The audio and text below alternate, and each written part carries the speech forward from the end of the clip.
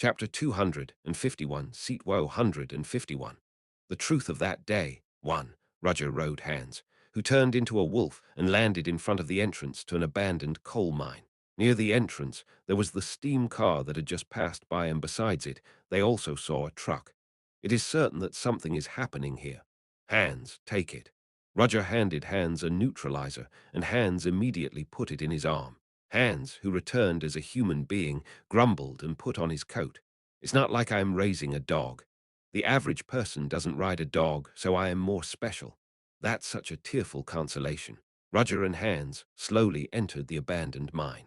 The shaft was dark with no light, but it didn't matter to Roger and Hans. Hans was able to see clearly in the dark because of the power that remained immediately after the transformation, and Roger also saw through the darkness by focusing magic on his eyes. When the two went deep into the shaft, light began to be seen in the distance, and then a large space appeared. The lights are on in an abandoned coal mine. Roger saw footprints carved on the floor. There must have been at least 5 people who got out of the car a while ago, but the footprints were much more than that. 20. No, more than 30. Brother, what can we do? From here on we'll go on separate ways. Y'all check to see if there's another important place. What about you?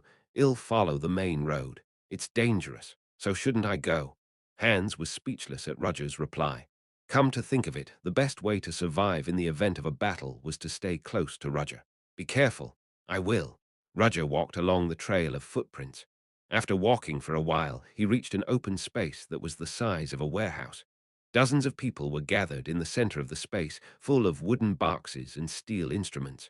They were all police officers in blue uniforms, and among them was the police officer who Roger was chasing a while ago. They were gathering and talking, and it seemed to Roger that they were laughing and chatting with each other. In fact, the police were laughing. Their figures got more clearly visible as Roger put strength in his eyes, and he saw it. In the center of the place, surrounded by police officers, was a child lying there and bleeding. When he looked closely, there was a club in a police officer's hand, and blood was dripping along it. The sight of a child who collapsed covered in blood looked familiar. Ha! What? Who is it? The police noticed Roger's presence. However, Roger could not take his eyes off the child, even after he was caught. Art, the name of the fallen child, flowed from Roger's mouth, and it was the name of his personal student who disappeared hours ago. After Sally disappeared, Art was too anxious to get things right. The harsh but gullible owner asked Art to take a rest today, but Art refused the offer. I have to do my job. The owner nodded at Art's forced smile, saying, I know. Just in case, he looked closely after Art. If he showed any strange appearance, he was going to force him to rest somehow. The owner was also sorry that Sally disappeared, so he was going to stop by the police station later while going grocery shopping, but afterwards Art's appearance was the same as usual. He looks fine. I shouldn't have worried. The owner was relieved, but he should have doubted Art's appearance. When the owner was relieved and took his eyes off Art, Art took the opportunity and sneaked out. I need to find Sally, Art thought. Where can I find the missing Sally? Children were kidnapped for a long time. There may still be a criminal around here trying to catch a child. There was no guarantee that that would necessarily happen today, but this was the only thing Art could lean on. If I were the culprit, where would I kidnap a child? A place where people can't see, or a place where people won't realize even if anyone disappears. An area passed through Art's head, and he immediately headed to the slum. On a dark night, the slum, where even the lights were not properly turned on, was pitch black, but Art, who frequently traveled here, did not get lost. Art arrived near the cave where the children were gathered. If the criminal is really after the kids, this is the only place. Art appropriately hid himself near the abandoned debris nearby, and then a group of people with lanterns appeared in the distance. Those people. I couldn't see it well because it was still far away, but they looked quite suspicious. In the first place, there was no reason for people to come to these slums with lanterns. Art watched their actions with bated breath. Those who held the lanterns looked around lightly and eventually entered the beggar's den. Shortly afterwards, there were a few bickering noises, and fainted children were dragged out in a bag. Art opened his eyes wide. They're really kidnappers. Art agonized whether to chase after them here or call the police, but in the meantime, the people with the fainted children on their shoulders were quickly moving away from the slums. Art clenched his teeth and chased them. Sally, wait. He'll be there to save you. Art moved carefully so that the criminals wouldn't notice him. The criminals loaded the fainted children into a truck and boarded it. Art rushed to the end of the truck before it left. At that moment, he almost fell as the truck started, but he clenched his teeth and tightened his arms. The truck left the city and headed to a more deserted and quiet place. When a truck stopped in front of a coal mine, Art hurriedly got out of the truck and hid in a nearby bush. Hey, move slowly. Oh, the smell. Did you have to bring the beggars? What can I do? They're the only ones who won't be noticed, even if they disappear right away. The kidnappers chatted among themselves and moved the kids one by one. Art agonized whether to follow them into the coal mine or return to the city to call someone. Don't be in a hurry. There's nothing I can do even if I go inside right now. Rather, it is right to seek help. He didn't know how the inside of the coal mine was, but unlike the slums where he knew the geography, the inside of that coal mine was the den of the kidnappers. There was no guarantee that Art, who is still a child, would not be caught. Art was certainly aware of that. I need to call the police. Now that he knew the location, he just needed to get back to the city. When he thought so, a black steam car came toward him from afar. Art curled up again in the grass and held his breath. The number of people who got out of the car was 5, and Art's eyes glowed at them. It's the police. A man in a dark blue uniform with a club around his waist must be the police. Art ran out of the grass after seeing them. Who is it? The police glared at Art. Officer, the kidnapper. The kidnapper is there. What? Suspicious people, until a while ago, kidnapped children with that truck. What did the guys inside do? Why is one guy out there? The moment he heard the murmur of an officer, Art stopped trying to run to the police. He didn't know why the police suddenly said that. However, Art quickly turned right behind and tried to run away. Oh no, you shouldn't do that. Then a police officer with a mustache came up and grabbed Art by the back. Art tried to struggle, but the officer's attitude was ruthless, and he struck Art on the head with the club in his hand. The officers exchanged glances and dragged Art into the coal mine. Art, who was hit on the head, did not completely faint. He stared at the inside of the coal mine and at the officers. Soon after, when they reached a large space, the officer threw Art in the center. Ah, this is amazing. I didn't expect such a kid to come here. Art slowly raised his upper body. He asked as he looked at the police officer who had just swung a club at him. Why? Look at this guy. He's still fine after getting hit. My sister. My sister give her back when Art said so. The police officers clapped their tongues and jutted at the people around them. Then, as if they were waiting, other police came forward and beat Art. Hey, don't kill him. He has to be used in the experiment. After the beating was over, Art looked up at the officer who had given orders. Despite the bruising and bursting lips, the flame in Art's gaze did not go out. Trash criminals that kidnap children. Give me back my sister, you brat. The policeman who gave the order twisted his face, grabbed a club and swung at Art. Hey, you orphan, how dare you? Art's body was torn down like a broken doll when the swinging club hit Art's temple. Oh, now wait, isn't he dead?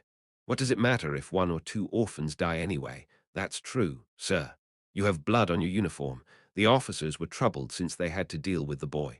However, most of them wanted to leave it alone since he was bleeding heavily and would die soon. Then an officer turned the side. He didn't know why, but he felt a sense of crisis if he didn't look there right now. Ha! What? Who is it? He saw a man. A black Inverness coat, white gloves, a black cane in his hand, and a gentleman's hat on his head. With the distinctive sharp impression added to the outfit, he looked like a high-ranking aristocrat. Art, the uninvited guest, muttered, looking at the fallen child. The moment they saw him, the police realized that this man was not with them. I don't know how you got here, but you are unlucky. Roger did not respond to the police. Instead, he moved slowly and approached Art, who was covered in blood. What? The police unwittingly moved out of the way as Roger approached without a word. They definitely had to stop him, but instinctively felt that they shouldn't. Meanwhile, Roger knelt down in front of Art and checked his condition. He didn't care if the white gloves on his hands were stained with blood. Sir. Art. Art stared at Roger while struggling to keep his eyes open. You were save your words. I shouldn't have. I told you to save your words. I am sorry. A tear flowed down Art's cheek. Because I am a bad child, because I don't listen. I am sorry. I wanted to be a scholar. Art. I. As soon as Roger was about to say something, Art squeezed out the remaining strength and opened my mouth. "Mr. Moriarty, my sister, please." Immediately after that, Art's head fell to the side helplessly.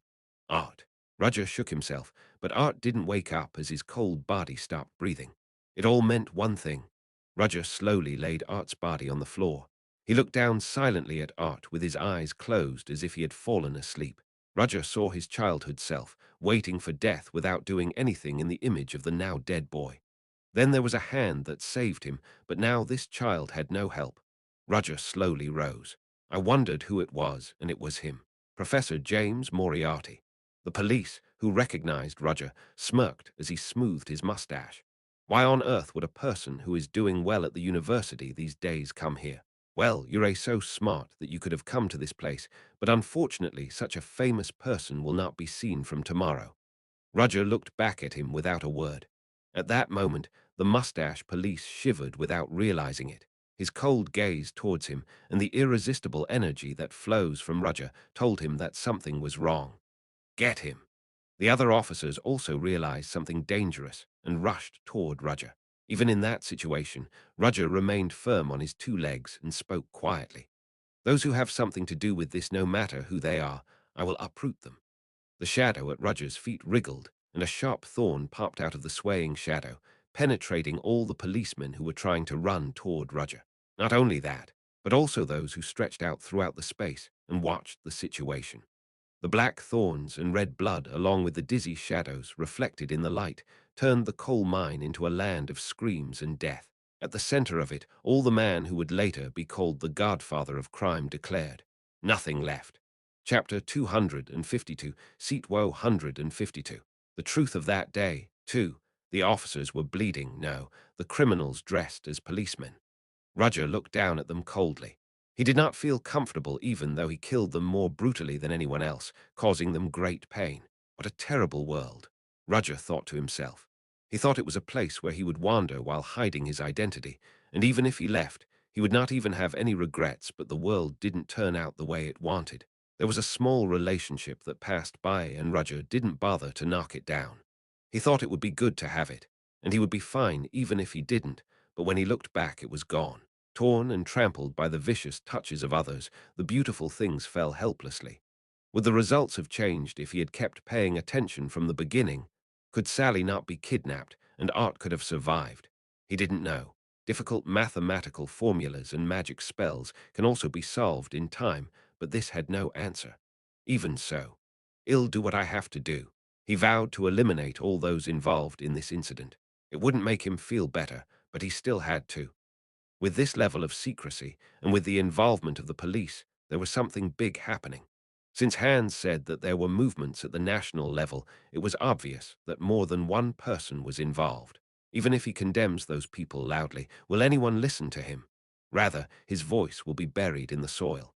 The top brass of the country have done this, and they will bury Roger at all costs, so he needed to do something else.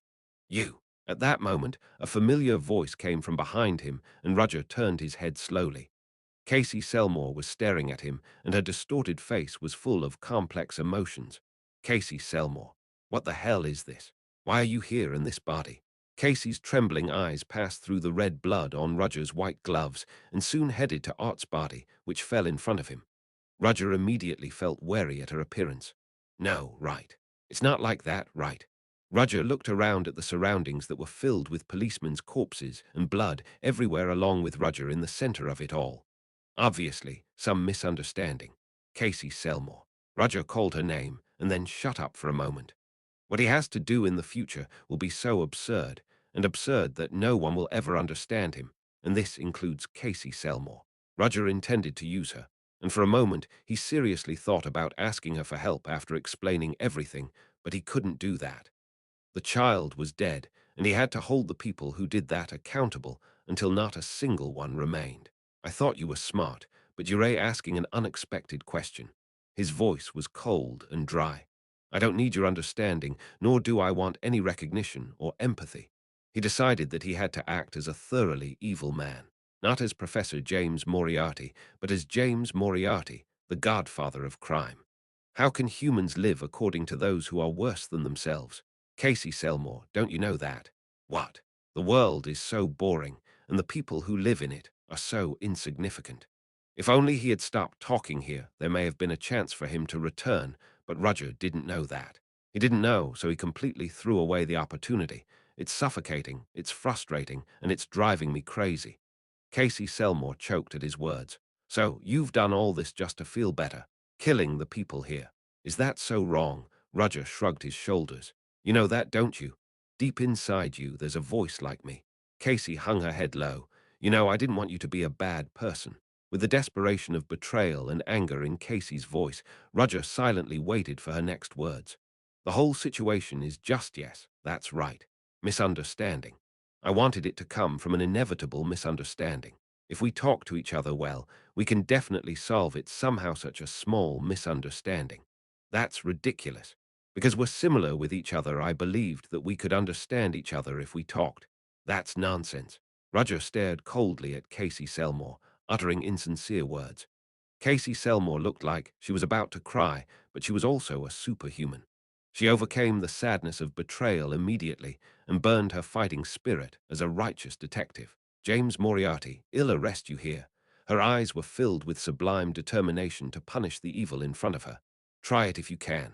James Moriarty finally smiled. Don't move. If you show any suspicious behavior, I won't hold back. Oh my. Are you warning me kindly even in this situation? At the same time as he said so, Roger lightly tapped the floor with the cane in his hand as a vortex formed on one side of the ground and a piece of stone was shot from the center. Casey took a back step without realizing it, and the wand that collided with a piece of stone fell out of her hand. However, water suddenly formed in the air, and soon it became as long as a whip, then picked up the fallen cane and brought it in Casey's hand. Single attribute user. She could control the moisture in the air without a wand. It was true that a single attribute user could not use other attribute magic, but only had control over the element. For now, fight moderately and step down. At the moment, Roger tried to use magic again. The screw of the thick pipe flowing over the ceiling fell out, and white steam erupted. The Kaga River. The overheated high-pressure steam blocked the view, and the pipes on the ceiling collapsed because they could not withstand the overheating, and debris poured out. This is. Casey tried to chase Roger through the steam, but the wreckage of collapsed pipes stood in her way, and even pieces of stones began to fall one by one from the ceiling supported by the pipe. Roger was also surprised by the unexpected situation. Brother, just in time, Hans's cry from afar revealed who exploded the pipe. Come on, this way. Roger saw Art's body on the floor while trying to escape, immediately grabbed it with both hands and ran to where Hans beckoned. Shortly after, the ceiling collapsed with a loud sound. Roger, who barely overcame the crisis, joined Hans and headed deep into the coal mine. Brother, that kid. Woo, I won't ask you the details. However, there is something you should see. Something I need to see. That's right. After breaking up with brother a while ago, I sneaked deep inside by myself, and I found something amazing. If Hans said so, it was certainly not ordinary. What should we do? I have to see it. It'll guide you. The road is complicated, so be careful. Hans guided Roger to the depths of the coal mine. At first, he thought it was an abandoned coal mine, but the large warehouse where the policemen were gathered a while ago, and the pipes flowing through the walls and ceilings showed that there must be something else here. In fact, as he headed further inside, there was no coal mine, but rather a well-modified secret laboratory. This way. Hans guided him to a huge laboratory. No, it was more like a factory, to be exact. It was full of complex mechanical devices, and metal in human shape was being suspended one after another through rails attached to the ceiling. Brother, did you see that? Yes, that's an automaton. Automatic doll, also known as automaton. But the automaton they were looking at was different from the normal automatons.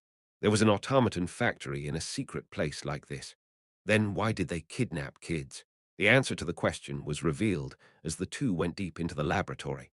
This is Hans and Roger silently watched the scene.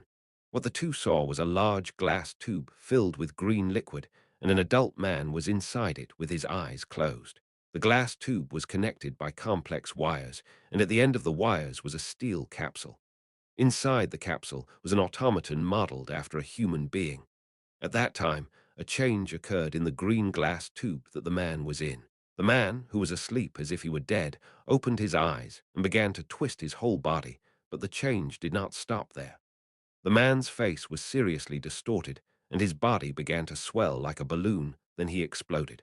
Oh my God, looking at the glass tube now completely red, Hans managed to swallow the swear words. Brother, this is. Yeah, I can see why they kidnapped people. It was easy to tell what this place was made for just by looking at the laboratory. The transfer of the soul. They are trying to transplant the souls of the kidnapped people into automatons. Why would they do this? We'll have to find out why. Roger's eyes turned to one place. The fact that the experiment continued meant that there were still people here. He swore that no matter who the other person was, he would make sure to make them pay for their crimes, but at the same time, Roger felt some hope. He didn't know if it was right or wrong, but at least he could bring Art back to life. Hans, hold Art, please. Brother. Roger left Art to Hans, and soon after, his body began to be covered in a dark shadow. After Ether Nocturnus covered Roger's body, he stared somewhere, and following that will, the magic beast spread its long arms and turned them into wings. Ah! Run away. A monster, a monster. What the hell did they do at the entrance? The guards inside the secret laboratory shot at the monster in front of them. However, the black monster killed everything in front of it, regardless of the gun. People died every time a huge arm that stretched out flexibly was swung. Blood and corpses lay bare on every path through which the shadows passed shadow. Some tried to escape quickly, but the monster didn't miss any of those people. The gunshots and screams that seemed to continue endlessly stopped. In time, most of the people in the laboratory were organized, and the survivors gathered in the center of the laboratory and trembled. Roger, covered by Ether Nocturnus, appeared in front of them. This is everyone who survived. Gee, help me. When human language emerged from the creature that they thought was a monster, one of the hopeful researchers shouted, but shortly afterwards, the shadow's hand penetrated his chest. I haven't allowed you to speak. The body was then flown to one side of the lab as the remaining people turned pale at Roger's warning. They noticed that it wasn't good to annoy Roger since they were smart people. Roger looked at the scene with satisfaction and released the shadow on his body as his body was revealed in front of the researchers. A handsome man with a sharp impression wearing a black Inverness coat and a gentleman's hat appeared. The people who saw him were surprised that the monster was such a young man, but they couldn't breathe the moment they saw his eyes. Roger ignored the researchers' reactions, sat in an empty seat, and crossed one leg. Well then, let's hear it. Roger's eyes shone viciously. Tell me everything you've been doing here. Chapter 253, Seat 153. The Truth of That Day, 3. The researchers told Roger everything about what was going on here. The Steel Chapel was a project to create a terrifying strategic weapon automaton for use in war. By injecting the human soul into the automaton, it gives it more detailed and autonomous movement, while at the same time, even trying to make them obey their owner's orders unconditionally. Originally, such a project was to be kept confidential, and researchers should not talk to outsiders, even if their mouths were torn. However, a monster that killed all the security inside the laboratory was in front of their eyes and threatened them, so they had no choice but to speak. Nothing was more important than their own lives. Of course, some researchers rejected Roger's proposal with loyalty alone, saying they would not speak, so Roger immediately killed them in public. And after seeing his cruel methods, the other researchers said, even what he didn't ask. Is that all? Yes, yes, yes. This is really all we know. I see. Compared to the data here, nothing seems to be left out. After hearing the whole story, Roger nodded as if he understood. Well, then well. Oh, yes. You told me everything I was curious about, so I'll have to give you a reward accordingly. The surviving researchers had a ray of hope on their faces. But before that, I'll ask you one last question. If you answer that, I'll let you live. Yes, yes, the names of the children you kidnapped and used in the experiment. Do you remember? The faces of the researchers, who were initially full of hope, slowly began to harden at the question. What? What the hell is that? You don't know their names. The researchers were silent as Roger's eyes scanned them. You don't know, not a single person. Well, that's I'll tell you, I hate lies. You saw what happened to the person who lied a little while ago. There were researchers who lied to Roger's questions, so they also became cold bodies on the floor of the laboratory. There's no one. What are you doing? Remember, shit. You have to do that. I only measured their vitals in the first place. You useless brats. In a hurry, the researchers stared at each other, pointing fingers and uttering abusive language. No one seriously tried to recall the names of the children who were used as experiments because they didn't want to and didn't need to know. They didn't pay attention to anyone, even if they died. They thought it didn't matter. Ah, well, the researchers who realized the situation turned pale and looked back at Roger with fear-filled eyes. Roger was sitting in a chair and watching them with his legs crossed, was smiling coldly at the researchers. Thank you, a creepy, cold smile appeared on his face for not remembering the names of the children. Shortly after, a giant shadow engulfed the researchers. Hans came into the bloody lab while frowning at the bodies scattered around him. He reached Roger with big steps to avoid them. Is it all over? Yes. But didn't you need to keep a few alive? I think you should have done that so that we could proceed with the experiment. No need. Roger looked back at Hans and said, I'll do it myself. Is that possible? The research materials are here. Roger unfolded the data he had taken from the researchers. It was an experiment to transfer the human soul into an automaton. The Steel Chapel project was only in the early stages of implementation, but Roger alone could fill in enough of the remaining parts now. The researchers caught the children because a child's soul was easy to transplant into an automaton. Then the person in the experiment did that. The body collapsed due to the soul being separated from the body, but unlike adults, children wouldn't collapse. They are still small and slender in spirit, and above all, pure. In addition, they wanted to create a weapon that only followed their orders faithfully by transplanting the soul and applying a kind of seal to the soul. In order to do that, it was necessary for the soul to be easily controlled so the children's souls fit right in there. The experiment with children was also disrupted, but it was only recently that it was completed.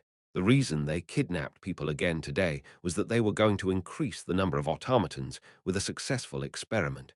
Yes, Roger responded by looking at the research data. The automaton, which can be called a success, had its code name engraved, and the only successful one now was Beta. From the gamma position after Beta, all names were drawn with red lines, meaning they were all failures. Then Art's sister, Sally. Roger shook his head. For now, saving Art was the first priority. Roger laid Art's body in a test tube, and when the machine started, green liquid filled the tube. Hans, who was watching Art, submerged in green liquid, asked, Brother, are you all right? However, this child has already died. Yes, he's dead, but his soul still remains. He's not completely dead. Even so, Hans thought about whether to say this or not, so he gathered his thoughts and opened his mouth. The child who will open his eyes will not be the one you knew. I know. That was what Roger was also prepared to do. Art's soul will now be implanted in an automaton called the Empty Prototype Alpha. Roger won't add a seal on the soul like the other researchers, but Art's soul will undergo some kind of change simply by the process of soul transferring. Even if the soul was successfully transplanted and he opened its eyes, he would likely be something other than Art. The soul belongs to him, but if it has changed, then was it his former self or something new? Roger didn't bother to answer that. He just wanted to believe it. May this child open his eyes again.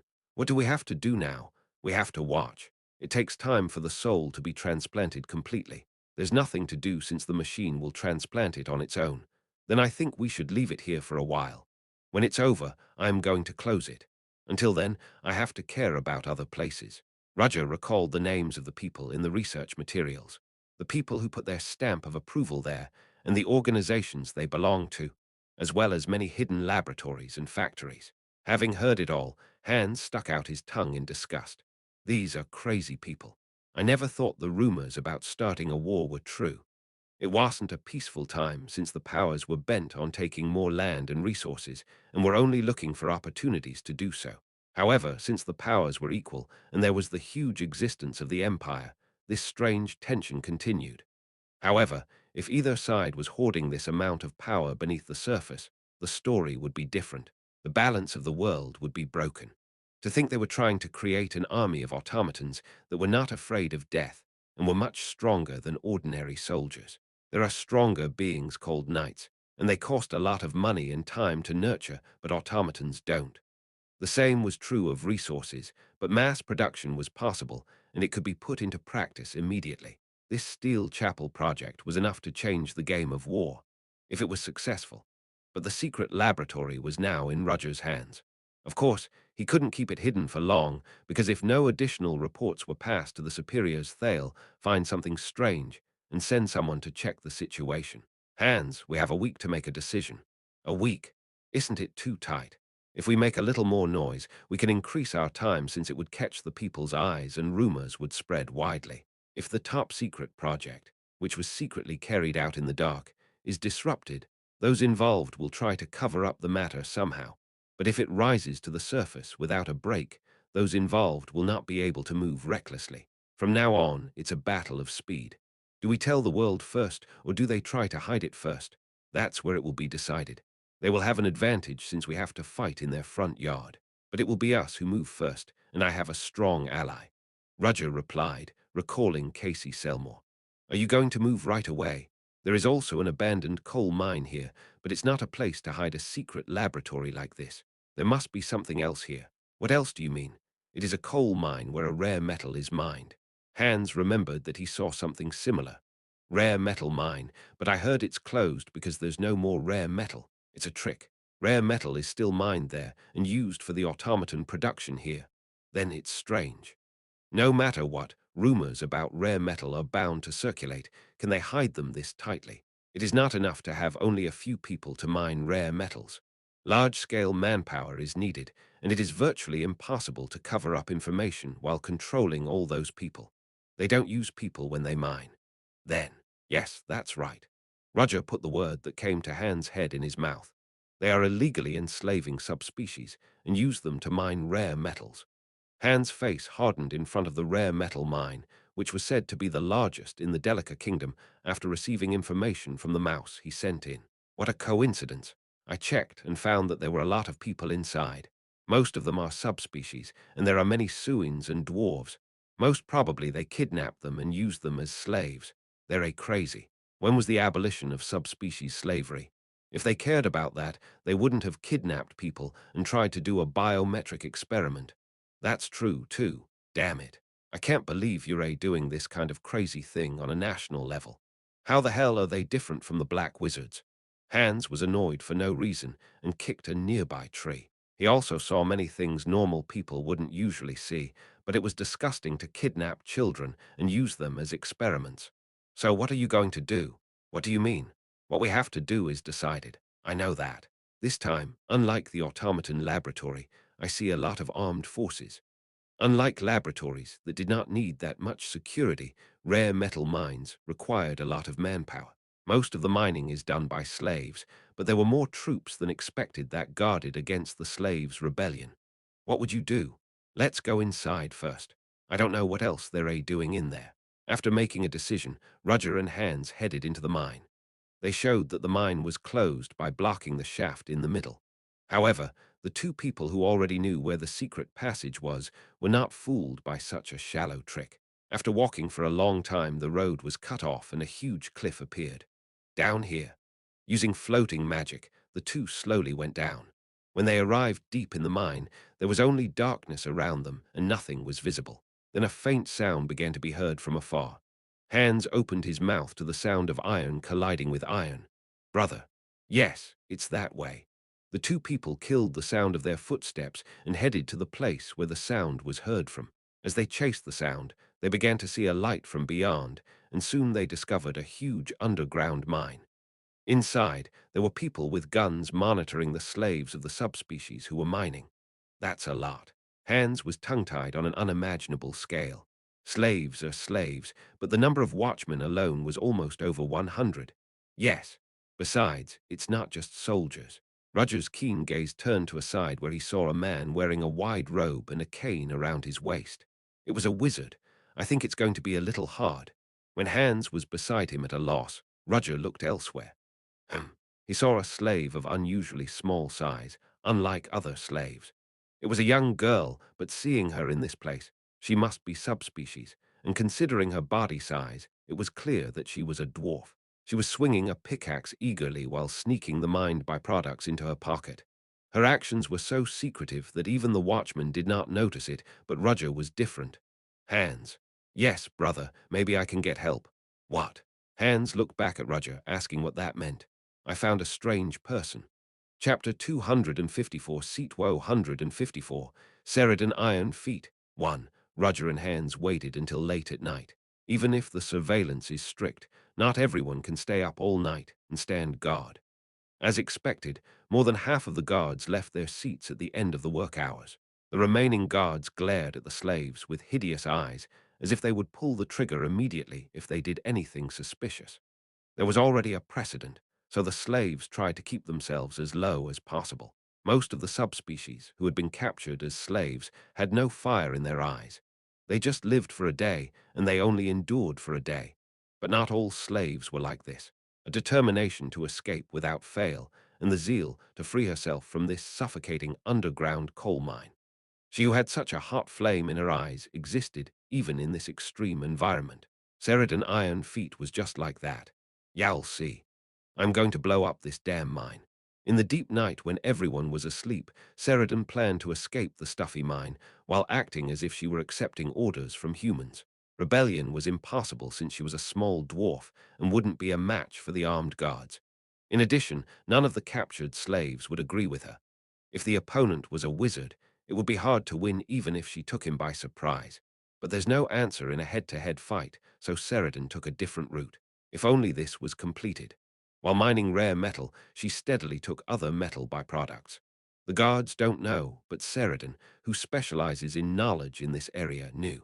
It was the raw material of gunpowder, and if used properly, she could maximize the explosive power. Sheridan worked hard collecting gunpowder materials for the past month of being trapped here and building bombs away from the eyes of the guards. There's not much time left now. Sheridan secretly installed bombs in narrow gaps throughout the shaft, taking advantage of her unique small frame. Of course, special attention was needed. Since the bombs were not made in a proper environment, there was a risk of exploding if touched incorrectly. Moreover, if the force of the explosion had not been properly calculated, the mine would completely collapse, and she would not be safe either.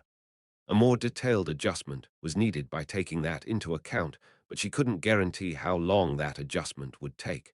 It has already been a month, and it could have taken twice as long after the adjustment period.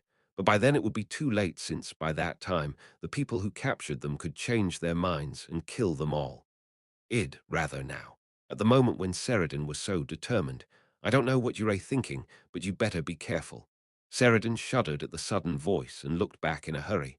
There was a man in black standing there where no one was supposed to be. How? The patrol route and timing of the guards were already known. Right now was not the time for them to come. However, Sheridan did not just let her guard down. She always kept her senses sharp, assuming that someone might come unexpectedly. Nevertheless, she didn't even know someone was standing there until the man spoke to her. He was literary like a ghost. Benefits. Roger shook his head as Sheridan tried to detonate a bomb in her hand. The momentum is good, but if it explodes right now, everyone will die. Is that what you want? Better than doing nothing. That's certainly true. In this situation, it would be much better to do something. Who are you? You're different from the people here. Sheridan suddenly realized that something was wrong. Upon reflection, the man in front of her was quite different from those who watched over this place. Not only his clothes, but also his demeanor. I see you're finally willing to talk. Roger smiled at her. Let's get the bombs out of the way first. Sheridan opened his eyes wide when he saw all the patrolling guards lying down. It wasn't just a suppression, all of them were killed. The number of people on patrol was not small at all. Nevertheless, it didn't take so long for everyone to die. What was even more shocking was that no one knew about this fact. How the hell did you do that? I killed them one by one. That's all. Sheridan trembled at the fact that it was a young man who had done such a ridiculous thing. So what do you want from me? I watched you closely as I entered here. You made something quite interesting. Roger held up a special bomb that Sheridan had installed. I can't believe you made a bomb in this environment. There's even a timer and a safety device. What, did you know that? Dwarves are very dexterous, but what they touch is purely iron-related weapons. They wouldn't handle a bomb like this, yet it's so well made. Did you develop it on your own? The words made Sheridan flinch, and she smiled, trying not to show it. You do have a good eye. So let me help you, and I will free those held in slavery here, including you. What am I supposed to do? Can you help me blow up this coal mine? I could use your help. Sheridan's eyes narrowed. Don't you think it's weird? What are you talking about? I am a dwarf, and I am making these dangerous things. Gunpowder and bombs. Well, from a normal perspective, I suppose. From a normal perspective.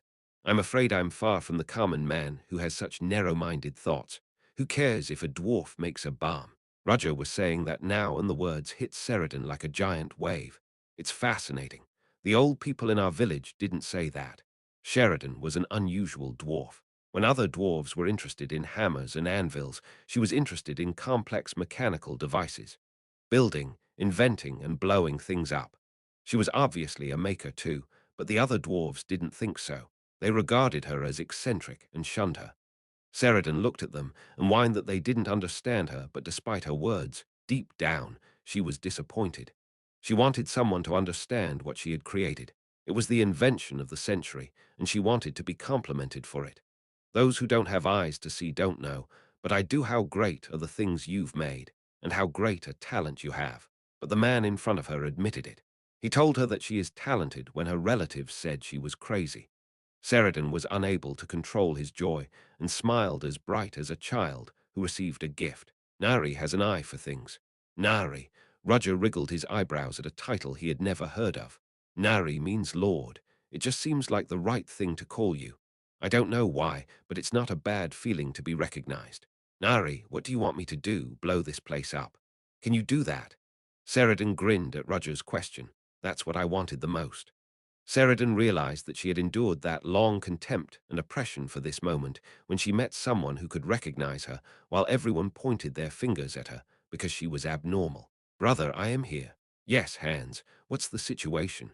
For now, Brother removed the patrol team, and we have about 2 hours left until the next patrol. What about the rest of them? They're taking a rest at the accommodation now. Looking at the atmosphere, it seemed like they were about to drink heavily and get drunk. What's with that kid? Hans opened his eyes wide, looking at Sheridan. Sheridan also glared disapprovingly at Hans, who called him a kid. Nari, what is that? Why does it smell like a dog? Who's the dog? Hans, who was stabbed for no reason, got angry, and Roger shook his head. This is Hans. He's a colleague I work with. Hans. This is, come to think of it, I didn't ask for your name. Sheridan. It's Sheridan Iron Feet. Yes, Sheridan Iron Feet. I'm called James Moriarty for now. Now, when you say that, you mean it's a pseudonym, right? Yeah. I can't tell you my real name because of complicated circumstances. Whatever, I will call you Nari anyway. The two shook hands with each other. More than that, Sheridan, I have a question. What were you going to do after detonating the bombs installed in the shaft? Oh, the bombs. I didn't take it very seriously.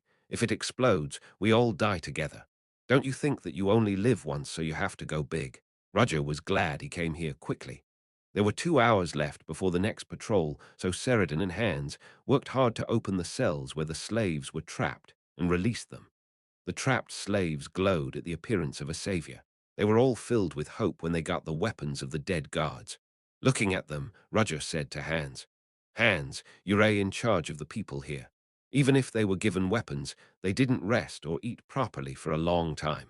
It will be hard to fight a proper fight. What about you? Although their numbers have decreased a little, there is still a dangerous person. The wizard who monitors the slaves in this coal mine was likely to belong to the Delica kingdom, and when it comes to kingdom wizards, most of them were war wizards. Even though they are wizards, they think about how to effectively defeat the enemy with magic in real life, rather than exploring magic, and there were as many as 3 such wizards in this mine. If they've made it this far, they must be a rare breed. Given that rare metal mining is done on a national scale, the mages here are probably not your average war mages either. Why would someone like that be here? Probably because they can't be seen in public. They've most likely caused problems within the army, but if they're here, they're probably skilled enough to overcome those problems. And right now, there was only one person who could take on the war mages. Okay, don't push yourself too hard. Don't worry, I also got some fun stuff. Roger showed a gun attached to his waist.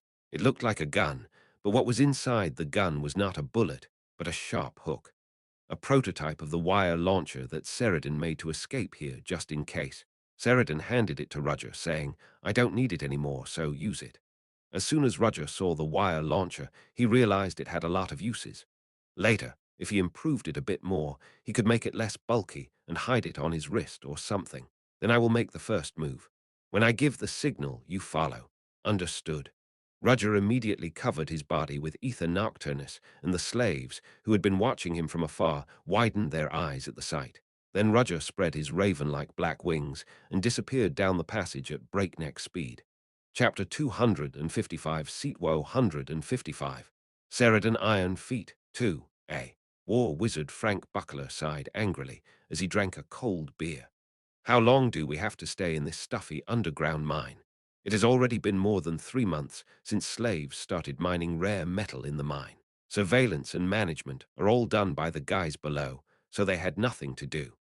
Even so, trying to spend more than 3 months in a place where there was no sunlight, he felt like he was losing his mind.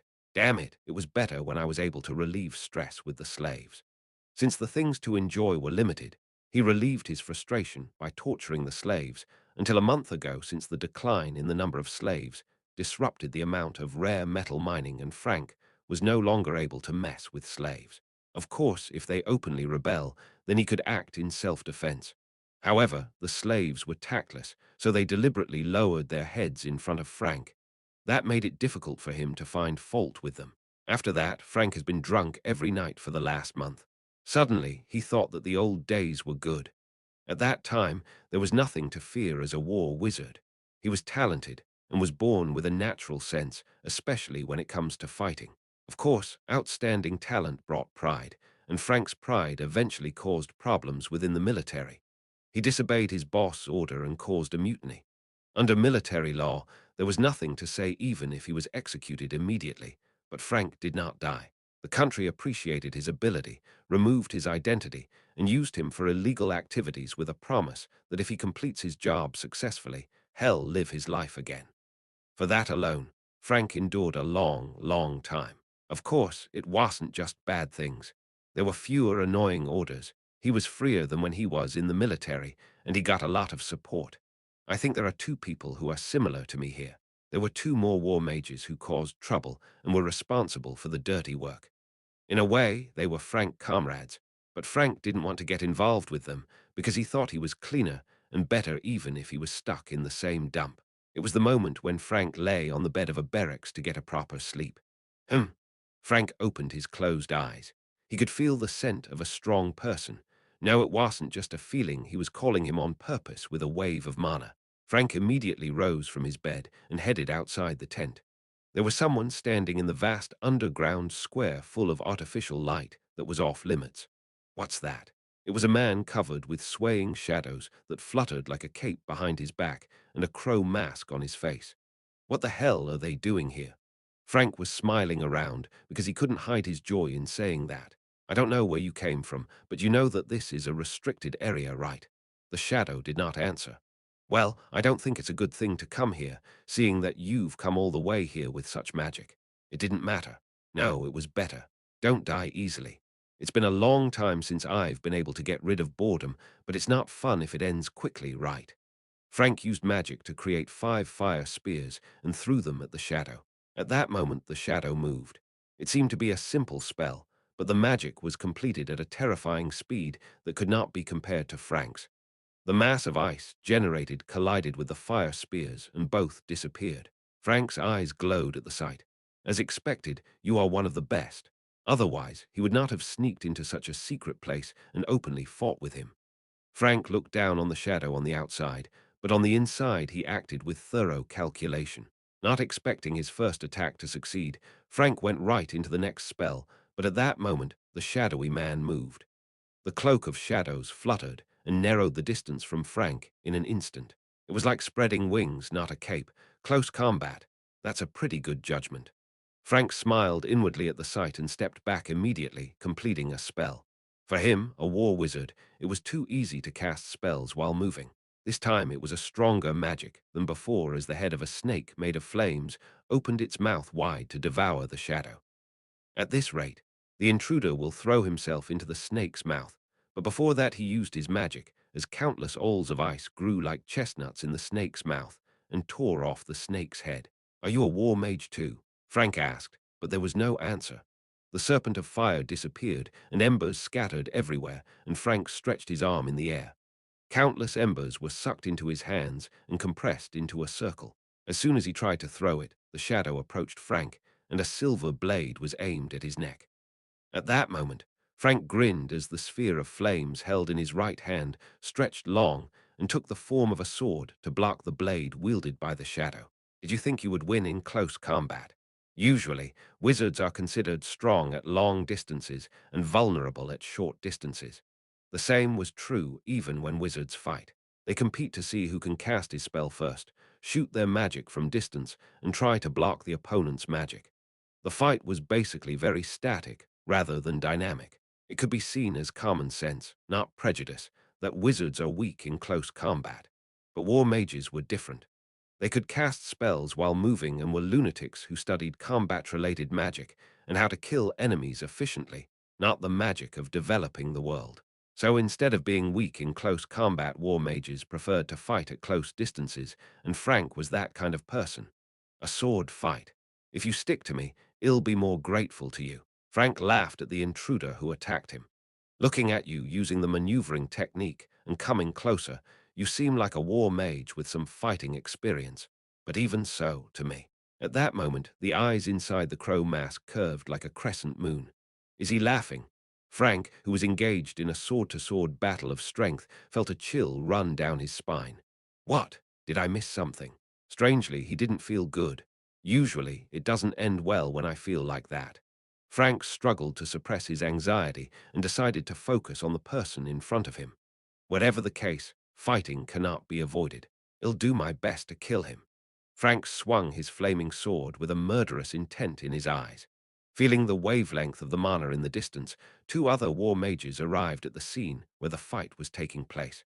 One was short and looked like a child, and the other was tall. This is Frank's accommodation. How many people are here? Is there a security breach? The two dark-skinned war mages looked around as they stood where the battle had taken place.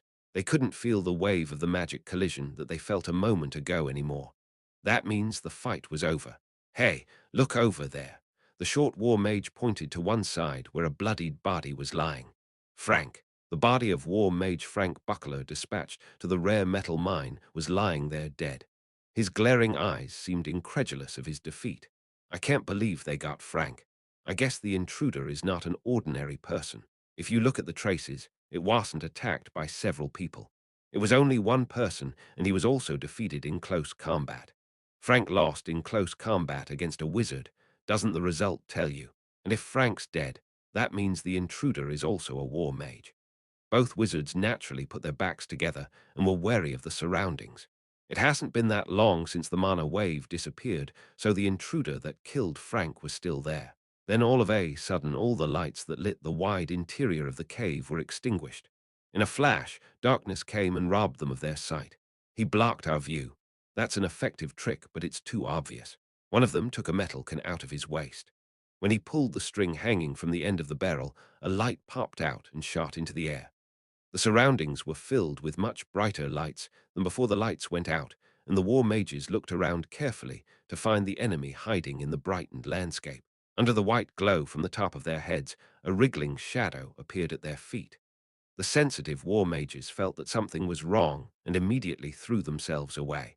Soon after, countless thorns soared under their feet, penetrating the spot they were until a while ago. If they had been even 1 second late, they would have become skewers. Magic. Where? The small war mage questioned the magic that appeared under his feet, while the tall one looked around with a staff in his hand. The two were on guard and waited for the enemy's attack. They planned to wait until the enemy used magic. Then one person was going to defend, and the other person was going to attack. Even if they couldn't defeat the intruder with that, if they knew his location, they could win by applying pressure slowly, but they never heard of magic coming out of a shadow. As they waited, a man black and wearing a crow mask on his face appeared from the shadows. The two war mages were confused when an intruder appeared in the place where they were standing a while ago. Was he hiding under the ground? No, but it wasn't an attack from under the ground. It was literally a shadow. When I was thinking about it, Roger, the black shadow, opened his mouth. Aren't you going to come? Both war mages exchanged glances and nodded. The short war mage pulled out two daggers, while the tall one inserted mana into his staff, and the two of them rushed towards the shadow at the same time. Brother. Hans ran to where Roger was along with Sheridan. We've done it successfully. While Roger dealt with the war mages, the slaves in the mine took their weapons and launched a surprise attack in the middle of the night. Since all the patrols had been killed, the slaves' attack happened when everyone was asleep, so they could not resist. The rebellion was a success, and as soon as Hans confirmed it, he immediately moved to find Roger. There are a total of 3 wizards in the mine, and Hans thought that it might be dangerous for Roger to deal with all 3 alone. Brother Hans, who rushed to the scene full of traces of the fight, was speechless due to the devastation in front of his eyes. Roger was fine. He stood still, and near Roger were the bodies of the war mages. The short war mage, who wielded daggers, was stabbed to death by his dagger, and the war mage who used a staff had his head smashed, and his stomach was pierced by the staff he was using. "You're here?" Roger looked back at Hans and asked. "Oh, yeah. I am here to help." Hans looked blankly at war mages' bodies and muttered despondently, "I was worried for nothing." Chapter 256, Seatwoe 156. Dean Gord Himble 1. After dealing with the war mages, everything was over. The captured guards were gathered in the middle of a large square, and the mine slaves pointed their guns at them and spewed out insults. They bowed their heads as if to express their gratitude when Roger appeared. It was because they knew very well that all of this was done by him, and were amazed that he dealt with 3 war mages alone. If the war mages remained, their rebellion would not have succeeded. Therefore, everyone here owed Roger his life. But how did they know that? "Brother, what are you going to do now?" Roger noticed that it was Hans' work, but tried to ignore it. "The arrangement here is over. Now, as long as this mine collapses, they won't be able to mine rare metals any longer. What are you going to do with these guys here?" Hans asked, pointing to the captives. They were already beaten to the slaves' heart's content and were full of bruises here and there, but after hearing Hans' words, they lifted their heads and tried to say something to Roger. Ah, ah. However, since they had a gag around their mouths, the only thing that came out instead were groans. Roger looked down at them coldly. "Even if we save these people, will they live a sincere life if they get out of here safely? No way. At this point in time, it's very likely that the outside world is treating them like an incurable disease. They are people who only do illegal things, but they should be given a chance." Roger said so and looked at the slaves around him. "You're the ones who suffered, so take care of them as you want." The opportunity he wanted to give was not for captive humans. It was for those who had suffered a lot from them and who had been in a state of depression for many years. Roger turned his back, and as soon as the 2 left, countless shots rang out from behind. The Delica kingdom was overturned once. The subspecies, who claimed to have been captured as slaves, flocked to report. They could fool them and dealt with the situation quietly if there were 1 or 2 of them, but the problem was that there were hundreds of them. On their bodies, which were not properly washed, traces of assault and overwork remained intact, and it became solid evidence. The reporters, who were thirsty for the scoop, did not miss this opportunity because of the unstable atmosphere of the Delica kingdom these days. Slavery had long been abolished since the colonial war 100 years ago. However, now that hundreds of people were captured in mines, rumors spread in the wind. The Delica kingdom was embarrassed and announced that it would investigate the incident thoroughly. Seeing an article on the front page of the newspaper, Roger folded it carefully and left it nearby.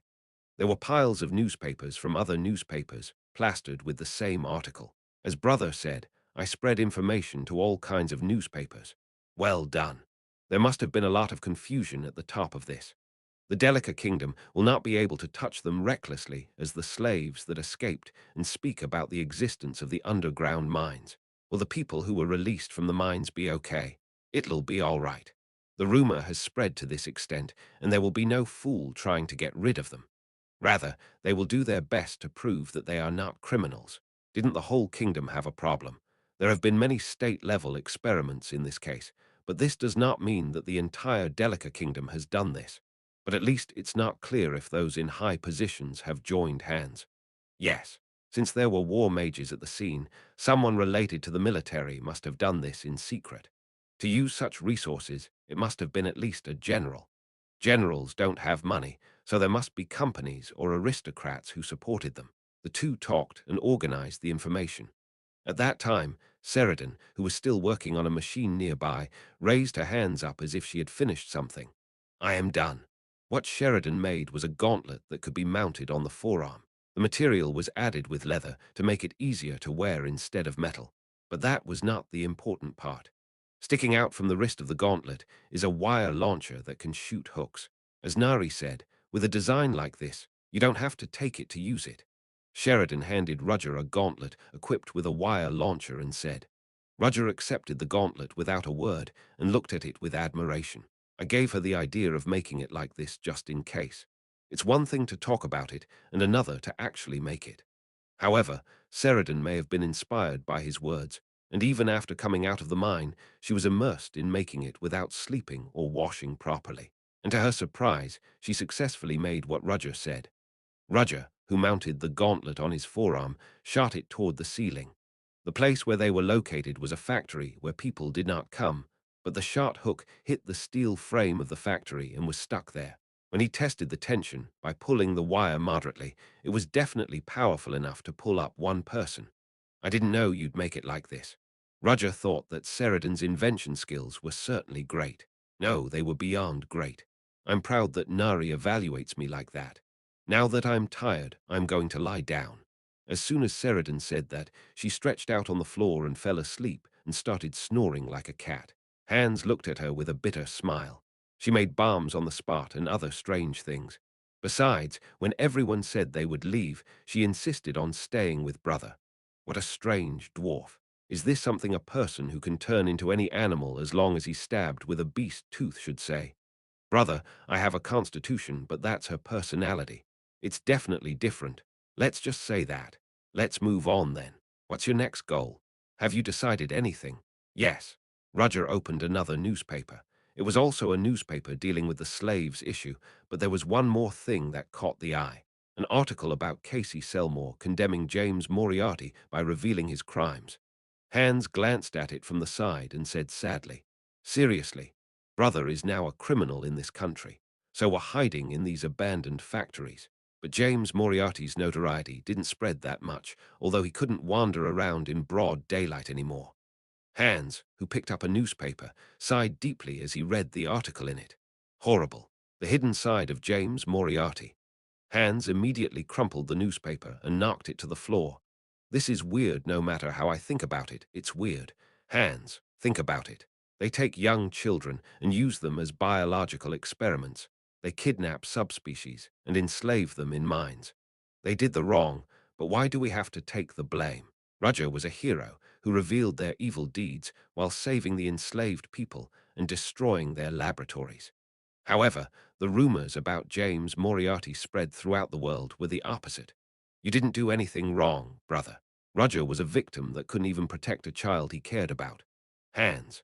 As you say, I could certainly remain a victim. Roger certainly had that option. However, if I choose such a path, will the ones who instigated all this pay the price of their sins? That is, they'll hide and cut off their tails while pretending they're innocent. Roger had seen that many times. History so far has proved it. Hans, sometimes simply appealing is not enough. People will sympathize when they hear the appeal. They will be saddened by the suffering of the victims and angry at those who have done evil. But then what? People will forget about this one day, and real culprits in the case will still be well off without suffering proper punishment. The victim's grief lasts forever, while the cry for justice is like a passing wind. Someone has to get dirt on their hands. He didn't mean to listen to the people in grief. Empathy and nodding to the victim's words was nothing more than superficial comfort. That's your decision, to act at your own expense. Hans, this is not justice. It's not even self-sacrifice.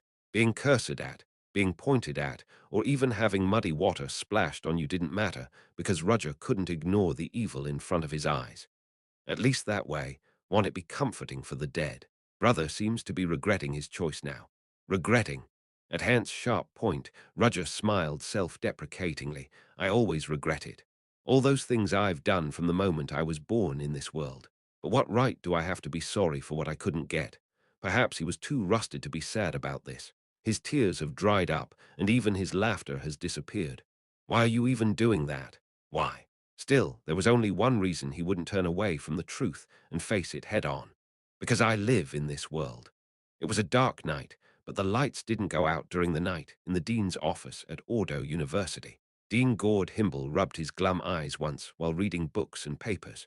There has been a lot of noise going on lately, but it had nothing to do with him as a scholar.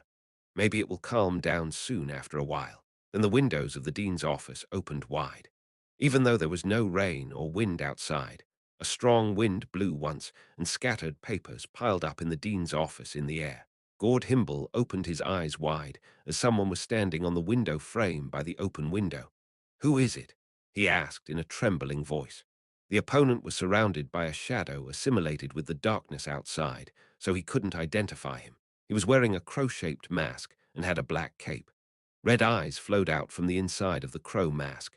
Dean Gord Himble. Gord opened his eyes wide to the voice without any alteration. That voice, Professor James Moriarty. Gord didn't understand the situation now. Why was James Moriarty here? How could he get here when he is being chased as a criminal? Gord took a breath of breath and stared at him with a calmer look. "I am here, so I am not going to knock on your door." At that, Roger came down from the window frame and entered the dean's office. He naturally walked into the room and flopped down on the sofa. Gord Himble swallowed his saliva. "I've heard rumors about you. What rumors have you heard? Isn't it already in the newspaper? Professor James Moriarty was behind the scenes orchestrating a heinous crime." "Do you think so, Dean Gord?" The question left Gord Himble speechless. He shook his head immediately, regaining his reason. "I don't know. I've seen you so far. Really. You're a great professor and a brilliant scholar. No one at Ordo University will disagree on that, by any means." Then he turned into a criminal. It was difficult for Gord to understand. "Are you confused?" "To be honest, yeah, and it's weird too. Why did you come to me all of a sudden?" "The dean helped me come to Ordo University." "Yes, I did. I didn't know you were that kind of person. It's not your fault. It's just that I am so good." Gord stared with wary eyes at what the hell this man was trying to say. "Dean Gord, aren't you curious? What do you mean? Why did I do this, and why did I come to see you?" Roger, sitting on the sofa, stared at Gord. "So I'll give the dean a chance." "What chance?" "If you ask me a question, I'll answer it. Is that all? Of course there are conditions. As much as you ask me, I will also ask you. Of course, the dean should also answer truthfully. Let's exchange questions and answers with each other." "Yes, let's. It's not an opportunity, but a game." The first question can be asked first by Dean Gord. Gord took a deep breath for a moment and asked Roger a question. "What the hell is going on here? How come a brilliant professor like you suddenly got involved in a crime?" "There was one unfortunate incident. Originally, I had nothing to do with this, but I ended up in muddy waters unintentionally." "Is that your answer? Explain in more detail." "I found a laboratory where experiments on kids were being done. There, people kidnapped young children and tried to transfer their souls." Gord opened his eyes wide. "They did such a dark wizard thing. I witnessed it, and I tried to reveal the secrets of the laboratory, but I was framed for it instead." Gord was silent, probably wondering if he should believe Roger or not. "Dean, it's my turn to ask a question." "Yes. What do you want to know?" Roger asked, glaring at Gord behind his mask. "Dean, why did you do that?" Chapter 257, Seat 157. Dean Gord Himble, too. "What are you talking about all of a sudden?" Gord asked again, as if he didn't understand Roger's question. "Have I ever done something wrong to you? That can't be true. The dean was nice to me. But why would you ask such a question? What I'm asking is not why you did that to me." Roger's eyes in the mask stared at Dean Gord. As soon as he faced those red eyes, Gord felt an indescribable chill. "I don't know what you're talking about. Then I should tell you more accurately." Roger rose from the sofa and slowly approached Gord. "Dean, don't come near me. Why did you apply for the Steel Chapel research project?" Gord opened his eyes wide, wondering how Roger knew. "I told you. I went in there myself and checked." "Well, that can't be. I answered the question, Dean. Now that I asked a question, it's your turn to answer it." Roger, standing in front of Dean Gord, looked down at him. "Go ahead. Why did you do that?" I don't know. Gord tried to excuse himself, but screamed at the intense pain on the back of his hand. Before he knew it, a dagger was embedded in the back of his hand. "Ah, my hands. Dean, this is a game." Roger whispered softly to Dean Gord, who was struggling in pain. "It's a game where we tell each other the truth. Ask questions and tell the truth." The dean asked a question, and I told the truth. "Then shouldn't the dean also tell the truth?" "Ah, but telling a lie is a violation of the rules. What do you want to hear from me?" At the cry of Dean Gord, Roger pulled out the dagger from the back of his hand at once. Blood splattered, and Dean Gord's scream resounded in the office. What I want is that the Dean tells me everything about this case. You think I'm going to say that? The questions are over, Dean. I gave a second answer by answering just a moment ago. What? Gord opened his eyes in disbelief. The question was, what do you want to hear a moment ago, and Roger answered it. That's ridiculous. Now that the Dean asked a question, it's my turn. Hey, you crazy. Dean Gord, what are the names of the people involved in this? Gord's face was grimly distorted. I don't know, I don't know. This is a problem. You sold people out with the desire to go beyond the position of dean and enter politics. But did you think it would be possible to keep your mouth shut now? Gord shuddered as the desire he had kept in his heart, without being caught by anyone, flowed out of Roger's mouth. But what surprised Gord even more was that Roger had already known everything about him and still came. The Dean still shows hesitation, so I'll help you. What are you trying to do? Nothing much. Roger held out the dagger that had just taken out of the back of Gord's hand.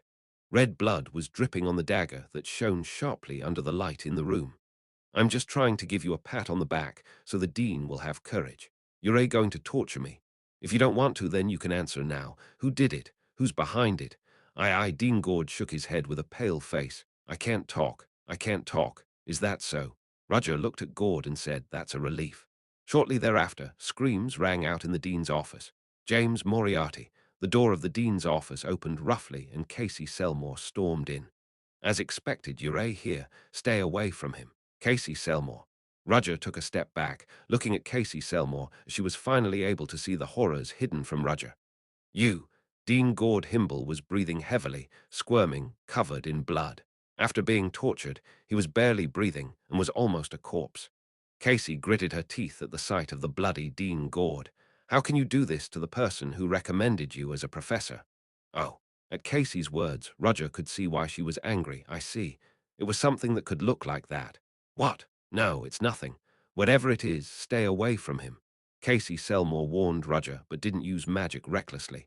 Weak spells would not be able to hit Roger, but if she used powerful magic, Gord, who was taken hostage, could have been hit too. Roger, who noticed that Casey was at a loss, asked, bending the red eyes in the mask, is it difficult to move because of the hostage? Then I'll help you. Wait. Casey tried to stop him, but it was too late. Roger's hand moved, and a sharp dagger flew straight into Dean Gord's forehead. Casey shouted, twisting her face when she saw that Dean Gord, who was barely alive, was out of breath. James Moriarty. A huge spray of water filled the dean's office as Roger flung himself out of the window, and shortly thereafter a giant water cannon passed by where he was. The broken windows and debris from the wall fell, but Roger extended his left arm as a wire launcher mounted on his left arm was shot and caught on the high spire of the university, and his body was pulled sharply and soared into the sky. Standing by the broken window, Casey spotted Roger standing on the roof of the building and glared at him with hostility. How? How could you do this? Roger opened his mouth when he saw Casey like that. I remember I've already answered enough of that question. Casey Selmore, you're pretty sharp, but you're late again. What the hell are you going to do? That's an interesting question. Why don't you discover it like a detective? Casey Selmore raised her magic as if she had no intention of listening anymore. James Moriarty. Casey Selmore, riding a stream of water, rushed at Roger, but Roger turned his back. Stop there. Casey shot several spears of water, but Roger avoided them all. Soon, Casey Selmore landed on the roof where Roger was and immediately tried to chase him. He's gone, but Roger disappeared. Whether he rose to the sky or fell to the ground, his traces disappeared as if they were completely cut off. How the hell? It was only for a moment as she landed on the floor that she lost sight of Roger, but in that moment he disappeared. Casey was embarrassed to see no traces. Casey Selmore, I suggest you don't chase me anymore. At that moment, at Roger's voice, Casey subsided her anger and rolled up the corners of her mouth. Ha! You provoked me, and now you want me to quit. Do you think I'm going to do that? You're bluffing, but I admire your courage. Can you say such a thing without being caught? Isn't it a waste of your life? Casey answered without hesitation to the question. If it was a waste of my life, I wouldn't have done this. Then try to chase me. This is a game. Casey frowned at the word game. What? You chase me, and I run away from you.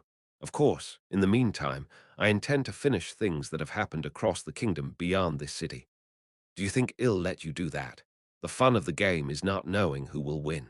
But I'll give you a hint because I think I'll have an advantage at this rate. Who said so?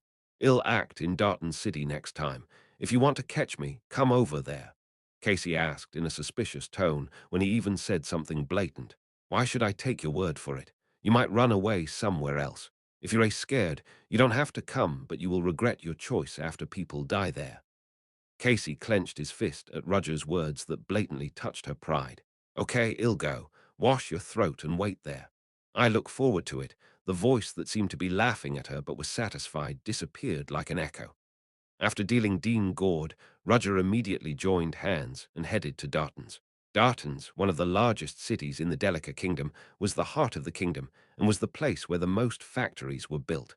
Roger's goal was one of the factories, a new experiment. Hans asked while on the train heading to Darton's, and Roger in disguise nodded. Hans' Steel Chapel project was definitely a dangerous experiment that can change the game of the battlefield, but isn't something strange. What do you mean?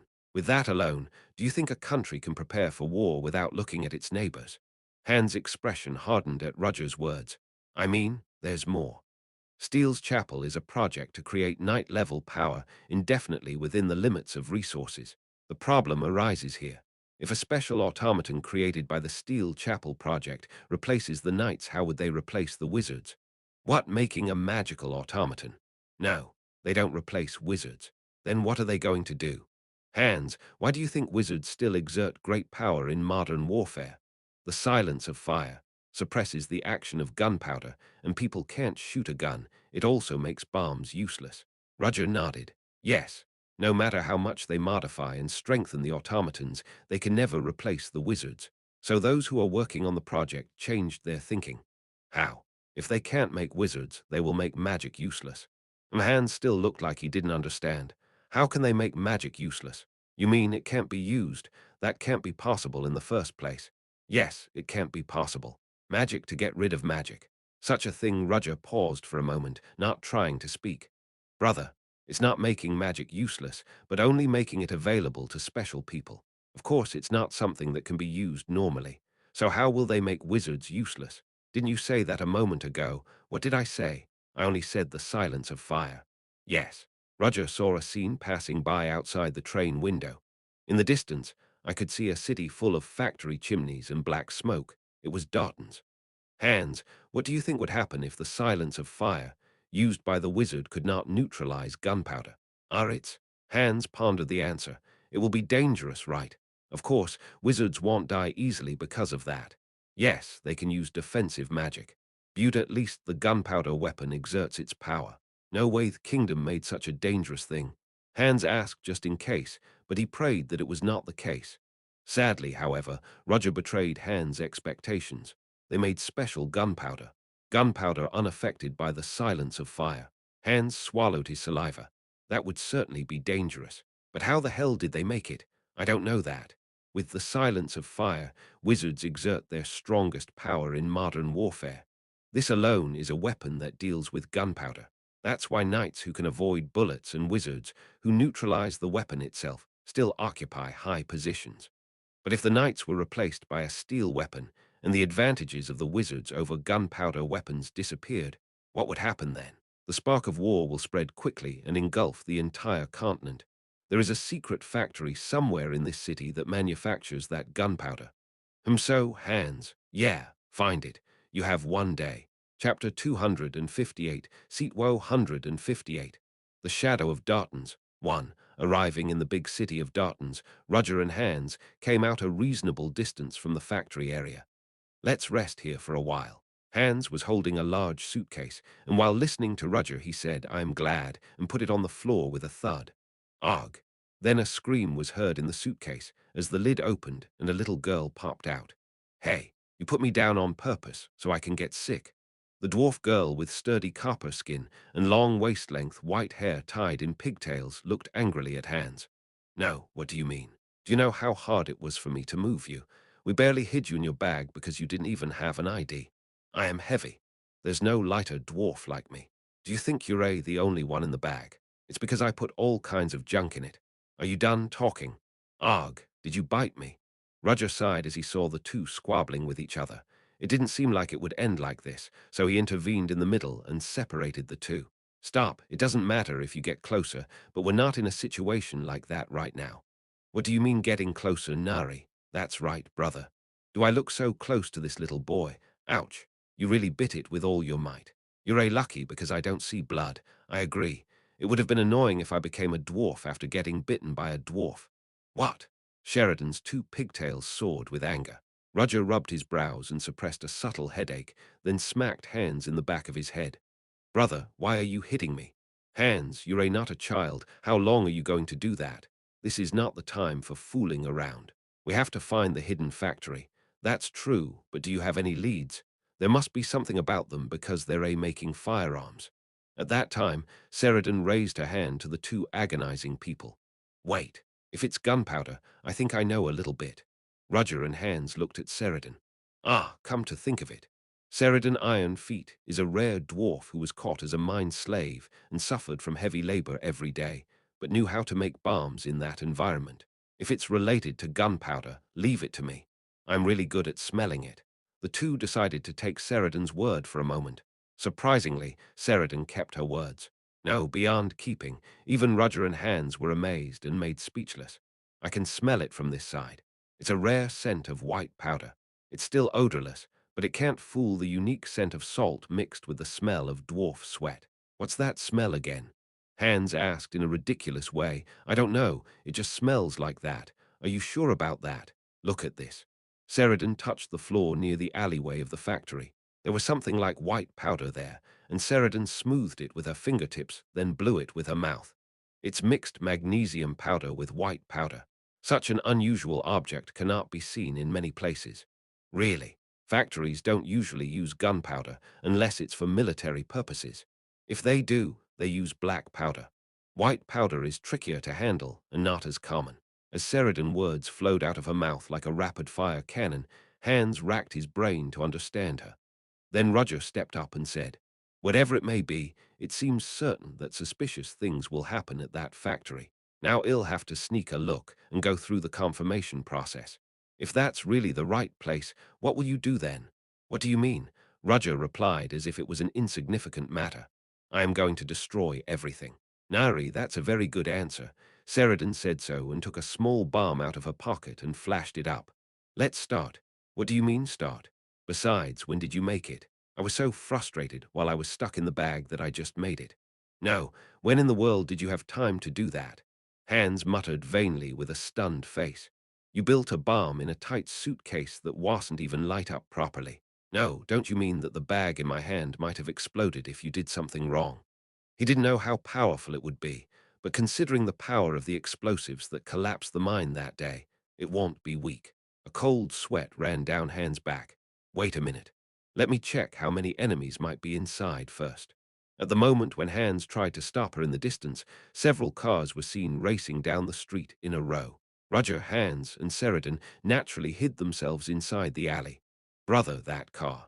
Yeah, it's not an ordinary car at first glance. The black-painted vehicles were military vehicles, not regular vehicles. It's a new vehicle made by Garteng. People with a lot of money and high social status usually ride it.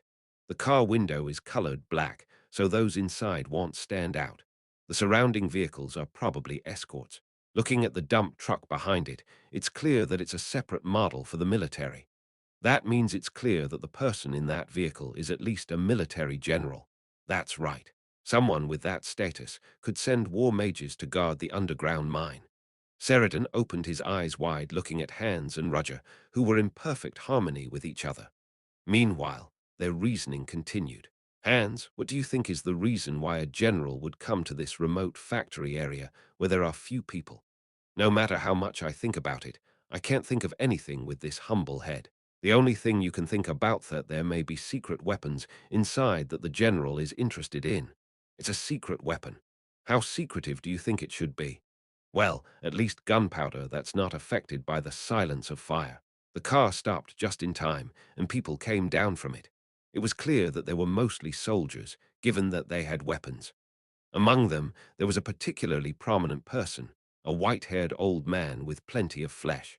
That man is. Hans glowed at him. What's wrong, Hans? Do you know him? Lieutenant General Ghetto Devine.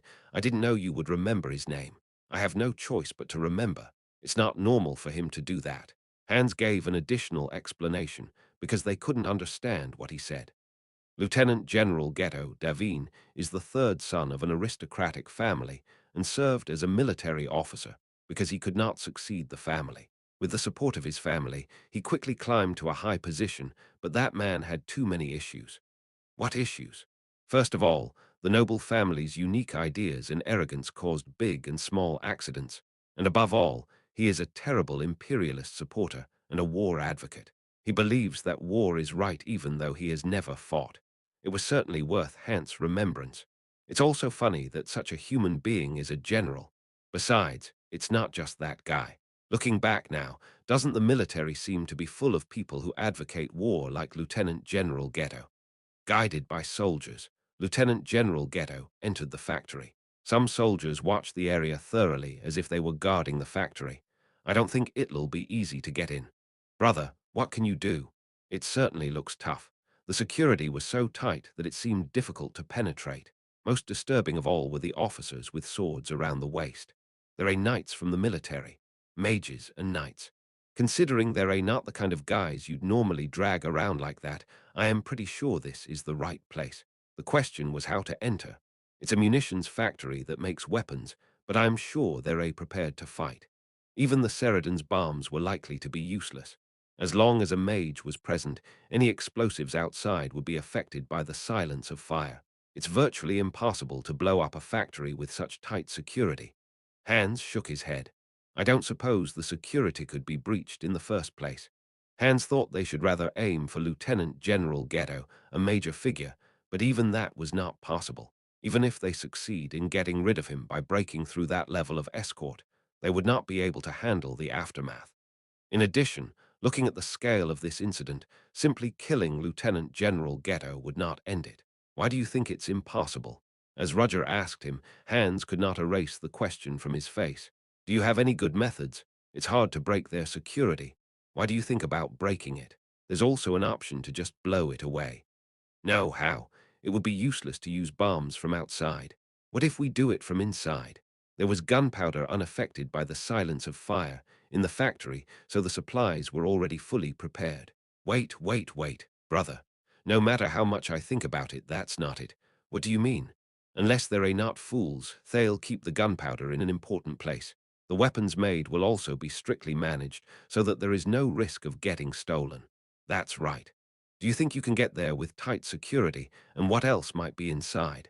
Hans' point was valid.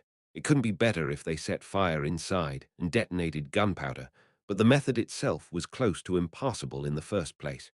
No, it's possible. But Roger said with conviction, and Hans struggled how to respond. No, even if you say it so confidently. Instead, we do need help. Hans, you must find out where the gunpowder is stored. That is, will it be possible? I'll try. Hans eventually raised his hands and immediately closed his eyes and tried to connect with the city's mice.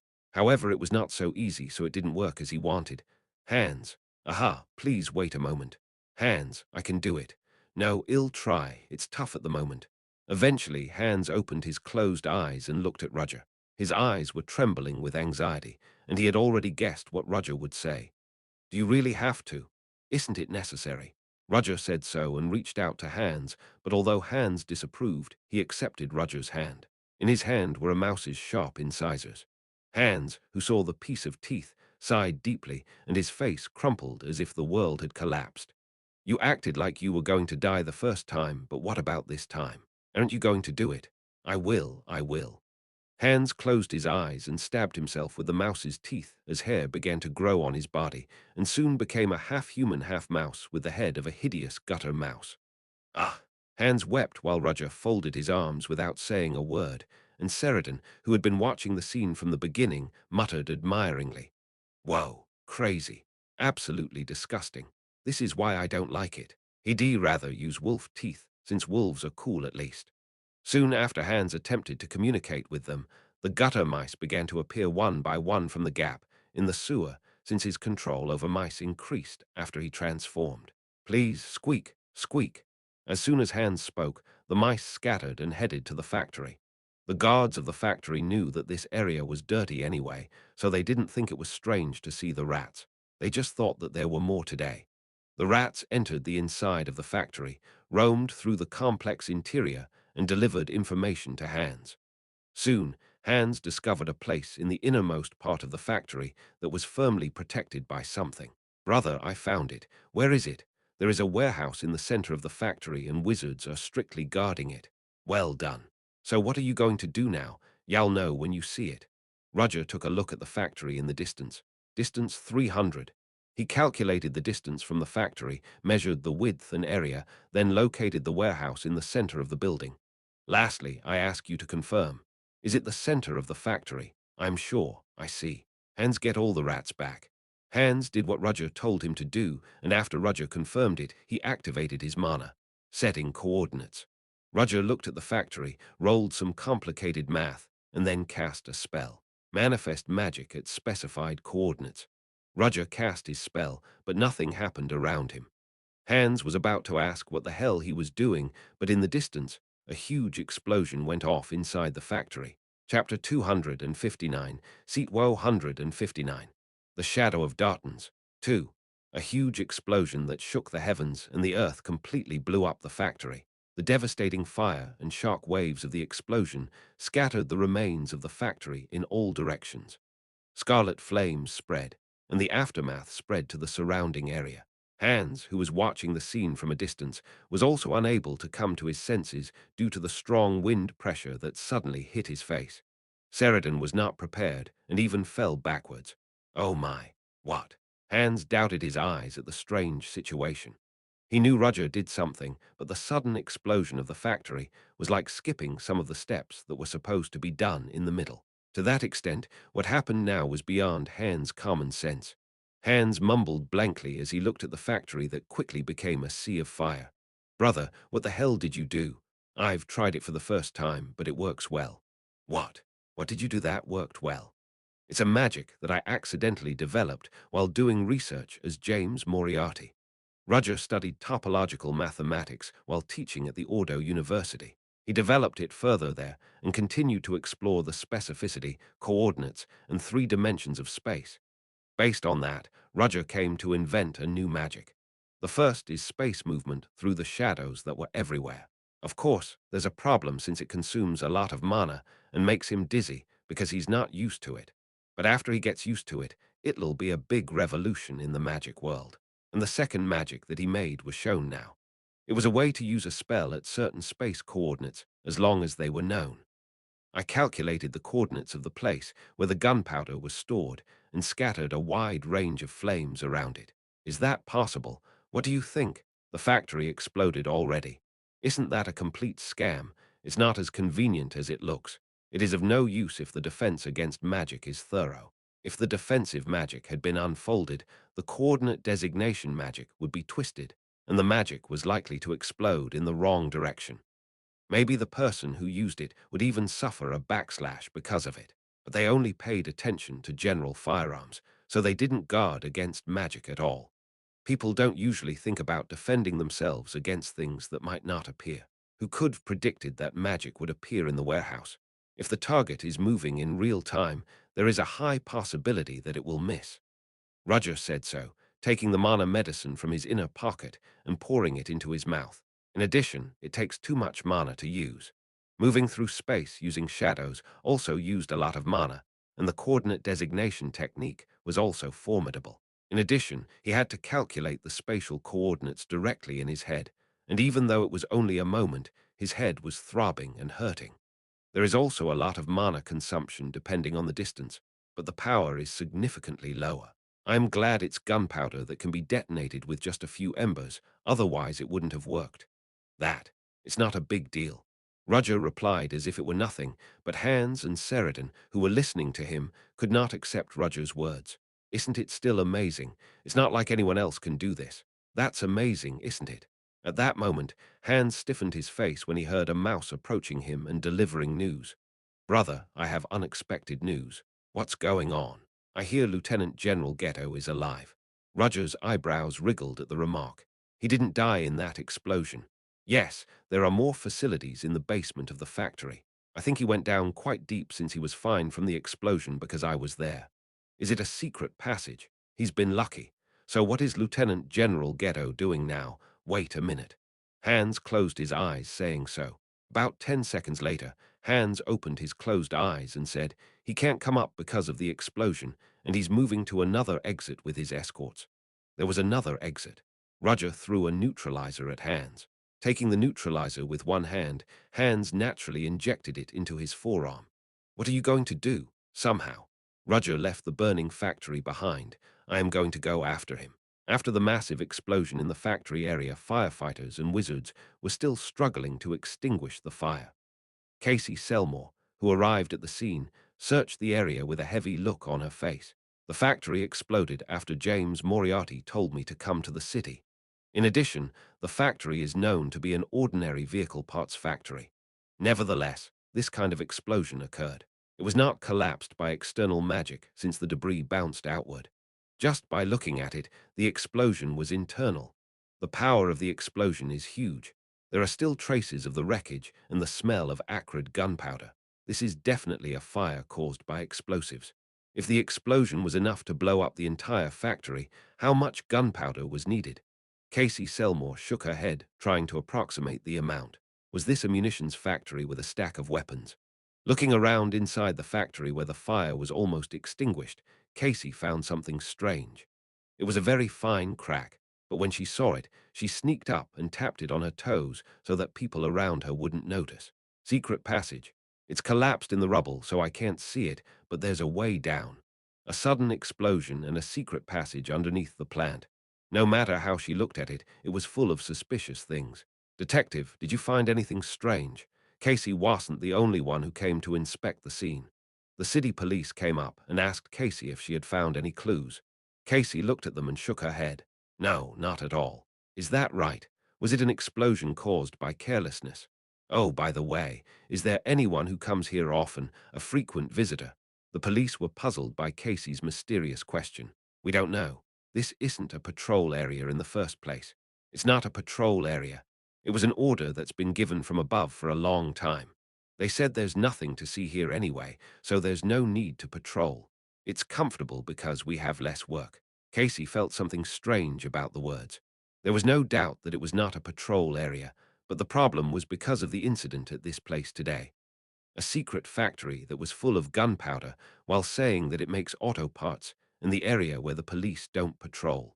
Casey Selmore recalled what she saw on her way here. The car destroyed by the explosion wasn't something that should be in this place. The body was destroyed by the fire, but Casey found out what the vehicle model was based on its approximate shape. Military model trucks. Does that mean this has something to do with the military? Is James Moriarty connected to the military? Or is there something else she doesn't know? James Moriarty told Casey to come to the city, and today, when she arrived, the incident happened. Is all this a coincidence? James Moriarty, what the hell are you going to do? Casey clenched her fist as she recalled that the man was hiding somewhere in this city. On a dark night, a ballroom used for special meetings. In a secret space where no one knew, a man burst into anger and banged his fist on the desk. Damn it! How can an explosion occur? Lieutenant General Ghetto, who escaped from the explosion of the factory safely, distorted his face. Thinking that he might have been swept away by it if he did something wrong, he still had a hard time cooling down his anger. I'm sure it's going to be noisy these days because of the rare metal mine thing. I can't believe that the place where special gunpowder, which was not affected by the silence of fire, was made disappeared like that. The damage is terrible. In addition to Lieutenant General Ghetto, there were several more people in military uniforms. They were generals with many decorations, and like Lieutenant General Ghetto, they were in favor of colonial rule and advocated war. The problem is serious. With the release of the slaves from the mine, international restraint may come in. The explosion of the factory also killed outstanding soldiers. Damn it. Even the gunpowder I barely made is gone. However, the manufacturing method still remains, but at this rate, the schedule we were aiming for will be delayed even more. The people spoke with annoyed expressions since they were troubled by the recent events. What happened to the Steel Chapel project?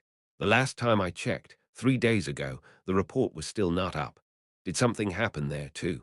No way. That's when the gruff ghetto lieutenant general spoke up. This may not be an ordinary accident. Lieutenant General Ghetto, what does that mean? At first I thought it was a coincidence, but the moment I saw this, I changed my mind. With that, Lieutenant General Ghetto tossed the newspaper he'd taken from his subordinate. Dean Gord is dead. The article in the newspaper was about the death of Dean Gord of Ordo University. Dean Gord Himble was a brilliant scholar and philosopher at Ordo University, as far as the world was concerned. In reality, he was an old man with an insane desire to secretly help with experiments. The killer is said to be James Moriarty, a professor who has been making a name for himself lately. The motive for the murder is unknown, but don't you think something is wrong? Everyone fell silent at Lieutenant General Ghetto's words. Someone is after us, that's for sure. Is it the information department of the Empire? Black Ops. You mean they've made a move? A shudder ran through the room. Black Ops were bred by the Exilian Empire to carry out secret missions in other countries. If the Nightcrawler Knights of the Intelligence Service handled things inside the Empire, the Black Ops was in charge of detecting the dangers of the entire continent. At least, Black Ops Team Alpha, which was notorious in the past, disappeared, and their activities decreased, but it wasn't surprising that they had resurfaced recently. Does that mean we should keep quiet for a while? What has happened these days has raised the momentum of the anti-war faction. Tusk. I didn't want to see this happening, so I was going to proceed quickly. While everyone was sorry for the current situation, no one wanted to take the lead in pushing ahead with it. They said they were acting for the greater good, and that sacrifice is necessary so they don't bat an eye at how many people die. But the sacrifices never included themselves. Anyway, I think we'll have to keep quiet for a while. Let's do that. If we think it's quiet, we can move again then. In that case, let's get going. We'll not meet here again. When everyone nodded and tried to get up from their seats, the door of the meeting place opened wide, and a strong wind blew. Who is it? There was no way that the guards outside would open the door and come in recklessly. At the very least, it was an outsider, but outsiders couldn't just come to a place like this. The other escorts, waiting in the corner of the room, stared at the open door, but there was nothing to be seen through the wide-open door. It was just silence. Where the hell did the guys guarding the hallway go? They panicked because they couldn't see the guards, then the shadows beneath their feet moved. Rising like countless thorns, the shadows pierced the bodies of their escorts. In an instant, death raged, and the generals who were about to leave could only freeze in place. What the hell? Just as everyone was panicking, darkness formed a figure in the air, and someone appeared like a mirage. It was a young man in a black Inverness coat. His hair slicked back and a golden monocle over one eye. He wore a gentleman's hat on his head and held a staff in one hand. The man appeared out of the place, but the generals were overwhelmed by his atmosphere and could not move hastily. The man who appeared brought an empty chair from the round table and sat down. Who are you? Lieutenant General Ghetto opened his mouth in a cold sweat. At the sight, the man said, staring at Lieutenant General Ghetto with a cold gaze beyond the monocle. James Moriarty. There was no way they didn't know the name since he was the one who killed Dean Gord, one of their associates. Chapter 260. Sorry for not posting yesterday, but I needed a day off. The good news is that there are still some chapters in queue, so I'll release daily chapters until at least Tuesday. The generals gathered were terrified at the sudden appearance of an uninvited guest, since not only the people waiting outside, but also all the guards died. The person who caused all this misery was sitting down and staring at them with a sharp gaze. The emotions contained in the gaze were hard to fathom even those who survived politics. You must be wondering why I came here. At the words, all the generals shuddered. Their eyes on Roger were filled with fear because they saw their men who had been fine until a while ago were being beaten in an instant. Roger stared at Lieutenant General Ghetto, sitting on one side. Did you receive my present well? What? I gave you a small gift to the factory, but you ran away here without receiving it. Lieutenant General Ghetto, who was going to question what that meant, gritted his teeth thinking of the factory explosion during the day today. Did you do it? Next time you better make sure you're prepared for magic. Of course, if there's a next time. What on earth is your purpose? What do you want from me? Asked Lieutenant General Ghetto, shaking his chin. It was because he didn't understand why such a talented person targeted them. Are you a frontman to the Empire? You're saying something offensive. Do I look like I am that kind of person? If you're not from Black Ops, why on earth are you doing this to us? As if he didn't understand. Rather, Roger asked when Ghetto asked back, I want to ask you that. Why did you guys do this? What? You kidnap people, use them as experiments, capture subspecies and enslave them, and build secret weapons to prepare for war. One by one, the faces of the people gathered in the seats hardened as what they had done secretly flowed out of Roger's mouth. This man here knew all about what they did, and the recent top-secret projects they've been working on have been ruined one by one. It was all because of this man. LT. Jen. Ghetto was gritting his teeth secretly, since he couldn't bear the fact that all the great work he had been doing so far was destroyed by only one person, but he had to put up with it. Roger was in the lead here. Why? Lieutenant General Ghetto said, twitching his lips, staring at Roger. That's because it's our great job to regain the greatness of our weakened country. This is to reflect on the rules of steel in our slowly falling kingdom and make an example out of those rotten pigs. Rotten pigs, yes. Now the Delica royal family is simply a bunch of peace-ridden idiots. Peace, liberty, and equality. It's all crap. You want us to hear that? Lieutenant General Ghetto expressed all the grievances he had contained in his heart. The Delica kingdom has made such prosperous development that it was called a country of steel in the past. The country grew into a prosperous country by waging wars and increasing colonies, but it was slowly falling down since peace came. Our steel must never rust, but look at how it became now. It's rusty and corroded, so I am going to change it with steel that never rusts. Did you kill people for that? What does it matter if a few people die, such as subspecies slaves? Didn't you also experiment on your citizens? They don't even have the right to vote, and they're not helpful to society anyway. Considering that what this country needs is a superior gene, it can be said that it has been thinned out well. From advocacy of war to eugenism, Lieutenant General Ghetto was truly proud of his opinion. Roger closed his eyes the moment he heard it, while Lieutenant General Ghetto looked at him and asked, You must be an extraordinary person since you defeated the guards easily.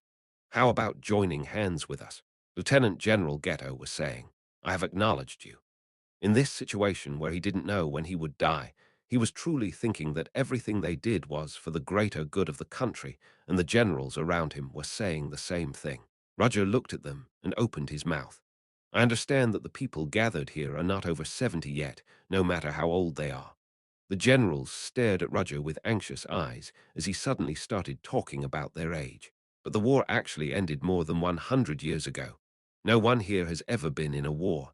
Is that a problem? Isn't it strange that those born in the age of peace hell war? What? At first I was angry. I'm getting angry at the people who did all this, but suddenly I am curious. Roger looked at the faces of the people gathered with thin, open eyes. Why did these people do such a thing? Why are they so proud of themselves after committing such an evil deed? I wonder if there are other complicated circumstances that I don't know. However, as soon as they talked face to face, Roger realized that they had no such concern. Even the complicated circumstances, the great mission to achieve something, and the fiery feeling of revenge didn't exist. There was nothing but ignorance and stubbornness. Roger remembered the images of people falling under the desires of a few. I'm not even angry anymore. It's just disgusting. What are you talking about? I mean, you guys are trash that has no room for rehabilitation. When Roger showed his momentum, Lieutenant General Ghetto eventually couldn't resist and stood up. He drew a pistol from his waist and aimed it at Roger. Then die. It was a special pistol given only to generals that although had little practicality and only a splendid appearance, but its role as a gun was faithful. But of course, this gun was bound to be powerless against a wizard. Unless he's a fool, hell be ready for the silence of fire. Therefore, Lieutenant General Ghetto was certain that he could kill Roger with one shot. This gunpowder is unaffected by the silence of fire. It was not unreasonable to pierce a hole in the middle of the other person's forehead. However, even when the trigger was pulled, the bullet did not go out. What? Lieutenant General Ghetto finally realized something strange as the gun he aimed at Roger was gone along with one of his wrists. LT. Jen Ghetto screamed at the blood and pain that came out late. Ugh, my hand. You use interesting gunpowder. Roger lightly swung the sword stick in his hand and shook off the blood from it. As Roger reached out, Lieutenant General Ghetto's hand, which fell on the table with a pistol, flew to him. He immediately removed his hand and held the revolver plated with brilliant gold. There were 6 bullets in the cylinder, all filled with special gunpowder. Gunpowder that's not affected by the silence of fire. It's really interesting. Ah, how the hell? How did I know? Did you think I didn't check that when I blew up the factory? Lieutenant General Ghetto's complexion turned pale since blood escaped from the cut arm, and he was about to die of excessive bleeding. Roger laughed at LT. Gen Ghetto, there are 6 people gathered, and 6 bullets in the cylinder. The numbers fit so well. There was a hole in Lieutenant General Ghetto's forehead, which was about to shout something. The other generals screamed at the top of their lungs, some begging to be spared, some looking for an escort, some trying to escape. No one admitted their guilt, and Roger gave each of them a bullet. The Delica Kingdom is in a state of turmoil after a series of missing cases and a subspecies slave case. In addition, a famous university dean was killed by a professor, and the reporters were busy drawing articles on the daily scoops. But the extermination of the pro-war military hardliners was a much bigger case. 6 general-level officers with stars were killed at once along with their guards. That brought a huge stir to the Delica Kingdom, since no one knew how they died. However, rumors were circulating that Professor James Moriarty did it. He, who was accused of murdering Dean Gord Himble, even killed generals. In fact, it was said that Professor James Moriarty knew how to use magic and hid his identity. The resulting answer was clearly imprinted on people's minds through Casey Selmore. Since the detective of the century pointed him out as the culprit, it couldn't be wrong. People talked about James Moriarty day after day, his brutality, his craftiness, and their fear of all the crimes he would commit, as if they were already happening. Journalists didn't miss this provocative prey. They wrote an article that James Moriarty had something to do with all the minor crimes that took place throughout the Delica Kingdom. It didn't matter if it was true or false, but the people saw it and believed it was real. James Moriarty is about to overturn the Delica Kingdom. Professor James Moriarty tried to start a war. He went ahead with a secret experiment. The robberies and murders in the city were also related to James Moriarty. Even a small rumor swelled like a bubble as the miscellaneous incidents committed by criminals also spurred rumors. Were James Moriarty's men, too? It was a bluff shouted by the small fries who wanted to be big shots, but they found it at a bad time. James Moriarty became the godfather of the criminal world, who controlled all crimes in the Delica, and the Delica Kingdom declared that they would definitely catch James Moriarty. Some people indirectly related to the project undertaken by war advocates, led by LT. Gen Ghetto tried to express their goodness by condemning James Moriarty's evil deeds with all their might. They realized that James Moriarty was actually only killing people related to this, and somehow hid, expressing that they were not related to this. Of course, most of those people have been captured by Detective Casey Selmore, not James Moriarty. In an instant, the police officers took several researchers alive. They shouted that they were not guilty, but it was an excuse that would not work for Casey, who had already come based on solid evidence. Thus, a large-scale cleaning was carried out throughout the Delica Kingdom. "Sigh, I am tired." Casey Selmore sighed as she sat on a chair in a fancy room. "The problem is so widespread. James Moriarty conducted a terrible and inhumane experiment within the Delica Kingdom, and the people involved in it were taken without question, because some of them were mixed with state officials and high-ranking police officials. I can't believe all these people were related to James Moriarty." She couldn't believe it. However, James Moriarty, who was said to be the mastermind, disappeared. But I've got a clue. Casey Selmore had a hunch that James Moriarty was after someone. The 6 generals who died, Dean Gord and those who secretly had contact with them. James Moriarty's misdeeds are undeniable, but I am sure he's hiding something considering the people he killed. There was also the secret passage in the factory that burned down. Looking at the scale alone, it seems that it has been prepared for quite a long time. But can an individual do it? Tonight, I'm going to break the chain of all these crimes. Casey Selmore rose from her seat.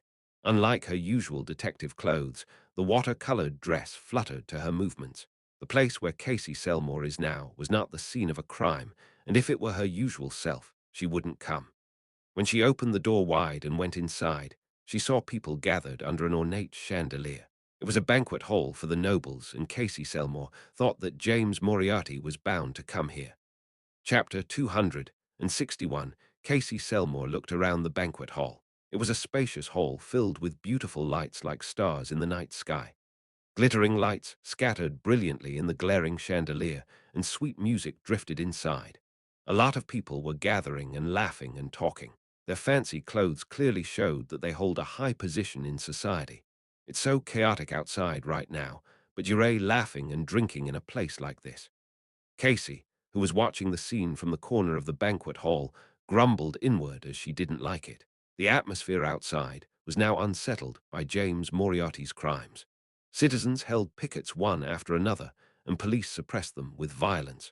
Newspapers have been talking about James Moriarty every day, and yet the people here were acting like they have nothing to do with it, as if the world they live in is different. Casey suddenly thought that maybe some of these people had something to do with what was happening. Detective Casey Selmore, it's a pleasure to meet you. My name is Baron Gareth. I am sorry, but I want to be alone. What she didn't like most was those who came to her and tried to make friends somehow. In particular, the eyes of young male aristocrats were burdensome, all of whom were affected by her appearance and fame. At least he didn't do this. Casey, who recalled the jokes she exchanged in James Moriarty's office, belatedly realized what she was thinking and clenched her fist. Wake up, Casey Selmore. What are you doing? He's the criminal of the century. I must not be captivated. And now the criminal may have snuck into this banquet hall because his next goal was here. Oh, oh, oh. Just in time, one side of the banquet hall became noisy, and Casey Selmore instinctively thought that the time had come. A gorgeous young handsome man was walking down the stairs from the balcony on the second floor. Everyone, it's nice to meet you. My name is Ludwig Vencanto, the organizer of today's banquet. Duke Ludwig Vencant, having inherited the dukedom at a young age, he was one of the most famous people in the Delica kingdom. When he appeared, all the eyes of the people gathered in the banquet hall turned to him. Sadly, something unfortunate happened to the Delica kingdom recently. The crime rate soared, and the royal family lost credibility. Ludwig raised the glass in his hand high. But our Delica kingdom will never collapse even in this ordeal, because just as steel gets stronger the more you tap it, so will we. Gentlemen, we never give in to evil deeds. Oh, oh, oh. There were exclamations throughout the banquet hall. In honor of the victims, I would like to express my thanks once again to those who are here today to forget this sadness, and please enjoy the banquet prepared. The nobles clapped their hands while Casey only glared at Ludwig with a sullen look on her face. How is drinking and talking amongst yourselves, honoring the dead? In the end, this place was only a place to honor the dead on the surface, but in fact, it was only a place to promote friendship with each other. Of course, Casey's feelings toward Ludwig, who held this event, were not good. Nevertheless, Casey came to this place to meet Ludwig because he was James Moriarty's target. I haven't seen James Moriarty yet. Of course, James Moriarty will not be openly mixed among people unless he is a fool. In the first place, he was not the kind of person who could hide because his presence was too great wherever he went. Even so, it's clear that he's looking for an opportunity somewhere. It seemed necessary to meet and talk to Ludwig once. Would you like a drink? Never mind. Casey ignored the waiter's words as he handed champagne on a silver platter and approached Ludwig. Ludwig, who was talking to the guests, saw Casey approaching him and asked them for their understanding. Excuse me for a moment. The quick-witted aristocrats immediately stepped back when they heard him. As the interrupting people disappeared, Ludwig welcomed Casey with a fresh smile. It's nice to meet you, Lady Selmore. Call me Detective Casey. I am not here as a representative of the Selmore family now, Duke Ludwig Vencant. I'm so sorry. I was rude without realizing it. Will you give me a chance to make up for this mistake? Casey looked around instead of answering. Even if the distance was far, there were too many people looking this way. It's too noisy here. Let's talk separately in a quiet place. I'll do it if you want me to. Ludwig readily agreed. Casey, who left the banquet hall and arrived at the drawing room, suddenly brought up the subject. Your life is in danger. Ludwig blinked when he heard it. Lady Selmore, if I am not mistaken, you said that my life is in danger. You heard it right. I said your life was in danger. Then it's even weirder. My life is in danger. Why is that? Professor James Moriarty is after you. Ludwig smiled amusedly. It's amazing. I've never seen James Moriarty, but he's trying to kill me. He will have no opportunity for that. The dead military generals were closely related to him. Why are you so sure? Ludwig did not understand why James Moriarty was after him and how Casey Selmore knew about it and warned him. I just saw his behavior and figured out his next goal. You mean it's me? Duke Ludwig, you can deceive other people's eyes, but I know you had your own friendship with the dead generals. I don't know what you're talking about. As an aristocrat, I've only encountered them a few times because I am related to the military. Don't get carried away. Do you think I don't know it's possible to know people even though you rarely meet them? When Casey spoke without backing down, Ludwig leaned forward and crossed his arms. Very well, then. Let's say Lady Selmore is right. Then what do you think I should do now that James Moriarty is after my life? Run away to the safest place you can think of. Ha ha. Funny you should say that. Have you forgotten what this place is like? The place where the banquet is being held now is the mansion of the Duke Vencanto. Though it is far outside the city limits, it was filled with troops to protect Duke Ludwig. I assure you, there is no safer place in the country than here. How many bodyguards do you think we have here? You look down on your opponent. I am not. You say Professor James Moriarty used magic, which means he's a wizard, but what can a mere wizard do? He's not just a wizard. I appreciate your concern for me, but I won't leave here just because of that. Casey realized that Ludwig won't listen to her even if she keeps persuading him. This guy. Above all, Ludwig was hiding something. Casey had a hunch, but there weren't enough clues to pinpoint what it was. I'll take your advice, and I'll make sure I have an escort with me. I understand. Realizing there was no point in arguing, Casey rose from her seat. Her steps were laced with irritation as she left the parlor and headed for the ballroom. There's something about Duke Ludwig, and he's blatantly trying to exclude me. And if he won't listen to me, I am going to have to make my own move. Casey was going to go back and change her clothes first. She had purposely tailored the outfit for the dress code, but the flouncy frills kept getting in her way. If James Moriarty showed up, she wouldn't be able to chase him down in this outfit. I'm already busy, but why is this skirt so annoying? Casey paced down the hallway, grumbling. Ludwig, who was left alone in the drawing room, stared out the window with his hands behind him. Blue moonlight poured over the darkened garden as he saw his soldiers patrolling.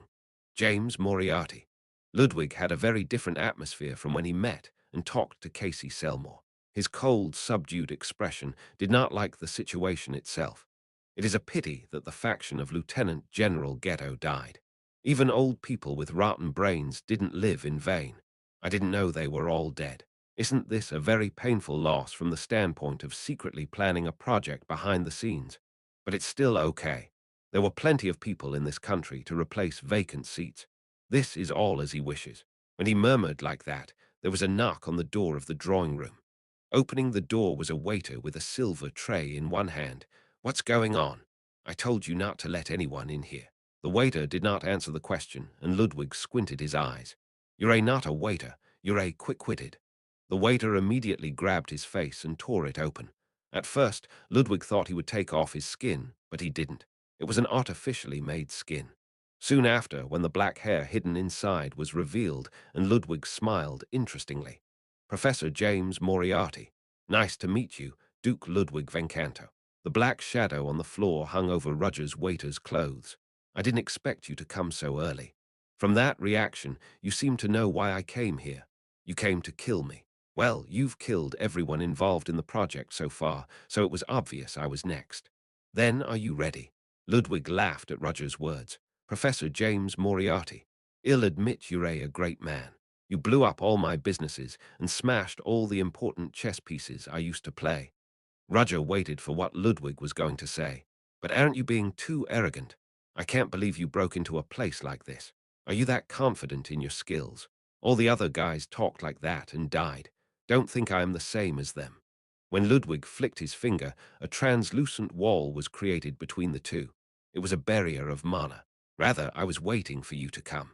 Shortly afterwards, the door of the drawing room opened, and the guards of Duke Vencanto appeared. They were all knights or wizards, and surrounded Roger at once.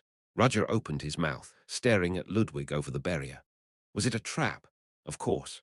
Unless I am an idiot, there's no way I wouldn't know that you're coming after me. In the end, the banquet held now was nothing more than a trick to mislead Roger. It was set up so that Roger could hide. A quick-witted lady came and offered to help, but honestly, it was funny. Without even knowing that the person she really needs to catch was right in front of her. But I was quite surprised. Don't tell me that the lab that was working on the Steel Chapel project has not been destroyed yet. Roger responded for the first time.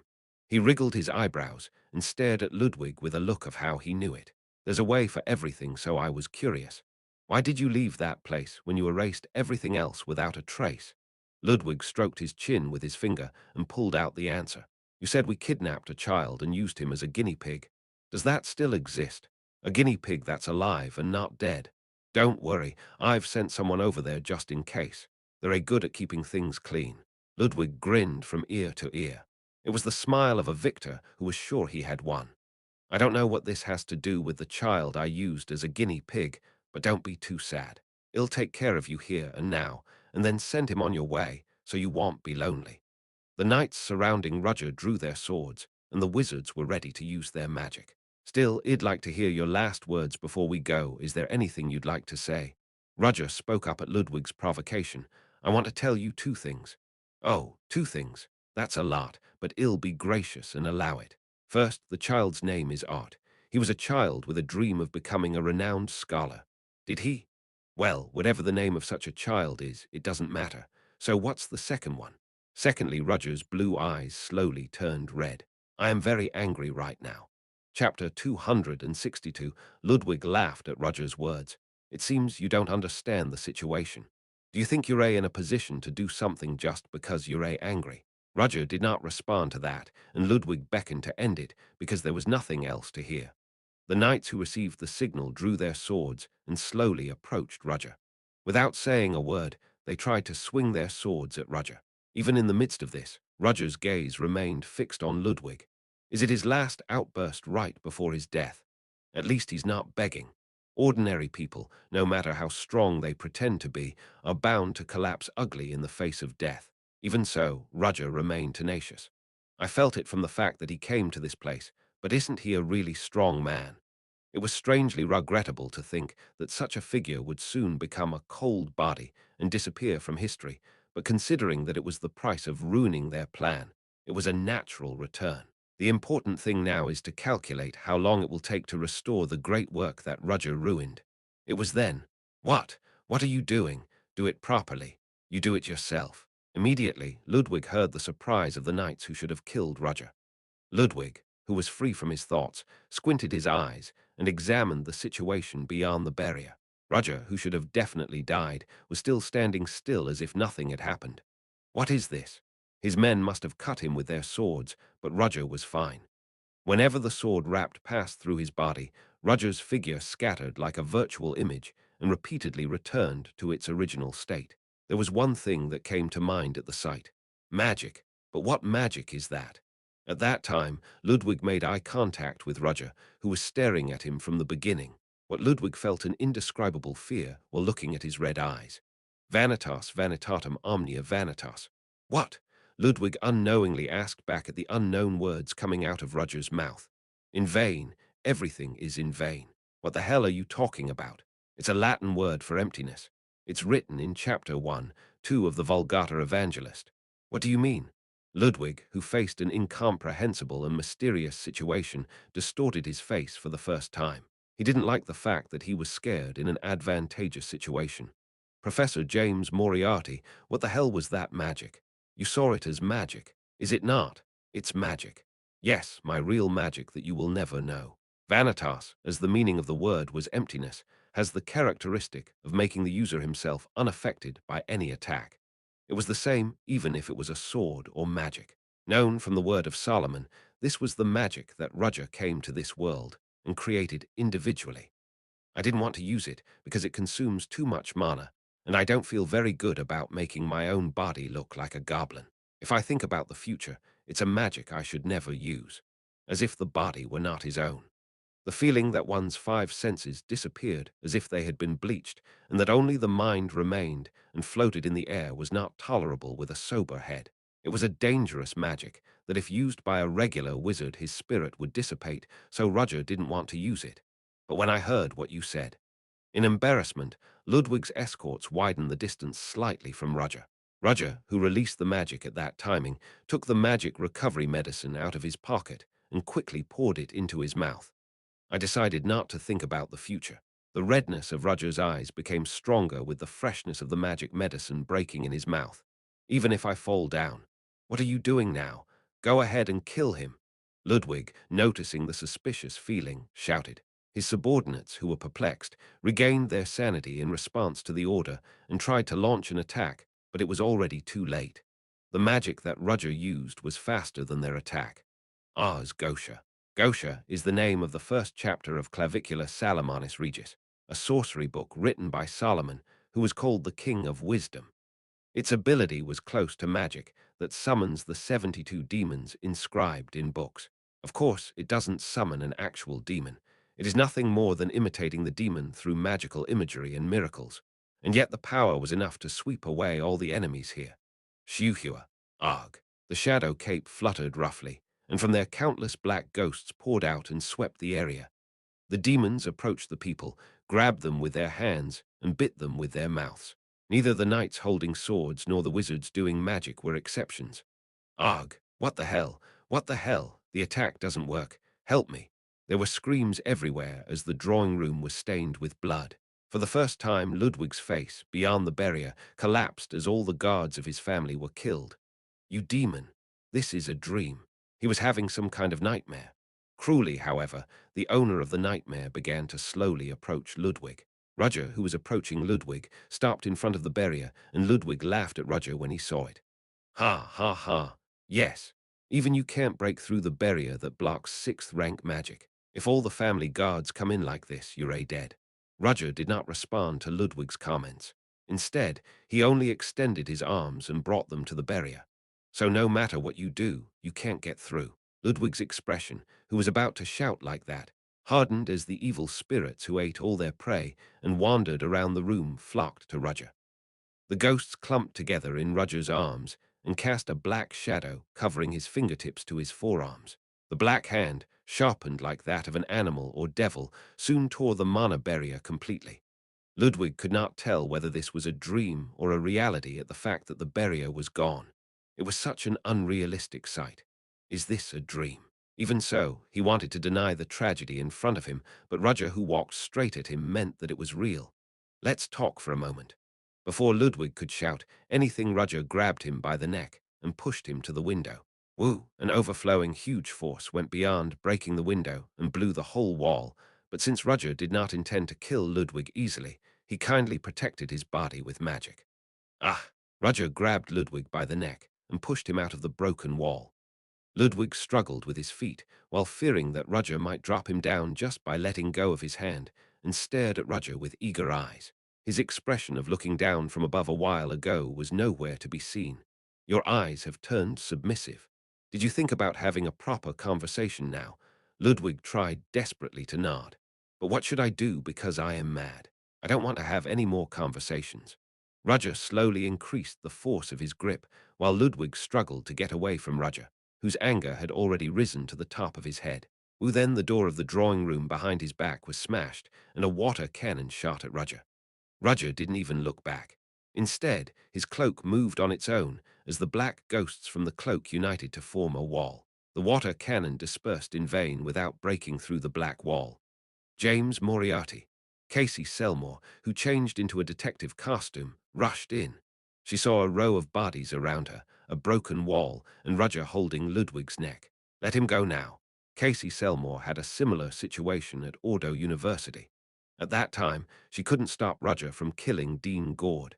In order not to make the mistake again, Casey used a spell with all her senses on edge. The water moved to her will, but the scope did not simply stop at the surrounding area. This is Roger stared outside the broken wall. All the water from the artificial lake in the garden of Duke Vencanto surrounded the huge mansion. Casey Selmore was showing her strength while moving a massive mass of close to several hundred tons, as if her previous appearance was nothing more than a child's prank. Roger said with pure admiration, "That's incredible." And at the same time, he thought this might be a little dangerous since he consumed considerable mana and mental power a while ago. As it stands, dealing with Casey Selmore, who is at her best, was pretty daunting. But Casey was also using quite a lot of power lifting the lake, and her expression caught in Roger's view slightly collapsing. "You're doing something exaggerated, Casey Selmore. You're having a hard time. I'm not going to let you escape this time. Hurry up and let him go." Roger pondered for a moment. If he kills Ludwig here, Casey will come after him with all she's got, and he wouldn't be able to escape easily. But if what Ludwig says is true, a cleaner sent by Ludwig might have arrived at the secret facility where Art is now. There are Hans and Sheridan inside, but the power of the two won't be enough to stop them. Roger had to make a choice, so he pulled Ludwig and whispered something in his ear. "Don't be relieved. I'll be right back." Immediately, a dagger was pulled out of his left hand and stuffed into Ludwig's body. The Roger threw Ludwig to Casey before she could react, but she used water to easily catch him. Casey, who saw the bleeding from Ludwig's abdomen, glared at Ludger with wide eyes. If you don't stop bleeding right away, he'll die within 3 minutes. But if you stay, you can save your life. Will she pursue the criminal or save a person's life? The choice is yours." Roger said so and jumped out of the broken wall. Casey gritted her teeth at the sight. Even if she wanted to chase him here, she couldn't do this or that because of Ludwig, who was injured. "Ah, that drawer over there." At that time, Ludwig pointed to the drawer while it was all falling down. Casey noticed something and immediately opened the drawer and took out the stuff inside. It was a potion. She didn't know why this stuff was in the drawing room, but Casey immediately poured the potion into Ludwig's wound. The wound recovered slowly, but it was not enough to move immediately. "Catch him, please." There was more to Ludwig's pleading gaze than simply wanting to catch the other man because he was a criminal. Casey knew it, but she couldn't bring herself to question him. The important thing right now was to go after the fleeing James Moriarty, but how was she supposed to know where he'd run off to? No, there was someone, so Casey's eyes were on Ludwig. You know where he went. The cleaners sent by Ludwig arrived at a secret laboratory where the Steel Chapel project was underway. Originally, the entrance to the abandoned coal mine, which could be entered, was blocked, but there were many other passages to the inside. They teamed up and moved slowly just in case. However, they didn't feel anything special inside. Is there no one? The only thing they could see were the rats walking around. The cleaners were called cleaners, but in reality, they were more like fixers who handled the dirty work of the nobles. There were some quasi-knights and freelance wizards among them, each armed with a gun. They were confident that they would not lose no matter how many opponents they had inside. However, the fact that there were no people inside cooled their excitement a little. "Never mind. It's better for us if things end quickly anyway." Those who nodded at the leader's words increased their speed a little. "Wait. Stop." At that time, when the leader raised his right hand and clenched his fist, all the subordinates who followed from behind stopped. Ignoring the gaze of asking what the hell was going on, the leader pulled a dagger from his waist and touched the fine metal wire in front of him. "I can't believe they set up a trap like this, but it's too crude." The line ran up the wall and connected to the ceiling. If they touch it by mistake, a bomb installed on the ceiling would have exploded and collapsed the passage. Instead of killing the intruders, they want to buy time. If so, they should act according to the other person's intentions. Speed up, but be prepared for possible traps. Yes, the cleaners moved at a faster pace, and Hans, who heard the report through a mouse, crumpled his face. Damn, they speeded up. I expected them to come slowly because of the traps. Then what? Sheridan, who installed the traps, was surprised because she didn't know this would happen. Hans' eyes turned to the glass tube containing Art. "We'll have to hold out somehow until brother comes." Chapter 263, the cleaners moved in perfect order. They were professionals in these areas, so the traps didn't slow them down. They were even aware of the structure of this complex underground laboratory, so they knew where to move. Hans bit his fingernails as he was receiving real-time reports of the cleaners' movements through the mice. "It's not going to work like this. At this rate, they'll reach us in 5 minutes, 10 minutes. Roger left to kill Duke Ludwig Vencanto, the leader of all this, so it was Hans' responsibility to protect this place. Of course, there's the little dwarf kid. Honestly, Hans could not have lasted this much time alone if it wasn't for Sheridan's explosives, but the opponent was more formidable than he thought. "What are you going to do now? Do you have anything in mind?" Sheridan next to him asked inquisitively. Hans managed to open his tight-lipped mouth. There's one thing, I wasn't going to use this method. The herd of mice that caught Hans' eyes began to move in perfect order. The cleaner's leader felt something strange. What is this? It was a strange sensation of tingling and a signal from his instinct that something was happening. However, no matter how wide he opened his eyes and looked around, he could not find anything strange except for the explosive traps hanging from the ceiling, but they avoided them easily. They knew that the other party was trying to buy time, so they had to move fast. Leader, is there a problem? No, it's nothing. It was the moment when the leader of the cleaners tried to move again, saying it was nothing that the sound of rats coming was heard. There were rats everywhere, but the cleaners' leader felt something different this time. Were there always this many rats here? They received information that the laboratory was built in an abandoned mine, but there could not be so many mice. In addition, the movements of the mice were somewhat strange. They were crawling up pipes and walls were moving toward one target, and the cleaners' leader noticed what the herd of rats was going to do. Get everybody out of here now. What? Come on. In the moment when the leader of the cleaner shouted, the booby traps that the cleaners were deliberately avoiding were forcibly triggered by the rats. Quagwa gwag gwag gwag gwag gwang. A huge explosion engulfed the surrounding area. Hans closed his eyes with a complex face at the explosion, and vibration felt above his head. I'm sorry, guys. Hans, who carried out a suicide attack using his mice, felt a strange feeling that was hard to describe. He shouldn't have cared how many mice like that died, but it was strangely heartbreaking. After a few moments, Hans opened his eyes wide after receiving signals from some mice. They are alive. To his surprise, the cleaners were alive. Not everyone. Obviously, their numbers decreased, but how the hell? Hans could understand the reason by looking at the people who got up in the wreckage. Protective magic gear. You're wearing that expensive thing. The elite cleaners, including the leader, were wearing protective magic gear, an object that automatically activates a defensive magic when a strong impact is applied. It's inferior to artifacts, but it was like a spare life for those who live on the edge. Although their lives were saved, they weren't exactly unscathed either. The shock of the explosion and the collapsed debris wounded them even though they were wearing protective gear. In addition, the cleaners who didn't wear protective clothing were all crushed to death by the rubble, and the team of about 30 people quickly dropped to 7. Even so, this is not enough. If you can't completely eliminate them, you'll only anger the enemy. In fact, now the cleaners' leader was distorting his face because of what happened. When he frowned with his face covered with blood, he looked like a devil that crawled up from hell. He began to shoot the rats in front of him. I was caught.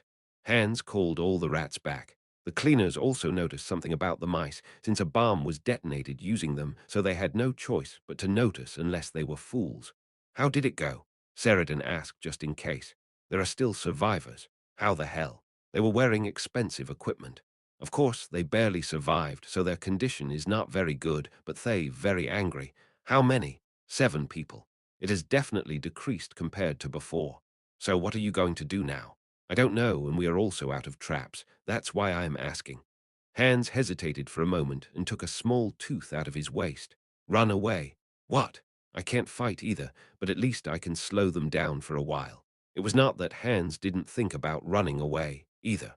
Whatever happens to the little boy sleeping in that glass tube, it has nothing to do with him. He didn't have to fight for his life in a place like this to protect that child. He had no responsibility to do that, but Roger asked him to protect this place. I will also run away after I delay them for a while, so he couldn't back down. He was always running away with his power, but he thought he couldn't do it at least now. Sheridan opened his eyes wide at Hans' words, then she burst into laughter and slapped Hans on the back with his hand. Og. What? No. I thought you were pretty good. What do you mean? I thought you were just a nerd who was always looking at the atmosphere and the mood, but what you did a while ago changed my mind. Yeah, you don't want to fight, but sometimes you have to fight. So it'll help you too. You might die. This has nothing to do with you. 2 is better than 1, isn't it? In addition, I've been marked by them anyway, so it doesn't matter. Sheridan smiled and asked Hans, so what are you going to do? If you refuse, I will go to fight alone. Don't just interrupt. Hans said so and put the teeth of a large beast in the back of his hand. Soon Hans' body swelled up and turned into a bear. The torn hem of the clothes flowed down through the swelling brown hairs. Sheridan saw the figure, then grabbed the fur and climbed on top of Hans. Well then, let's have a fight. Bear Rider, here we go. Don't call me weird names. Hans growled and was ready to welcome the cleaners. Reaching the coal mine, Roger squinted at the footprints inside. The number is about 30, a considerable number of people infiltrated inside. Roger ran fast inwards. The wreckage of the released booby traps was scattered everywhere, along with the traps that didn't work properly. Roger realized that things were going worse. This is when the coal mine disappeared and the large area of the secret laboratory appeared. Roger stopped to look at the collapsed debris. The blood flowing from under the rubble showed that they had just died. There's no way they made a mistake while releasing the trap. Hans and Sheridan did something as a special measure. Thud. At that moment, he felt a slight vibration below, and a roar like that of a giant bear was heard immediately after. Hans. There were no animals in this place, so it was clear that this sound belonged to Hans. This would mean that stayed to fight instead of running. Roger immediately guessed the location of the source of the sound with his eyes and used shadow movement magic. It was a situation where the coordinates might be twisted, but now it was not a situation to think about it. Roger raised his curled body in the changed landscape. His head was spinning because he consumed too much mana for a moment, but it was bearable. The sticky tar-like shadow clung to his body and flowed down as Roger looked around before examining his physical condition. Hans, Roger, who saw a huge bear stuck in a corner of the laboratory, along with Sheridan, who seemed very tired. Perhaps she also participated in the fight. However, there were no wounds on her body because Hans acted as a shield. Brother, Hans, whose brown fur was all red, grinned at Roger.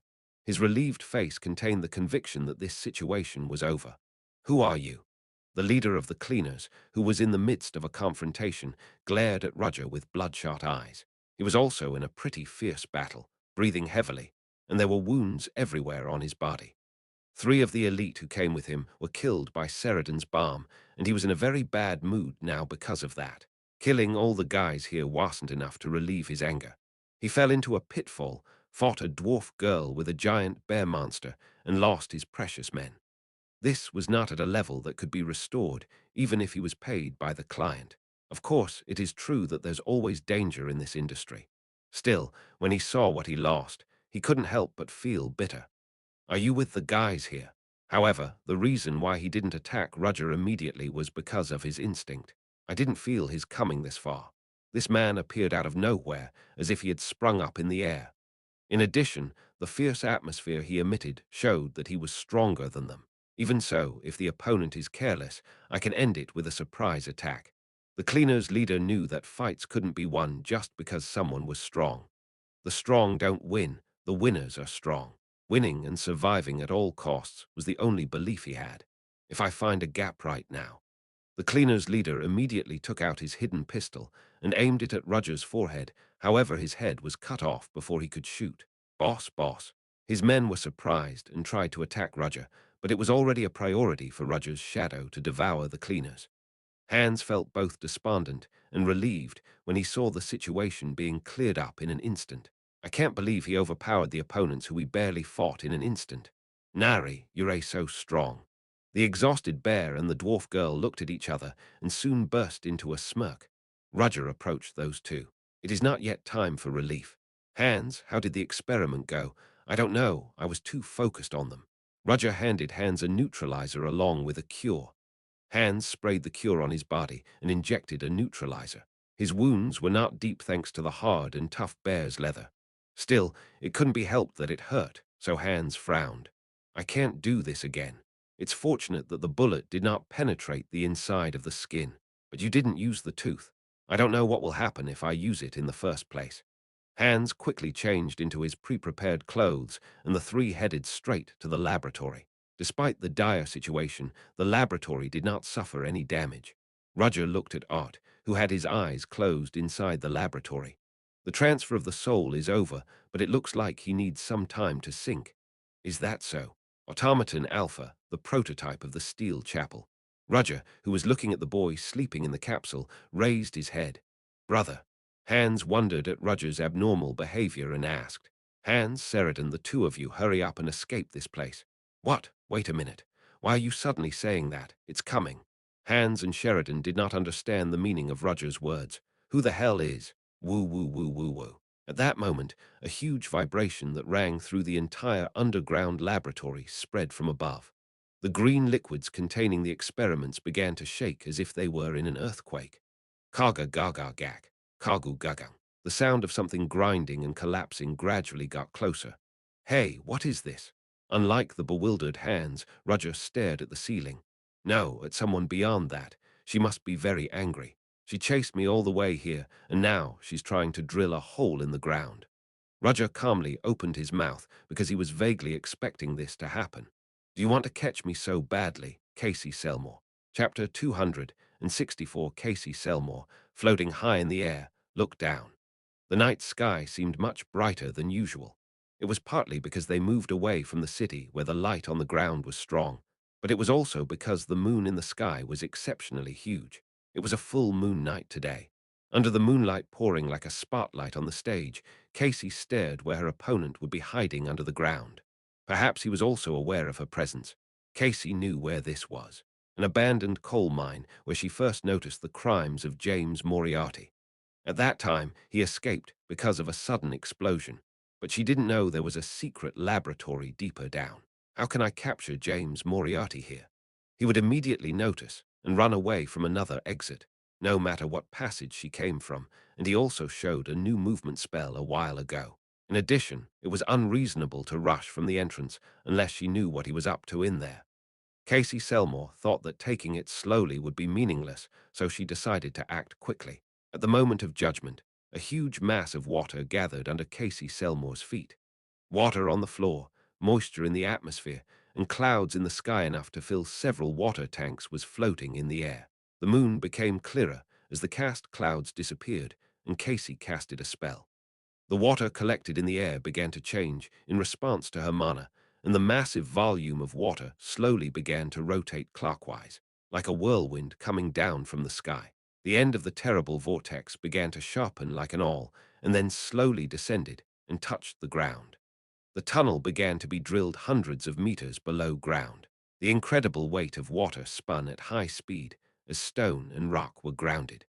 The super-large perforator used high-pressure water flow, drilled all the way underground without any resistance. Casey went underground through the huge passage through which she drilled. Then, the road that had been blocked for a moment opened, and a wide open space appeared. Casey stopped the rotating drill as soon as she felt a familiar mana wavelength and slowly came down and landed in the open space. The water that made up the drill was torn down and spread widely around. Looking ahead, there was the man, the criminal of the century who she must capture.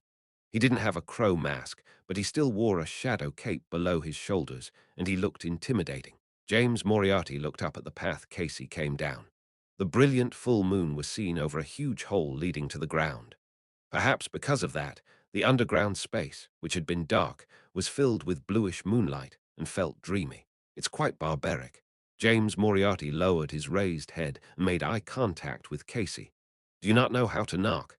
What were you going to do by digging such a deep ant hole? The two stared at each other. On the other side, with a calm look, and the other had eyes full of hostility, a sense of challenge and anger. Since you come this early, it means that Ludwig is not dead. Yes, you failed. Roger shook his head at the remark. You always interrupt me. Then do you think detectives should stop criminals or leave them alone? Casey got to the point right away. That's not why you were waiting for me to talk to each other comfortably. What's your purpose? Don't you think I'm going to turn myself in now? You. Casey laughed as if she had heard a funny joke. A person who doesn't know how many people he's killed so far is suddenly turning himself in. Don't say things you don't mean. James Moriarty shrugged at her words. Well, I'm just saying. Why do you say that all of a sudden? To make a suggestion. Suggestion? What suggestion all of a sudden? Isn't it time to stop this pointless chase? What?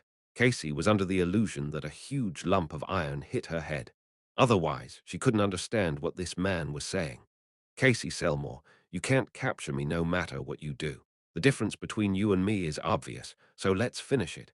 There's nothing more meaningless than trying to get something you can't hold on to. Meaningless. Casey Selmore tried to vent his anger by twisting her face, but soon cooled down as if she had realized something. You're dragging your feet. Did she notice?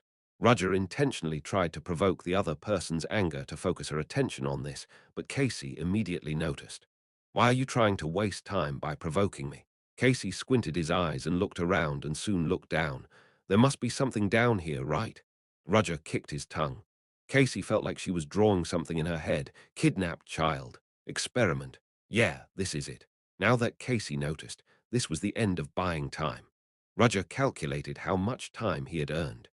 Hans and Sheridan would have gotten out of here long ago, but he couldn't confirm if Art's soul synchronization was over yet, although he intended to take that chance and take Art out of here. Looking at her reaction now, I don't think even that will work. Casey Selmore, who had raised her vigilance to the extreme, did not show any more gaps. In addition, the large amount of water that had been dragged down surrounded him. We have no choice but to fight, right? Roger raised his right hand and swept it slowly from forehead to chin. A shadow was cast along the hand, and a crow-shaped mask was put on his face. I used up too much mana and mental strength on my way here. And now his opponent is stronger than anyone he fought in the Delica Kingdom. If he was not in the best condition, the possibility of losing could not be ruled out, but on the bright side, he was not necessarily at a disadvantage.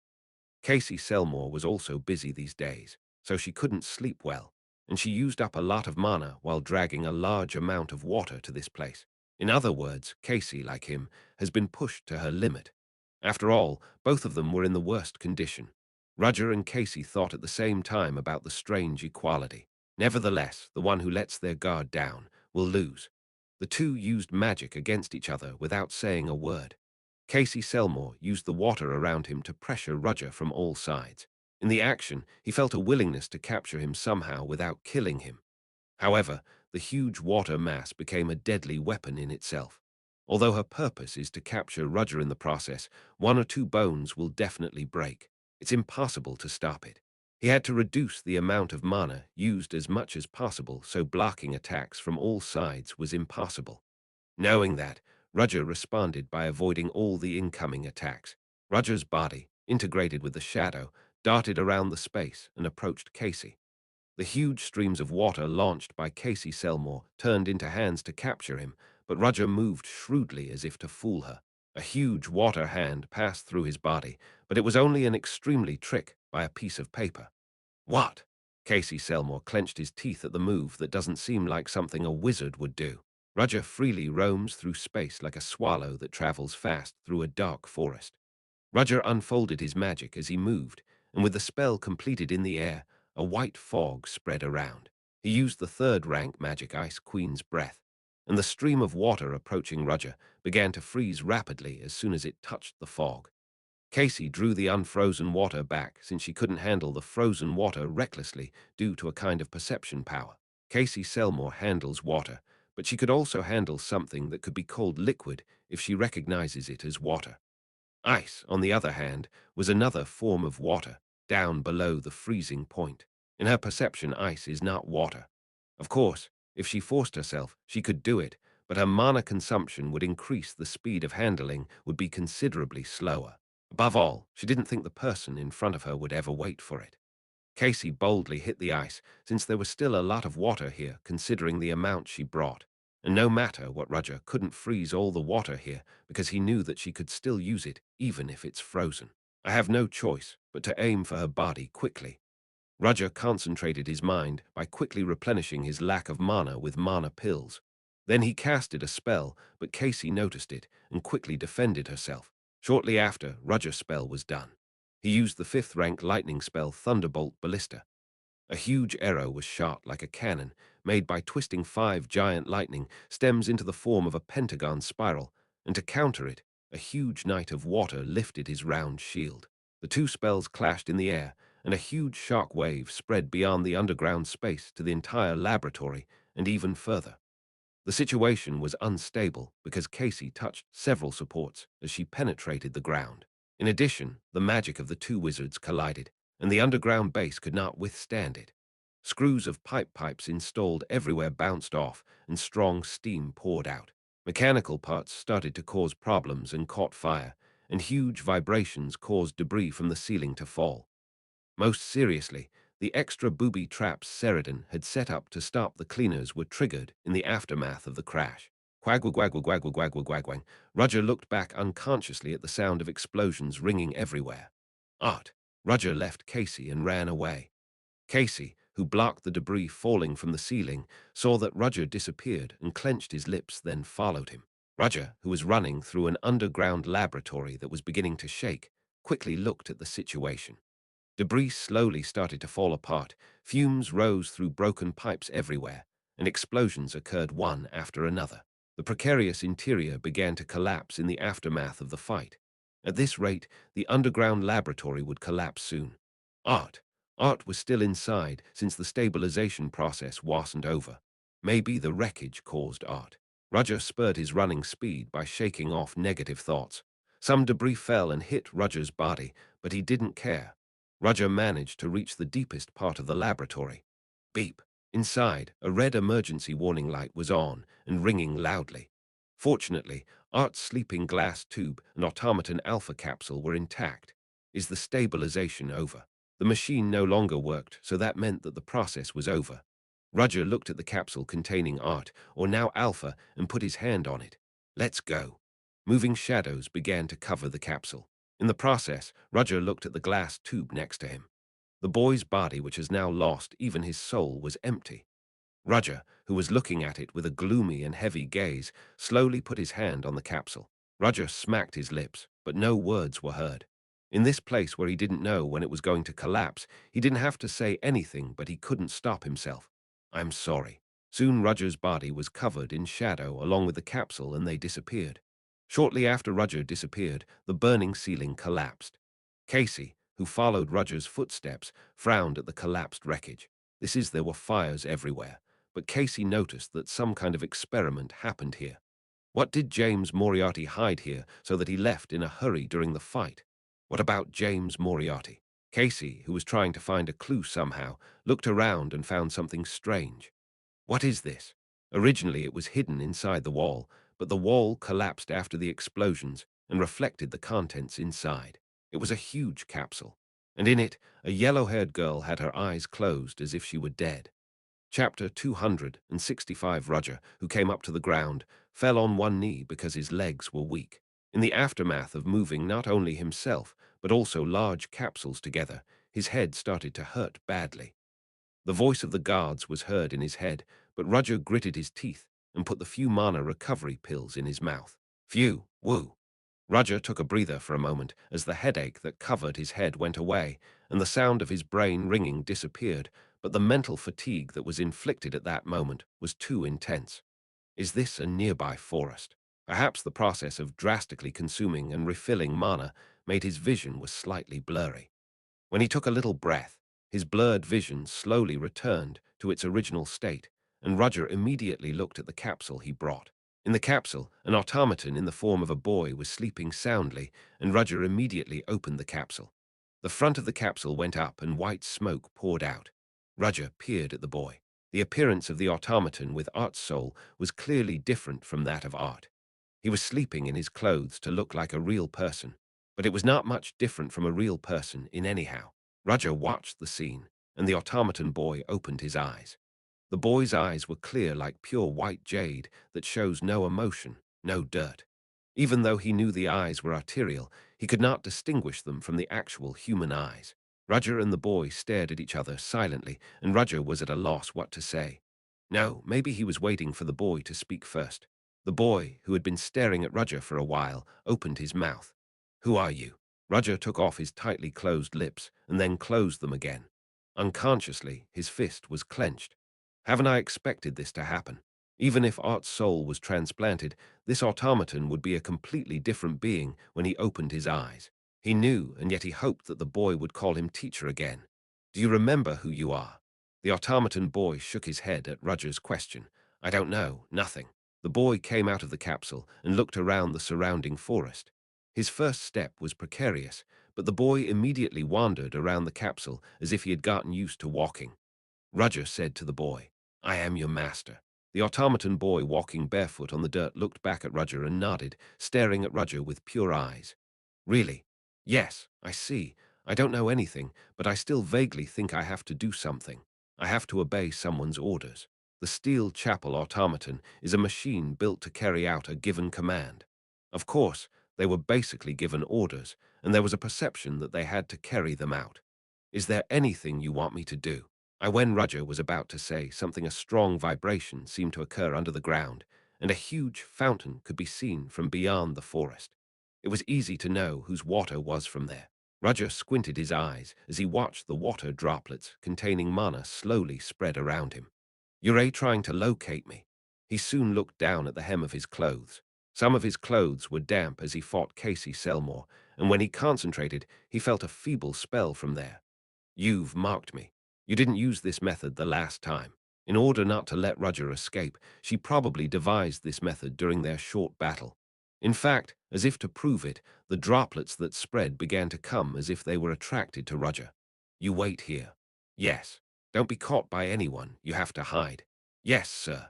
The boy said so, then went into the nearby bushes and curled up. Roger looked at him with a worried gaze for a moment and quickly left. At least Casey Selmore shouldn't have realized the identity of that automaton. Yes, come and get me. Roger deliberately used his magic to lure Casey Selmore. He could see Casey Selmore approaching in a huge stream of water. James Moriarty. In the end, you're chasing me all the way. Roger first decided to move away from this forest. Since he didn't know the geography of the terrain, he just kept running away with the intention of widening the distance between them. Casey chased him, but Roger didn't look back, since even if he didn't, he could feel her behind him. Occasionally, spears and arrows made of water flew at him, but Ether Nocturnus, who was wrapped it around his body, cut them off on his own, but they both consumed mana. After a few spells, there was no attack afterwards. Casey also seemed to have spent a lot of energy, so instead of pulling up the water, she was chasing hard with her legs. Even though she never worked out properly, she couldn't stop running to the end, even though she was out of breath. To be honest, he was impressed. Even though they are enemies now, he didn't want to kill her, but he didn't feel sorry for using her in this situation, although she didn't make a good impression on their first meeting. Nevertheless, they got to know each other through several meetings. Of course, it was Roger himself who eventually broke the relationship. It was all the result of this choice that betrayed her expectations and tried to do this until he became a criminal who shocked a country. Roger regretted it and thought there might be a better way if he had thought about it a little more. If he thought about it over and over again, he would not have had to run away because he was branded as a villain. He would not have had to fight to the limit of his spirit and mana. Nevertheless, I can't stop. He just walked that way since no one can live his life for him. Therefore, even if he regretted it, he just put it in a box that no one could open and threw it deep in the lake called the heart. Even if it settles down and decays the whole lake, once he chooses this road, he can never stop. 'Cause that's how I've lived. How long did he run through the forest and into the depths of the mountain? There was a huge roar in the distance. It's the loudest noise nature can make. It was a waterfall exuding its magnificent appearance that greeted Roger. Ha! As soon as he saw the waterfall, Roger was dumbfounded and burst into laughter. The vicious criminal James Moriarty finally faces the waterfall. What an interesting, fateful prank. I didn't expect this would happen when I chose this alias. Roger stood at the edge of the cliff. There was no place left to run away from here anymore. Roger looked back slowly, and there she was panting and sweating profusely. Nevertheless, under the moonlight of the full moon, her beauty does not fade, and she stares at him intensely. Sigh, sigh, there's no place to run any more, James Moriarty. Roger repressed his rising emotions. He didn't know whether it was joy or irritation or anything else, but now he was just doing his best in his role as James Moriarty. It certainly seems so. So are you going to surrender? Roger shook his head, but Casey didn't react much, as if she knew it would happen anyway. Casey Selmore, do you know the name of this waterfall? How would I know that? This is a place where no one comes. I see. It was an unnamed waterfall. Then ill call this waterfall Reichenbach Falls. Roger grabbed the cane from his waist and aimed it at Casey, while Casey also pointed the cane in her hand at Roger. This is my last. Casey did not answer, but the magical dance of the two continued at the edge of the cliff of the moonlit night as the waterfall flowed down. The short dance was both desperate and dreamy, but the noise it made was buried or mixed with the roar of the waterfall. Finally, the dance was over, and ironically, no one won the fight. You've run out of mana. You too. The two men aimed their canes and realized that they could no longer use mana. Casey, who has rarely experienced this in her life, had difficulty maintaining her sanity due to the huge mental fatigue that was pouring in, but Roger was different.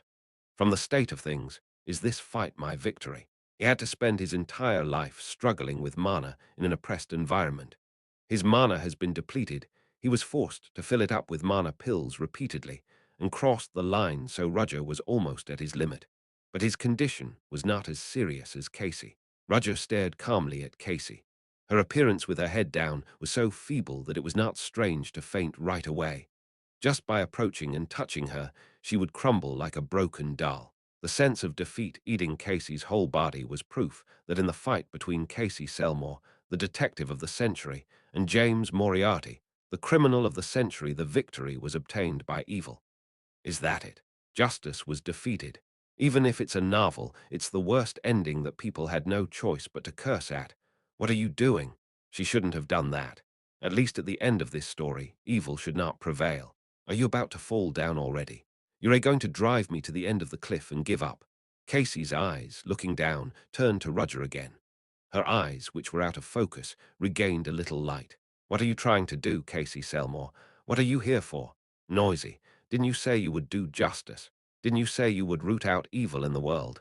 Casey bit her lips since she couldn't refute his criticism. Wake up. Roger's voice soon harbored anger and disappointment.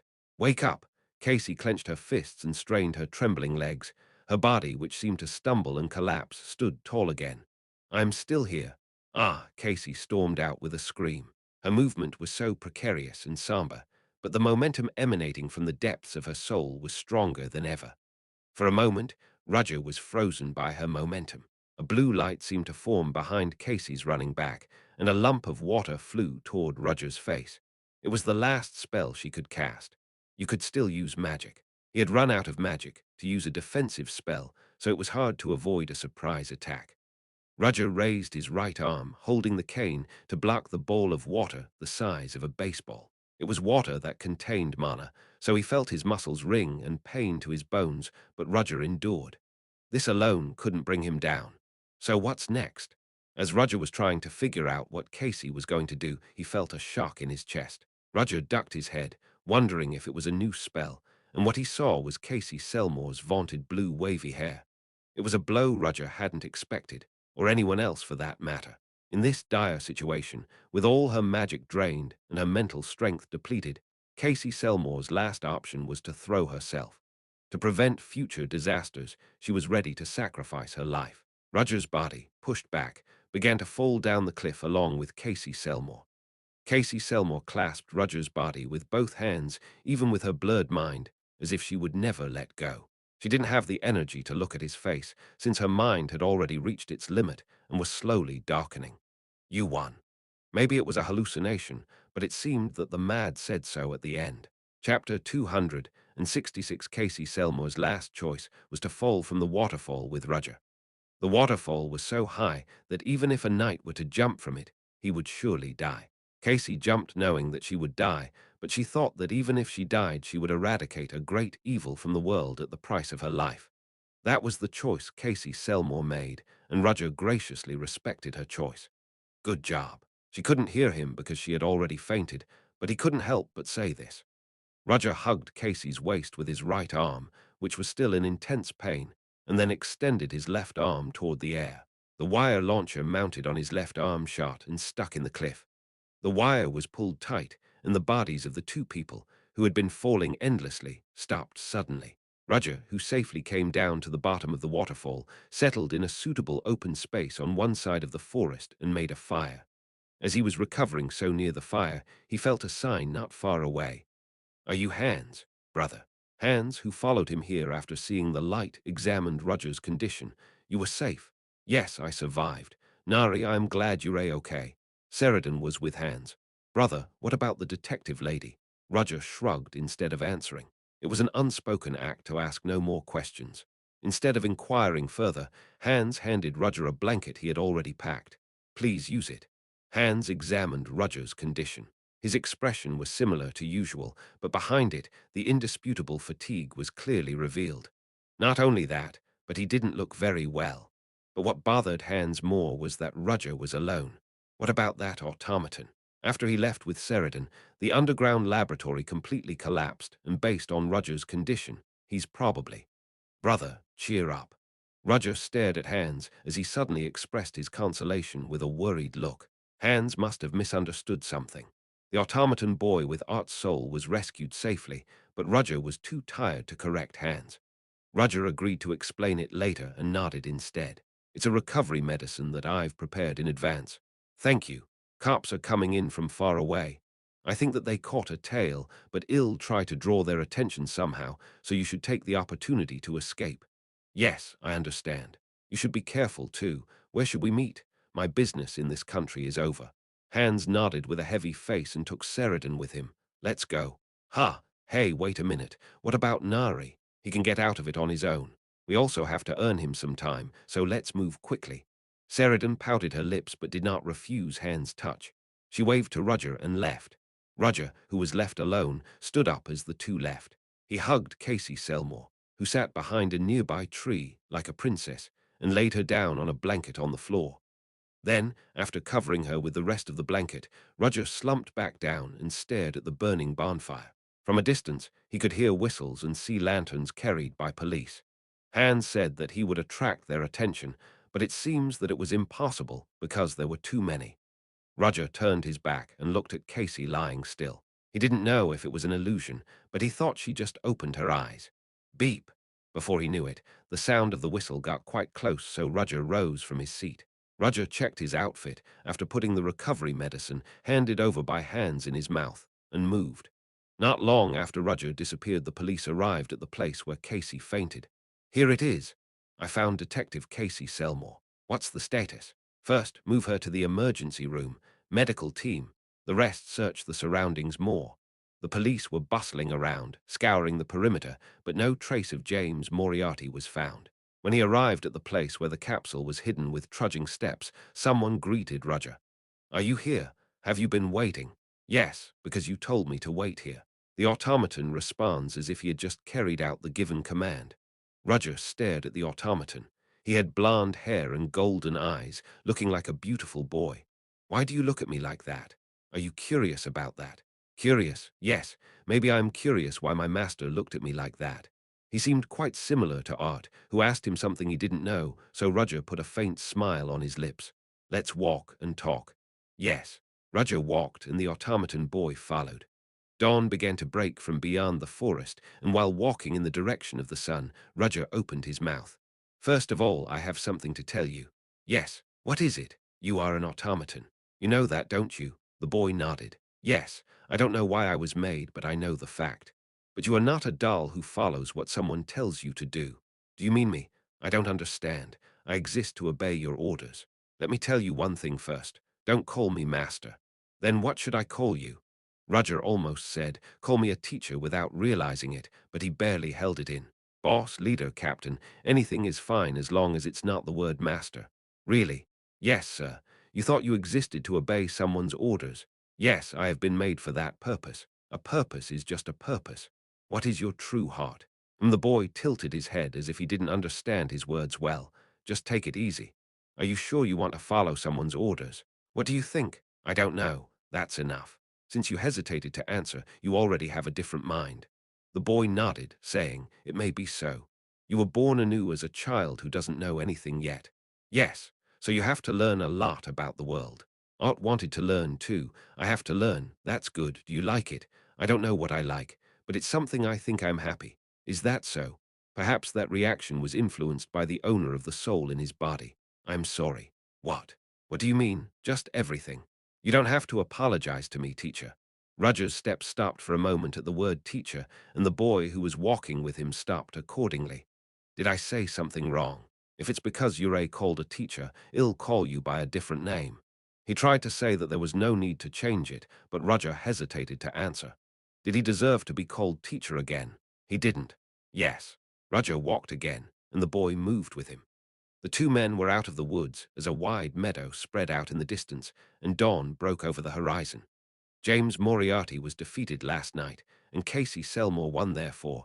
The rising sun is surely a blessing to the people of this country. The boy admired the rising sun as it pushed out the darkness of dawn. Wow, Are you saying that's the sun? It's very beautiful to see in person. You'll see it again and again. Continuously. Yes, go on. Roger turned his head and stared at the boy. Come to think of it, I can't just keep calling you you. Code name is Alpha. It doesn't matter if you call me that. Isn't it empty? Or will you give me a name? Name, the word name reminded Roger of Art. Is it right to use the name of the already dead child recklessly? However, on the contrary, it was not right to bury the name in his memory. Even if it was different, the soul that entered this automaton boy's body belonged to Art. Arpa. Roger uttered the name as if he were convinced of it himself. From now on, your name will be Arpa. Arpa, is it? Do you not like it? If you don't like it, you can change it to a different name. The boy, Arpa, shook his head. No, I really like it. It's kind of familiar.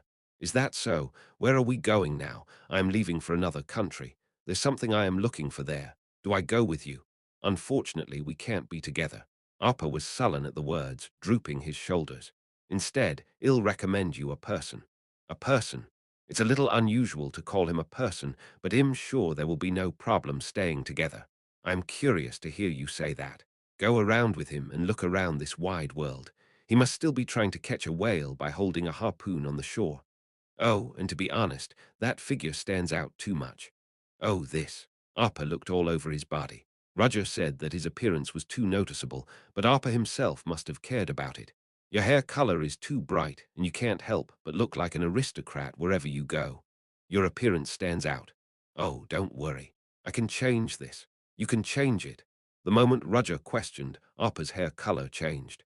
His blonde hair became dark brown, and his impression also changed a little. From the appearance of a noble aristocrat, he became quite plain, but he was still handsome.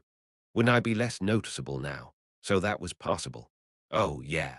I guess it's just a matter of making some changes to the basic framework and the voice, of course. The ability to change the appearance freely was a function installed to mix and infiltrate among ordinary people, but Roger didn't bother to point that out. Yeah, it's definitely a lot better than before. Arpa asked back happily. Really? Arpa, would you like to smile? Arpa smiled at the remark. Not forced, but literally a natural smile. It's definitely nice to see you smile. If you say so, I'll try to maintain it as much as I can. If it's hard, you don't have to. No, I'm not tired at all. Suddenly, Roger felt that the conversation was familiar and memories of the past that he thought he would never get back flashed in his head. Arpa. Yes, leader. Roger smirked at the word of the leader and reached out his hand to him. Let's go, to the wider world. Although he did not say the last words, Arpa nodded with a smile as if he knew the meaning. Yes, the two walked slowly toward the rising sun. What Casey Selmore saw when she opened her eyes was a bed in a white room. Soon after, a nurse who opened the door just in time approached her, who sprang up her upper body. Detective Casey, you've come to your senses. Where are we? This is the Delica Kingdom National Hospital. I see that. Do you happen to have a newspaper? Yes, I thought you'd be curious when you wake up. Receiving the newspaper handed over by the nurse, Casey immediately looked at the front page article. Detective Casey Selmore's performance and crime godfather James Moriarty's death. And below it, there was an article about the last fight under the waterfall. Casey stared at the article because she couldn't understand it. Then the nurse next to her laughed and said, "Thank you very much, Detective." Casey's eyes turned to the nurse at the words of thanks. Her blue eyes were asking what the hell she was talking about. Thanks to you dealing with that heinous James Moriarty, everyone is relieved. I took him down. Yeah, isn't that obvious? What do you mean it's obvious? Casey wanted to shout, but she didn't do that. What about James Moriarty? Disappeared. Why am I alive? I jumped into the waterfall with the determination to die. Her head felt dizzy and her thoughts were scattered everywhere, but she was sure of one thing. If I survived, he survived too. That's right. In a vague dream, she remembers seeing the man. He hugged her gently and covered her with a blanket. Casey crumpled the newspaper in her hand. Huh, detective, wait a minute. You just woke up, so you need to relax. Casey got out of bed, stood by the window in the hospital room and opened it wide. Look over there. It's Detective Casey Selmore. Wow. Guests and journalists crowded outside the hospital and the police who blocked them. Casey couldn't understand the sight of people cheering her. Why are they cheering? She lost her battle with James Moriarty. Nevertheless, people were busy praising her as a hero. Her clenched fist trembled. Then Casey's eyes reached the young children mixed in the crowd of citizens. The children, who appeared to be siblings, were smiling at Casey. The moment she saw that, Casey's fist loosened, and she raised her hand silently and waved to the citizens. Wahaha! As she did so, there was a warm cheer, but the cheers did not resonate with her in any way. Chapter 267, The Flashback is finally over. After James Moriarty's incident, Casey received countless invitations. Most of the people who sent the invitations were the prestigious nobles of the Delica Kingdom. They tried to make a connection with a detective who somehow saved the country. Casey was not a commoner, but was part of the famous magic family Selmore, so she was coveted by many. Still, Casey ignored all the invitations that came to her, except for one. You look safe, Duke Ludwig. Casey faced Duke Ludwig Vencanto in the new drawing room. She looked around. The number of guards was higher than before, and the atmosphere they gave off was brutal, perhaps to maintain security even more thoroughly than before. There were no windows, so it was like a bunker blocked from the outside, not a reception room for guests. Perhaps it was quite a shock that he was attacked even with his trusted escorts. Ludwig's emaciated appearance now showed it most clearly. It's only been 2 days since that day, and he looked 10 years older. I'm sorry, Detective Casey. I'm so glad to meet you like this. No, I don't really care. Ludwig wore a thick blanket around him. Nevertheless, his lips even flew away as if the chills did not go away. The room was not cold. On the contrary, Casey feels that it was hot. And yet Ludwig was trembling. He was afraid, to be exact. Detective Casey. James Moriarty, is he dead? Duke Ludwig Vencanto didn't look very good because he was ashamed to ask such a question. He was of noble descent from birth and an aristocrat who succeeded to his family at a young age. Outstanding appearance, brilliant speech skills, and connections that won't lose to anyone. Ludwig's future was bright. That's why Ludwig believed he was the chosen one, but the world he knew was completely destroyed by one person. Is the monster really dead? Ludwig, who manages to move his trembling lips and asks questions to confirm. He still remembered the warning that James Moriarty gave that day. Don't be so relieved. I'll be right back. Ludwig, whose fear of James Moriarty was completely imprinted, has not slept well since that day. When he ate, he felt nauseous every time, and he couldn't lift an object properly with his hands that couldn't stop shaking. Casey had no choice but to realize that Ludwig was out of his mind now. It was often seen that most of the people who experienced failures and frustrations for the first time, while running only on the road of success, eventually collapse without restoring their old confidence. The stronger the self-esteem, the more shocking it would be, but would Ludwig have died? It was natural to convey comfort and courage, but Casey did not want to. Before that, I want to ask you something. What do you mean? Now, what's more important than whether James Moriarty is alive or not? I saw the laboratory. The word laboratory caused a slight change in Ludwig's expression. Casey knew it, but didn't point it out on purpose. Deep underground under the abandoned coal mine, there was a secret giant laboratory. James Moriarty was doing something there. The reason why I am suddenly talking about it. Obviously, on the surface, it's a terrible experiment that criminal James Moriarty secretly conducted behind the scenes. Ludwig frowned at her words, but instead of trying to argue right away, he waited for Casey's next words. But it's weird. It will take a lot of money to build a laboratory of that size. Where is the money from?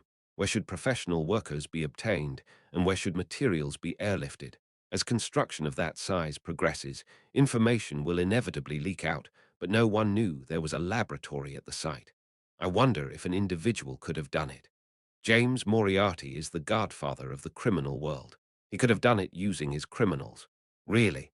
But James Moriarty's move was also strange. Why did such a person become a university professor? May have been the best position to be in because he is a person with a high social reputation. Ludwig glared at Casey, not hiding his annoyance. Detective Casey, why are you saying this now? Do you want to say that James Moriarty didn't actually do anything bad? I don't deny his guilt. No matter what anyone says, the fact that he killed a person doesn't change. However, Casey continued. Isn't it unfair that there are more people who have done bad things and they don't get punished? I don't understand what you're saying. Ludwig was shameless to the end. He knew Casey would say that, but all the physical evidence has already disappeared. In the first place, A person in a high position like Ludwig would not have easily left a mark related to him, so Casey Selmore was unable to formally arrest the Duke of Ludwig Venkanta. Perhaps Ludwig knew it, but his face was more relaxed. You don't seem to have anything else to say. Yes, I don't. Casey accepted Ludwig's words without hesitation. There was no way she could do anything more here. Perhaps even if she was forced to arrest him, Ludwig could use his personal connections to get out quickly. Oh, did you ask about Professor James Moriarty a moment ago? Yes, I did. The expression of Ludwig, who was relaxed, quickly rotted at the name James Moriarty. Officially, James Moriarty was reportedly killed. Yes, officially. Duke Ludwig bit his lips.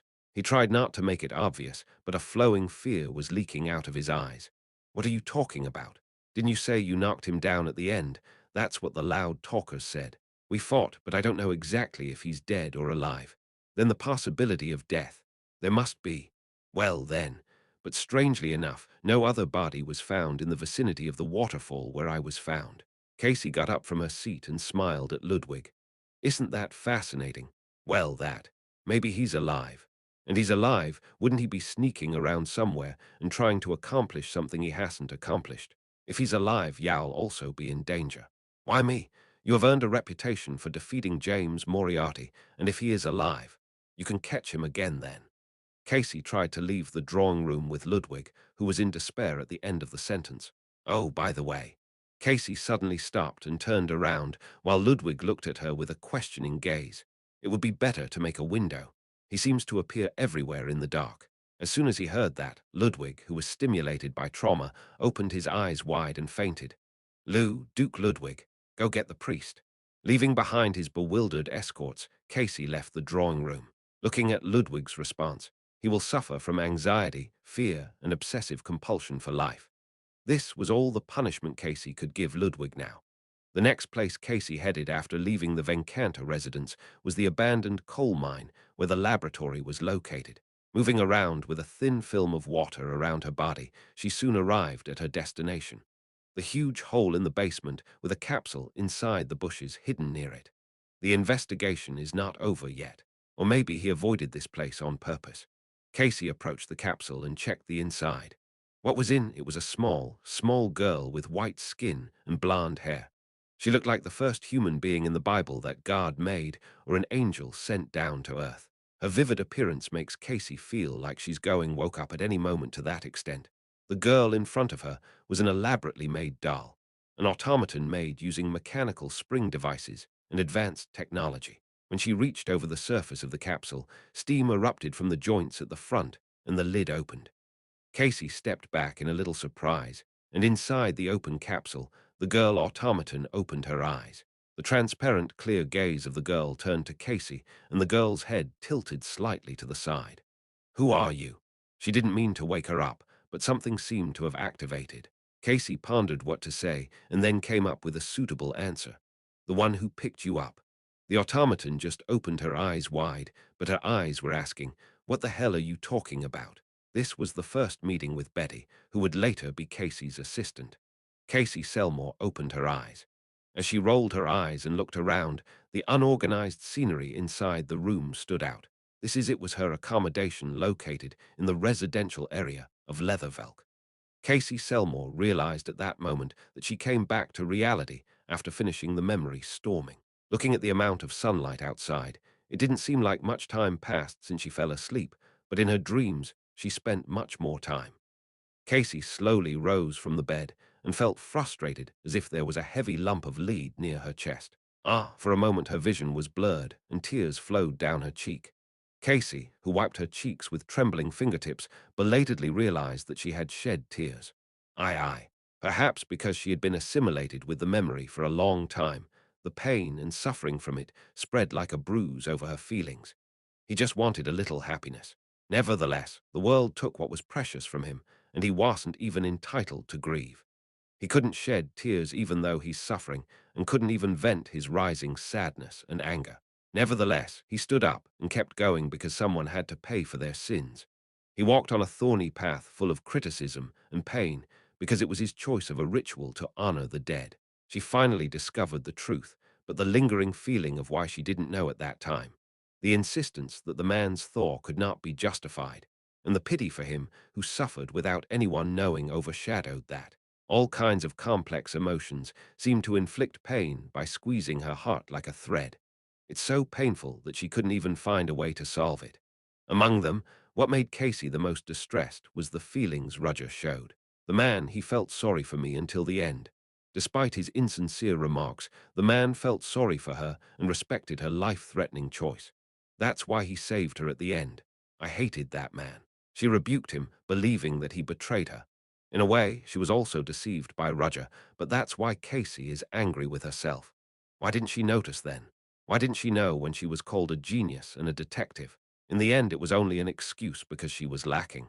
What do you mean, genius detective? What hero saved the country? The real hero is that man. The man who couldn't save a boy saved a country. Casey sank into her seat and sobbed silently because she couldn't stand the rising self-hatred, but then a soft touch of hands was placed over Casey's head. "Casey, are you crying?" Casey raised his head and saw Betty squatting and looking at her with a worried face. "Are you sick? You didn't get hurt from the last attack, did you? Oh, is it true? Ah, well, I'm not particularly competent enough to comfort you." Betty stroked Casey's head with her hand while saying so and smiled awkwardly when Casey looked at her with a look of what's wrong. "Why are you stroking me?" I don't know why, but somehow I had a vague idea that I should do this. Betty, it's a little strange, but I mean it that much. I honestly think that Casey is having a hard time, but it doesn't suit her. I like a more energetic Casey." Betty went on to say it. "The first day we met, Casey saved me."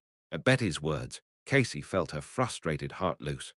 All the pain that made her head dizzy disappeared like it was washed away in cold water. She was self-loathing because she couldn't save anyone and didn't even know the truth. Nevertheless, there was a person that she saved. "Ha!" Casey smiled as if she had been worried for nothing. "I see. This is definitely not like me. Oh, you recovered right away." "Yes, thanks to you, my head is clear. Thanks. I'll be out for a while." "Where are you going?" "To Theon Academy." Chapter 268, Seat 168, An Unexpected Gift. 1. Roger was reading documents in his office. Since the field trips were just around the corner, his task would be finished as long as he sorted the documents. "I think this is enough for the mentors." After checking the list of mentors, Roger decided that it would be okay to proceed as it was. Although he should have been busy since he became the planning director, Roger has not been very busy since the first inspection. Most of the work was done by the people below, and Roger just signed the approved files that came up. There are a lot of great mentors this year. Originally, several famous wizards often participated as mentors during Theon's field trip. Theon is the #1 magic academy in the Empire. Among the famous wizards, there were many high-ranking graduates, and there were plenty of people who would step up for their alma mater. In addition, just being a mentor to the students is a sign that they have been recognized among wizards. It was natural for wizards to apply. However, competition was particularly fierce this year. There were many familiar names on the list, from the old and new towers to the school association. Although their wizards always applied, this year the ratio has more than tripled compared to last year. Maybe it's because of me. Most of them must have been his presentation in the arcane chamber. It was clear that it was an act to somehow contact him or make a connection to him. They managed to pick up a list of outstanding applicants. Roger admired the staff's ability to handle tasks. It was a pretty perfect selection to take someone out or put someone in here. Isn't that a reason to work in the planning department? It's a waste of manpower to rot this ability in many ways, so I'll have to make them work more often in the future. If they had heard the news, the staff of the planning office would have had a bubble in their mouths. Recently, they have had hectic days because of Roger. They lived with coffee in their mouth and were buried in a pile of papers every day. Seeing their souls walking out of their mouths and stumbling around, people thought that the planning department staff looked like the graduate students. Perhaps because of that, rumors have circulated that zombies have appeared near the planning office for the past week. "Mr. Roger." Just in time, Sedna came from the assistant's office with a pile of final approval documents. "Here's the last approval form." "Good job. Did anything else happen?" "Oh, I have an issue to report to you." A teacher came to the planning office. At such a sudden report, Roger lowered his rimless glasses slightly and looked at Sedna. Why? He thought a graduate student who escaped the lab room ran away here. I think he was mistaken because of rumors that zombies appear every night. Roger thought he heard something wrong for a moment, but after confirming that he heard it right in the serious Sedna's expression, he put on his glasses again. I should give some time off to the people in the planning office after this. Come to think of it was all because of Roger himself that employees of the planning office became busy. He had a lot of things to do since he just became the planning director, but this mentor list tended to attract a lot of applicants because of Roger. For that reason, the planning office had been working non-stop for more than a week. But since the arrangement is over, there won't be any more work. At that moment, the door opened without anyone knocking. Roger thought it was a rude guest, but felt a strange sense of strangeness in this situation.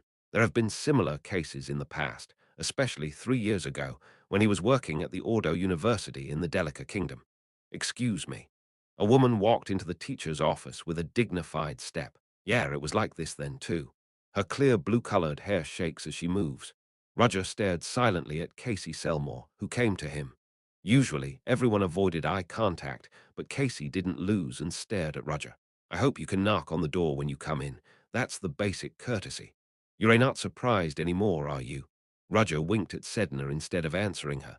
Since this happened often, Sedna naturally put the documents and stepped down to the assistant teacher's office. "Now I know everything. Thanks to whom? That is my business planning director, Roger." Casey said so and held out a document. Roger looked up and stared at Casey while looking at the document she handed out. A mentor application. What Casey presented was a mentor application to guide students during this field trip. Roger squinted his eyes. He looked as if he was wondering what this bold detective lady was up to this time. "This bold detective lady looks like she's up to something this time. I never thought of that. I can tell without having to look. Well, I understand it looks suspicious. To be honest, I would have done the same. So what are you going to do it for me? You always make unreasonable demands." Roger, who was shaking his head and talking, hesitated unknowingly that he used an old way of speaking for a moment. It's been a long time since the two of them had such a silly conversation, so the habit of that time came out without realizing it. "I thought it was just acting, but wasn't it just that? Maybe he really enjoyed the conversations he shared with her then, but those days can never come back." The relationship at that time ended badly. Now they had a hostile relationship with each other, but strangely enough, Casey, contrary to Roger's concerns, did not express anger at the use of Moriarty's accent. On the contrary, she revealed an emotion that was not expected. "What is this?" A reaction that seems somber and full of regrets. Of course, it was for an instant, then Casey came back to her original form as if she had never done so. Roger immediately realized something had happened to Casey. Is it because of the assassins? Was the warning letter I sent late? This was the only thing that came to mind right away. "Anyway, I'm going to apply for this. I refuse." Casey was furious at Roger's words. "Why? The application period is already over. I can't help it because you're late." "Ha, don't you know who I am? I'm Casey Selmore Culler, wizard. Even so, you're late. It's possible to vacate a seat at your discretion." Casey smiled. "Oh, yes, you haven't signed the approval document yet, have you? Then it's still invalid." "No, but it won't work. What's wrong?" Roger quickly scrawled his signature with a pen on the file in his hand. "The approval just ended." "Are you going to be mean? What's wrong with me doing this? That's how it's going to be, right?" Casey opened, prepared to use magic. When Roger was nervous about what she would do, Casey's subtle magic erased Roger's signature. "Look, it's gone now." The black ink was also liquid, so Casey used his magic to evaporate it. It was impossible for a normal wizard, but it was possible because it was Casey. Roger took the pen again, but the ink didn't come out anymore, so Roger glared at Casey. "You're doing a mean thing. What's wrong with me doing this?" Roger sighed and took off his glasses. "Is that all you came for?" "Yes. I take it that you've accepted." "Not yet." Roger grinned at Casey's words, which openly warned him to do something.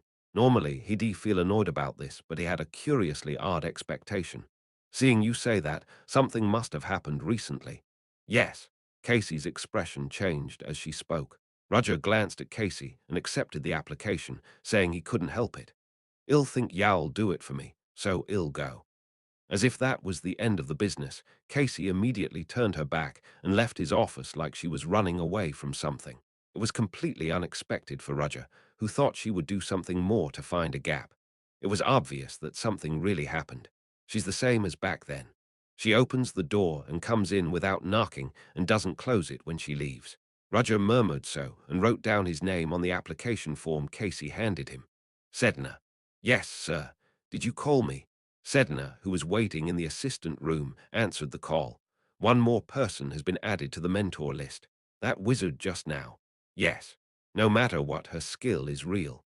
Sedna nodded as if she was convinced. Casey Selmore is a person she knows well.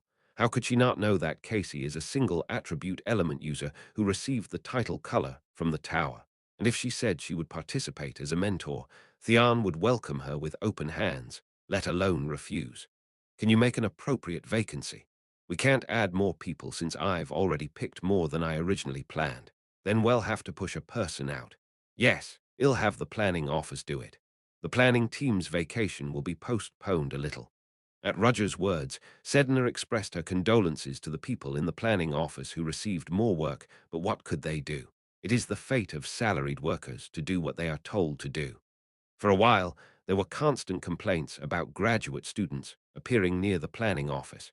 It was then that he saw someone through the door of the teacher's office that was still open. Roger and Sedna's eyes were directed there by a light cough to intentionally inform them. President, Sedna asked back in surprise, and Roger opened his eyes wide as if he was surprised. Elisha asked playfully, standing outside the door. Mr. Roger, are you busy right now? I was just finishing my work. If you're not busy, can I come in? Yes, of course. Assistant Sedna, I'll make the president a cup of tea. Oh, yes. No, it's all right. I'm just going to do my business quickly and leave. Speaking of business, the president expressed an atmosphere that she wanted to talk to Roger alone. Sedna knew it, so she looked at Roger's eyes, and Roger nodded softly. When Sedna left for the assistant office, Alyssa came inside, closing the door of the office with magic. Are you surprised to see me all of a sudden? Well, I wouldn't be surprised to see you here, so what can I do for you? Roger looked at the president, asking so. Alyssa had a different atmosphere than usual. What is it?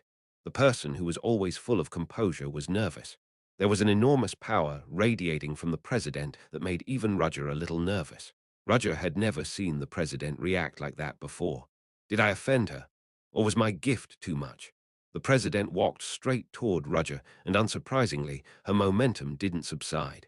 On the contrary, the closer she got to Roger, the more the momentum emanating from the president grew, like a spur.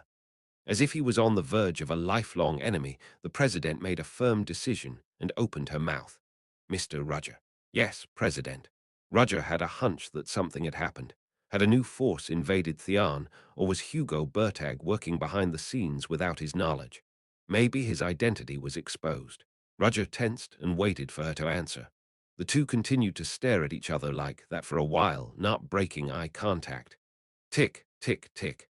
The ticking of a clock in the corner of the room was the only sound that could be heard, just as Roger was beginning to feel the pressure as they continued to make tense eye contact. President Alyssa slammed something behind her back onto Roger's desk, then stormed out of the room without looking back. Roger, who was left alone, didn't understand what just happened and looked at the object on the desk without saying a word. It was a sealed envelope, so Roger decided to examine its contents. Inside, there was a dining ticket with the president. From the handwriting, it seems to have been written by the president herself. Roger still couldn't understand the situation. Chapter 269, Seat 169. An unexpected gift, too. Alyssa, who escaped from Roger's teacher's office as if she were running away, confirmed that she was far enough and walked slowly again and saw Wilford approaching her. Wilford asked Alyssa in his usual polite tone, President, did you give the present properly? Yes, of course. Who do you think I am? Alyssa answered confidently, completely erasing the fact that she had been nervous in front of Roger a while ago. Usually, if she says this, he would have moved on, but Wilford felt something suspicious and asked a question to confirm. What did you give him as a gift? I said I would recommend something that day, but didn't the president say she would take care of it herself? Why do you ask me that? A person like Mr. Roger might not be easily convinced by a normal gift. Of course, this was Wilford's lie. Rather, he wouldn't care what kind of gift she actually gave. Nevertheless, it was because of old age that he was worried. So what did you give him as a present? Don't be surprised when you hear it. I gave him a personal meal ticket. What? Wilford asked back in surprise. Are you serious? What's wrong with you? It's a chance to eat with me. There's no way there's anyone who wouldn't like it, right? Wilford sighed a little when he realized that something disturbing had happened. In fact, he vaguely expected this to happen. Alyssa Willow has received gifts from others since she was a student, but she has never given anyone a gift. A gift is, after all, a means to look good to someone. If you don't need to look good, you don't need to give gifts. Beauty, family, talent, she had everything, so she never needed to give anyone gifts. Nevertheless, she wanted to take the position of the president of Theon and obtain an equal education for all students, so she walked towards her goal. Even if the means were not entirely clean, it was undeniable that at first sight just Alyssa Willow looked like a perfect Superman. However, Alyssa was also a person, and she lacked some things, just like now. She is used to receiving gifts, but feels awkward to give them. It was possible to give a reward as a senior, but she never gave a sincere gift because of an equal relationship. She couldn't help it because of the growing environment. A person is a social animal after all, and the environment was the most important factor in completing that person. This is why she was nervous when she gave Roger a present this time. Alyssa Willow as president was perfect, but not enough as an ordinary person. It seems that the president needs to learn some common sense. Wilford, that's a rude joke. I mean it. Alyssa glared at Wilford with a sullen look on her face. Wilford was already worried that he had a lot to teach her in the future. Sedna Rosen. Yes, sir. In the teacher's office, where no more guests came, Roger called Sedna's name, placing the last organized document on the table. You probably know that we're going on a field trip this time. Yes. Sedna would also go, so she couldn't help but know. Because of that, students around her were noisy because it was a day away, so she had no choice but to listen even if she didn't want to. But why is that? If Theon moves, the Black Dawn Society will not stay still. Have you heard anything? Oh, that Sedna was thinking about what to say, but soon she pulled herself together and honestly said what she knew. You may not believe it, but the Black Dawn Society is currently showing no movement. Roger raised one eyebrow unexpectedly and soon stroked his chin with his finger. That's strange. I thought they'd take this opportunity to do something. Any orders or orders from above? Yes, they are just telling you to stand by. Stand by. Sedna is a second order of the Black Dawn Society, but recently she has gained a considerable position while working exclusively for Roger. Although she is still a second order in terms of status, John Doe, the first order she works for, has a great reputation. Thanks to this, Sedna was able to contact higher-level information than before, and she knew pretty much everything about what was going on at the Black Dawn Society. Even Sedna said she had no orders from the Black Dawn Society for this field trip. It's not like they've been given a separate order. Of course, there was nothing strange about it, even if additional instructions were not given, because the orders might have already been given. He didn't know that Zero Order cared more about contacting information because he knew Roger wasn't the original John Doe. Roger shook his head while thinking that far. Because of Zero Order's nature, he wouldn't do such a bothersome thing. He didn't know much about Zero Order, but there was good reason to think so. If Zero Order even cared about that, he wouldn't have let him participate in the Order Synod. Nevertheless, Zero Order remained still at the meeting even though he knew an unknown guy took the place of one of his executives. He just chose to let it go. Then, will the Black Dawn Society really not move during this field trip? As he was thinking, an idea hit Roger. Sedna, you said you knew some of the movements of the Black Dawn Society. Yes, but you don't know everything. Is that right? Sedna hesitated a little to answer because it was quite painful to have to admit her lack in front of Roger. I'm not trying to blame you. It's impossible for you to know everything. In the case of information, you don't have access to his Nikolai involved. First Order Nikolai seemed to be able to control the flow of information, and he had the ability to handle information. Indeed, as Roger guessed, Sedna nodded slightly stiffly. Yes, that's right. I see. Unless you completely know what they're going to do, the Black Dawn Society may or may not move. He hoped it would go as smoothly as possible, but he should assume the worst. I've got more work to do. Originally, he was going to have an opportunity to go to the capital and steal the relic fragment. Considering the iron security of the imperial family, it would be unthinkable, but it was not something that could not be challenged. because students were allowed to look around the inside of the imperial palace only for this field trip. The imperial family would have intended to make a good impression on the children who will become important members of society in the future. He understood the point. Thanks to this, he would be able to enter the palace, which he thought was the highest wall, using the identity of a leading teacher. However, if the Black Dawn Society intervenes, the story will be different. He's the type of person who likes to make things up behind the scenes, given the behavior Nikolai showed. In addition, Nikolai was greatly humiliated by Roger in front of everyone at the last meeting. Considering his personality, it wouldn't be unusual for him to take revenge. Zero Order doesn't deter competition among executives at all. From Nikolai's point of view, if his foe, John Doe, and one of his targets, the Theon Academy, go on a field trip to the capital, he won't stay still.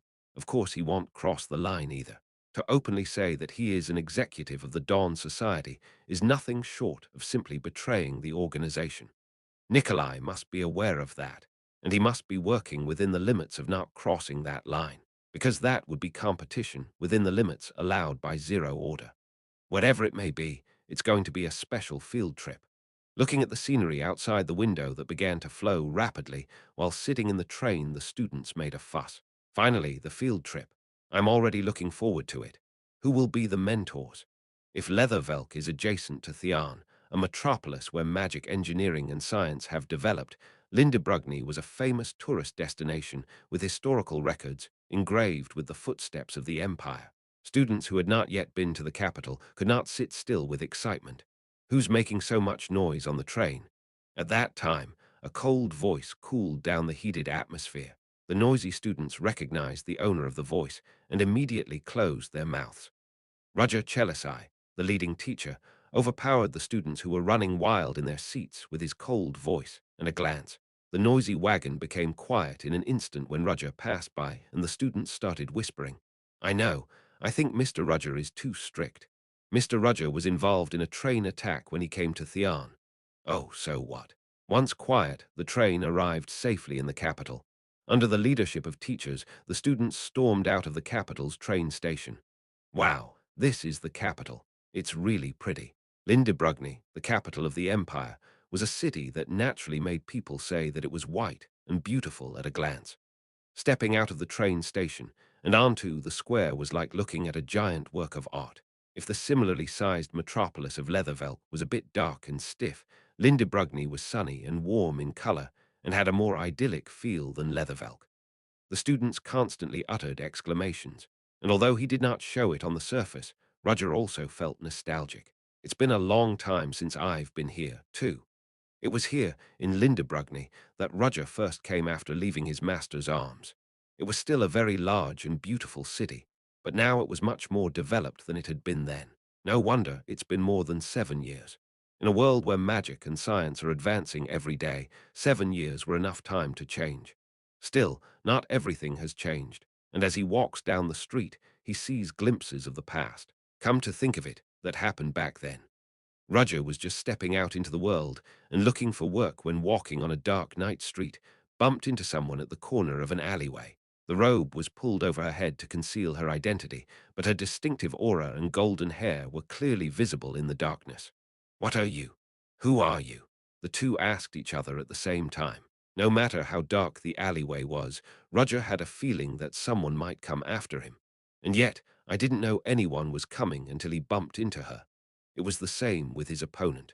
That was the first meeting between the first princess of the Empire and Jack the Ripper. The person who did that is now called the next emperor and is the heir to the throne. The fact that the previous emperor had been so helpless and weak-minded made it even more so. Is she still stuck in the palace, working hard? Given her personality, I wonder what else she's up to behind the scenes. The public perception of First Princess Eileen is that she is an iron-blooded princess who is compassionate, beautiful, and capable. The rumors are not inaccurate. In fact, Eileen has enough ability to be called that. However, rumors do not fully describe her. Considering her temper, I don't want to see her. Roger thought that First Princess Eileen was similar to President Alyssa in Zero Order. Someone who's hard to get to know and schemes behind the scenes. But she's also proud and high-minded, never humbling herself or bending over backwards. I respect her. But Roger would rather bite his tongue than say that to her. He was tired of first Princess Eileen, otherwise he wouldn't have fled in disguise and would have a strong ally known as the next emperor. But they're the same blood. Why the hell? Roger's eyes turned to Erendia, who diligently explained the capital to her juniors. He thought that she wanted to use her knowledge of the capital to preserve her dignity as a senior, but she talked too much, so the freshmen were getting fed up rather than admiring her. Seeing that Erendia didn't notice anything and kept explaining, Roger wondered if she was the sister of the first princess he knew. Naturally, Roger's gaze at Erendia was as cold as seeing something pitiful and pathetic. She took after her dad. Then there was nothing he could do. Roger shook his head and examined the city. I'm back again. Originally, I should have come here as Gerard. He would have met Hans, who was waiting here, and slowly settled down and created his own force. However, his status changed to a teacher from Theon Academy. So this is the central square. It's huge. When he arrived at the square that seemed far away, he began to see familiar images. The mentor wizards greeted the students and joined the group. Chapter 270, Seat 170. Black Lion. 1. A number of wizards gathered in the central square where the fountain was located. They were the ones who came to act as mentors, and the students recognized them. That person. Is that Caroline Monarch? Wow, H. Wyan is here too, Rona Pavlini. I've read all his papers. It's my first time seeing him in person. The mentors gathered in the square were like celebrities for students exploring magic. Since all such people were gathered, it was like a role models all-star game. I heard that great people are coming, but this is on a different level. Oh my God, I'm already dizzy. They heard from the seniors in advance that famous people would come, but it wasn't to this extent. The number of wizards who applied to be field trip mentors this year tripled compared to last year. In the case of high-ranking wizards, there are far more applicants. Rather, the applicants were so prominent that they had to spend considerable manpower trying to thin out the right people from among them. It was the same with Aiden and his friends that recognized the wizards. Wow, it's H-Wyan. Aiden's eyes shined when he saw a giant with muscles that was not like a wizard. Tracy asked in a voice that said it was ridiculous. Why do you like it so much? It's because he's the person I respect the most. Respect. It came out of Aiden's mouth, but it was a pretty bad word to say. No, if it was Aiden, who likes and admires magic itself, he may respect someone. However, Aiden was not biased in taste on either side, but was an omnivorous person who liked everything.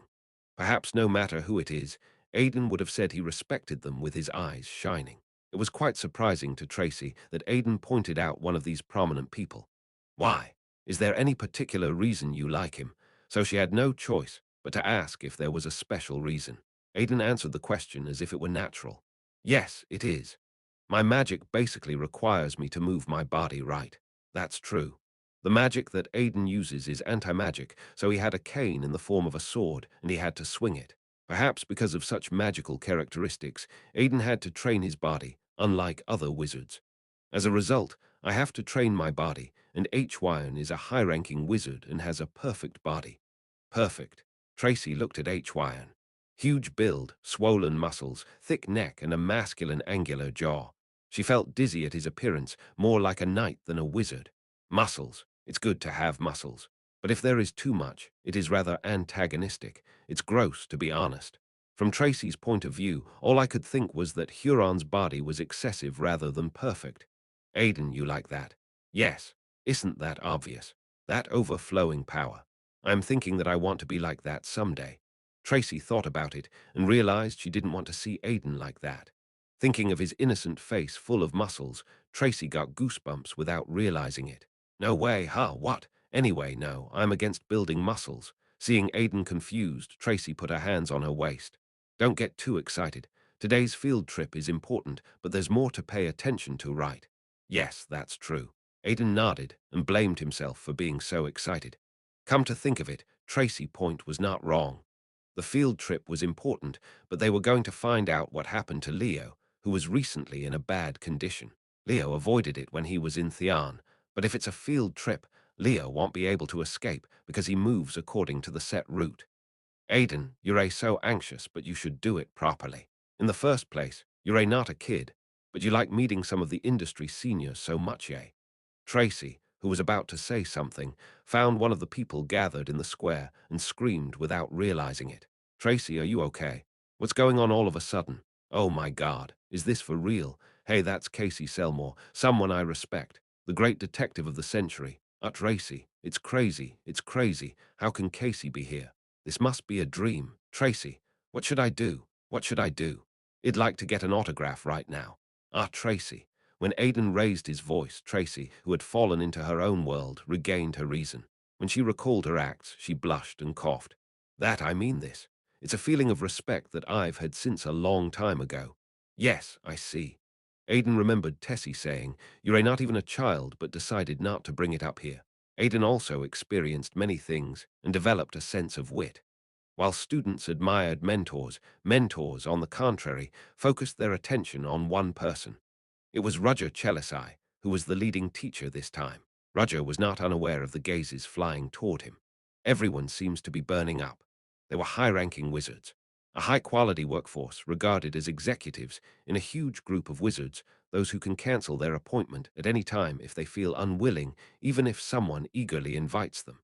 And nevertheless, those who have an absolute first position that makes the other person feel awkward and bow their heads. Such people came together as mentors. No matter how much Theon is said to be the first magic academy on the continent beyond the Empire, this situation was definitely strange. Roger knew all too well why.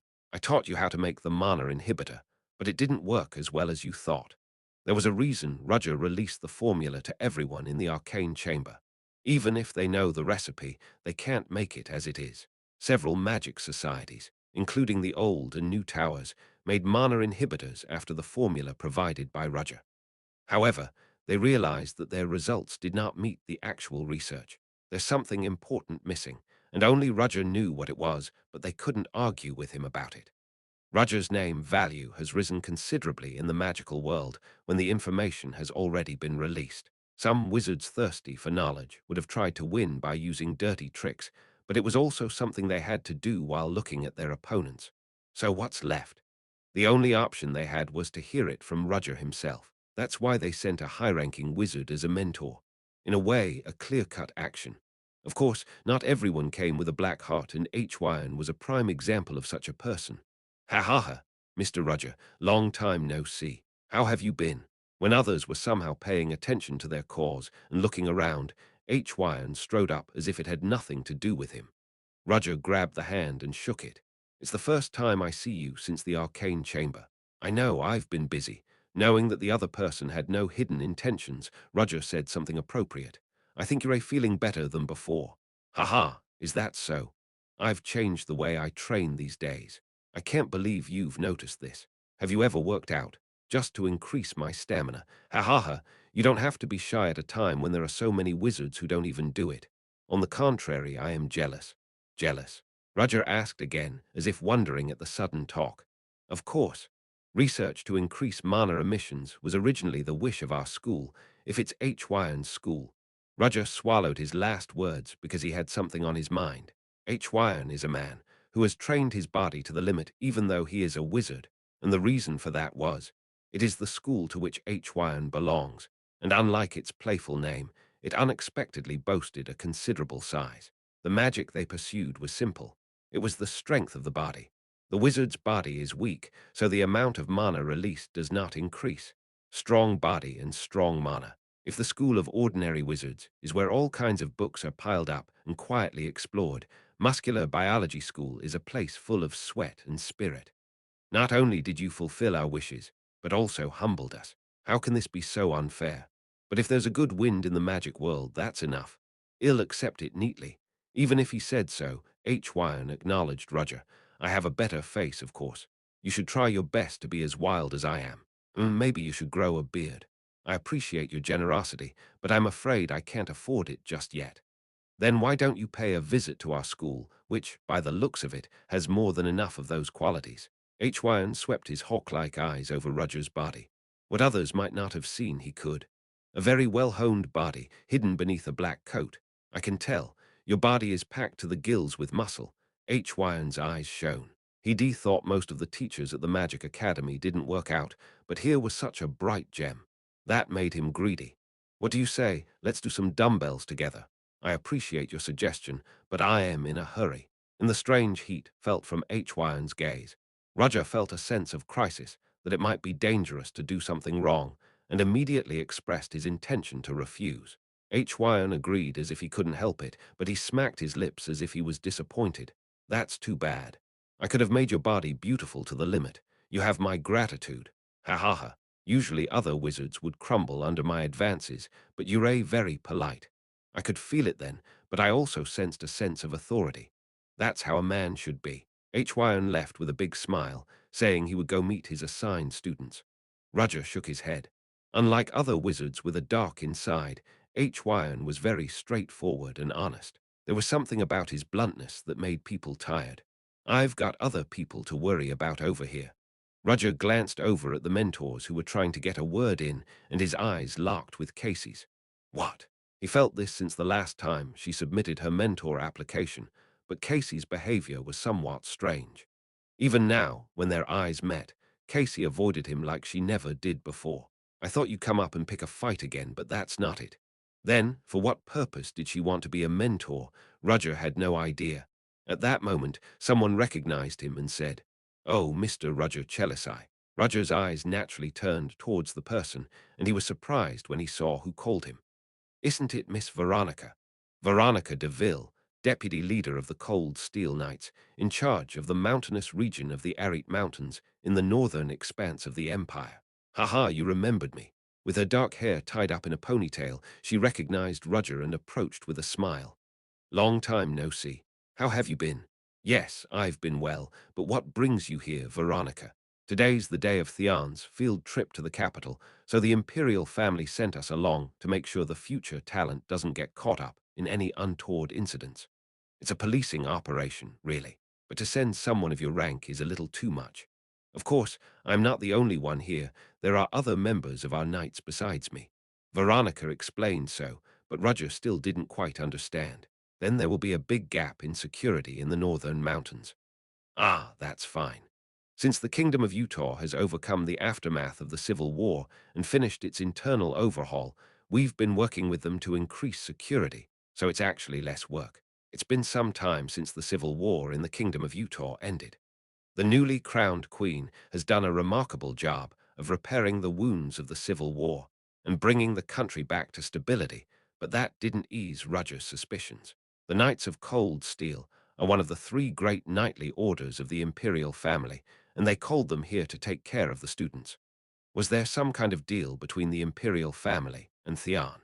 However, even him, as the director of the planning department, did not hear anything about it. That means the president has personally contacted the imperial family, or it was an act of the imperial family. Roger thought the latter was more likely.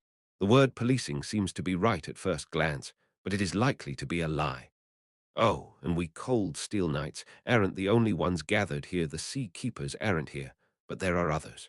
Speaking of knights sent by the imperial family, there was only one thing that popped into Roger's head. "Ah, there they are, just in time."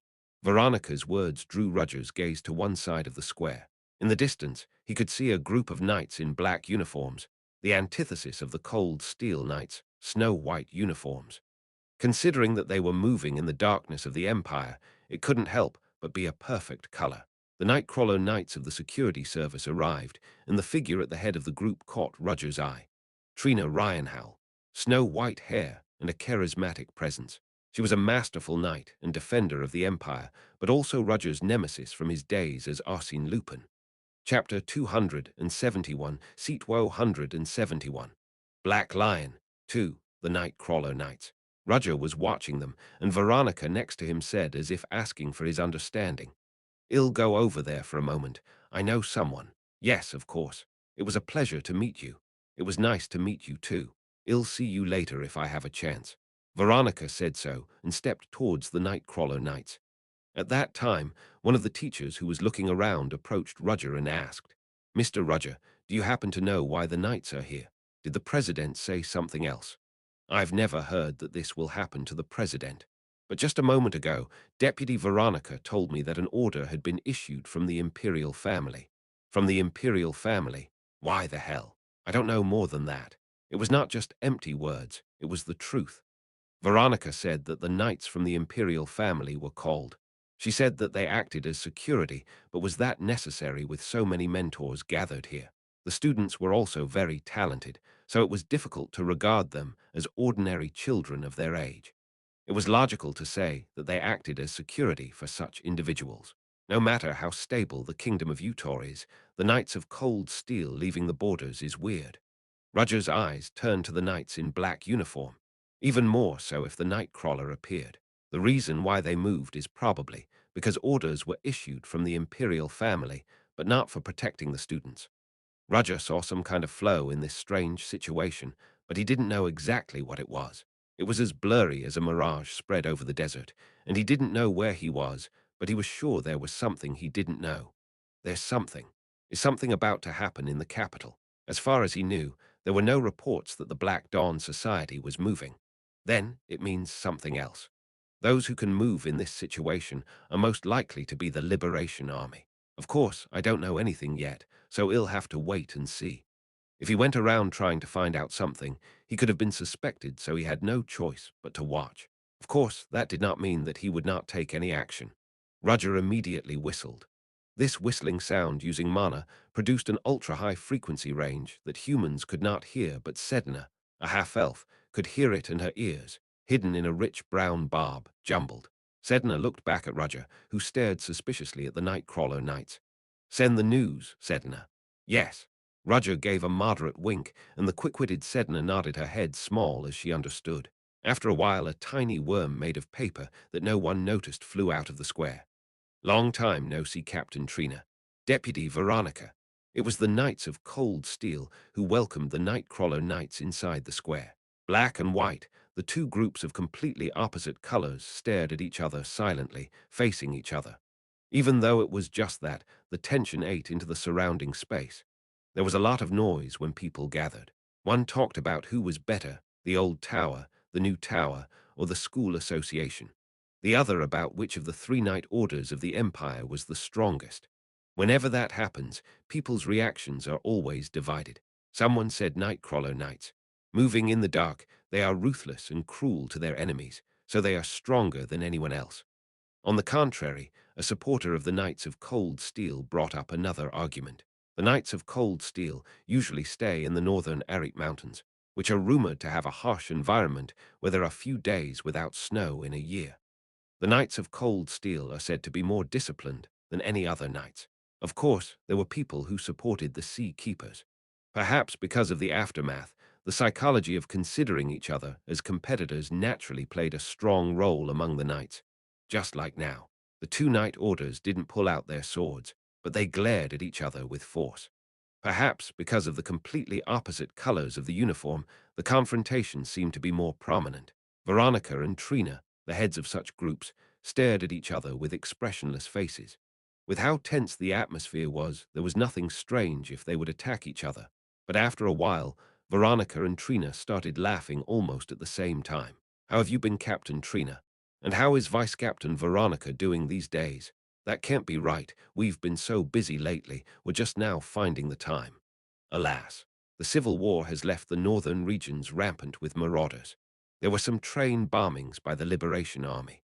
It decreased a lot now, but I've heard the rumors. The Nightcrawler knights seem to be busier these days. At that, Trina smirked and shook her head. "Don't tell me. There's been so much weird shit going on lately, my kids are tired as it is." "You said a huge mafia organization evaporated overnight, didn't you?" "That's right, because a giant monster appeared in the middle of the city." "You're talking about the beast of Gévaudan. I know about it because I read in the newspaper. Seems like when one case is over, another one comes along with its tail between its legs. Well, I guess that's just the way it goes." Veronica replied with a bitter laugh and raised her hand. The Knights of Cold Steel, who were lining up behind her, turned their heads with momentum. It was the same with the Nightcrawler knights. They disapproved but did not reject orders from their superiors. At the sight, Trina smiled weakly as if she had given up halfway now. "How much longer are we going to play this childish game?" "That's right. But isn't it a relief that the Sea Keepers aren't here?" "Alas, I have to agree. It's a good thing they're not here because they're busy." It's hard enough to get two groups of people together, but the thought of adding another one to the mix is enough to make her head hurt. Especially since the leader of the Sea Keepers is such a weirdo, he's the kind of guy that would rather put gasoline on a fire than put it out. More than that, Deputy Veronica. How's your leader doing? He's the same as always. He seems to be bothered by everything, but he does his job. Is that why he's not here? Yes, I see. No matter how stable the North is, it would not be good to see the cold steel knight's greatest power gone. Actually, it's because he can't be bothered to travel to the capital. You know how lazy he is. I guess he's still the same. Veronica and Trina chatted like old friends. Trina was the idol of all the women here, and Veronica had risen through the ranks to become the knight's deputy leader, so they had a lot in common. Their orders were in competition with each other, so their relationship was only going to become more prominent. Then Veronica lowered her voice and asked, "More than that, the fact that me and you are here, does that mean there's something going on in the capital?" Finally, to the point. With that, Trina told her what she knew. "I haven't heard much about that either. Isn't this an order from above, from the first princess, to be exact? And you don't know about it? The princess only told me to patrol the capital for now." At the mention of the first princess, Veronica nodded in understanding. "Well, if it's the first princess, that's good enough for me. I don't know what you're thinking, but the first princess isn't one to give orders on a whim." Veronica shook her head with a heavy expression. "You mean something might happen? Let's hope not. You mean to tell me that the Nightcrawler Knights, who are the best at gathering information, don't know about this? My pride is hurt, but I should say so. But the Empress First Princess knows. She has a lot of hands and feet besides us. In particular, there are people who move separately for the first princess. Ah, the shadow blade. It's a dagger to be exact, but the blade is not wrong either. However, it is not that we cannot guess. The movement of the Liberation Army is unusual these days. So they've gathered near the capital after not being seen in the north, and were here just in case." Trina nodded in agreement, but honestly she didn't like the situation. If they walked around openly like this, their enemies would only hide deeper. In the end, they were just delaying the inevitable rather than solving the underlying problem. Part of me wants to nuke the whole thing. Whatever it is, it's better than nothing at all. I guess that's true. Anyway, now that we've exchanged pleasantries, well, be on our way, so we don't have to tell Theon. At Veronica's words, Trina thought for a moment, then shook her head. "It's a field trip, and I don't want to ruin it. But don't you think we should tell the teachers? This is an Imperial assignment. It has nothing to do with Theon." "Of course," Trina said. "Unless they're fools, they'll see us gathered and assume something is up. It's enough to make them wary. The teachers of Theon are a talented bunch, I see." Thus the Knights of Cold Steel left, and Trina, who was left in the square, looked at the students of the academy. The Theon Academy. She had visited once before to investigate a case, but it had been fruitless because Alyssa, the president, stepped forward and blocked her. Even Trina couldn't take on the president of Theon, so she had to back down. It was then that a figure caught Trina's eye. That man. At a glance, he was an eye-catching person. Long black hair tied back to the back, blue eyes that were somewhat decadent, but never lost their sharpness, a sharp nose, and a tightly closed mouth. He was literally the sculpture of a handsome man. The finishing touch to his look was the clothing he wore. The black, silver-lined frock coat had no wrinkles and further doubled his antiquity. This is the kind of beauty a sculptor painstakingly chisels out. The other Theon teachers had their own distinctive aura, but this one stood out from the rest because of his peculiar air and old-fashioned nobleman-like appearance. He must be Roger Chelisai. Then Trina's deputy, Lloyd, approached and said, "Is it him?" "Yes. Recently, he released to everyone a study that increases mana emissions in the arcane chamber. Perhaps because of that, he has risen to the position of head of the planning department in Theon. That's enough with such an excellent ability. The president of Theon cares about talented people." Trina stared at Roger as she said so. It was certainly the first time she had seen him today. Still, a strange feeling of déjà vu clung to her like humid air and wouldn't let go. What is it? Had they met before? No matter how hard she searched Roger's face, she couldn't remember seeing him before. Then, as if sensing her gaze, Roger looked back to where Trina was. For a moment, the eyes of the two met. In that moment, Trina's senses were heightened to the extreme, and she made a judgment based on feeling. Time seemed to slow to a crawl, and at the same time, her vision cleared and she could see Roger's figure in the distance, magnified. If Roger were to look this way, if he were to react in any way suspiciously, she would know at once. Surprisingly, however, Roger glanced at Trina and then turned his head without much response. Trina did not detect any abnormal reactions in the slow unfolding process, as if moving underwater. What? Was it just my imagination? She watched, intent on catching even his slightest pupil movement, but saw nothing. He literally looked away as if he were looking at someone else. Sir, is there a problem? No, nothing. On second thought, she thought it was a useless concern. Roger is a man who rose to the position of director of planning department in Theon at a young age. There is no way that a suspicious person with an unclear background could rise to such a position since Alyssa Willow was in Theon. With a keen eye for people and a mind that mesmerizes them, there's no way she wouldn't recognize someone suspicious. I'm getting a little too sensitive these days. Trina tore her attention away from Roger and looked back at the Nightcrawler Knights. They had their own work to do. I was surprised. Roger, who caught Trina Ryanhowell's eye, had to calm down his nervousness. Imagine his surprise when their gazes met. What the hell? Why is she looking at me? Roger had no idea why Trina would be interested in him. He hadn't realized that he had become famous among the knights. Luckily, he dismissed her suspicions by looking away without a second thought. Roger shook his head. I can't stay here. I have somewhere to be right now. Roger's next stop was the Imperial Palace. Chapter 272, Seat 172. Field Trip 1. Following Sedna's order, the paper bug left the square for a long time and quietly settled down in a quiet alleyway. At that moment, a mouse hiding in the dark appeared and bit the bug. The mouse ran into a nearby house with a bug in its mouth and found a man waiting inside. Good job. Hans took the paper that the mouse had brought and handed him an almond in his hand. While the mouse was happily nibbling at the almond, Hans unfolded the paper bug and read what was inside. Hans' face quickly became serious after reading the contents of the message. Damn.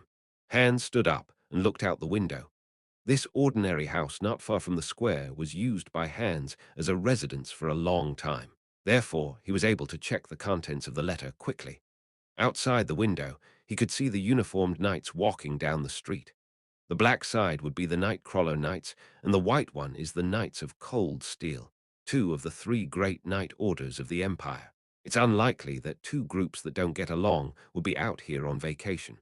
Besides, Roger's instructions in the letter were to keep an eye out for anyone who looked suspicious. Hans had a hunch that something must be going on in the capital. No wonder things were going well. Isn't it always on days like this that something happens? Hans wasn't even angry anymore since he had been through too much with Roger. He had stopped being surprised and had come to accept it. While he regretted that he had become so accustomed to it, Hans thought seriously about the future. Especially now that there's someone else besides me. Hans stared anxiously at one side of the room. There was a sofa for 4 people in what could be called a living room, and fine blonde hair was overflowing over it. There, lying on the couch, bored out of her mind, was Grander. Snow-white skin, tightly drawn features, and lazy half-open eyes. She's a mysterious figure that exudes both beauty and boredom. There was even a hint of decadence in her seemingly innocent appearance, but Hans knew that the young girl was actually a terrifying creature. Vampire. Vampires are known to be extremely rare among the subspecies. In fact, there have been no eyewitness accounts of them, so much so that they have been considered mere legends. The rumors circulating were nothing more than mistaking cryptids for a vampire so much so that even Hans regarded them as fictional beings. That's what he thought. I can't believe she's Brother-S teacher. Moreover, Grander was the progenitor of vampires. Considering that rumors were not circulating in the world, the girl in front of him was likely to be the only vampire. Brother told me about her from time to time. She's a very strong and brilliant wizard, but she's bad-tempered and selfish, and he never wanted to see her again. It seemed strange to Hans that his brother, who seemed to have nothing to fear in the world, would say such a thing. Maybe that's why it felt so genuine. Your master must be a dangerous man, Hans thought. Still, I thought he would be an old man with a long beard, but who would have imagined that she would be a small and soft girl like a doll? While Hans was thinking so, Grander, who was lying on the sofa, opened her mouth. Why are you looking at me? Hans shuddered at the remark. He knew he'd been caught sneaking a peek. Yes, yes. Why are you looking at me? Oh, it's because. You can speak comfortably. I hate lies. I was wondering why you followed me all the way here. Hans spoke carefully so as not to offend Grander. It was true that he was curious why Grander was here, since she didn't have to come to the capital. Hans came to help Roger, but the other members decided to stay in Leathervelk. Nevertheless, Grander followed him, so he was curious about the reason. Is there anything wrong with me coming here on my own 2 feet? Oh no, there isn't. Still, your very presence makes me uncomfortable. Hans swallowed desperately at that last part. Well, it looks like you have something else to tell me. Granda, who was lying on the couch, turned her head toward Hans and asked. Hans broke out in a cold sweat at the sight of those languid yet penetrating red eyes. Yeah, tell me. With Granda's permission, Hans gulped down and opened his mouth. Do you know, there are knights out there right now. Do you know, there are knights roaming outside right now. Knights. Oh, I've been feeling the signs of those who are full of physical vitality from a while ago. You can sense that. Vampires are amazing, Hans mused, but he didn't stop talking. Judging from Brother Letter, I think something is about to happen here in the capital. Something is going to happen. Yes. For now I'm saying it's likely, but I think it's almost certain. So what? Well, Miss Grander, are you going to help Brother? Grander laughed at Hans' question. Ha ha ha. Oh, you know. To Hans' bewilderment, Grander stopped laughing and said, Do you think I will help? Oh, you want help. But it's your student after all. Yes, he is my student. That's why I don't need to help. I didn't raise him to be so weak. Hans looked puzzled at that. Then why did you come all the way here? I think I've already answered that question. Or are you trying to say that I followed you here because I was worried about my student? You weren't, Hans prodded. Ah, no, no. How dare I speak to my brother's master like that? It's good that you know. Granda shook her head again, as if the excitement had worn off. Hans wiped the cold sweat from his cheeks. Oh, really? That's exactly like Brother said. I can't figure out her personality. Just as he was about to turn away and do what Roger had asked, he heard Grander's voice. I want you to check the basement. What? Hans was surprised by the unexpected words, but looked back at Grander, asking what she meant. With her back to Hans, Grander didn't respond. It was as if Shed told Hans everything he needed to know and didn't want to get involved any further. What? If you're going to tell me, at least tell me properly. Hans grumbled inwardly, but he knew from Roger's accounts that Grander was notoriously selfish, so he didn't argue further. Come on, boys, it's time to get to work, Hans said, and the rats waiting inside the house responded by twitching their whiskers. Nice to meet you, gentlemen. Caroline Monarch, with a uniform coat draped over her shoulders, stood before her mentees with her arms folded. It's just for today, but I am Caroline Monarch, your mentor and guide. Deciding where to go on a field trip in the capital was purely at the discretion of each mentor. As such, each mentor had their own way of organizing the tour for their students. Caroline, their mentor for the day, purposely kept her voice low to gain momentum as a senior. She didn't want to be looked down upon because of her small size and cute appearance. She's small, cute, she's like a doll. Caroline's mentees found her cute. It was like a child desperately trying to pretend to be an adult. But despite her appearance, Caroline is a 6th-rank wizard of the Lexer class. Among all Theon students who were considered talented, she was one of the few who could reach that level. Well, I'm sure you know me, but just in case, I'll introduce myself. I'm a 6th-rank wizard of the Lexer class, the leader of the Monarch mercenaries, and a freelance wizard with no fixed affiliation. Caroline looked at the students with her arms crossed. From this moment on, you will proceed with the field trip at my discretion. It is also at my discretion to assign grades based on your behavior. The students didn't protest because they had been given advance notice. If anything, they were happy that the field trip would be used as a 3rd test. I usually give good marks if you follow directions and have a good attitude. You guys are basically getting a free pass. However, Caroline said loudly, her eyes intense, the other dimwits will give you good grades for just enough chit-chat to make you laugh and smile, but I don't intend to. The students gulped at that. Then how can we get high marks? Stupid. Hick. A female student raised her hand, causing Caroline to yell at her. Looking pathetically at the student who had been frightened by her sudden behavior, Caroline clicked her tongue. You don't ask me that, you find out yourself. No, we don't know unless you tell us. The students shouted in unison, but none of them dared to say it out loud. But we won't know unless you tell us. No, there was one. As Aidan raised his hand and spoke, students around him looked at Aidan with a shudder. What? Caroline frowned as if she was offended, and an unearthly amount of magic began to flow from her body, engulfing the area around her. Holy shit, that's a lot of power. A formidable mana erupted from her little body and made the students shiver. They realized once again why Caroline Monarch's known as a tyrant. It would not be surprising if her flowing mana would choke them right now. What was even more surprising was that she could unleash this much raw power, and it would only affect her mentees, with no impact on the surroundings. What did you just say? Ah, I won't know unless you tell me. Ho ho. Caroline looked at Aidan as if she was having fun. Her intense gaze made the other students look away in fear, but Aidan didn't look away, and neither did Tracy, Iona, and Leo, who, though nervous, didn't back away or look away. You there? Yeah, what's your name? Aidan. I see you don't have a last name, so you must be a commoner. Yes, I am. Okay, you pass. You got an A, Caroline said, retracting all the mana she had unleashed at once. Hearing that, Aidan stared at Caroline with an incomprehensible gaze. What's with the look in your eyes? Are you complaining about something? Don't you want to get an A? Ah, no. Then you should be happy. Is that so? Aidan scratched his head awkwardly. But I thought it would be nice to know why. You're a commoner, aren't you? Yes, but I like commoners, hence the A. Oh my God, that's so unreasonable. Caroline's eyes were on Tracy as the other students were surprised. You there, red pigtails? Tracy answered confidently, even though she wondered what she was calling her pigtails. Yes, my name is Tracy Fried. What? You are an aristocrat? Caroline frowned at the remark. What family are you from? A fallen house. Tracy hesitated slightly to answer because she was ashamed to bring it up. It was something she'd rather keep hidden, but she answered honestly. Ho ho, you said it without hiding it. That's great, that's great. You got an A. Tracy's eyes widened at the realization that she had gotten an A ignoring her. Caroline's gaze turned to Iona. Oh my God, what do you eat to be so big? Iona tilted her head slightly, not understanding Caroline's suddenly hostile reaction to her. You're a well-trained, though. Besides, if you're a Suin and you're a this good, you got an A, thank you. Iona replied in a blunt tone with a slight doubt at the end. Caroline's eyes then turned to Leo. Her eyes, which had previously been unwilling to give away any points, softened as they landed on Leo.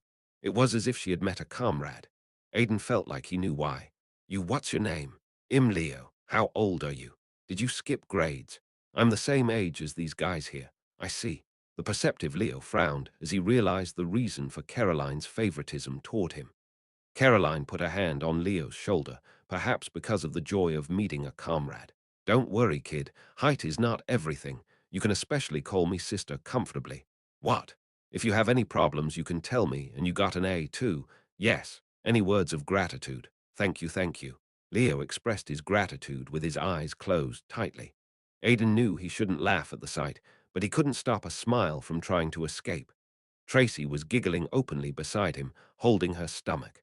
As Leo glared, Aidan tapped Tracy's forearm, and Tracy immediately turned her head and avoided Leo's gaze. Meanwhile, Caroline opened her mouth as she looked back at the students, as if they were protesting. Everyone must be wondering why I gave these guys an AO, because they're A commoners. What? The student who gave his opinion immediately lowered his head when Caroline frowned. Well, I won't say there isn't a little selflessness there. There is. The students all thought the same thing. Of course, just inside. Now I will explain the exact reason. Chapter 273, Seat 173. Field Trip 2. What did you think a little while ago while facing my mana? No one could answer the remark carelessly. More than putting a level on a mentor's mana, Caroline's mana had something inexplicable to describe. I can't say it properly, but everyone must have felt fear. Is that right? Yes. Caroline nodded her head as if it were natural for the students to answer. It's a natural reaction. I may look like this, but I am a wizard with a higher rank than you. The mana of a high-level wizard makes the opponent shrink. It is said that the cry of a tiger has the effect of giving tension and fear to the other person. Caroline's magic was similar to that. Rather, it was much more effective than the ultra-low frequency uttered by tigers. Just by facing huge mana, the other party forgets the will to fight and is seized with fear. Therefore, Caroline could become a tyrant who controls the battlefield.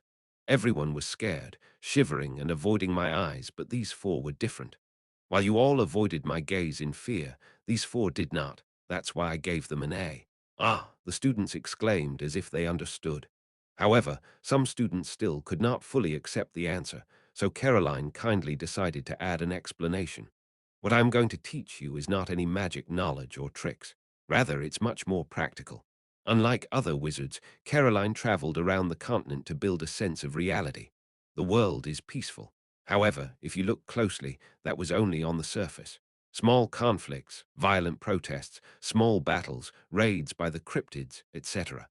The fight never disappeared anywhere in the world, it just looked like it was gone. Everyone would think that hierarchy is everything to a wizard, but that's not the case in practice. Caroline went through many things and saw incredible sights. Even though he was a wizard of higher rank, he was defeated by a wizard of lower rank than himself. The magic skills, the composition, and the level of magic were different, but the reason it happened was because of the difference in attitude towards the fight of the two parties. Don't be scared. You don't have to be intimidated just because your opponent is stronger than you. Just by not losing your courage, you will be given a chance to break through the crisis. This was what Caroline would teach the students. Of course, most of you, if you graduate, will not roll in the field like me, but sit in comfortable key positions, or continue to worry about magic in the corner of a room. In fact, most of the graduates who have risen took that route. You know it well, of course. I'm a graduate of Theon. The students opened their eyes wide as if they were surprised by her words. Didn't you know? I was in the same class as your president. Do you mean President Alyssa Willow? Yes. Caroline answered Tracy's question immediately. Alyssa Willow was also one of the celebrities who rose to the presidency of Theon at a young age. Beautiful, capable, and politically skilled, she was one of the role models of the students, but Caroline was a fellow Theon alumni like Alyssa. The students compared Alyssa to Caroline. No matter how you look at her, they don't look the same age. Caroline must have sensed it because she frowned. Hey, you guys, what's with the look in your eyes? I was more popular than her in school. Guys were lining up in front of me. Ah, really?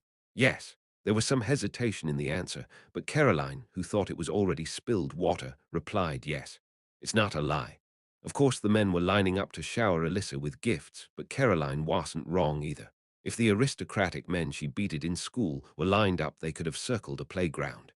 If she knocked someone down, another guy would appear and start a quarrel, saying, "Are you that arrogant commoner?" Then he was also knocked down beautifully. Of course, with as much magic as possible without using fists. She might have thrown a few punches, but that was acceptable. I got challenges instead of love letters, but that's about as far as I am willing to go. In fact, if Caroline had received a love letter, it would have been from someone with seriously questionable judgment. Fortunately or unfortunately, that never happened. Anyway, let's move. Caroline led the way. Most of the students were looking forward to seeing the capital. Caroline understood their frustration, and she wanted to show them around. So while she explained the importance of actual fighting, she also gave them some free time to explore the city. Lindebrugny is a touristy city, so there was plenty to see on every street corner, especially food. The students took in their surroundings and grabbed whatever looked good on the street. Aidan was no different. More than that, Leo's been hanging out by himself. Aidan, waiting his turn in front of the yakitori stand, cast a worried glance at Leo, who was far away and alone. Beside him, Tracy said, "Let's not be too intrusive. If anything, the more we try to get any closer, he'll get annoyed and push us away even harder." Yeah, I know that. Anyway, there's always a chance, so we shouldn't be impatient. You're right, Tracy has been secretly caring about Leo, even though you always fight. Aidan said with a grin, and Tracy blushed. Well, whatever, I'm just annoyed that he's not acting like his usual self. Yeah, I'll leave it at that. Aidan, who replied with a smile to Tracy's loud words, looked at Iona. She was meekly nibbling on a street skewer, but her eyes were fixed on Leo, as if she were worried about him. Aidan waited for his food to be served, hoping that the problem would be resolved soon. Just then, a new customer joined them. "Ah, Mr. Owner, I'll have two of those marinated skewers, please." "Sure, please wait." It was an energetic female voice, and Aidan felt a vague sense of familiarity. I've heard that voice many times before. It's like my teacher.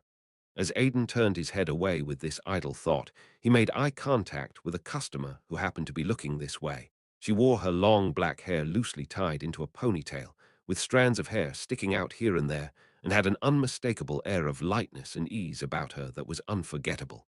Teacher, Aidan. The teacher who taught him anti-magic when Aidan was young.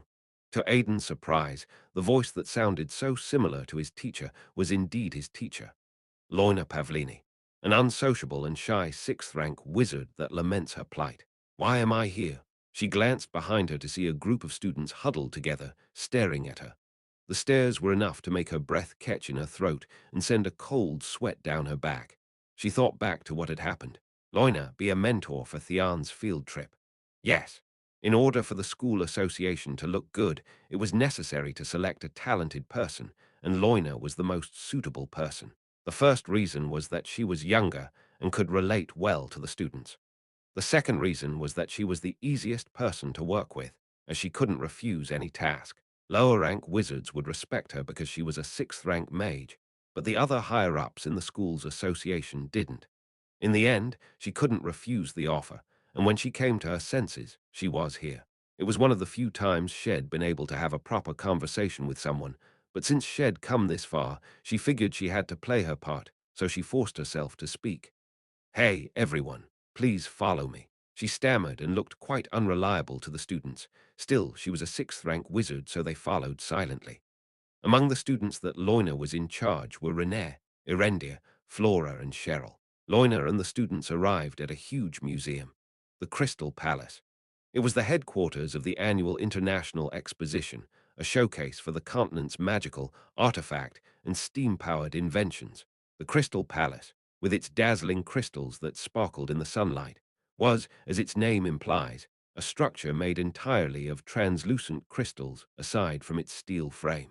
It was a product of magical engineering and alchemy, a mix of science and magic, and used special glass rather than ordinary glass. The interior was designed to feel like springtime all year round and even included an artificial park. It was the Crystal Palace that made the imperial capital of Lindebrugni a tourist city. This is the Crystal Palace where you can see the history of magic, Loina said with pride in her voice. She hoped this would be enough to make the students happy. In fact, most of the students were busy looking around with their mouths agape, overwhelmed by the majesty of the Crystal Palace. Great! Loina clenched her fists. The Crystal Palace attracts over 30 million tourists during the International Exposition days alone. Even on a weekday like today, it's packed with people. Loina was right. Even on a weekday, the Crystal Palace was packed with tourists. The long line of people at the entrance was proof of that. There are so many people. Will we ever get in? Hey, guys, don't worry. We have a reservation and we can get in right away, Loina said with a hint of excitement in her voice as she led them into the Crystal Palace. The ticket agent at the entrance recognized her and let them through. Wow, it's really pretty inside too.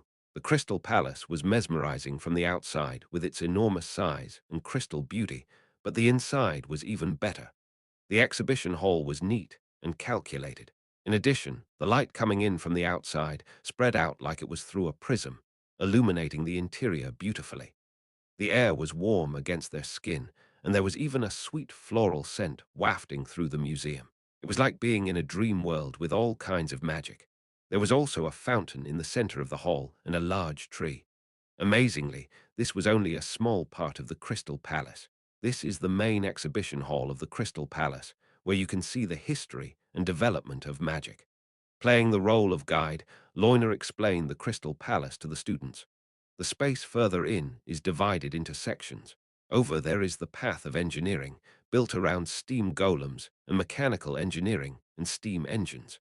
Where Loina pointed, brass-colored metal could be seen beyond the crowd, along with pure white steam. On the contrary, they created an artificial park by landscaping the scenery of the forest. In fact, there are many animals living there, and you can sometimes see spirits. I recommend that students studying summoning should stop by at least once. The students were already eager to take a look inside. Loina smiled wistfully at the sight as she remembered being like that once. It's your free time from now on. Those who want to see, look around, and if you have any questions, feel free to ask me. The students scattered as if they had been waiting for those words. Renee wondered where to start looking, but then she realized she had a question and approached Loina. Yes, what is it? Lorna said excitedly as René approached her. At her half-nervous, half-expectant reaction, René asked cautiously, slightly embarrassed, "Are there all kinds of magic here?" "Ah, magic. Well, I'd say they have it all. In fact, the Magic Tower and several magic societies donate magical information to the Crystal Palace. So, do you think I'll be able to find any information on non-attribute magic?" Non-attribute magic. Loina's eyes shone through her long bangs. When the students were walking around the capital with their mentors, Freuden Ulberg was also meeting his mentor in the capital. He was also a second-year student, so he couldn't miss the field trip. Although he didn't get as excited as the other students, he was going to enjoy himself. I was definitely going to. Freuden was speechless when he saw the muscles in front of him. "Cheer up, 3 more sets. Oh my God, hurry up and pick it up. No one else will hold your rod for you. Do your best." Ugh. Loud shouts and screams were heard everywhere. The space, filled with male hormones and muscles, was a huge gym famous in the capital. Freuden thought, "Why am I here?" Apparently, he just came to tour the capital with his mentor. Freuden's eyes naturally turned to his mentor Hyan, a 6th-rank wizard and a member of the school association. "Ha ha ha! You guys are so out of shape from sitting around and reading books. Listen up. The most important thing for a wizard is stamina. The more stamina you have, the longer you can sit in your chair." As he spoke, Hyan grabbed a student and made him work out. The familiar face, sweating profusely and lifting the barbell as he was instructed, was his friend and vassal, Henry Presto. Henry had always attracted the attention of the girls with his easy smile and good looks, but now he was lifting a barbell with his face contorted into a grimace. "Ha ha, I can't do this anymore. What? You can't do 15? You've got to be kidding me." Hyan glanced around at the frozen students. "I'm going to give you all a good workout today." Ah, hey. Feeling a sense of crisis, Freuden opened his mouth to speak. Unfortunately, this behavior drew the attention of Hyan, who was looking for prey. "Yes, there you are, you dirty little boy. Come and pick up the barbell." For the second time in his life, Freuden felt a huge sense of crisis.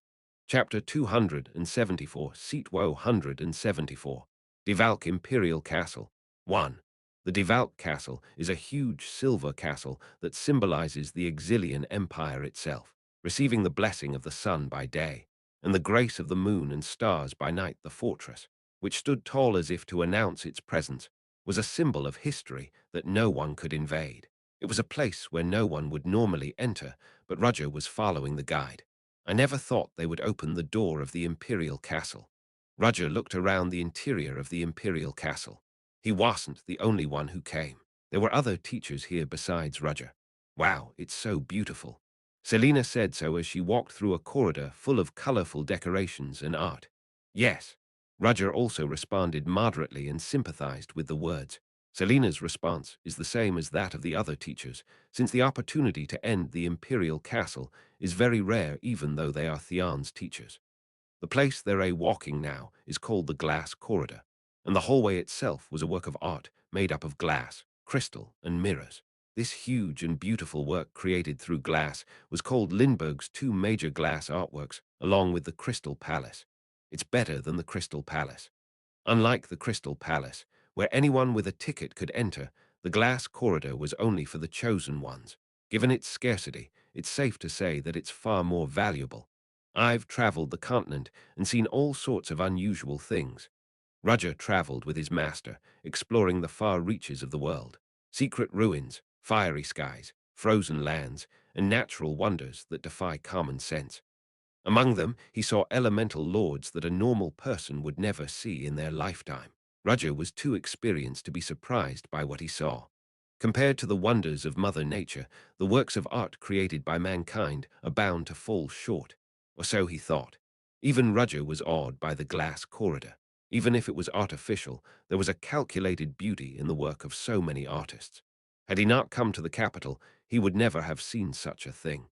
Come to think of it, this is the first time I've entered the palace in all my years of wandering. That day 7 years ago, even when he met with first Princess Eileen, Roger had never entered the palace. At the time, Princess Eileen lacked power within the palace, and there were too many eyes on her. So the two met in the city's dark back alleys and deserted neighborhoods. It's funny to think about now. A filthy abandoned house was where the next emperor and an academy teacher with the highest stock price in history met. It's hardly the stuff of jokes, but there was a time when it was. A time when a woman capable of wielding unstoppable power would duck and cover in an alleyway. They shine brightly now, but it wasn't always that way. 'Cause not everyone was great from the start. Mr. Roger. Yes. The sudden sound of Selina's voice pulled Roger out of his thoughts, and he turned to look at her. Selina, who had come with him as a tutor, was staring at him with a clear gaze. What are you thinking about? I was just thinking that it's beautiful inside. Oh, I know, me too, because I never thought it'd be in a place like this. In addition, the artworks are beautiful. Yes, so I'm going to enjoy it enough now since it's a rare opportunity. As Roger said that, he didn't stop scanning the interior of the palace. It was so large that he hadn't been able to make out the imperial warehouse yet, but he needed to get a sense of the overall structure. It's even more spacious than I thought, and we've only been allowed to explore a tiny fraction of the castle. The corridors were endless. At first glance, the palace courtyard beyond the glass windows was as large as the park of the city of Leathervelk. Roger couldn't help but wonder if he should have taken a carriage or steam car instead of walking around, since the palace was so huge. Even if I stole Relic's fragment from a place like this, I might not be able to get away with it. There was only one reason Roger came to the Imperial Castle in the first place: to obtain a fragment of an ancient artifact, one of the few left. This might be a bit of an exaggeration, but I was confident that no place was beyond Hant's reach. No matter how secretive a place is, if it's in the hands of humans, it's bound to be found. Nevertheless, Hans said he could not find it. Rather, it became a clear clue due to the elimination method. It has to be here. Inside the Imperial family, there is a warehouse for valuable items, and if there is one, it's probably here. But there were other problems. Even if they knew the location of the warehouse, it would have to be quite large, given the size of the Imperial Palace. The fragments resonate with each other when they get close, so if I go in, it won't take long to find it. The problem would come after finding it. The Imperial Palace is too large, and once they realize that something has been taken, soldiers will come from all directions to surround it, making escape virtually impossible. Roger weighed his options. What if I traveled through shadows? It's hard enough to travel through space, and there's a high risk of coordinates being distorted by the magic barriers that have been installed throughout the palace. Roger's use of space movement magic so far was because he was clearly aware of coordinates with his eyes and head. If the coordinates were off by even a fraction of a degree, he'd be plummeting from a great height. That would rather be a relief, but if he gets stuck in a wall or buried under the ground, it would be a real problem. Only Roger can use spatial magic, but given the risks, even he wouldn't dare to use it recklessly. Then he'd have to get out of the castle with his own two legs, not purely by magic, but that seemed impossible too. First, the castle was too large. The larger it is, the more people there are, and the more soldiers there are. Not only are there soldiers, but there are also knights who defend the royal family. Even now, as he walked down the hall, he could see the uniformed knights standing guard. The knights of the Imperial Guard were different from the three knights' orders of the Empire. They were less skilled compared to the three great knights' orders, who would go out into the wilderness and do the hard work, but knights are knights nonetheless. They're undervalued because they stay in peaceful places or go on patrol, but to the average person, they're superhuman. And the biggest problem is the Royal Guard, knights whose sole purpose is to protect the bloodline of the imperial family. The Royal Guard is a title given to the strongest of the knights. They are few in number, but their individual power far exceeds that of the average knight. From what he heard, Trina Ryanhal could have been a Royal Guard, but she decided that she wasn't up to the task. Not all of them are masters, but at least they're close. He had to escape the overwhelming number of knights and royal guards and get out of the vast imperial palace. I don't see how that's possible. Roger thought for a moment, if only he could use the power of the guards, but then shook his head. Collecting relic fragments was a very stealthy thing to do, but with the power of the guards, there would be no hiding it. Not only would his cover be blown, but the citizens of the capital would witness an unbelievable sight. I wouldn't be able to make a modest show of force against imperial power, and I might have to give up a lot of things to deal with that kind of power. Roger ran a simulation through his mind and shook his head. I can't change the map to steal a small piece.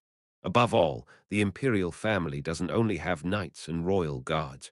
There were also wizards in the imperial service, and there were certainly powers yet to be revealed, like the shadow dagger.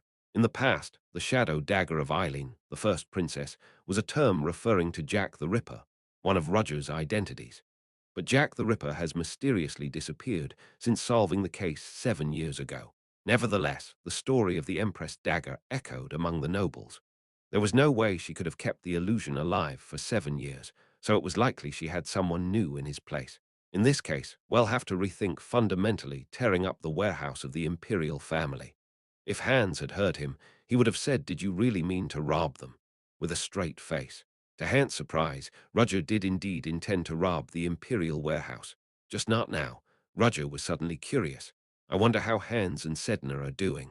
Sedna Rosen is now blocked by a big wall. Why with this person? Sedna's eyes turned to her mentor, Casey Selmore. Casey Selmore was also conscious of Roger's assistant, Sedna. Originally, Sedna intended to gather information around her through paper magic while pretending to follow the mentor. Hans, her senior, had offered to help, but she couldn't just sit back and do nothing. However, her mentor was not to be outdone. Her opponent is the person who tracked down Roger Chelisai. She was called the detective of the century, so Sedna could be found out if she used her magic improperly. My magic is particularly stealthy, but that's no guarantee that I won't be detected by someone of her caliber. And the fact that Casey was also aware of Sedna was a big problem. To what end? Casey Selmore thought as Sedna pondered. If I get to know this kid, his assistant, won't I get to know him better? Casey applied as a mentor to increase her contact with Roger because Roger's past, she peeped in, was nothing like public knowledge. Even if Roger had meant well, if this whole thing had been a misunderstanding, she had to make amends once she learned the truth. But even Casey, who normally would have spoken up, found herself at a loss for words as she stood before Roger. "I've seen your past. I learned the truth about that day." The words didn't come out of her mouth easily, and there was nothing she could do but shove the mentor application in his face. Eventually, Casey decided to change her approach. She'd start by getting to know Roger's inner circle. Not knowing that, Sedna couldn't help but wonder if she'd been discovered. What should I do? Moreover, the problem was that there was one more person in the same group who was uncomfortable with Sedna. An intense gaze was staring at her from the side. Sedna had to try desperately not to look back. Julia Plumhart joined her group and was staring at Sedna from the side. She also seemed to have no intention of turning her eyes away, perhaps because she was upset when Sedna did not respond. "I can't do this." Sedna felt uncomfortable with Julia looking at her like this. It wasn't that she didn't feel sorry for her. As children, Sedna and Julia had been best friends. It was the first time Julia had ever opened up to anyone, and it was the same for Sedna, but the moment Sedna decided to join the Black Dawn Society, the relationship between the two fell apart. Although I am on Roger's side now, not the Black Dawn Society, nothing changes. Sedna was no longer an ordinary student, and her world was different from Julia's. For Julia's sake, Sedna should not be involved with her. Her gaze at Sedna is a mixture of anger, betrayal, and weak goodwill. Sedna felt sorry for her, but deliberately ignored Julia's gaze, but no matter how much she tried to ignore her, Julia seemed unwilling to give up. Amid such strange tension, Sedna shed tears inside. "Please, somebody help me." "No, what the hell is she doing? I haven't heard back from her." Hans, waiting in the camouflage house, crossed his arms and shook his legs in frustration at the lack of news from Sedna. "She can't help it. There are knights everywhere." Hans was well aware of Sedna's respect for Roger. The fact that he hadn't heard from her yet meant that things were not going her way. "In that case, I guess I'll just have to do what you've told me to do, even if it's on my own." For now, he took the advice of Grander, who's still lying on the couch, and decided to focus on the underground sewers, although he was skeptical that it would yield the information they were looking for. But rather than being pointed out for not listening, it's right to try it. At the time when Hans was agonizing inside, one of the mice he sent returned. "Hey, you're back. Did you check it out already? Squeak, squeak, underground. Did you check the inside of the sewer? Squeak, squeak." What? Hans could not help but be puzzled by what the rat had told him. "You can't go any further down into the sewers." Hans' question made the rat's whiskers stand up, and he nodded. Chapter 275, Seat 175. Devalk Imperial Castle, too. Something's wrong. Hans was troubled by what the mouse had told him. Usually, mice do whatever Hans asks them to do. Of course, rats can only do so much, so Hans' main request was to tell him where he'd been and what he'd seen. That was enough for him. Especially after his transformation into the beast of Gévaudan, Hans felt he had more control over beasts. He could now command not just rats, but dogs, cats, and even crows. What this meant was that the rats would do whatever he told them to do, and they would do it faithfully. Hans knew it, so he sent a mouse to check the underground waterway. But something completely unexpected happened. It said it couldn't go to the underground waterways. It's not because the road is blocked or there's nowhere else to go. Literally, the rats are afraid to go down any further. You feel fear beyond my control. I could make them jump into a fire if I commanded them hard enough. But the mice would never tell a lie. As long as they followed Hans' orders, they would tell the truth. Of course, the information they gave him wasn't always clean, so Hans had to double-check the information himself. Even with that in mind, the message that he couldn't go in because he was too scared was the same no matter how he interpreted it. Something's up. Hans had a hunch that there was something beneath the capital's underground aqueducts, and Brother's master knows about it. Hans remembered Granda's advice to look into the sewers. She wouldn't have given this advice if she didn't know something. Hans was tempted to ask her how she knew what exactly was in there, but he forced himself to not do it.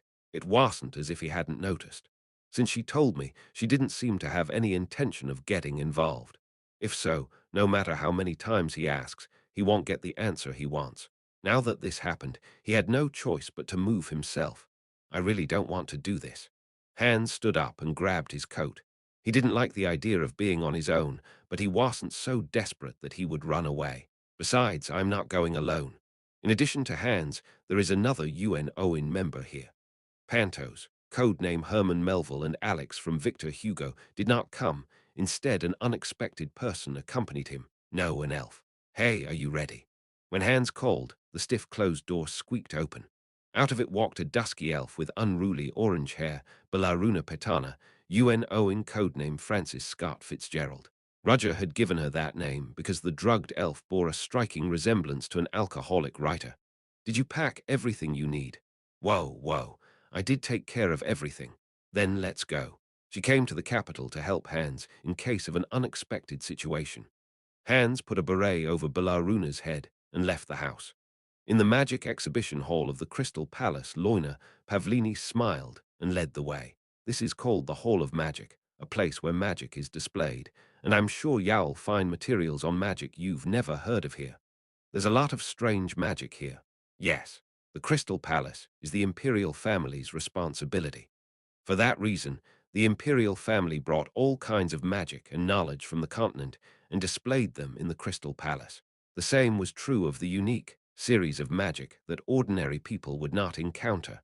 Of course, they don't reveal all of the fundamental secrets of those magics. They're definitely guarding those parts. Ah, I see. More than that, is student René really a possessor of non-attribute magic? Loina asked, her eyes shining. At that stare, René smiled bitterly and nodded. I've always had trouble with elemental magic. That must have caused you a lot of discomfort in your classes. Yeah, because even though I could somehow keep up with the theory, I felt like I was limited. I know that feeling. Loina took Ren's hand and nodded vigorously. She was a 6th-rank wizard, but she had never felt as great as other 6th-rank wizards. But isn't Mentor Loina a Lexer-class wizard? No, I am only at the bottom. I think you're amazing even if you're at the bottom. That's because I am a theorist, but if you think about it, I'm only halfway to the 6th rank. Loina was too weak even if she was weak in practice. That was due to her innate low self-esteem. With such a personality, it was inevitable that Loina would see Ren's determination to do well in Theon, even with the handicap of non-attribute magic, as remarkable, though she couldn't help but feel a bit overwhelmed. But I think she's a good person. Not only did she answer her questions, but she also offered to show her around the Crystal Palace. It wasn't what she had hoped for, but Loina laughed and said she was doing it because she wanted to. More than that, René, you have non-attribute magic, so how are you doing in Theon? Yeah, it was hard at first, but there are a lot of good people there. But it must have been hard to follow the professor's classes, since there is a professor who takes good care of me. Oh, really? Who is it? Mr. Roger. What? When Roger's name came out, Lorna was startled. What's wrong? Ah, well. This Roger is Roger Chelisai, right? Yes, and he was nice to you. From the looks of it, I thought he'd be ruthlessly discarding students who weren't good enough. Renee let out a small laugh at Lorna's comment. She couldn't blame anyone who didn't know Roger for thinking that. I am sure everyone thinks that, but Mr. Roger really cares about his students. He doesn't show it outwardly, of course, but if someone is struggling, he'll help them, even if he pretends to be reluctant. I see. I've gotten a lot of help from him, too, especially with the advice on non-attribute magic, which I was lacking, and even on mana emission. Speaking of mana emission, did you take part in Roger Chelis's experiment? Lorna asked in surprise. Yes, somehow. I'm so jealous of you to get a gig like that at a time when you're supposed to be growing up. Was it scary? Actually, it was scary because it was something that no one had ever done before, and I felt like if I didn't do it, it'd always be stuck. That's amazing. Her eyes lit up as if she had seen Ren's courage and Roger all over again. For Renee, it was a bit overwhelming to hear this from a sixth-rank wizard and a major player in the magic world. However, despite her empty words, Lorna's actions were sincere. Her eyes were telling her so.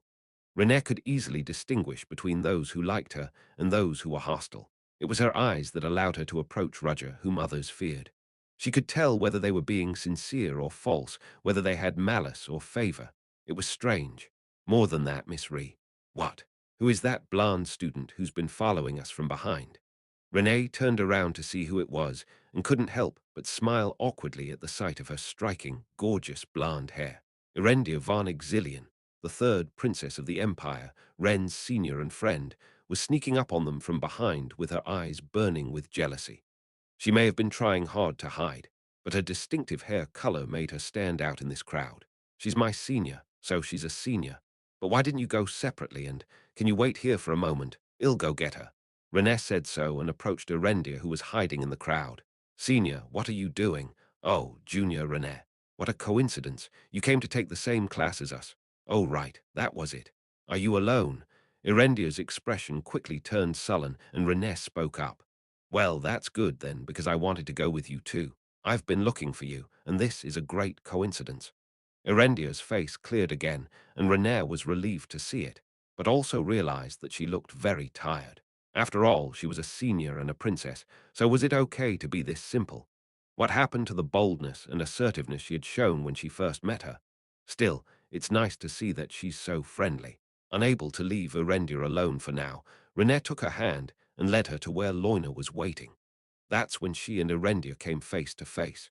Student Renee, that's Lorna, who recognized Erendia, began stuttering again. People who don't know Erendia well are overwhelmed by her gorgeous appearance and unique aura.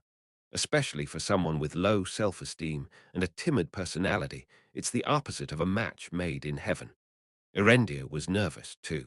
Despite appearances, Lorna was a sixth-rank wizard, a theoretical genius, and her mentor. To Erendia, who had the blood of the imperial family but was weak in theory, Lorna was a genius who had risen to the highest ranks only with her own inadequacies.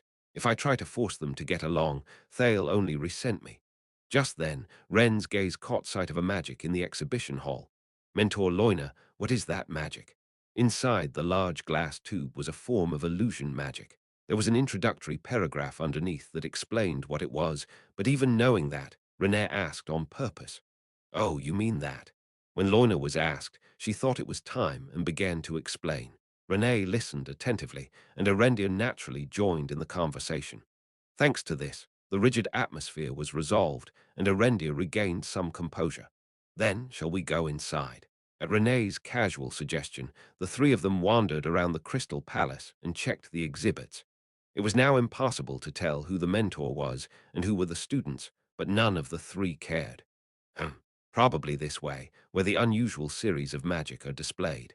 Where Lorna pointed, they could see a place with different magics stored among the crowd.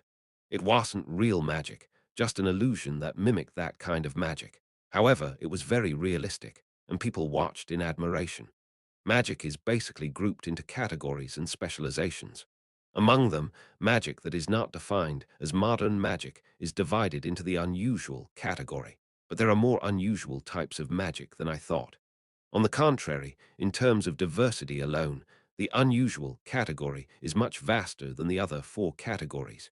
Renee stopped in front of a glass display case. Inside was a picture of a sleeping person and a mage who had entered that person's dream. That's the dream walk spell. It's used by mages belonging to the school.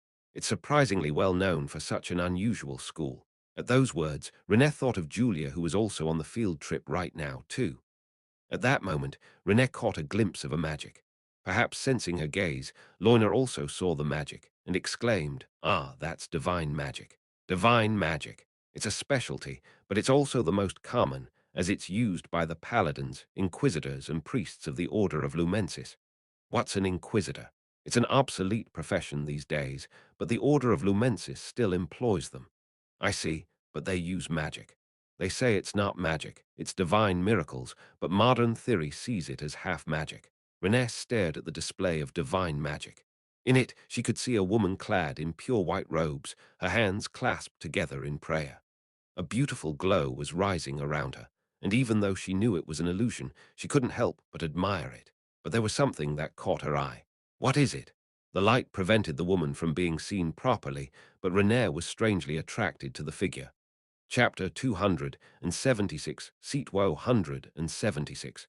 Master of the Imperial Castle, 1. What brings you here? Aidan looked at his teacher and asked so. Tracy and Iona, who were watching quietly from the side, were also surprised and asked back. Teacher. Wait a minute, Aidan. What do you mean, teacher? What the hell are you talking about? Aidan felt that he needed to explain to his friends who had not yet grasped the situation. Oh, so this is the teacher who taught me anti-magic. As Aidan thought about how to explain, Madeline spoke up. This is going to be quite a long story, so why don't we go somewhere secluded? Aidan nodded slightly at Madeline's suggestion, and the four of them sat down on a nearby bench. Madeline was the first to speak. Hi, nice to meet you. I am Madeline. Tracy disapproved of Madeline, who greeted her with a casual smile, and Iona nodded with her usual expressionless face. You must be Aidan's friends. Aidan, you brat, getting along with these beauties. You must be doing well these days. Madeline looked admirably at her disciple, who was now quite grown, and put her arms around him. Tracy's eyebrows bent slightly upward at the sight. Ha ha, I don't deserve them. Look at this guy. You've improved your manners since I haven't seen you. You've grown, you've grown. Rather than being teacher and student, they seemed like friends who've known each other for a long time, and something about the two's chemistry was uncomfortable and hard for Tracy to bear. Madeline, Aidan's teacher, seemed to have a good personality, didn't look that much older, and was even beautiful. Then Madeline glanced at Tessie and asked, so what's your young lady's name? It's Tracy Fried. Ha ha, I see. Oh, are you worried about Aidan? Yeah, what? Man, Aidan, he's got a lot of power. For a country boy who loves magic so much, he's got a pretty girl like this. Oh, are you his girlfriend? What do you mean, girlfriend? Tracy's face turned red like ripe persimmons. She reminded herself that she wasn't going to say anything back to Madeline, but she quickly broke down. Ha, no, you're so cute and pretty. Hey, Aidan, what's going on? What? What did I say? Rather, Tracy changed her mind when Madeline criticized Aidan. Oh, she's a good person. A girl in love was this scary. Aidan, on the other hand, let out a yelp because Madeline squeezed his head. Ouch, my head. More importantly, what are you doing here, teacher? Huh, what? Isn't Master always a bit of a wanderer? Well, it used to be like that, but it's not now. No, you're a teacher who likes to play and eat. But Madeline couldn't deny Aidan's words. He was right about her actually liking to play and eat. Well, it was then, but it's different now. I got a job. What? Is that a surprise? Aidan tried to say yes, but he changed his mind. Come to think of it, Madeline had a weird personality, but in terms of magical abilities, she was a first-rate mage. Ah, so you're out here for work then? No, this is just a fling. Don't look at me like that. I'm just kidding. You're kidding, right? Half. Oh, on the contrary, half of it is real because I'm actually here for work. What work? Aidan asked purely out of curiosity, and Madeline replied with a smirk at the sight. That's a secret.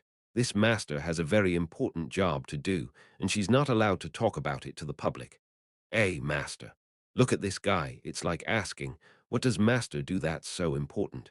Is it okay to say that it's an important task, even though you're not allowed to reveal it? Well, as long as you don't tell me the details, it won't matter, right? I wonder if it's really okay. What did you just say? Nothing, but I'm relieved to hear you got a good job, Master. I was worried you were starving on the street somewhere. Why would I starve? Actually, the first time you met me, you were nearly fainting from hunger. You, that was. Madeline broke out in a cold sweat and avoided Aiden's gaze, as if remembering something from the past. What happened in the past? Tracy asked, and Aiden smirked. The first time I met Master was when she collapsed in the street and nearly starved to death. Tess's eyes widened, and she looked back at Madeline, who blushed slightly in embarrassment and didn't look up, but Aidan continued. So I, as a child, brought you bread. Bread, yes. That's why my teacher thanked me and told me that she would teach me magic. The magic I learned then was anti-magic. Tess's mouth dropped open in disbelief. Even Iona, who didn't often show her emotions, found the story so ridiculous that her mouth dropped open, if only slightly. Oh my God, a mere slice of bread caused you to learn a special type of magic. What kind of nonsense is this? Hoo-hoo. Miss Tracy, it's not ridiculous, actually, because I said I'd teach him, but learning is a different thing. Madeline casually interjected, obviously having recovered her senses. What? So, what I'm saying is that anti-magic isn't something that can be easily learned just because someone else teaches it to you. Your constitution and aptitude are also important, especially when it comes to the unusual type of magic. But Aidan learned it. Yes. Madeline couldn't refute, so she smirked and shrugged. Who would have thought that the innocent country boy who offered me a piece of bread would have the aptitude to learn anti-magic? Ah, so what were you going to do if Aidan didn't have the aptitude? I was just going to say I was sorry on the outside, but on the inside I would be glad I got the free bread and move on. This person has no intention of hiding her true feelings. Tracy realized again that although Aidan is no ordinary person, but his teacher Madeline is definitely not normal. Ha ha, I'm glad I have the aptitude. What are you laughing at? Even Aidan was laughing softly, trying to pass it off as that's how it was back then, which made Tracy's stomach turn and her head feel dizzy. Then Madeline said, "Oh, come on, look at me. I should probably get going." "What? You're leaving? I told you I came out to work. It's almost time to go back. Oh, don't be too sorry to see me go. If it's meant to be, we'll meet again sometime." Madeline smiled, said not to worry, and turned to leave. Oh, by the way, Aidan. Before Madeline left, she gave Aidan some advice. Stay away from your mentor as much as possible. Yeah. Why? Something might happen, but I don't know the details, so bye. Madeline stormed out without giving him a proper answer. She felt a few puzzled glances behind her, but she shrugged them off and moved on to a less traveled area. After a quick look around, Madeline pulled a communication artifact from her bosom. "Princess, it's me. I'll be returning to the Imperial Palace after my mission." She had a cold, businesslike voice, completely different from the one Shed used when speaking to Aidan. With those words, Madeline put the communicator back. Roger continued to roam the Imperial Palace. Not alone, of course, but with the other teachers, following the directions of the Imperial guides. The uneventful tour was interrupted by a man who appeared out of nowhere. "Pleased to meet you. My name is Passius, one of the Imperial Guardian Knights." He was a handsome, blond man with distinctive features that wore a neat Imperial uniform, his posture stiff, and his demeanor polite. His light blonde hair grew below his shoulders, and the way it was tied moderately around his neck matched his melancholic smile. A few teachers who recognized the name Passius murmured, "Sir Passius, if it is Passius, what the hell is the Royal Guard doing here?" The Royal Guard was a title given to the best knights in the imperial court that existed to protect the most important members of the royal family. To the teachers who recognized him, Passius strode toward one person, asking for understanding with a smile. Roger squinted his eyes because Passius was coming towards him. "Hello." Passius stood in front of Roger and greeted him with a smile. "Do you happen to be Sir Roger Chelisai?" "Yes, I'm Roger Chelisai." "Oh, I see. It's a pleasure to meet you. I'm Passius, a knight in the imperial service." "Yes, it's a pleasure to meet you as well. So what can I do for you?" There must be a purpose if they contact him in front of everyone. Passius nodded, his smile not cracking at Roger's direct question. "Yes, sir. Lord Roger Chelisai, if you're not too busy, I wonder if you could spare a moment." At the personal request from Royal Guard Passius, the teachers around him were surprised again. Even the teachers of Theon were no match for the Royal Guard, the most powerful fighting force in the Empire.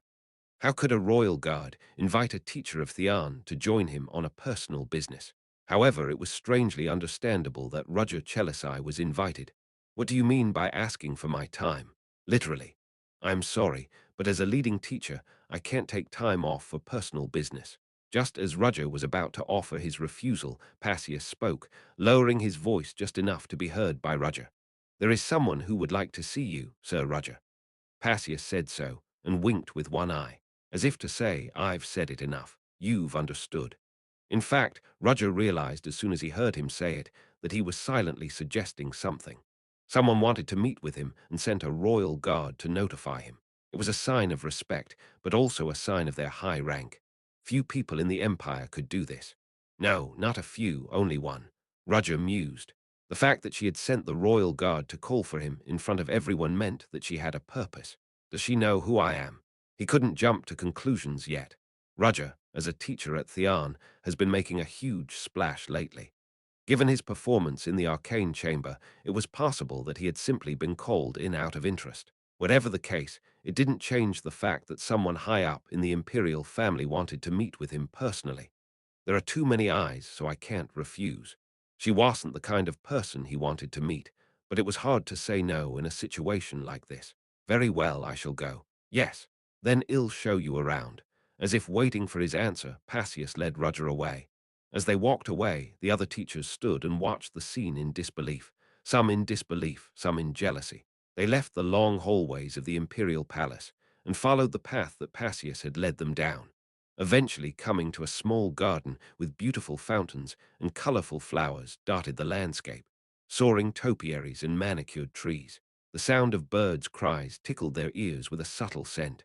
Small as it was no less impressive than the vast courtyard of the Devalk Imperial Palace. I have heard many stories about Sir Roger Chelisai. Passius, who was walking in the lead, opened his mouth first. They say you showed quite a bit of magic in Theon, and you've stirred up the magical world in the arcane chamber this time. It's no big deal. Ha ha, no big deal. Do you know how many people there are in the world who can't do that? If someone else heard it, they would have been rather angry. I don't care. That's what I really think. You're serious. Passius' eyes lit up at Roger's words. Perhaps that's why she wants to meet you.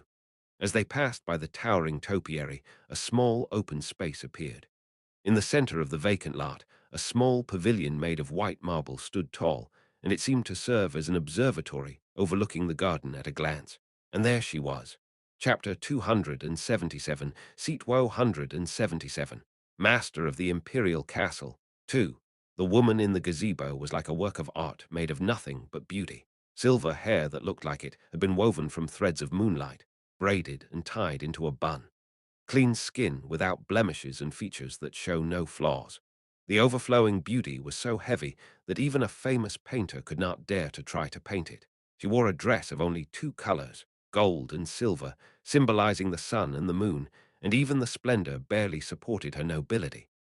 As beautiful as she was, she also possessed an enormous presence that is hard to describe. Even as she sat still and sipped her tea, she exuded an indescribable charisma. I brought a guest as you instructed me, Princess. As soon as Passius spoke, her gaze shifted from one side of the garden to the other. Her amber eyes fixed not on the man who had called her, but on Roger. You have come. A beautiful, powerful, clean voice. It was a voice he hadn't heard in 7 years. First Princess Eileen von Exilian. In fact, the next emperor stared at Roger with an emotionless gaze.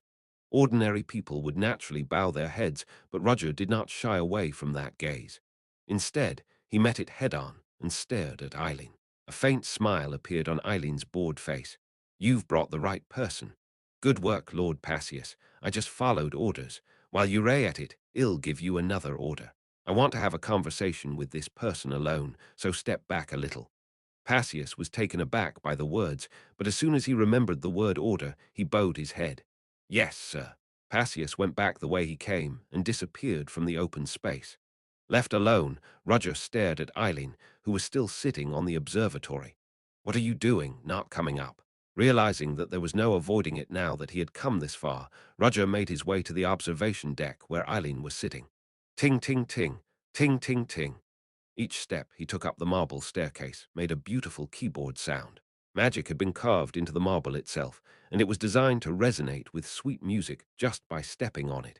It was truly a space made for the high and mighty. The observation deck was not so high. At the top of the stairs, Roger casually sat down in the empty chair across from Eileen. Cheeky guy, I haven't asked you to sit down yet. Isn't that what you asked me to do? Ho ho, don't you know who I am? You are First Princess Eileen von Exilian. Even though you know that, you don't look down but face me confidently. You're a man full of spirit, as I've heard. Eileen smiled amusedly. It was a beautiful smile that any man would immediately be captivated by, but Roger did not fall for it. I heard you wanted to see me. Yes. May I ask why?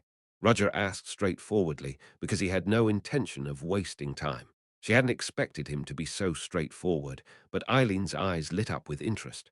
Why do I have to tell you? Her words had a lot of meanings, but Roger didn't let them sway him. If you don't tell me why, I won't know.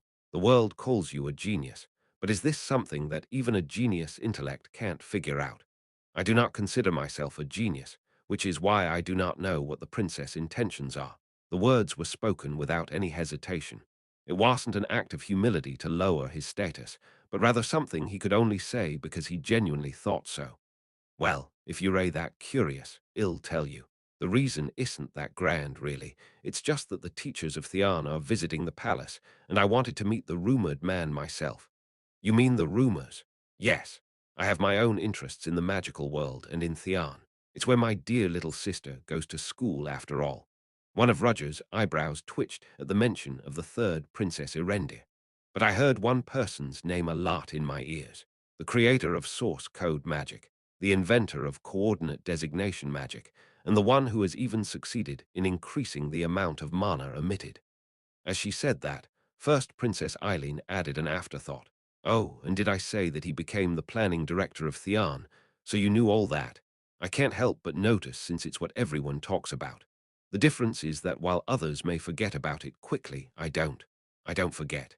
Roger narrowed his eyes to the strange heat felt in Eileen's words. You must have a pretty good memory.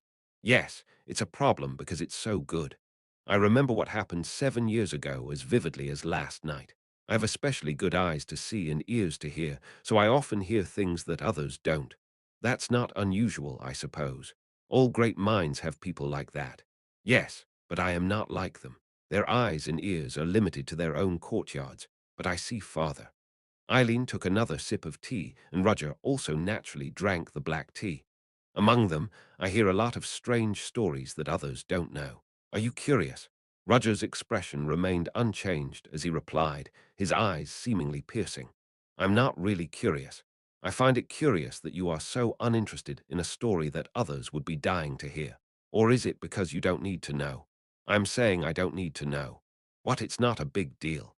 It's just the identity of a great hunter, a criminal of the century, a mysterious thief, and a legendary mercenary. Eileen smirked at Roger, not even bothering to hide it now. It was as if she were asking him if he was going to go through with it.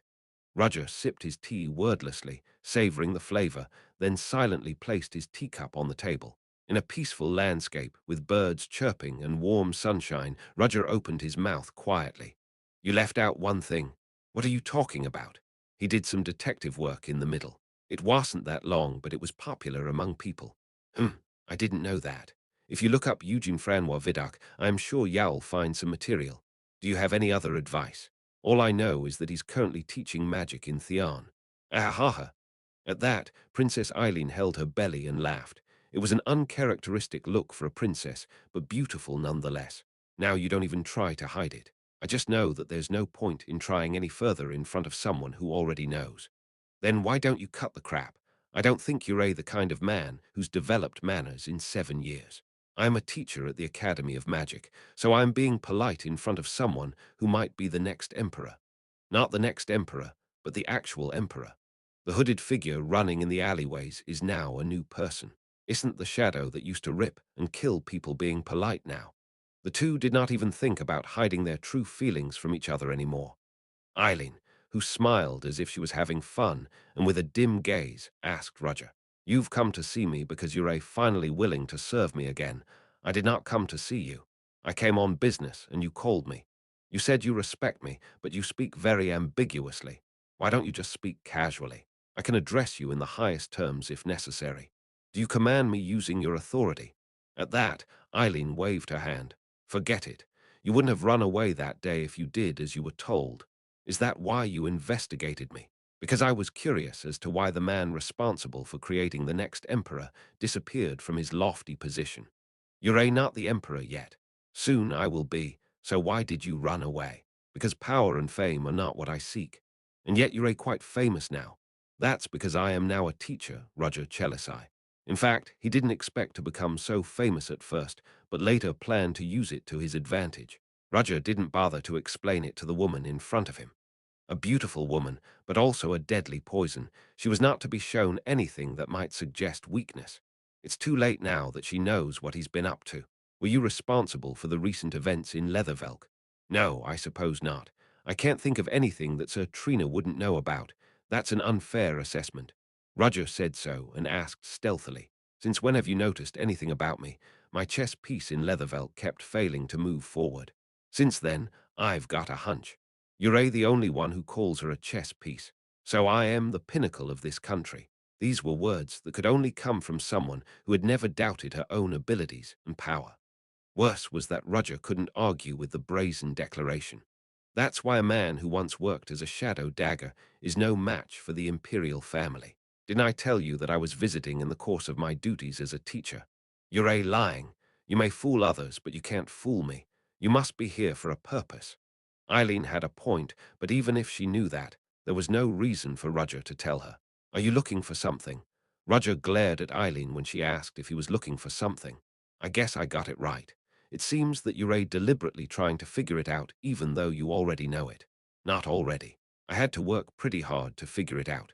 It was a bit of a struggle because it had to be done in secret so that no one else would find out.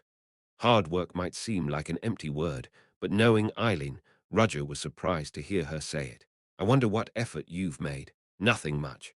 I bought every piece of art from the Kunst auction house that was released, every single one.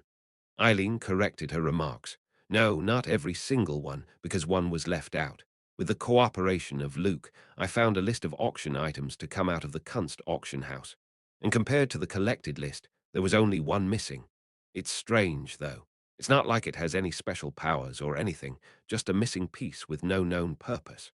The woman in front of him, the one he defaced 7 years ago, when he first assumed his false identity, knew more about him than anyone else. How many valuables he robbed from the Kunst auction house. He even took them by all sorts of different routes, dividing them up instead of selling them in the same place and disposing of them over time. Still, Eileen was relentless, and she recovered it all on her own. It was crazy, to be honest, but she did it. Oh my. At this point, he didn't even think about getting angry. To be honest, he even felt relieved. He didn't have to make up lies on the fly to hide, or bother to see what the other person was really thinking. In a way, it's a great way to have an unmasked and honest conversation. Well, it's no big deal. It's just a collection I am putting together for my own personal hobby. Eileen could see the intent in Roger's eyes. Ha, that's really interesting. It's been 7 years. Not forgetting for 7 years, she persistently tracked and raked in information. She thought she had the advantage, but this man showed no signs of panic. On the contrary, he's looking at her with a challenging gaze. No, it's not a challenging gaze. I am waiting for my challenge. It was a real blow to Eileen's pride. She was supposed to be the one getting all the information, holding the high ground, looking down.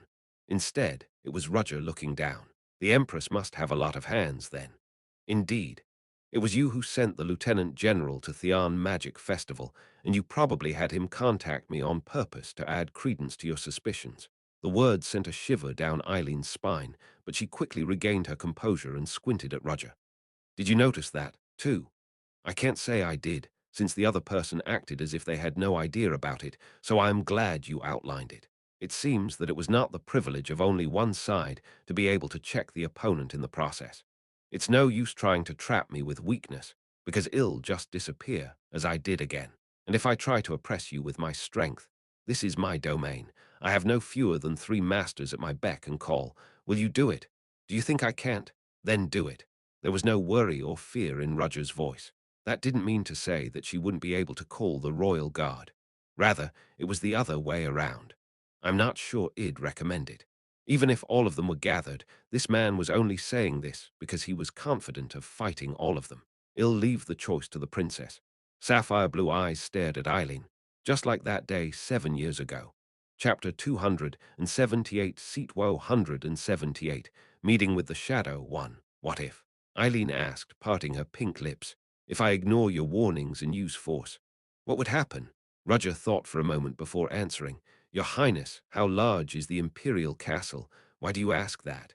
Because I need to know, so I can give you a clear answer as to whether the entire castle or only half of it will be destroyed. Roger calmly examined the appearance of the first Princess Eileen. If it were her usual self, she would have responded with a grin, but now she just sat still without doing anything. It was as if she was trying to figure out whether his words were sincere or not. Despite his outwardly nonchalant demeanor, Roger had something to lose. He needed to collect the fragments of the relic and plan what to do after, but he had no idea how long those plans would be delayed if something happened at the palace. It was supposed to be within the next 3 years, but since becoming a teacher at Theon, even that had become unclear. However, if there was a conflict with Eileen here, it would not be strange if the remaining process took more than 10 years. So I made a half-bluff threat to avoid being dragged around. He threatened to destroy half of the palace, but in fact, half of it was false. The palace can be destroyed, but not by Roger himself, but by his master, Grander. She's in the capital, and if anything happens to me, she'll make the first move. Of course, given Grander's usual behavior towards Roger, it's unlikely that she would step forward even if it were dangerous. But that's a judgment only someone who doesn't know her well could make. Roger, who has lived with her for years, knows better. If his life were truly in danger, she would not hesitate to act. Master's very existence is a ticking time bomb now. It's more like a tactical nuclear device in today's world. If she were to go on a rampage, even the Empire's power would be no match for her. But Roger didn't want that to happen. The advantage of a tactical weapon was its power. There was also a disadvantage, which was that she was too strong. If Grander goes wild, it would be hard for Roger to be safe then. Roger couldn't get away with it because it wasn't about bringing the game to his advantage, but about destroying it completely. It's like a last resort with mutually assured destruction in mind. Actually, I don't want to use this method. It was a moment of crisis, so it was inevitable to borrow his teacher's hand, but it was an honest feeling that he didn't want to cause trouble for Grander. Grander was like a family to Roger, though they quarreled with each other every day. Roger still remembers 20 years ago when he met Grander for the first time. He, Heathcliff Van Brettis, was 7 years old and had fallen down a deep well pit, waiting for someone to rescue him, but the boy knew that no one was going to save him. The boy's fall to the bottom of the dry well was done by someone to kill him, and he knew that there were many people involved, but the boy who fell down the well didn't die. Whether that was a blessing or a curse, neither the boy nor the people who planned it knew, but that was the end of it. There was no food and no water at the bottom of this well, and it was only a matter of time before he died. The boy looked up at the moonlight above the narrow well. He knew he was going to die in that pale light, but he remained still. In fact, he had half given up. The assassination attempts he had endured over the past 7 years had made him tired of living. Ho ho, I didn't think there would be anyone here, but perhaps fate would not allow him to die. The boy's eyes widened at the sound of a voice that came out of nowhere. Someone was looking down at him from above the well. It was a red-eyed girl with long blonde hair. The image of the blonde girl with her back to the blue full moon was so unreal that the boy could only stare up at the sight, dumbfounded. The vampire looked at him and smiled, intrigued. That hair color and that smell of blood. You must be a noble of this damn country, and not just any noble. The girl's words brought the boy to his senses. Something was wrong with this girl, from the way she spoke to the way she acted. And yet here you are, abandoned and alone. Ah, so that's how it is. The girl realized at once what the boy had been through, and she couldn't help but laugh in amusement. I was going to change my mind, because I keep being called a devil's child, a monster, and whatnot. With that, she descended to the bottom of the deep well, spreading her red wings behind her back. She should have looked terrifying, like a bat, with wings made of blood and no feathers, but the boy thought she was beautiful. You're not afraid to look at me, and even in this situation, you haven't lost your grip on life. You mean. You think you've given up, but I can tell. You don't smell of death at all, but rather of clinging to life. With that, she grabbed the boy and took off into the sky. The boy hugged her tightly in the sudden feeling of floating. It was a natural reaction for a human who had never flown before.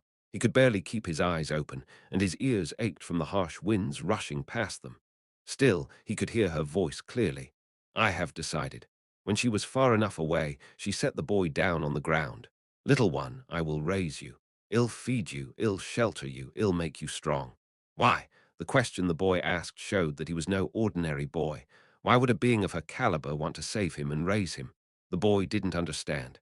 Think of it as a whim. A whim. When you've been in the world long enough, sometimes you want to do things your own way. But there must be something you want from me. The boy's words caught her off guard, and she burst out laughing at the absurdity of it all.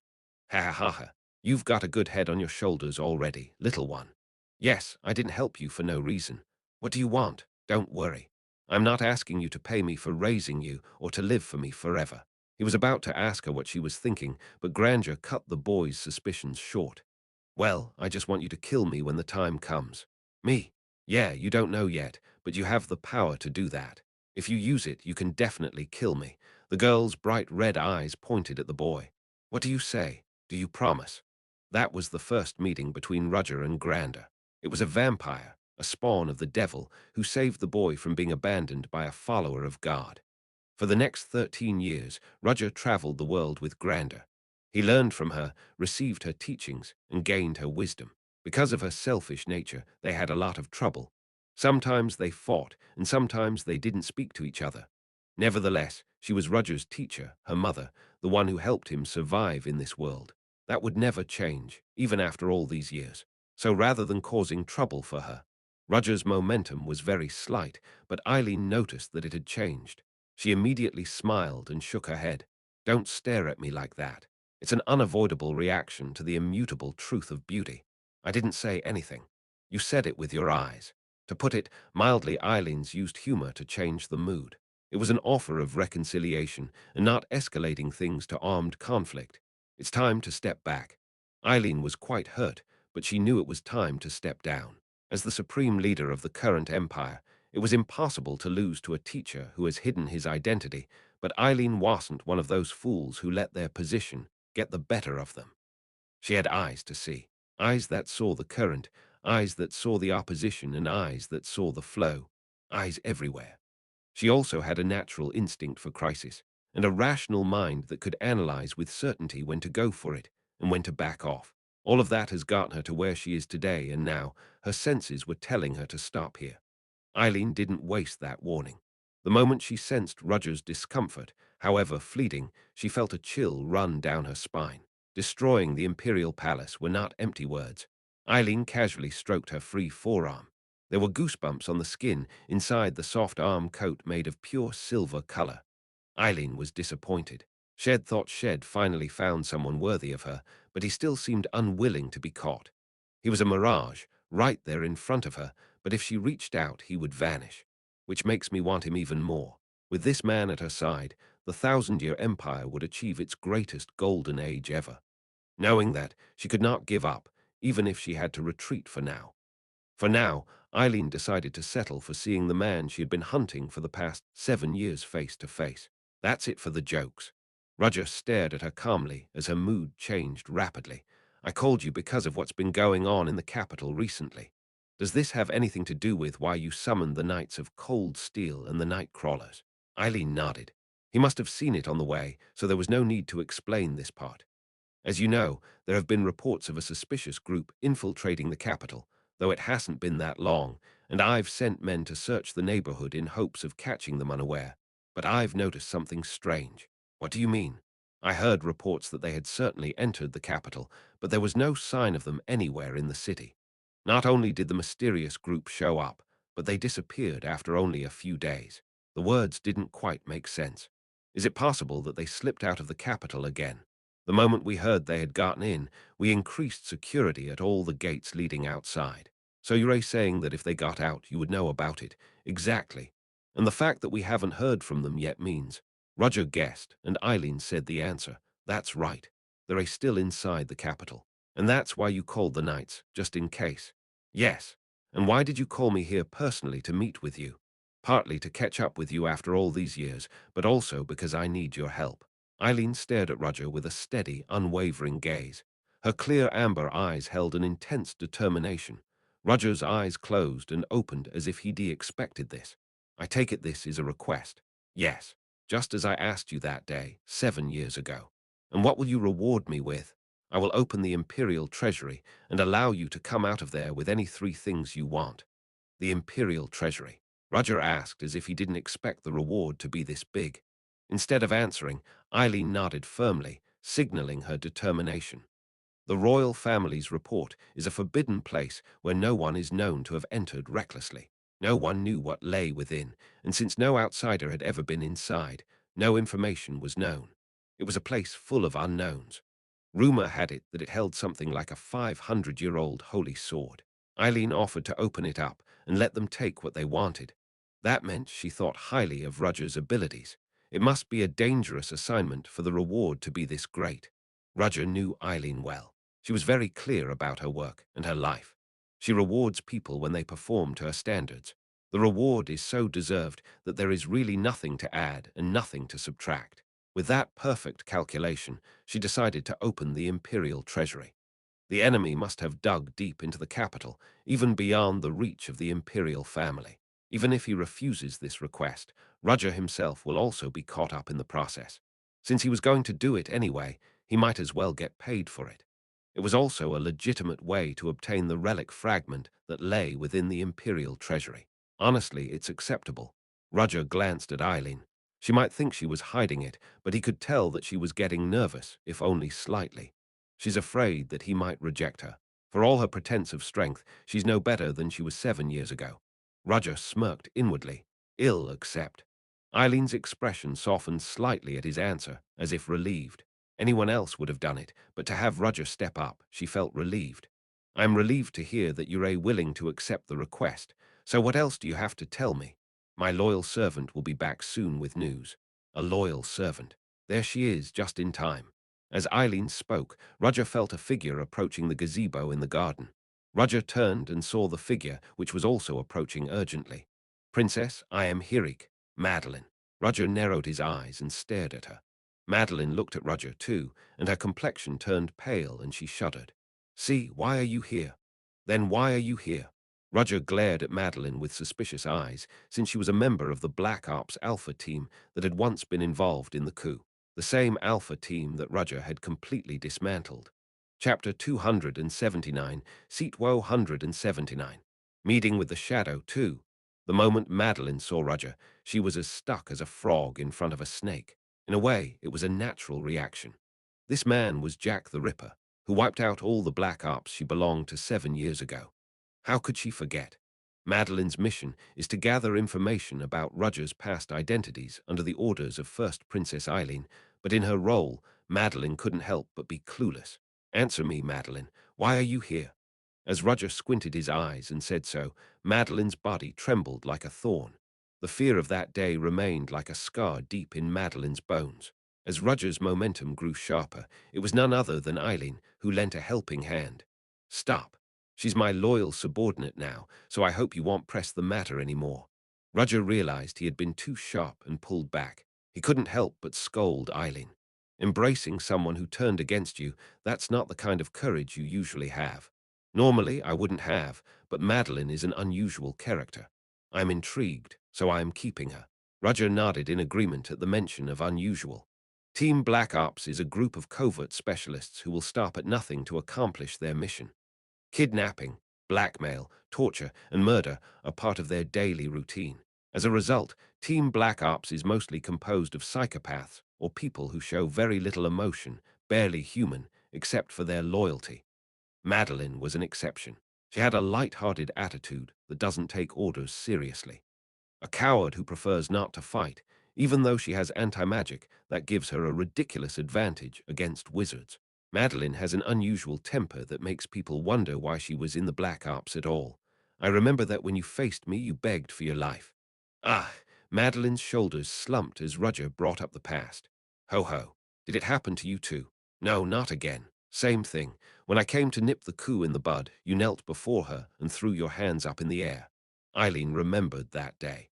Madeline raised her hands and said, as soon as she saw Eileen, who was mixed among her pursuers, I surrender, just let me live.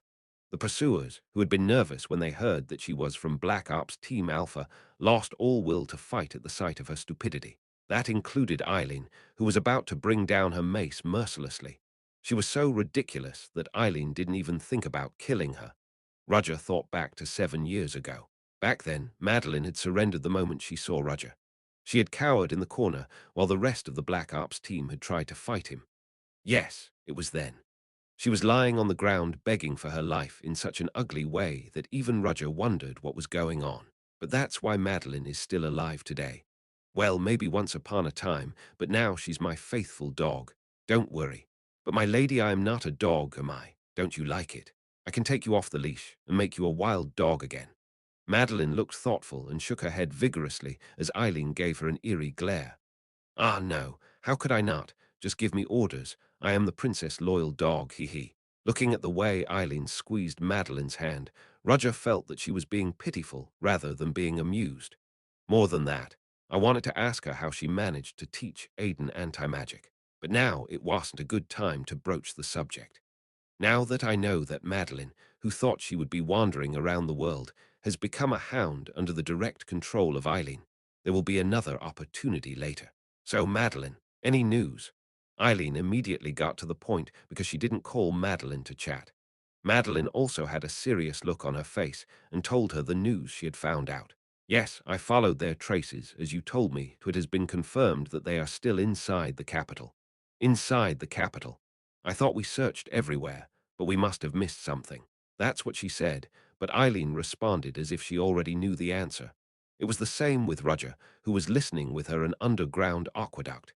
Yes, Madeline nodded, confirming their guess.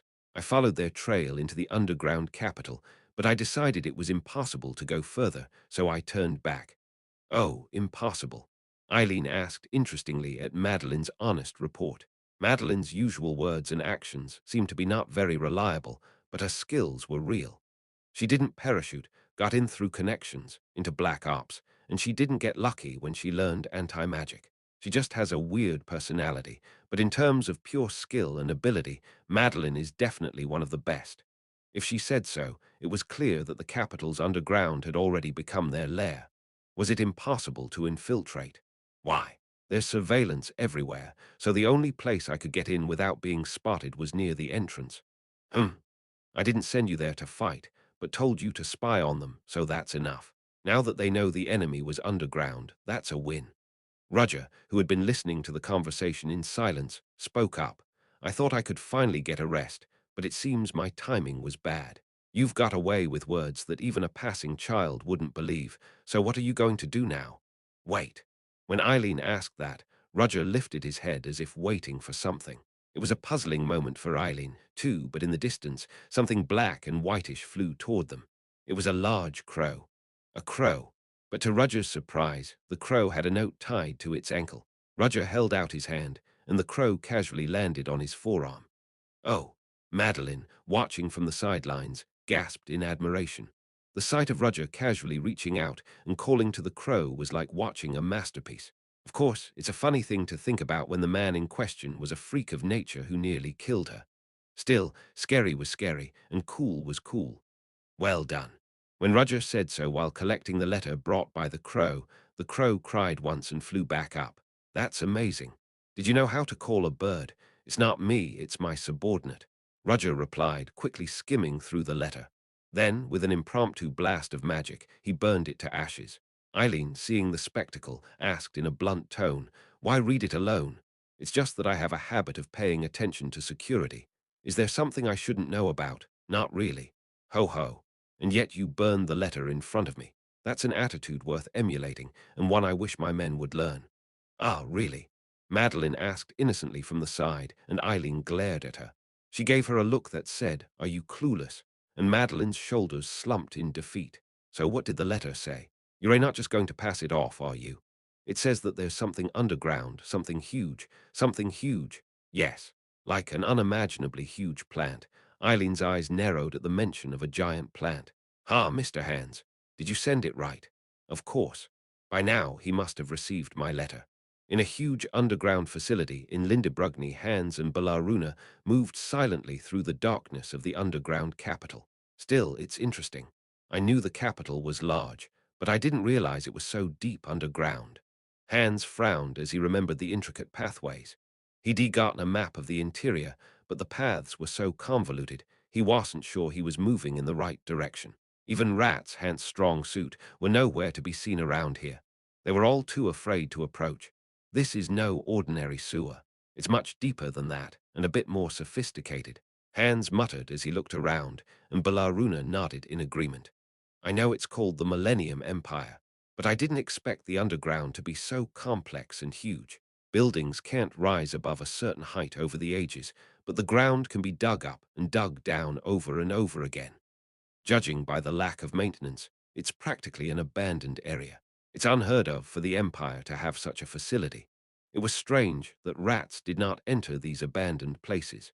The place where the two are now is deeper than the underground waterway.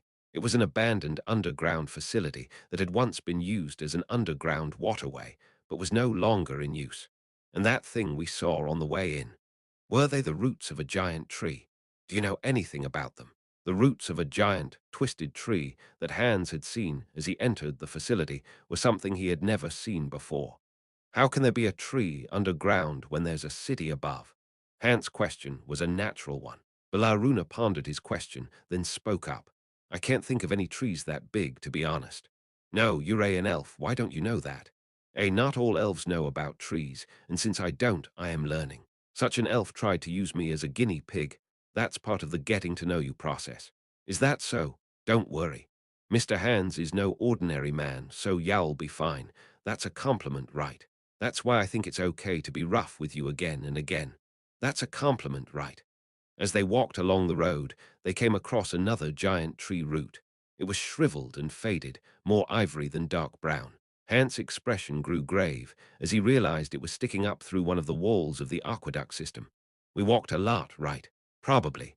But the fact that it's sticking out on this side too, that means the roots are quite large. Do you think these roots are normal? To be honest, they're definitely not normal. So you still don't have a clue. Are you an elf? Elves don't know everything. Belaruna retorted, still staring at the tree roots through her orange, bushy hair. This, no matter how you look at it. The two opened and closed their mouths at the same time, then stared at each other. What is it, tell me? Didn't Hans notice it? Actually, it occurred to me a little while ago, but I'd rather not say anything. I'll defer to the elf, who is an expert on plants. You treat me like an elf only at times like this, right? Only at times like this. Belaruna was no good at arguing, so she sighed and walked over to the root. This, no matter how you look at it, looks like that. What is it? The source of our elves' world demand. Belaruna stared at the wall where the root protruded and beyond it, where the source of these roots lay. Crunch. A strange sound came from somewhere, and Belaruna looked back at Hans, and Hans looked back at her. What? What? Didn't you just make that noise? I thought it was your stomach. What do you mean, don't set me up? How does a man's stomach sound like an animal? Then, as an elf, does it make sense for me to make animal noises? Sia ra ra ra ra ra ra ra ra ra ra ra ra ra ra ra ra ra ra. Both of them shut their mouths at the same time, then looked at the passage from which they came from. Through the faint light in the distance, they could see a shadowy figure coming toward them. Run! Hans and Belaruna fled at the same time, neither of them knowing what to do. Princess, is there something underground in the capital? According to the reports Hans had received, there were things like tree roots underground along with huge structures. It didn't make sense that something like that would be underground in the thriving capital, but it was unlikely that Hans would have lied in a letter. All things considered, Hans was telling the truth about the underground facilities and giant roots. There's something more under the underground water. There is something, and Princess Eileen was dimly aware of it. Chapter 280. All right, let's take a break.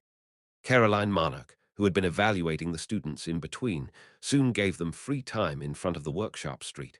The workshop street was a tourist attraction where mechanical engineering objects were mainly produced with magic engineering.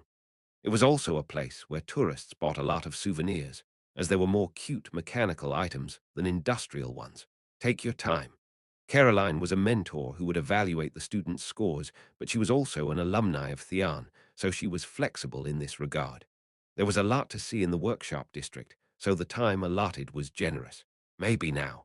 Aidan was hopeful that this would be a chance to mend fences with Leo. Tracy is.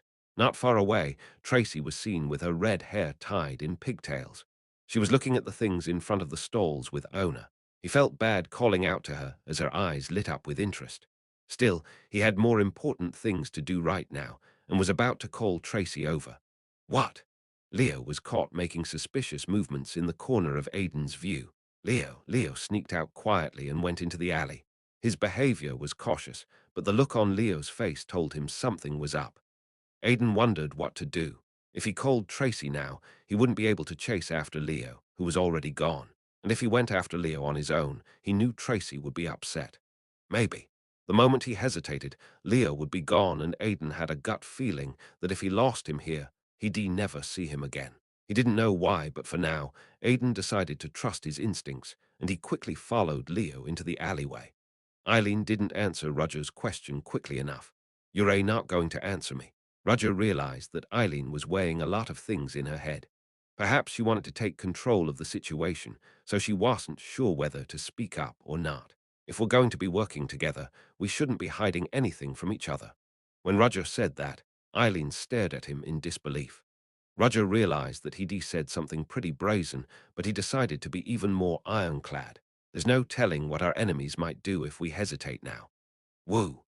Eileen eventually had no choice but to give up when he emphasized that completion of work was more important than personal feelings.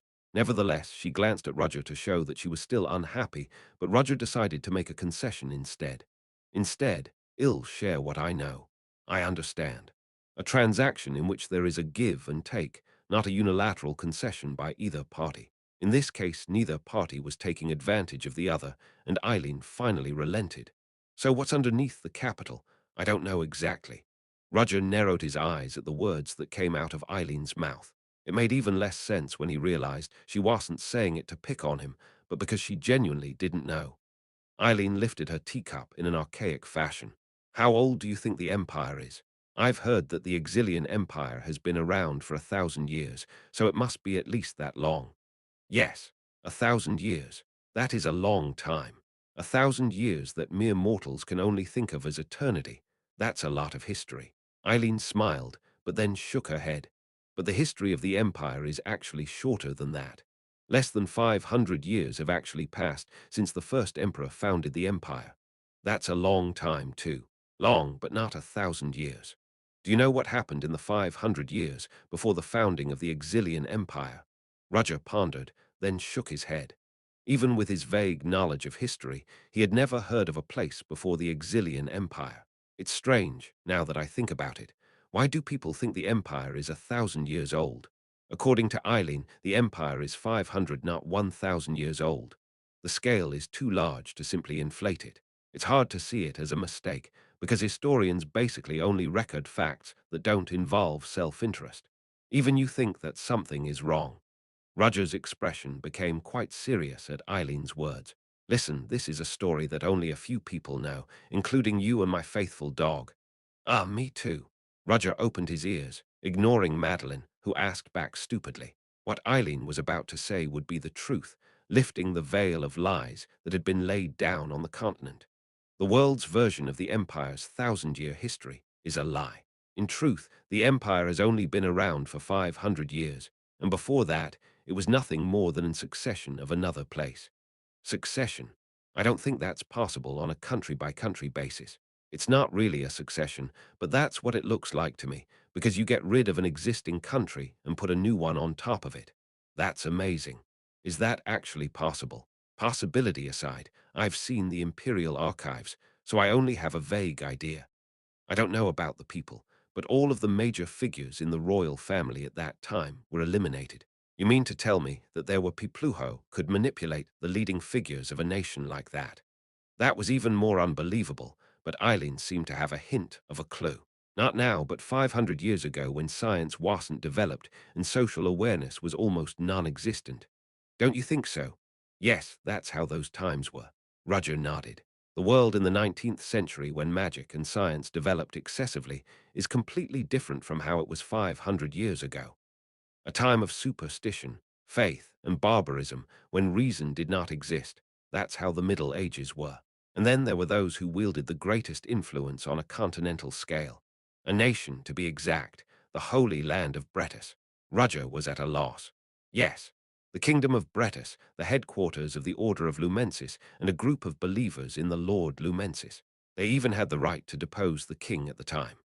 Well, what it all boils down to is that the facilities that now lie beneath the imperial aqueduct predate the history of this empire, the legacy of the former kingdom that existed before the establishment of the Exilian Empire, and was not known to the world, but the sheer size of the facility beneath the underground aqueduct was far too large for the sewers of a mere medieval kingdom 500 years ago.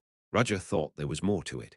It's almost as if the vestiges of a long history are still alive and well in the capital's underground. Yes, ordinarily, these things would have crumbled with the passing of time, but apparently the rats got in there first and made a nest. Then what do you think the giant plant is? I don't know. I only know that there's some sort of giant facility underneath the capital, and that it's a legacy of a kingdom long gone, but nothing else. It was only recently that Eileen learned about it. I'll be honest, it hurts my pride. I'm supposed to be the next emperor, but to think that there are still things about this country that I don't know about. It's insulting. I'm surprised the rats hiding out in the capital know about such a secret facility. Aren't the Liberation Army terrorists, after all? Eileen's eyes changed. How can you know that when I haven't said anything yet? Roger opened his mouth as if it were no big deal. Because they're the only ones who've been making moves lately. I know. You said you had ears to hear, so it's no wonder you know. The self-proclaimed Liberation Army's terrorist activities were quite troublesome. But it was not enough for them to know about the hidden facilities under the capital. However, the Liberation Army hid in the capital and immediately went to the underground facility. You mean there may be a third force that provided them with information? Yes, and Roger recognized the third faction as the Black Dawn Society. He was half sure, but he didn't bother to tell Eileen. They weren't close enough to share information about the Black Dawn yet. But as far as unknown forces go, the immediate threat is the rats lurking down there. Yes, but that doesn't mean we can send in troops right away, Eileen said in an annoyed voice, letting go of the cup in her hand. We don't know how much they've grown their power in the underground facilities while they've been out of sight. Besides, there are probably traps down there, and it's a waste of manpower to send people down there blindly. Unless you know what your opponent is preparing inside, there are no guarantees, even if you send in knights or wizards. If you touch it for nothing, it will be like stirring up a hornet's nest, and that was a problem, too. I'd rather it be an all-out war, then I won't have to be so careful about them hiding under my feet. So that's why you called in the knights. Cold steel forged in the snowy mountains of the north, and the night crawlers, rooting out the seeds of evil from the shadows of the empire. The fact that she had assembled two such elite groups beyond the usual knights was further evidence that Eileen was considering the situation carefully. If they moved, they could minimize the damage. Even that's not enough. If we don't know what they're doing down there, we can only be more careful. Eileen's gaze shifted from the tranquility of the artificial park to Roger. That's why I need your help, your ability to infiltrate the enemy, no matter where they hide, and complete the mission. I understand. Roger had a vague idea that something was going to happen, but he hadn't expected it to be this big of a deal. But having come this far, it's impossible to say no. There are too many students in the capital right now to let this go unnoticed. They're probably going to try to make a move on them. Simultaneous, indiscriminate attacks against students and civilians. I'm sure you'll pay me well. Eileen smiled in satisfaction at his words, a beautiful, regal smile that could mesmerize anyone. The Liberation Army will probably make their move today or tomorrow at the earliest. Why? Because the students of Theon and the leading figures of the tower are here. Indeed, killing all of them would certainly do a lot of damage, so it's an opportunity they can't pass up. But the people from the tower are sixth-rank wizards, and I don't see how the Liberation Army can do anything about them. The wizard has a spell called Silence of Fire, a spell that gives you an absolute advantage against firearms unless your opponent is a wizard or knight. In modern warfare, where firearms were developed, it was a fraudulent magic that overturned the game itself. The liberators would have elite forces, but even then, they would be nothing compared to the people gathered in the capital now. That would have been true in the old days, but things have changed. They'll be using special gunpowder. Special gunpowder. If the word special comes out of your mouth, it must not be ordinary. Yes, that's the information you were going to give me. Roger nodded and told her what he knew. The gunpowder they use is unaffected by the silence of fire. Unaffected by the silence of fire. It's literally gunpowder uninhibited by magic, so they can use firearms just fine.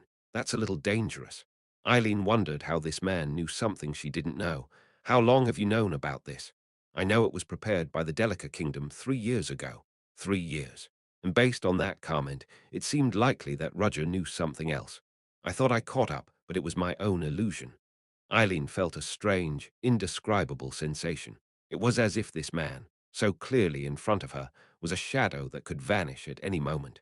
She didn't know if it was an illusion or if she was seeing something else, but one thing was certain, though. The wielder of this terrifying ability was on her side, at least for now. More than that, are your men okay? You don't know what's underground. Roger thought for a moment, then nodded. It'll be all right. One of them is a coward, but I have a decent person attached to him. It wasn't exactly a person, but an elf.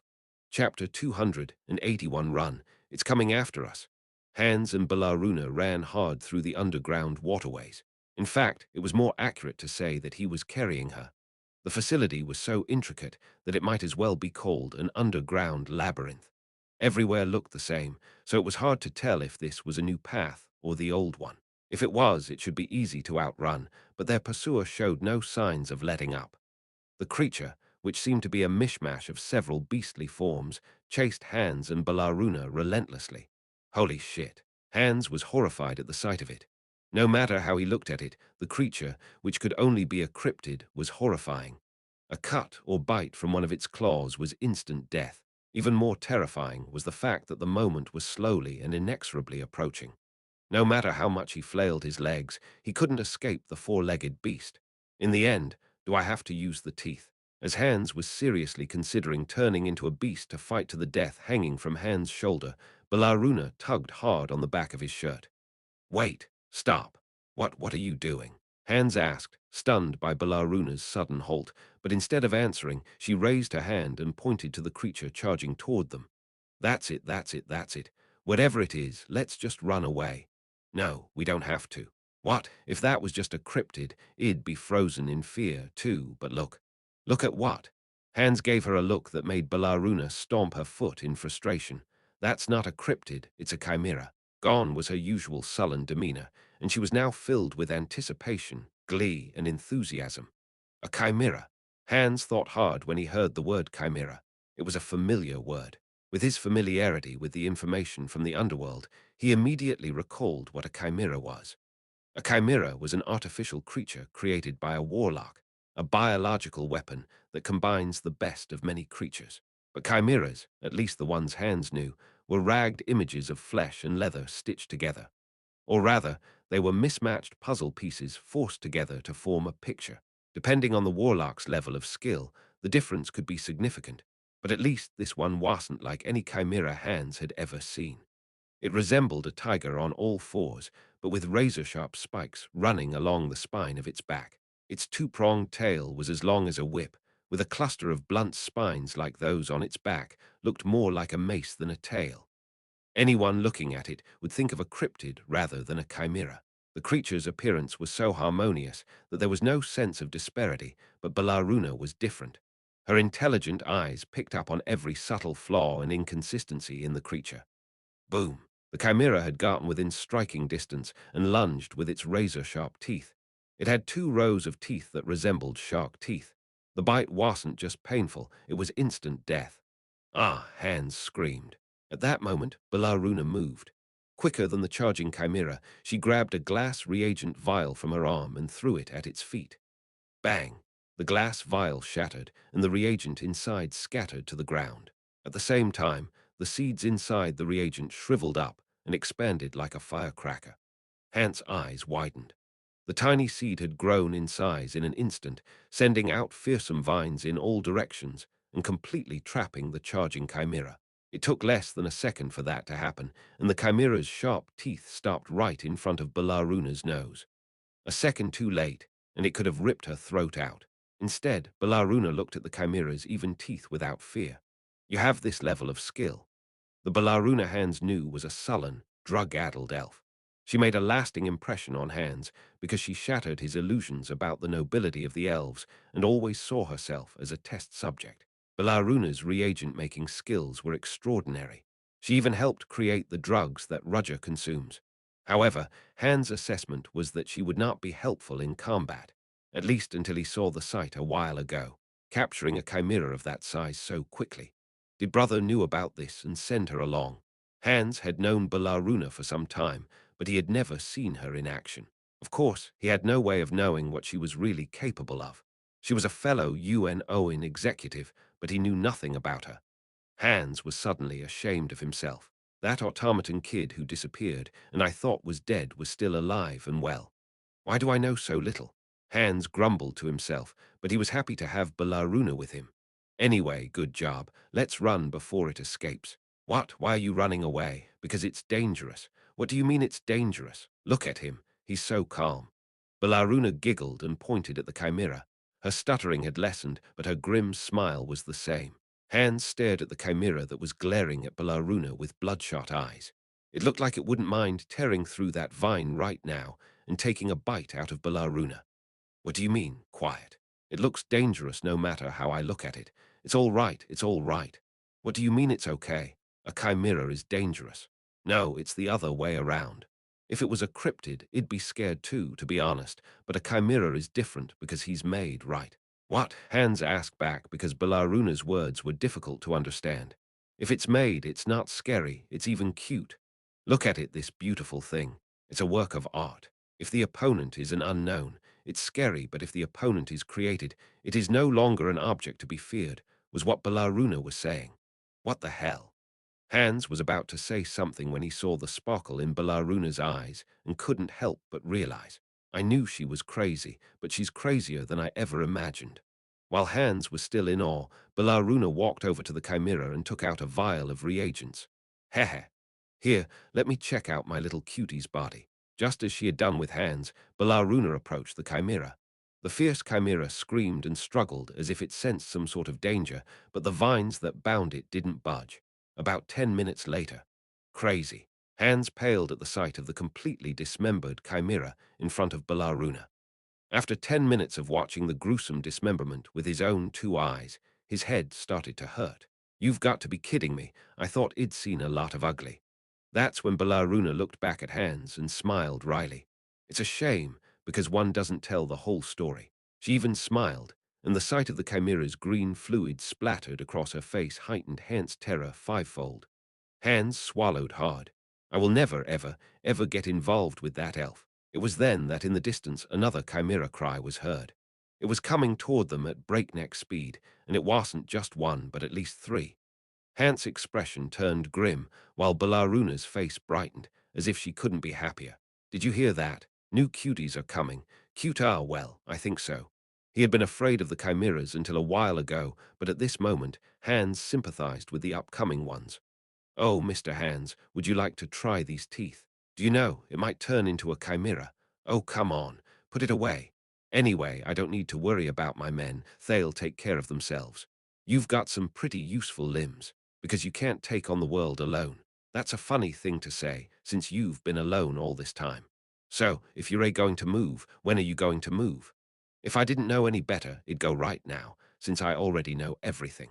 Roger's reason for coming to the imperial court was to see if he could somehow steal the relic's fragments. But now that he had the chance to get it the rightful way, there was no point in remaining in the palace. Eileen knew that, too. Therefore, she glanced at Roger with a sulky face, as if she was a little dissatisfied. Still, it seems a bit hasty to end this reunion after 7 years. It's not like we were that close anyway. Roger held his ground, knowing that Eileen hadn't given up on trying to recruit him. Our relationship was just business. It could come across as insincere, but neither Roger, who was saying it, nor Eileen, who was listening, took it seriously. Yes, I understand. Eileen decided not to solicit Roger any further, as she had to deal with the rat infestation in the capital's underground for now. She was disappointed, but she didn't dwell on it. Now that she knew Roger was working in Theon, she'd be seeing him more often. Of course, If she becomes too much of a nuisance, he will not hesitate to abandon his current identity and leave, but he couldn't live a false life forever because Roger was showing his real face right now. I don't know how I ended up using my real face, but I won't be able to live in disguise for the rest of my life. Eileen was willing to let it go for now. There will be plenty of opportunities in the future. This wasn't the only opportunity. There would be many later, when the other side would never notice and she would be fully prepared. Then she would have the greatest sword of all. Yes, go ahead. Passius will guide you again. It would be helpful if we moved together. You mean the royal guard? Are you dissatisfied? I am comfortable alone. I thought you said you couldn't do it alone. There you go. I'm not sticking you with Passius because you have an agenda. He's a royal guard, after all, and he'll be of great use to you in your endeavors. So if you want to treat him like a dog, treat him like a dog. When she said so, Roger agreed without further ado. Roger glanced at Madeline before leaving. Heh, heh. Madeline smiled awkwardly at Roger and waved. It wasn't like her to show a friendly smile to someone who had tried to kill her in the past. She and Aidan are quite the pair. Roger descended from the observation deck, intending to ask her later how they met. As he retraced his steps, he saw Passius waiting. He spotted Roger and greeted him with a bright smile. You're here. Have you finished the conversation with the first princess? Yes. You're not reacting well, which is understandable. You know how stubborn and unyielding the first princess usually is. Roger looked at Passius in surprise. Somehow he had gotten the impression that this man was loyal to a fault, that he would be high-minded in such matters. Passius must have sensed it, because he laughed softly. Ha ha. I swear loyalty to the imperial family, but I am the kind of person who says what needs to be said. I'm not without a bit of a personal grudge, actually. The first princess treats me a bit too roughly. I see. So what did the first princess say? I have a feeling she wanted you to take me along for the ride. Passius already knew everything about Roger's rough identity and his current situation. It was rather strange if the first princess' right-hand man and royal guard would not know. You know that, and yet you smile at me. There was no change in her demeanor from when he first spoke to him. The first princess told me to treat Sir Passius like a dog. Ha ha ha, you're funny. Roger stared wordlessly, and Passius dropped his shoulders. You weren't kidding, so what are you going to do? Let's go. He was personally vouched for by the first princess, so while he might not be a reliable ally, he would not be a hindrance. When Roger gave his permission, Passius walked beside him, looking even more pleased. Ha ha. This is good. I was afraid you might refuse. Is it something you'd be so happy about? Well, other people wouldn't understand, but I'm different. Different in what way? I am a royal guard, but I'm also a sword that takes care of a lot of things for the princess. Passius reveals his true identity in a tone that is anything but guarded. Roger stared at him in disbelief. You have the audacity to speak to others like that. As the princess' first shadow, you should know all about it. No way. Passius nodded, as if Roger's guess was correct. Greetings, Sir Jack the Ripper, royal guard and first shadow of the princess, Passius said. Roger already had a strong feeling this was going to be a bother. Chapter 282, A Dark Alley in Lindebrugny. Lindebrugny is a tourist town and full of beautiful architecture, but not all neighborhoods were built equally. Where the light is strong, the shadows are also strong. While it didn't compare to Leathervelk, Lindebrugny had its share of back alleys. Leo wandered down one of them and stopped in front of a ramshackle house. Woo! Taking a deep breath, he knocked on the door, as a reaction came as if the people inside had been waiting. A small sliding window above the metal door opened, revealing a pair of human eyes. They looked around, and then their gaze fell downward to find Leo. The sliding window closed, and then the door opened wide. You're a little late. It was a man in plain pants and a cotton shirt. He looked like an ordinary laborer you'd see anywhere, but the sharp edge that emanated from him was far from ordinary. Carl, an intelligence officer with the Liberation Army, looked at Leo and jerked his chin. Are you going to come inside and talk? I'm busy, just do it here. Leo's blunt response had many implications. From the part about not entering the house, Leo was clearly drawing a line in the sand. Carl frowned at the answer. I thought you had ears to listen. You think I don't know that you made sure there was no one around here? That was some time ago. The eyes of the Imperials have been very sharp lately and today. I know. The Nightcrawler Knights and the Cold Steel Knights showed up. Among them, the Nightcrawler Knights were a symbol of fear for the Liberation Army, which was undermining the Empire. Yeah, it's a dangerous situation that could come back to bite you in the ass. You know that, which is why you've called me here, because I am the only one of you who infiltrated Theon as a student, so you're a confident I won't be caught. Carl's lips twitched at Leo's words because he hadn't said anything wrong. We're just wasting time arguing here. If you want to get this over with, just tell me what you want. What are the roots of the students? What's the point of knowing that? The plan will go ahead as scheduled. What? Leo raised his eyebrows. Are you crazy? I can't believe we're proceeding with the plan in this situation. Crazy? No, it's a noble act. A noble act. There's nothing noble about running up with a bomb and blowing yourself up. If we can take out one dictator with our lives, we can make life easier for many of our countrymen. You think the world runs on such easy math? Leo glared at him, but Carl's expression didn't change, knowing that he was being sincere. Leo's head was already aching. He realized that no amount of convincing was going to work. There are night crawlers and cold steel nights everywhere right now, and you're going to force your way in when it's hard enough to hide and plan for the future. That's why now is the time. They'll want us to take care of ourselves and hide, but they'll panic if we do the opposite. We're dealing with men who are members of the Empire's 3 night orders, an elite force. Do you really think they're going to be surprised by that? Get a grip. Leo had to stop this madness. To be honest, Leo didn't really care if a few liberators died. There was no camaraderie in being semi-forced to wear a liberator badge. But if they went ahead with their plan, Leo would be blindsided. There are knights everywhere, and they want to carry out terrorist attacks. Of course, the damage would be much less than they had planned, but it wouldn't be entirely without consequences. And if Aidan, Tessie, or Iona were among the dead, Leo would never forgive himself, but he couldn't appeal for friendship so that they won't attack his friends here.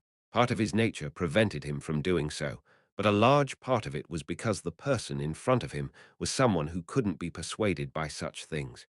In addition, students are with the mentors now. Mentors are the perfect target. You don't know what you're talking about. The mentors are 6th rank wizards, and this is the largest group of 6th rank wizards ever assembled. Each one of them is a Lexa rank mage, the equivalent of a strategic weapon. You're not going to tell me you don't know their power, are you?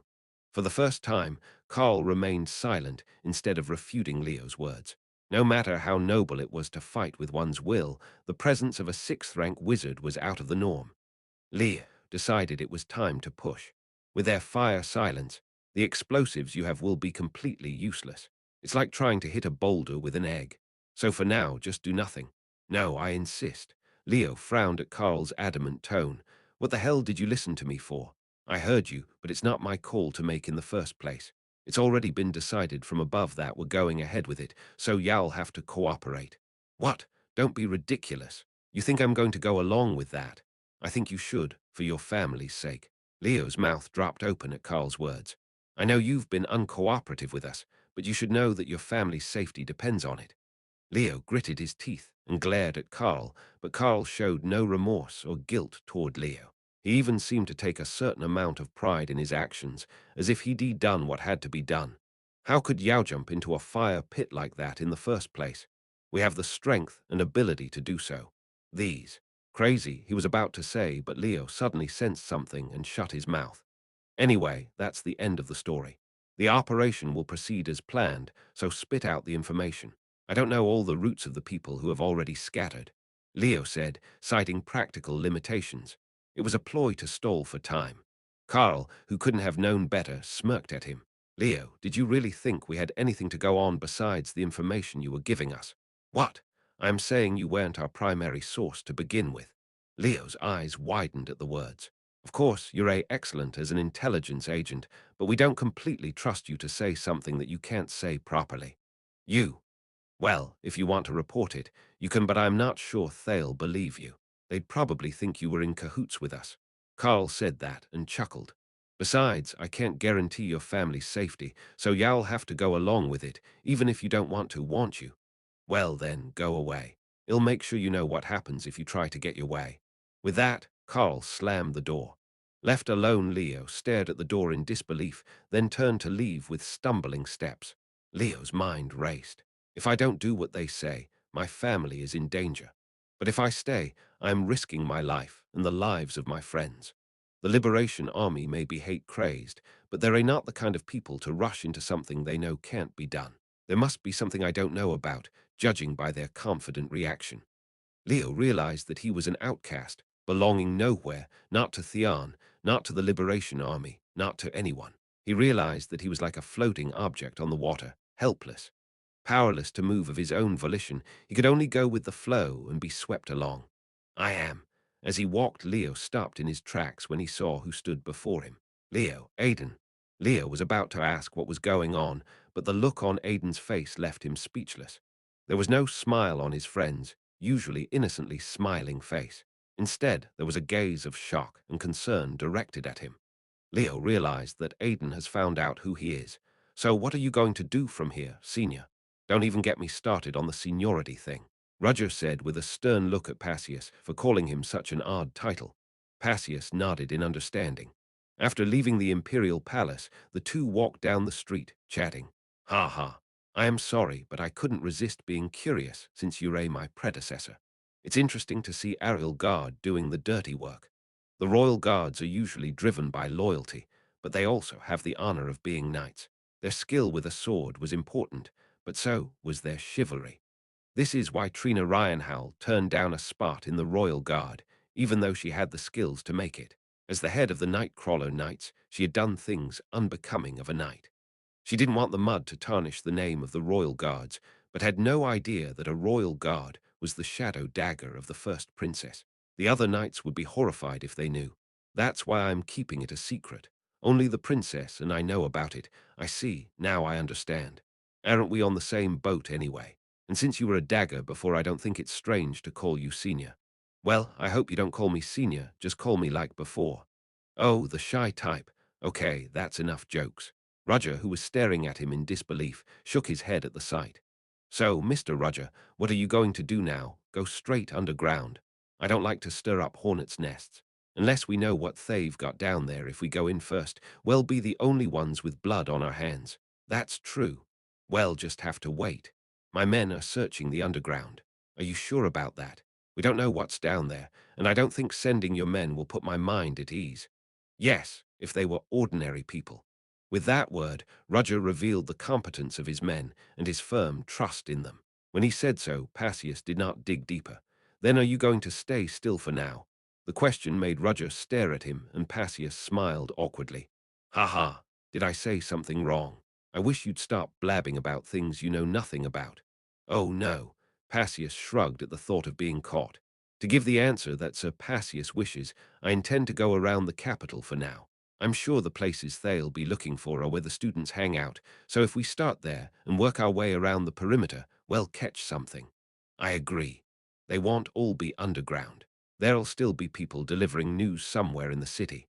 Yeah, but with the Nightcrawler Knights and the Cold Steel Knights out in force, they'll be moving as carefully as possible. Then they'll be hard to find. If they're being as cautious as possible, we'll just have to look as hard as we can. It was easier said than done. But when Roger said it like that, Passius felt a strange sense of trust. So the princess wasn't wrong about him after all. 7 years ago, Passius had not been a royal guard. He had his talents, but he had his moments of complacency. But then he heard of the coup and realized that the empire he was protecting was in danger. The Guardian Knights were shocked that they did not know anything, even though the crisis of the country was just around the corner. And what's even more surprising is that it was Eileen, the first princess, who solved this coup, not the incompetent emperor of the time. A beautiful but slender woman without her own support base escaped the imperial family and traveled outside to save the empire from danger. At that moment, Passius decided to pledge allegiance to Eileen von Exilian. After such efforts, he was able to rise to the position of royal guard and became the right arm of the first princess. Eileen also gave him trust, so she told him the truth of the day about the man who helped her solve the coup, a man who could have gotten all the glory, but instead faded into the shadows. And now Passius was walking down the street with the man he'd only heard stories about.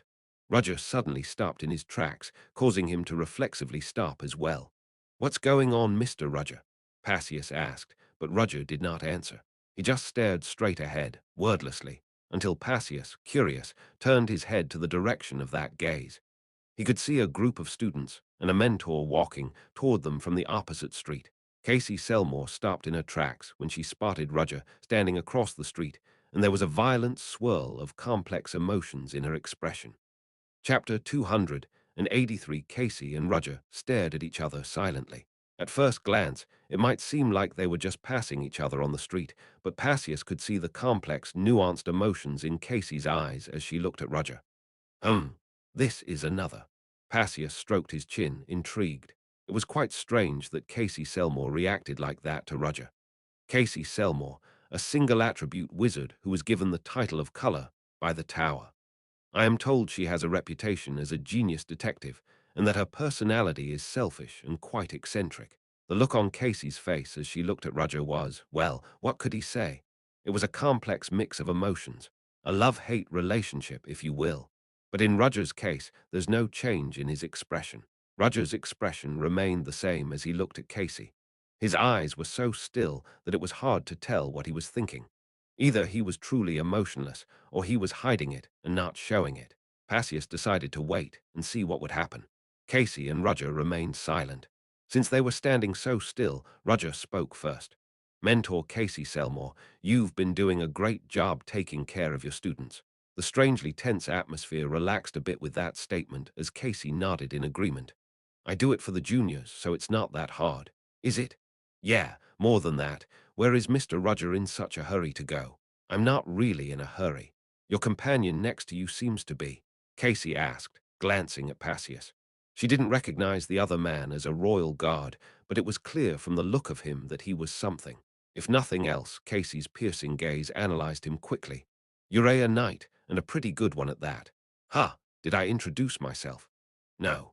It's just that from the way you look and the way you're standing, I'm guessing you belong to the imperial family. You've got the manners down. Passius was inwardly surprised. He had dressed lightly before leaving the imperial palace, since walking around in his royal guard uniform would draw too much attention. He'd even kept his sword out of sight, but Casey had noticed at once. Passius realized she wasn't called a genius detective for nothing. You're not going to do anything dangerous, are you? Casey asked, looking at Roger. She was trying to sound casual, but the subtle worry in her voice was enough for Roger to hear. Why do you ask that? Are you worried about me? Roger looked at her questioningly, and Casey realized her mistake, blushed slightly. I was just asking. Right. Yeah, besides, I think something happened. As she said that, Casey looked back and forth between Roger and Passius. From what she could tell, Passius was an imperial knight, a knight of considerable skill, and judging by the way he spoke, at least a high-ranking knight. Such a man traveling with Roger. Roger is a criminal with a hidden identity. It didn't make sense that such a man would be traveling with an imperial knight. If he had been arrested, she would have thought that this man had finally been identified. But if not, he's still a teacher, and he is working with someone in the imperial family. Then what is the job? Casey couldn't tell, but she could sense a strange undercurrent running through the capital. It might explain why Shed caught glimpses of members of the night crawlers and the cold steel knights as they wandered the neighborhood. Trina is here, so I could ask her, but I can't see her now. So she was left to make an educated guess from these few clues. The problem was that the man in front of her had every reason to know. Casey opened her mouth, then closed it again. She had no idea what to say. Shed uncharacteristically applied to be a mentor so that she could meet Roger and talk to him. But despite several opportunities along the way, she never did. Every time she looked at that face, her heart kept hurting. Why did she keep seeing that face staring back at her, expressionless? And why did she keep seeing the crooked smile he'd worn that day when he'd fallen off the waterfall? People hailed her for taking down the criminal of the century while Roger left the stage alone. The stark contrast was stuck in Casey's mind. He is the one who should be praised more than anyone else, but people don't realize it. Go ahead. When Casey stuttered, Roger urged. No, nothing. I just wanted to check this one thing. What do you mean? Why didn't he tell her the truth of that day? As much as she wanted to ask, Casey knew she wasn't ready to ask that question yet, so she decided to ask something else. Something's been happening in the capital lately, hasn't it? Casey asked in a low voice that wouldn't be heard by the students waiting behind her. It was not a question, as she was asking with a vague sense of certainty. Roger thought for a moment. He wondered what would happen if he said yes to Casey Selmore here. It would certainly be helpful. Her abilities would be best suited to finding those who hide beneath the surface of this capital city. Roger glanced over Casey's shoulder at the students. Most of them were looking this way curiously, but their faces were bright. Perhaps because Casey had been walking them around and telling them stories. Some of them looked familiar. They were Julia Plumhart and Sedna Rosen. If only I could take Casey Selmore with me on this trip. The students would be coming to the end of their field trip. Roger's gaze snapped back to Casey. No, nothing is happening. Is that so? Yes. I have to go check if the other mentors are doing well, so I'll be on my way. Oh, before Casey could say anything, Roger swept past her with Passius in tow. Casey could only stare after him as he walked away without a word. Her outstretched hand hesitated, as if she were trying to reach out. Roger had moved away from the group of students Casey was leading, and Passius, seeing his chance, asked, "Are you all right? What do you mean?" If you'd called Detective Casey Selmore for backup, it would have been a big help here, but I don't think you need to pretend everything's fine. Even if Roger hadn't asked for backup, he would have given him a piece of his mind. When asked why he withheld the truth, Roger shrugged it off. Even if I don't ask, she must have noticed. Why do you think so? Because she's a smart woman, and she's persistent. If Shed already noticed something was wrong, she wouldn't have believed me even if I denied it outright. Isn't that a guess? No, I am sure of it. She's the kind of person who will make her own moves, even if we try to stop her. Passius' eyes narrowed. It was as if he were mockingly asking how Roger knew that, but Roger ignored the stare and continued. First and foremost, this is a mission for the two of us. There's no place for anyone else's hands in it, even if they might be able to help. If we can't do it on our own, then we'll need help. So you're telling me that you're going full steam ahead anyway? You're not confident? Roger asked, turning around, leaving Passius speechless. He smirked and shook his head. Oh no, you've got me beat. It dawned on him that this man had a way with people. He's got a subtle air about him. This is no ordinary man. For Passius, mediocrity is something that comes from lineage, not ability. Having spent so much time in the imperial city of Devalk, Passius has met many nobles and royalty. As a result, even when he encountered a nobleman who hid his identity, he was able to guess his identity by his demeanor alone, and Roger fit right in with his senses. Strange, if he's a wandering vagabond, as the princess says, why does he exude an air of royalty? It didn't make sense to Passius. His behavior was far too strange for royalty anywhere. But if nothing else, I can see why Princess Aileen has been coveting him. With that thought, Passius suddenly remembered Casey Selmore, whom he had met earlier. Mr. Roger, there's something else I'm curious about. What else? Didn't you meet Detective Casey Selmore a little while ago? I did. What exactly is your relationship with her? Roger shot Passius a look like he was asking him a question. Didn't you hear everything from the princess? Yes. Given what happened 3 years ago, I have a rough idea, but based on Detective Casey Selmore's reaction, I think she has a vague idea of Mr. Rogers' identity. Is that a problem? No, it's just that something's not right. Shouldn't a detective be grinding her teeth if she knows the identity of a criminal? But, Detective Casey Selmore's reaction was, how shall I say, very complicated. Should I say she doesn't hate you? Roger didn't answer the question, but he vaguely harbored a similar feeling. It was impossible for him not to notice the change in Casey's demeanor from the person who, not so long ago, had been desperate to catch him. Maybe she just happened to know the truth about Miss Roger. What difference does it make if she knows it? Still, it's better than not knowing. I'd rather she didn't know. He didn't know how Casey learned the truth about the past, but knowing it doesn't change anything. The past is the past. It's already happened, and the water that's been spilled can't be picked up and put back on the plate, because knowing doesn't change anything. Roger was so adamant that he didn't dig any deeper.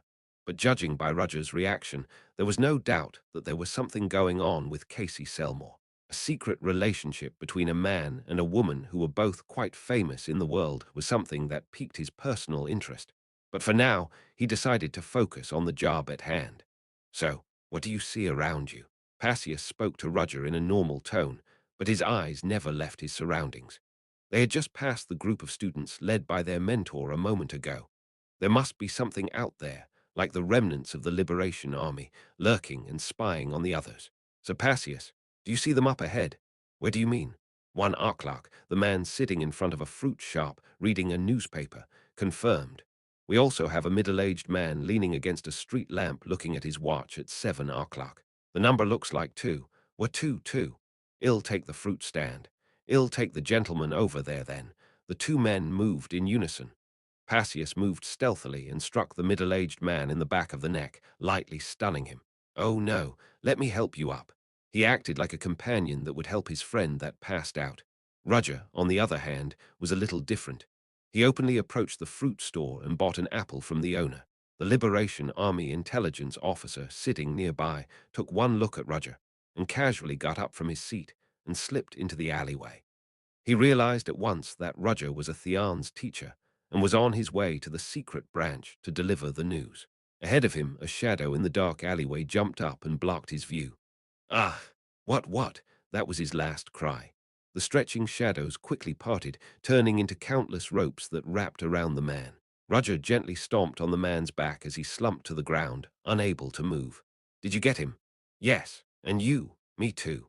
Passius, who had brought the stunned Liberator agent with him, plopped him down next to the shadow-bound Liberator. "You caught him faster than I thought. Now what do we do? I don't think they're going to give up information easily. We'll have to make them."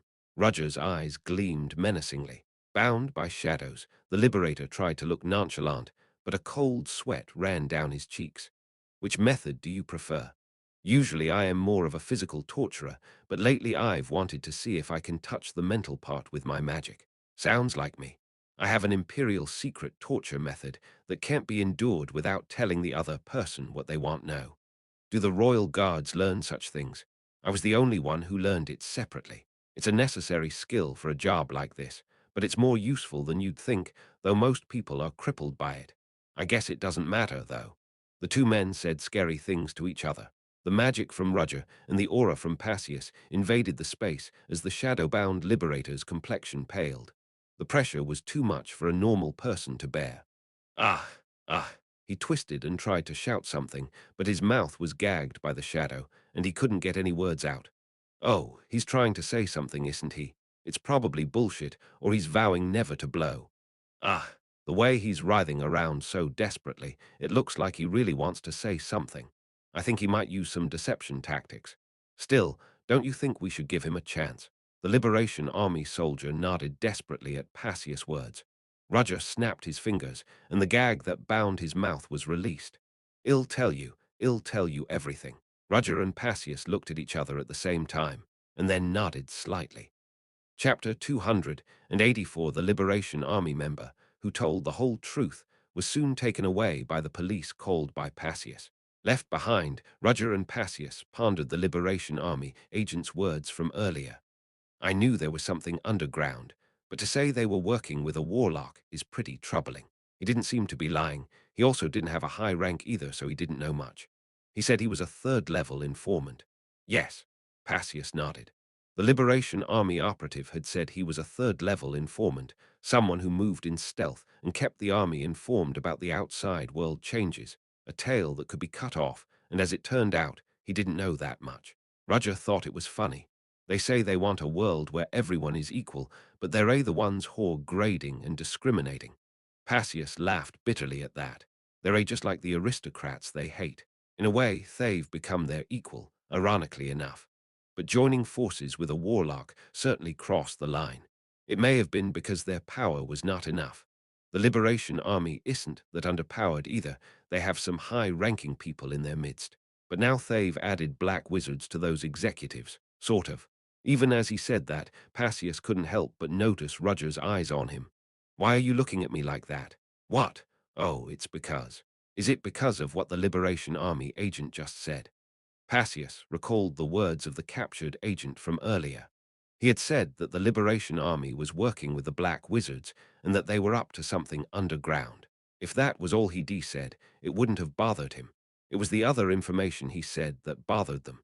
"Theon, there's an agent of ours hiding among the students of Theon. I was supposed to contact him." The desperate words of the Liberation Army agent fueled Passius' worry. "Don't read too much into it. He's probably just trying to sway us with lies on purpose. You don't have to console me. He was sincere, and he's not the kind of person whose head would spin enough to deceive us with false information in a situation like that. Mr. Roger. Come to think of it, It would be rather odd if someone wasn't infiltrated, Roger said, and turned to leave while Passius followed casually at his side. What are you going to do about it? The students' lives are at stake, so ill handle it accordingly. Are you sure you're okay with that? I don't understand the intent of your question. You're a teacher, aren't you? A superficial title that can be changed at any time. When Roger said it so forcefully, even Passius couldn't argue further. I see, so our first priority is to find the student. If they're right, he's a first-rate intelligence officer, so he should know a lot. Roger and Passius were back out on the main street by then. Mr. Roger. A familiar voice spotted them and shouted. In the distance, Aidan was running toward Roger. Aidan, where did he leave his mentor, Caroline Monarch? Judging by the way he came running this way, it was no accident. He's not alone. Aidan was with his best friend Leo, who was often with him. Did he come here to ask you something? Roger narrowed his eyes as he thought so. Aidan and Leo's expressions were somewhat serious, unlike usual. Obviously, Aidan's expression, which was bright before he left, now seemed full of urgency. Wait, the students are looking for me. Yes, go ahead. With a nod to Passius, Roger approached Aidan. Roger stopped in front of him and stared at Leo and Aidan, who gasped for breath. Aidan, Leo, what are you doing here? Why are you not with your mentor, and why are you calling my name so loudly on the street? Don't you guys have any shame at all? In fact, the two students acted arbitrarily in a serious situation, so it was impossible for Roger to say good things. Had it been the usual Aidan, he would have smiled awkwardly and said sorry, but now it was different. That's I thought I had to tell Mr. Roger. What are you talking about? It's about Leo. Roger's sharp gaze fell on Leo. The normally stoic boy looked terrified now. He didn't try to show it, but the way his clenched fists trembled gave it away. Roger suddenly remembered the words of the Liberation Army agent from earlier. No way. Pushing the disturbing thought from his mind, Roger asked, "Tell me everything that happened." Leo. Aidan called Leo's name, but Leo hesitated for a long moment. He wasn't sure if he should speak, then a hand rested on his shoulder. Leo stared at Aidan wordlessly. One look into Aidan's steady eyes and Leo made a decision. It's Leo told Roger the truth. About an hour ago, Aidan looked at Leo and asked, "Are you okay?" Leo didn't know what Aidan meant by his question, so he was dumbfounded. No, more than that, he was angry. Are you asking me if I'm okay because you don't know what's going on right now? Leo, I am with the Liberation Army. With nothing to hide, Leo told Aidan his identity. I've been told that there's going to be a major terrorist, and I've been instructed to expose the students to that threat directly. Do you understand? The guy you thought was your friend all this time was actually a liar and an international terrorist. Leo, don't call me by that name. Leo shouted, unable to control himself. It was not like Leo to lose his cool under any circumstances. Or to put it another way, Leo was pushed to the breaking point to show such emotion. You're looking at me like you're worried about something. You're supposed to be running outside to report me right now. What happened to your head? Leo's voice was mournful, as if he were releasing every ounce of his frustration. I lied to you, Tracy, Iona, all of them, and you still think of me as a friend. Leo wished Aidan would just call him names. He would have felt better if he could have grabbed him by the scruff of the neck and slapped him, but Aidan listened in silence. It made Leo's heart sink. Ha, ha, Leo gasped for air after venting his anger for so long. He didn't even have the strength left to do anything. Idiot. There's no point in staying here, it's all over. It's not over.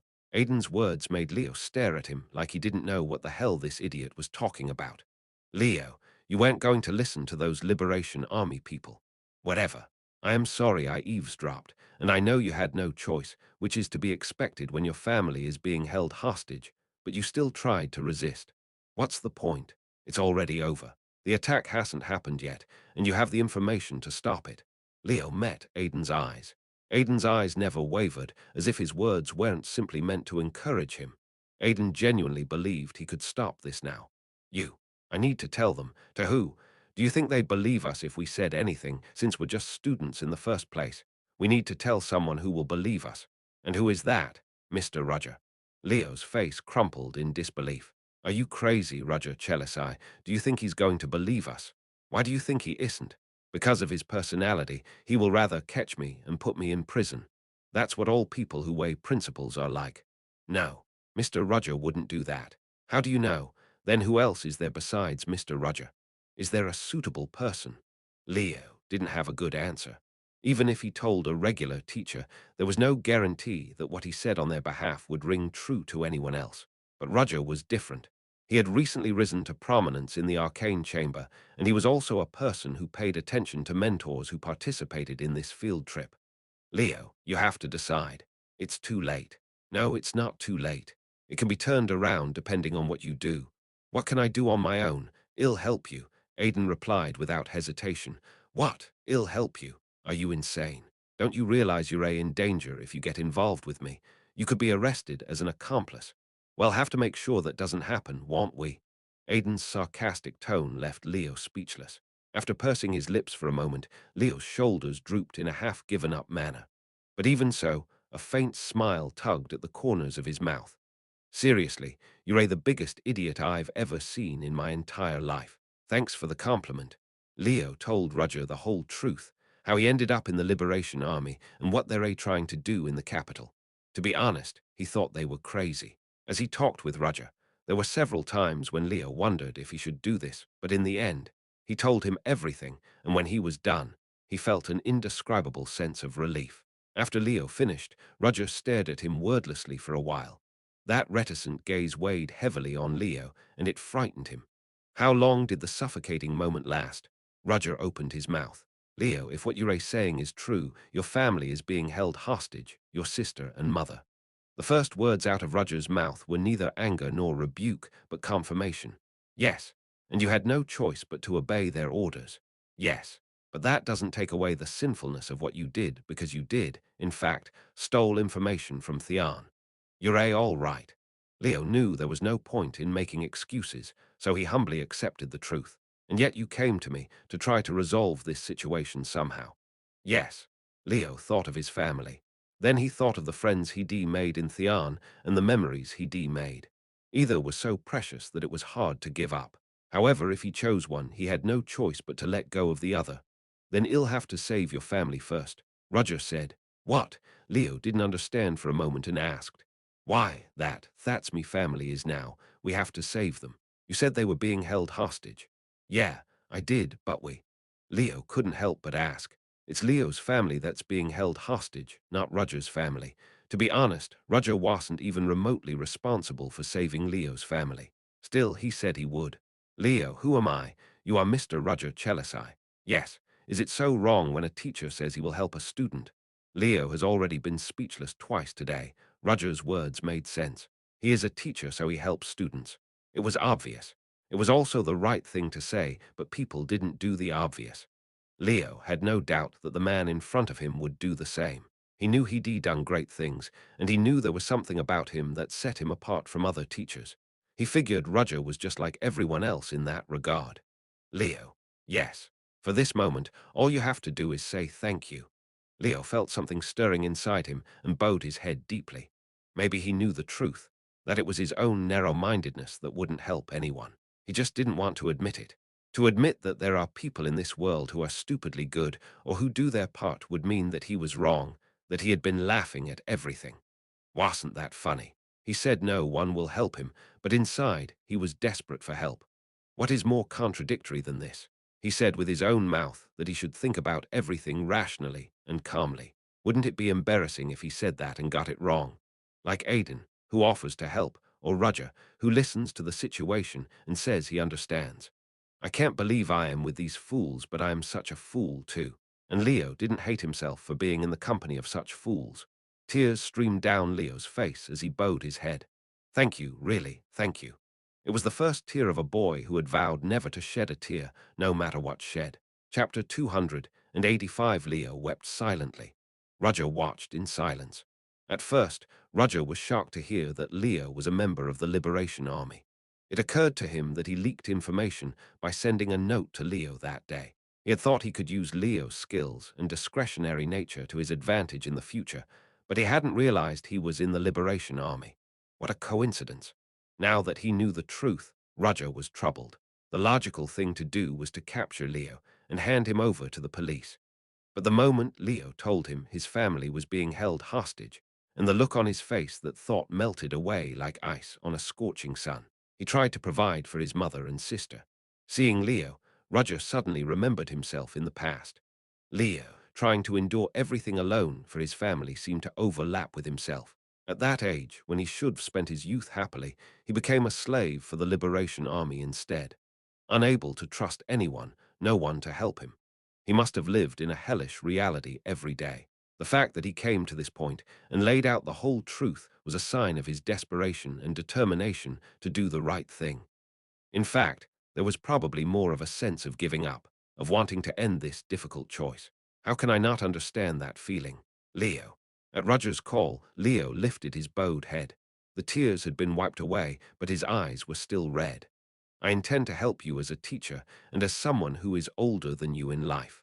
There is no lie in these words, but there is something I need to verify. What is it? Are you really ready to fight of your own volition?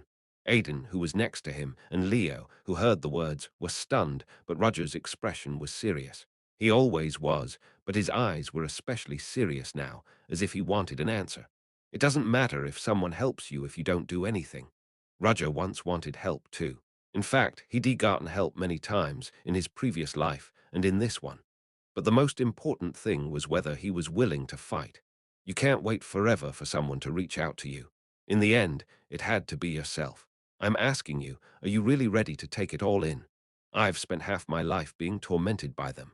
Leo's eyes shone, not avoiding Roger's gaze. I don't think he'll be able to get over it if I don't at least punch them in the face. Roger's eyes softened at his remark. Excellent. Aidan's eyes widened. Since Roger was stingy with compliments, this was the highest praise he'd ever received. Roger glanced back. Passius was watching him with a complicated expression on his face. "Sir Passius, that's what happened." "Yes, it happened. I'm afraid you're going to have to go along with my stubbornness this time." "No, that ha." Passius sighed, since here was no point in arguing with Roger here. As a master knight, he could hear everything Leo said from a mile away. Of course, he also knew what Leo was going through right now, and for that he sympathized with him. The problem was, the man behind the curtain was right here, right now. In case you've forgotten, I am a member of the Royal Guard. I am a knight charged with protecting the Empire of Exilion, not just the Imperial family. You're not a Royal Guard now. Where did your uniform and sword go? Yet even you, Mr. Roger, said just a moment ago that you were only a teacher on the surface. That's why I am trying to help on the surface. You haven't said a word. Perhaps that's why the princess sought me out. Passius shook his head in disbelief, but with Roger coming on so strong, he realized that it was probably for the best. Arresting Leo here and dragging him away was not something he felt comfortable with. Turning a blind eye to a truly evil person is something he can't stand, but the fact that Leo was a victim, after all, was a big factor. I thought you were just cold-blooded. As much as he admired Roger's unexpected side, he was suddenly reminded of the past. During the time he was the shadow of the first princess and had learned much from her, he had, of course, heard of his predecessor, Jack the Ripper. Princess, how was the former shadow like? Passius had no choice but to ask Princess Eileen about Roger. He was a tidy man. Cold, calculating, rational, calm. He had a quick mind and an eye for trends. That's quite a compliment. I'll give him credit where credit is due. If you had complimented others as often as you did him, you would have gotten a better evaluation. Do you think I care what other people think of me? If you're so upset, you should try to earn it, just like that man did. So that's the end of the story of Sir Jack the Ripper, the shadow of the past. He sounds like a killing machine without blood or tears. No, not necessarily. Not necessarily. Yes. The man is much more tender than you might think, with an outward appearance of coldness, but a weakness for compassion, and a deep concern for others, even when he's being harsh. That doesn't seem to follow what you said before. That's why he's a man, not a killing machine. We all have our own contradictions, our own stories. That's why I chose you. You mean me. You may have great skill as a knight, but you have no chivalry, and if you want to do justice and have the blood of others on your hands, so be it. Aileen smirked at Passius, who looked at her with trepidation as she spoke. That is why I chose you to succeed him. You were a perfect fit. That doesn't sound like a compliment at all. When he had finished his reminiscences, Passius could not help but smirk as he recalled the image of Roger and the words of the first princess. At the time, he hadn't understood why Princess Eileen had said what she had, but now it seemed to make sense. So what are you going to do now, teacher Roger? You put a lot of emphasis on the teacher part. Did I? That's enough. We don't have time to argue with each other now. You just ask me what I am going to do, right? First of all, I am going to get information from that child. And when you get it, we need to get moving. The clock is ticking. Roger listened to Leo talk with Passius. Although Leo was wary of the new blonde man with Roger, but given the circumstances, he didn't argue and told him everything he knew. Unfortunately, the Liberation Army didn't give Leo all the information. They withheld some crucial information because Leo wasn't usually cooperative. But that didn't mean that what Leo knew wasn't helpful, like their lair below ground and the attack that would soon center around it. But there's something you need to be careful about. What is it? Obviously, the targets are the Theon students, but they seem to be targeting the mentors as well, and the way they're acting like they're so confident that they're not going to be easily taken down. There's got to be something. Don't worry about that. I have a pretty good idea what they're up to. They're planning to use special gunpowder not affected by magic. If they didn't know about it, even a sixth-rank wizard might be hurt, but if they know, it won't be that dangerous. That's not the point. Leo, your family is somewhere in the capital right now, right? Leo nodded, his face somber. His family was now in the capital city of Lindebrugny. They hadn't come because they wanted to. The Liberation Army had brought them here on purpose. If they were in the countryside, far away, it would take the Liberation Army a long time to send a signal to deal with them, so they deliberately kept them close by to threaten you. They're trying to keep reminding him that if he makes the slightest move, they can't guarantee his family's safety. But their behavior actually helped you. What? I'm saying that if your family is far away, it will take time to get there, but if they're inside the capital, things will get done faster, which is good. Roger nodded and looked at Passius. I'll need you to take care of that for me. You mean me? Yes. Sir Passius is probably the most qualified person in this situation, Mr. Roger. As you know, it's an extension of our work. And as you heard, there are Liberation Army troops standing next to Leo's family right now. I don't know about you, but I'm told they're pretty strong. The Liberation Army must have done the math that as long as they had Leo on their side, at least a mid-level mage would come to help. Leo's position as a student of Theon is too important to ignore. Somehow, they're going to keep this threatening situation alive, and Leo's family is going to have to be on their side. I can't fight while protecting his family, but Sir Passius is different. You're a specialist in hand-to-hand combat. Passius wanted to argue, isn't that true of you as well? But when he saw Aidan and Leo, he shut up. On the surface, Roger is a teacher of Theon, and he shouldn't expose too much about himself. After all, hadn't one of the princess' orders been to help Roger if he was in danger? In the end, Passius was forced to do as Roger told him to, even if it was unfair. Moreover, Roger's words were not entirely wrong. A knight is obviously better suited to hide in a crowd and ambush someone than a wizard. A knight doesn't shy away from the idea of an ambush, especially if he's a master knight with superhuman physical abilities. That aside, what are you going to do, Mr. Roger? Isn't it decided? Roger replied with a nonchalant tone. I am going to wipe out the Liberation Army on the surface. In the end, the things that I was worried about happened. In a secret branch of the Liberation Army, one of the people waiting there with a stiff face opened his mouth, but no one answered. The situation was not that good. They say Branch 3 is caught. So are Branches 5 and 17. The bad news kept coming. It meant that the Cold Steel Knights and the Nightcrawler Knights were in full swing and that their throats might one day be tightened. It's not too bad yet. All those branches that were raided were just bait, said Carl, the branch's general manager and first-level agent. His face may have been grim, but he remained calm. The Liberation Army did not hope that the Empire would do nothing. They would certainly make their move, and in fact, they had called in two of the Empire's three largest knight orders. They had at least a vague idea of what the Liberation Army was doing. As such, they deliberately set up fake branches to distract them. However, Carl was not without anxiety. This is just buying time anyway. They must have noticed since they're the elite of the Empire, and they'll be coming for the main body in no time. For that to happen, they would have to prepare to show a united front. At Carl's gesture, the waiting men checked their weapons. High explosives in automatic rifles and firearms that reeked of gunpowder, they were perfect for catching opponents off guard. Each group will travel to their assigned location through the underground waterways. If anything goes wrong, you must be prepared to take at least one more person with you. At Carl's command, the Liberation Army agents nodded, their faces grim. The moment came as one wall of the compound exploded. Planks of wood and bricks scattered. Some of the liberators swept up and it sprawled across the floor. Suddenly, light flooded into the darkened room. There was a collapsed wall and a man with his back to the bright white light of day. While most of the liberators were dumbfounded by the sudden surprise, Carl's eyes widened as he recognized the man. Roger Chelisai. What the hell is a Theon's teacher doing here? Carl immediately recalled Leo's face and stiffened. At that moment, Roger's gaze fell on him. It's you. The cold voice from his mouth coiled around Carl's body like a snake, the scumbag who threatened my student. Chapter 286. Dozens of people were huddled inside the shabby building, which seemed to be empty. Dozens of people were huddled inside the shabby building, which seemed to be empty. They were all armed with firearms, ready to burst through the doors of a secret passageway leading to the underground. If Roger had been a few minutes late, the liberators would have scattered in all directions through the underground tunnels. So many of you gathered, sticking together like cockroaches. Roger said so and stared intently at Carl.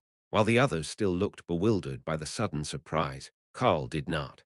Judging by the different reactions of the others, he was at least the one in charge of this area, or at least the one with the power to do so.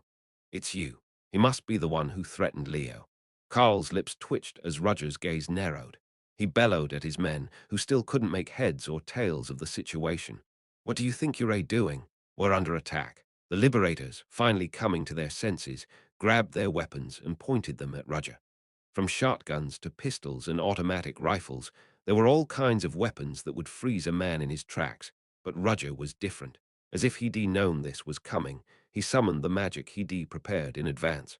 Seeing the scene, Carl shouted in his heart, "The silence of fire is of no use here. The gunpowder they use is a specialty product that is not inhibited by the silence of fire. To those who don't know that, it's hilarious because they're blindly trusting in fire silence. Shoot!" Of course, there was no point in waiting for magic, so Carl gave the order to fire. The trigger was pulled, the primer ignited, and the bullet fired at Roger. It was the first time the guns had seen the light of day in the presence of the wizards, but it was all too fleeting. Tick-tock-tock. The bullet ricocheted off a wall in midair. Carl's eyes widened at the sight. The magic Roger used was not silence of fire. He had unleashed a protective barrier. Ah, how? Carl knew how arrogant wizards can be. They are mostly about efficiency. That's why, at gunpoint, Thale used silence of fire instead of defensive magic. It takes less energy and is quicker to manifest, but Roger didn't. It wasn't because he didn't value efficiency, but because he knew. How did he know that the gun would work in the silence of fire? Roger was aware of the special gunpowder they were using. Otherwise, he could not have been so confident without a change in his expression, even after seeing the bullet fired. Did Leo tell him? No, it was a secret, even from him. You look like you're wondering why I used a magic barrier. Did you think I didn't know your shallow minds? Carl gritted his teeth at Roger's arrogant tone. Shoot all of them. Use every last one of them. The operation is out of the question because Roger was here, so he could only hope for success elsewhere. The only thing left for Carl to do was to kill the man in front of him by any means necessary. Bang! The guns held by the Liberation Army fired. Roger watched the scene and flicked his hand. Magic flowed out, but it didn't do any fancy tricks in the air. It merely streaked across the air in a single, lightning-like flash. Nevertheless, translucent plates of magic appeared in the air. Dozens of them stood at an angle near the muzzles of the firing guns, deflecting the bullets that raced over with such ease. Puff, puff, puff. Magical plates sprang up from all directions, deflecting bullets here and there. The deflected bullets hit another energy plate, changing the direction of their flight. Eventually, the deflected bullets rained down on the liberators. Ugh! The liberators were stunned as their own bullets rained down on them. Carl, unharmed by the baptism of bullets, squinted. At first glance, it might have seemed like a very basic spell, creating a force field out of thin air, but Carl could tell. The magic Roger had shown him was a very complex collection of spells. The source code quickly computes the spell, and along with the coordinate designation technique, he created magic plates out of thin air. That's amazing enough, but Roger even managed to adjust the angle of the magic plates to send the ricocheted bullet back to the shooter. This is possible. It's impossible without knowing the angular position of every muzzle and bullet. Besides, it didn't take long for Roger to return fire after they shot. In that short time, Roger had calculated everything and created this situation. A monster. No matter how great the teachers at Theon are, there's no way this is possible in real life. Even if Roger Chelisai had been in the military, he had only served as an officer, and not for long. Even a war mage with 20-plus years in the military wouldn't attempt this maneuver because it wouldn't work, but Roger had done it. I can't believe it, but it's already happened. Carl gritted his teeth and quickly picked up a bomb and threw it. If the bullets didn't work, he'd use the explosive power to destroy him. Boom! A powerful explosion erupted nearby, followed by a blast of searing heat. Carl faced the heat, but didn't look away to see how Roger would fare. Woo woo woo. The red-hot flames suddenly stopped expanding and were sucked into a swirling point. What?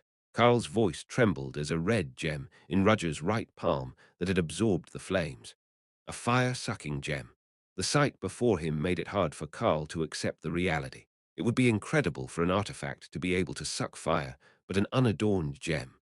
Roger, on the other hand, pocketed the gem that Quasimodo had left behind when he died and recalled its performance earlier. It's good at stopping real fire instead of magical flames. The red gem still glinted as if it wanted more fire, but Roger ignored it. It was clear to him that bombs with special gunpowder were of no use against him. Roger was now a nightmare for the liberators, even with the special gunpowder. Now, wait.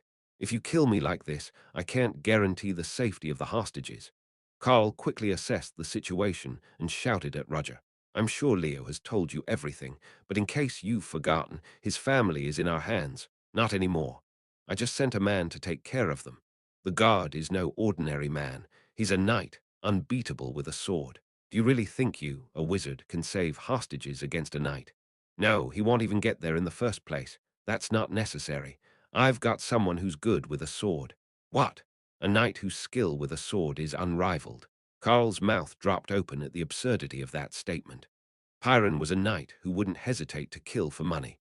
As a result, despite his skills as a regular knight, he was kicked out of the order and became a wandering vagabond, traveling the world, killing for hire, mercenary work, human trafficking. He did his dirty work in the underworld and naturally came into contact with the Liberation Army. And now Pyron was following a mother and daughter, silently and unnoticed. This was his assignment.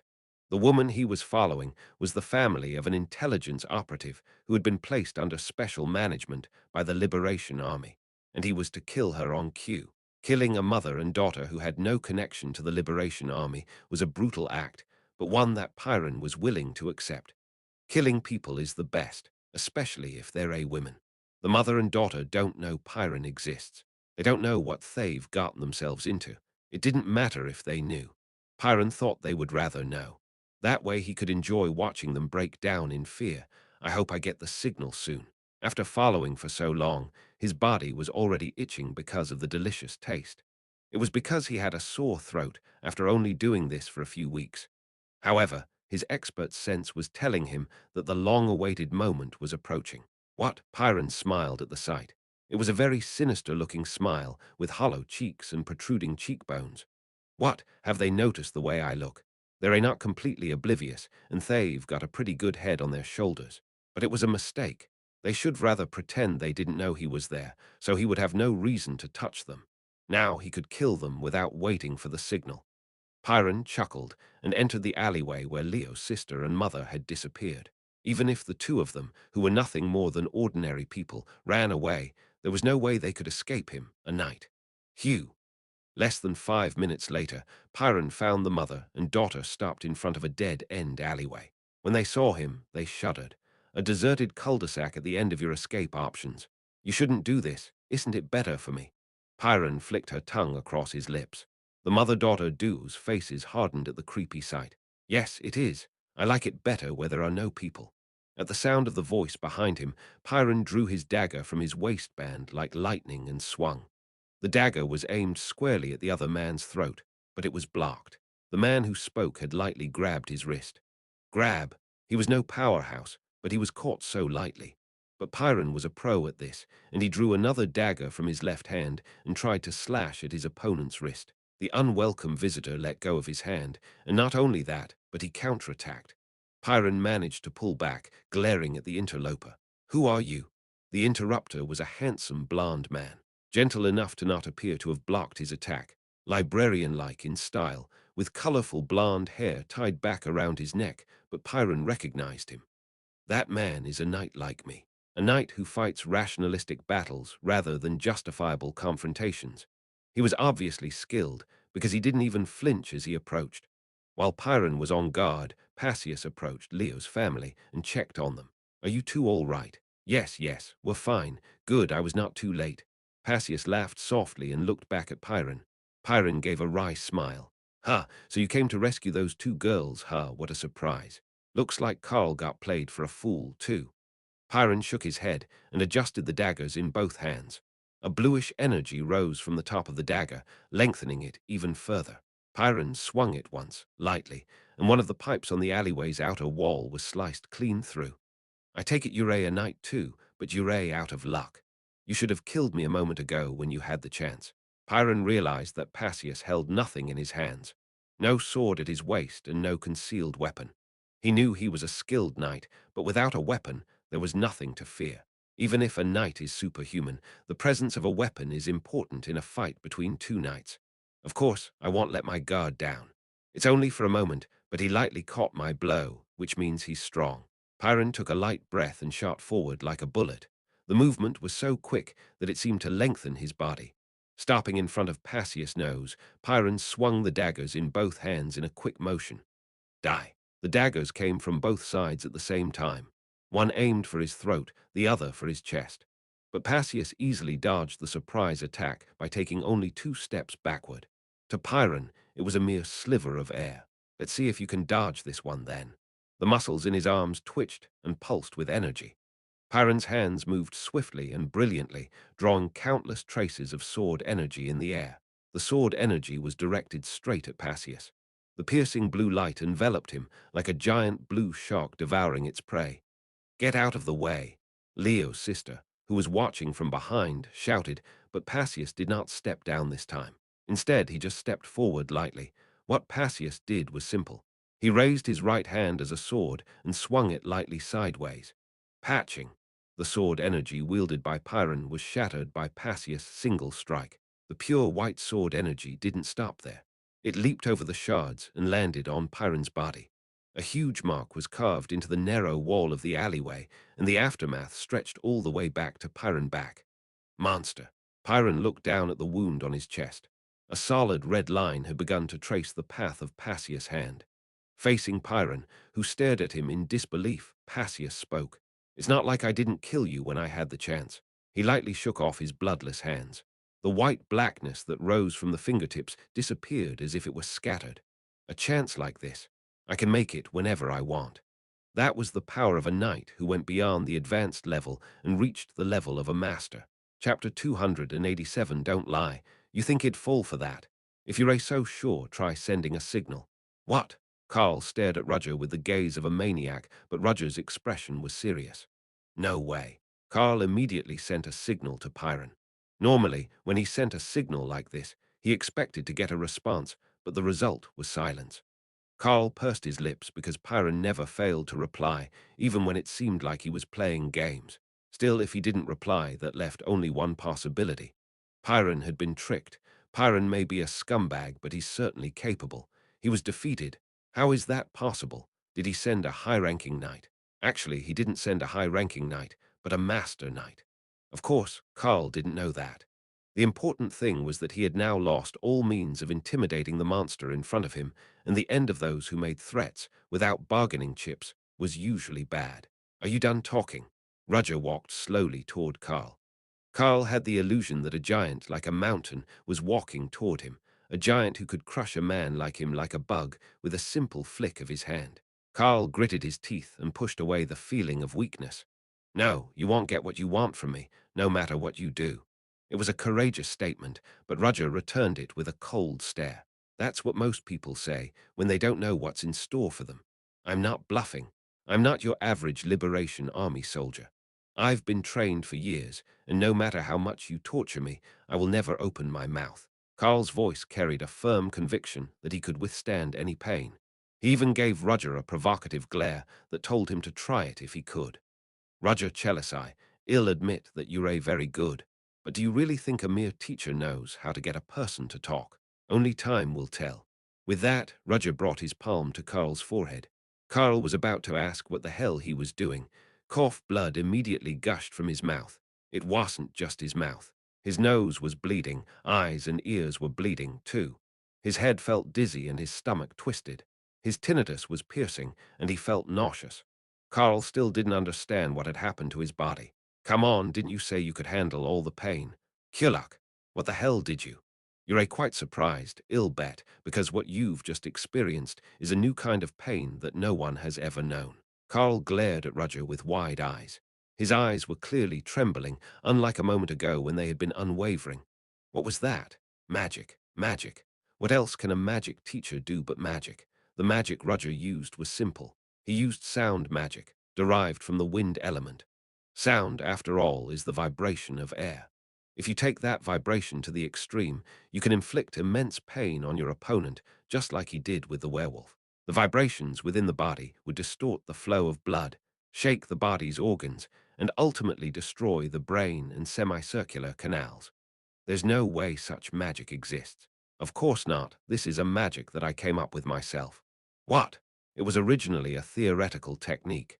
I was considering using it, but it's too dangerous, and I didn't think I'll ever need to use it. But now he used it on Carl. Carl was dumbfounded. What in the world would a teacher at a magic academy be thinking, studying such a terrible magic? Of course, this magic isn't perfect. The conditions are tricky. Since it involves channeling mana into the flesh of the opponent, it's useless if there's mana repulsion happens, and it only works if there's direct contact. As he spoke, Roger once again placed his palm on Carl's forehead. In other words, it's a spell that can only be used at its most effective when all of those conditions are met. Ah! Carl let out an uncontrollable scream as Roger's magic vibrated harshly across his forehead and into his body. He thought he could handle most pain, but this was something else. Carl tried to break free, but as Roger cast his spell, a shadow rose up and bound his limbs. Ah! Roger released his grip as Carl coughed up blood. Carl's head immediately drooped. His mouth was watering from the pain. How could a teacher at the academy do such a terrible thing? Funny you should say that. You Liberation Army bastards did that at first. What? The magic train bombing that happened the day I arrived at Theon. That's what the dying mage said. It's amazing how one organization can have so many shameless bastards. As he spoke, Roger stomped his foot roughly on the kneeling Carl's thigh. Ouch, the pain you inflicted on my student is not a thousandth of this. But you don't think of what you've done, only what you've received. It was necessary for the good of my people, for the good of your people. Your actions are the opposite of what you say you want for your people. It's a necessary sacrifice. I had to do it to make the world right, because in order to gain something, you have to lose something. He cried out desperately. It wasn't going to work, but at least he truly believed it. The endless hatred of the haves and the repetitive self-brainwashing had done that to him. Roger growled. Is that why you held the child's family hostage, blackmailed him into joining the Liberation Army, and threatened the lives of innocent people who had nothing to do with it? They are the same commoners. They have a duty to overthrow the damn aristocracy and bureaucracy. Compatriots everywhere must unite and struggle for that. It's their duty. Roger fell silent, not because he was at a loss for words, but because he didn't feel the need to. Carl's fierce gaze showed that he meant every word. Roger suddenly remembered how he'd gotten involved in this ridiculous incident, the magical train attack. Even then, the liberators who had stormed the train had attempted a suicide bombing, sacrificing themselves to John Does Magic. People who would go to any lengths to get what they wanted. Roger had seen them before, much longer ago. The holy land of Bretis, with their mindless praise of the gods, seemed to be no different from the Liberation Army. Maybe that was why he hadn't tried to convince Carl, nor did he want to in the first place. Okay, well, I guess I've been wasting my time, since I know what I need to do anyway. It suddenly dawned on him that Roger had been torturing him for something else in the first place. His face grew pale as he regained his senses. His skin was pale, but it was bleeding, and it was like looking at a living ghost. I look forward to it. May your faith endure more pain. Roger didn't hear Carl's words, but once again placed his palm on his forehead, and the spell was triggered. Leo fidgeted with anxiety. Aidan, watching from the sidelines, couldn't help but notice his behavior. He knew how nervous Leo was right now. Leo had made the right choice, even though he knew he was in danger, but that didn't mean he could accept the death of his family. The Leo Aidan knew was blunt on the outside, but kind on the inside, strong on the outside, but vulnerable on the inside. It'll be fine since Mr. Roger came forward. Despite Aidan's reassurance, Leo said nothing. It was as if he thought that if he opened his mouth now, some misfortune might befall him. At that moment, Leo's shoulders twitched and his posture straightened. Aidan immediately realized the reason for Leo's sudden change in demeanor. In the distance, Roger was approaching. Roger had a commanding presence that even from a distance you could tell it was Roger Chelisai. At his side was a young, blond man who moved with him, and behind them, two women were following. Ah! Leo's eyes widened as he recognized who Roger had brought with him. Leo stormed out and ran toward his family. Stopping in front of his mother and sister, he pursed his lips a few times to make sure they were okay before shaking his head. "Brother, don't you have something to tell Mom and me?" His younger sister rolled her eyes at him for not saying a word. Leo's sister had the same hair color as Leo, but she was more of an older sister than a younger sister. At first glance, Roger wondered if she really was younger than him. "Lena, stop in." It was Leo's mother who stepped in to stop her. She looked quite surprising, even for Roger. She looked frail and very young for a mother of two. He knew from the appearance of her son and daughter that her beauty was not normal, but her small size was far beyond her years. If he had to make a comparison, it would be with Caroline Monarch. Roger could see that Leo's small stature for his age was a reflection of his mother's. "Leo must be in a lot of pain, so stop it." "But Mom, now is not the time to talk about it. You should be thanking him." Leo's mother, who admonished her daughter Lena, bowed her head when she saw Roger. "Thank you for your help. My name is Helena," Leo's mother. "My name is Roger Chelisai. It's nice to meet you, and I want to thank you again. It's because of you that my family is safe. I was just doing my job as a teacher." Lena and Leo, suddenly realizing the situation, also bowed to Roger. "Thank you for helping us. Thank you very much." Leo was especially sincere as he was still gritting his teeth and holding back the emotions that were about to burst forth. Roger looked at him and said, "Looks like our field trip has been ruined." "You mean?" "Yes, but your family's here, and we can't leave it like this. Leo, get your mother and sister to safety." Leo's eyes widened in surprise. Things had worked out in the end, but Leo was still accused of collaborating with the liberators. However, Roger didn't hold Leo responsible at all. In fact, he even allowed him to stay with his family. He should have felt grateful and relieved, so Leo couldn't help but ask, "Why are you doing this? Don't you like being with your family?" "That's not it." "Then this is the perfect time to talk about what you've been missing, so why would you?" "Leo, that's what family is for." Leo's eyes widened, and then he burst into tears, but he quickly dabbed at his eyes with his sleeve and bowed his head to Roger once more. "Thank you, really, thank you. It's done. Go on." As Leo moved away with his family and joined Aidan, Passius, who had been a few feet away, approached Roger and asked, "This child is still associated with the Liberation Army. Are you willing to let him go? Do you think that student is trying to commit terrorism like other Liberation Army members?" Noticing Leo's joy at seeing his family, Passius shook his head. "I don't think so. That's why." Passius looked displeased at the remark. He felt that he had been taken advantage of. "I didn't realize you had so much faith in your students." "I don't believe in students." "Then what?" "I believed in someone who has a family." The way you put it, Mr. Roger must have had a similar situation.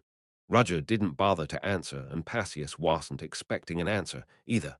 "Did you get the information you needed? There's going to be a major attack soon.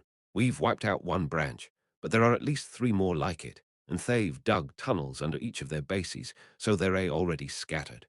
"Do you know where the main targets are?" "Anywhere with a lot of people, especially the Crystal Palace and the Great Square. There are a lot of wealthy people there. Then we'll have to get the word out quickly." Roger nodded. "I'll reach out to the knights. I'll alert our mentors." The two of them moved off, immediately assigning their roles. Passius walked away at a rapid pace like a knight, and Roger started to leave. but stopped and looked back in Leo's direction. His sister arguing, Leo whimpering, his mother smirking at the scene, and Aidan, who was in the middle of it all, talking to Leo. Roger smirked at the sight and continued on his way. His work in the capital was not finished yet. Chapter 288, the Liberation Army remnants scattered throughout the city center through tunnels they had dug in advance. Even as sandy dust dripped from the ceiling and the old scarlet lights made it hard to see, they were swift as if it were their own backyard. They say the 1st Division has been hit. Behind the Liberation Army's first-rank agent, who was leading the way, an intelligence officer relayed the news he'd gotten earlier. "Where's Carl? Looks like he was captured alive. I can't believe they moved so fast. How many of them were there? That's one man. What? Only one?" Yes. It was one of Theon's teachers, Roger Chelisai himself, not just an individual, but a teacher and a mage at that. The first-class agent rolled his eyes. Even if Roger Chelisai was quite famous, there was no way a mere teacher of the academy could have attacked a branch by himself. He must have ambushed us from a distance, otherwise we could have taken him out before he fired a spell. What do you suggest we do? Retreat? I think we've been spotted. No, we proceed with the operation as it is. If we come all the way here and quit, who knows when we'll have another chance. It's now or never. As the first-level agent spoke, the liberators behind him nodded, their faces stony. Their eyes burned with a hatred for this world that was greater than their fear. The work they hoped to accomplish was already underway. Having come this far, there was no point in backing down for fear of failure. In the first place, they were all willing to die for a better world. The words of the first-level agent at the head of the line were echoed by those behind him. Gathering their resolve, the liberators scattered once more at the crossroads. In groups, they checked their weapons and climbed to the surface. Sneaking up through a hole disguised as a manhole, they looked around. Along the bright boulevard, many people were peacefully going about their daily business. The sight made their teeth chatter. "You filthy bastards. Some of us are dying because we have a hard day's work." Wilhelm, a member of the Liberation Army, gritted his teeth. Still young, he had been living with his ailing mother. Wilhelm worked every day to somehow buy medicine, but his salary fell short of a penny. He cut back on sleep and starved himself to pay for the medicine, but he never achieved his goal. That's how his old mother died. Wilhelm still remembers the day he held his dead mother in his arms and cried. He hated the world. Did people born with everything really struggle as desperately to survive as he did? Did they stay up all night in factories, touching greasy machinery, sweating profusely, shoveling heavy loads of dirt? When laborers slept, they slept in coffins. It was better that way. In the worst cases, they would sleep like a corpse, propped up by a single rope. But the fortunate would have no such experience. They're just lucky to be born. The world is so unfair. And Wilhelm knew it wasn't going to change unless someone did something about it. So he joined the Liberation Army, and he was ready to give his life. Not yet. They were not the targets he was looking for, but he could see them approaching in the distance. The students of the Theon Academy, led by their mentor, a wizard, were the targets of the Liberation Army today. The children of nobles and wealthy merchants were mixed with commoners like Wilhelm, but Wilhelm didn't consider that. His hatred was already so deep in his bones that he couldn't even think about it. Perhaps if he knew, he would have rationalized himself somehow. Here we go. Wilhelm exchanged glances with his compatriots hiding in another alleyway, and they nodded with stony faces. The students were now within striking distance. "We're stopping here," the iron-masked mentor in the lead said, pulling the students back slightly. Iron-masked Mage Rotheran, a mage from the new tower. As a 6th-rank wizard, the Liberation Army members who knew him were stumped by his sudden behavior. What should we do? Should we wait? What if we miss our chance? When neither he nor they could answer, the man in charge and the highest-rank agent in the field gritted his teeth and sent out a transmission. Go. It would be too much trouble for them to wait here, so at the signal, the Liberation Army men rushed out of the alleyway. Suddenly, a group of people poured out of the alleyway, and passers-by stopped in their tracks, wondering what was going on. Little did they know the malice of these sudden intruders on this peaceful street. The animosity toward the powerful was soon ignited by the act of pulling the trigger and firing the bullets of hatred. Tut, tut, tut. Countless guns fired. A baptism of bullets rained down, as if to kill everyone on the street, and the bullets were mostly aimed at the Theon students, but not a single one of them fell to the ground. What? A liberation soldier who had expended all his ammunition muttered as he looked at the emerald barrier in front of him. The barrier that surrounded the entire Liberation Army had blocked every bullet they had fired. It was made possible by the only sixth-rank wizard on the scene, Iron Mask Rotheran. Hey, what's going on? It's different. The Liberation Army was baffled. They knew that Rotheran was capable of stopping this kind of firearm, but the question was, why did he not use silence of fire, and instead deployed an old-fashioned magic barrier to block physical attacks? And similar situations were happening all over the capital. How?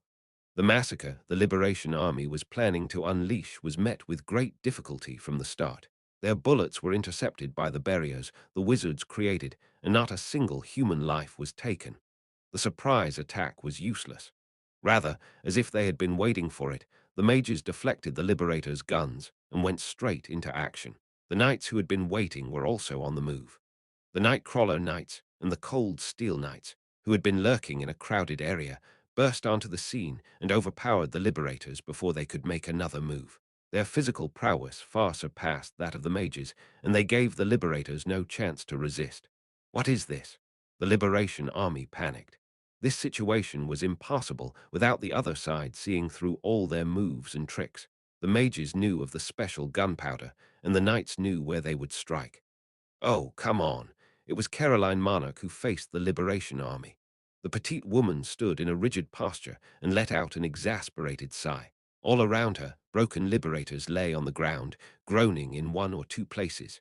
Caroline grabbed one of the guns on the ground and squeezed the trigger. The bullet clattered to the ground.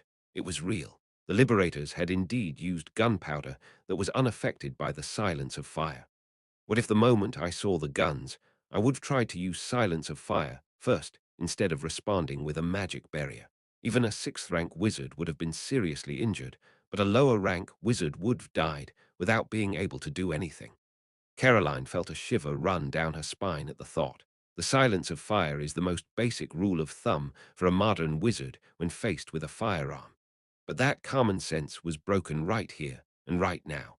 She recalled the contents of the communication sent to all her mentors earlier.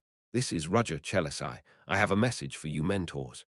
Roger relayed to his mentors what he had learned through the portable communicator they carried as an emergency contact, just in case. There are liberators hiding in the capital. They're moving in the shadows, planning attacks, and of course, the targets are the students of Theon. The mentors panicked at the news of an impending attack, but the panic was short-lived. They checked to make sure the students hadn't heard the communication and waited for Roger's next words. The terrorists use a special kind of gunpowder. It's gunpowder that isn't affected by magic, so naturally, the ban on fire through the silence of fire doesn't work. The mentors were stunned. Not only was it surprising where the terrorists had gotten such a thing, but how he, a mere teacher, knew about it. The only mentor who wasn't surprised was Casey Selmore. That guy. Casey remembered facing Roger. He was traveling with an unidentified knight, and she had no idea he was doing this behind her back. Mentors, please be prepared for possible raids. If you want to inform your students, you can. Well, leave that up to you. He tells them what he's found out, but leaves the response itself up to them and doesn't interfere too much. Even if Roger had risen to a position of power in Theon, most of his mentors were senior to him in magic. The mentors were in awe of him when he told them that. Roger's behavior was indeed clean, with nothing to add and nothing to subtract, and in between there was consideration and respect for them. But if you ever find yourself engaging terrorists, remember this. Never show mercy to those who dare to take the lives of innocents. That was the end of Roger's communication. Ha! Hyan, sweating in the gym, smirked as he tucked away his communicator. They were not walking around outside, so there was no risk of terrorism, but that was beside the point. What mattered was that something was happening in the capital right now, and the high mages in the capital could not stand idly by. Hyan glanced behind him. All of Theon's students who had followed him were sprawled on the gymnasium floor, gasping for breath, but one was standing. "Kid, you look like a parasite, but you have a great spirit." "Ha, ha!" Fred and Ulberg gasped, but did not avert his gaze from Hyan. A noble wolf, indeed. Hyan nodded in approval. "Good. You can take charge and take them away." HMPH. "What you mean?" There's going to be a brawl soon.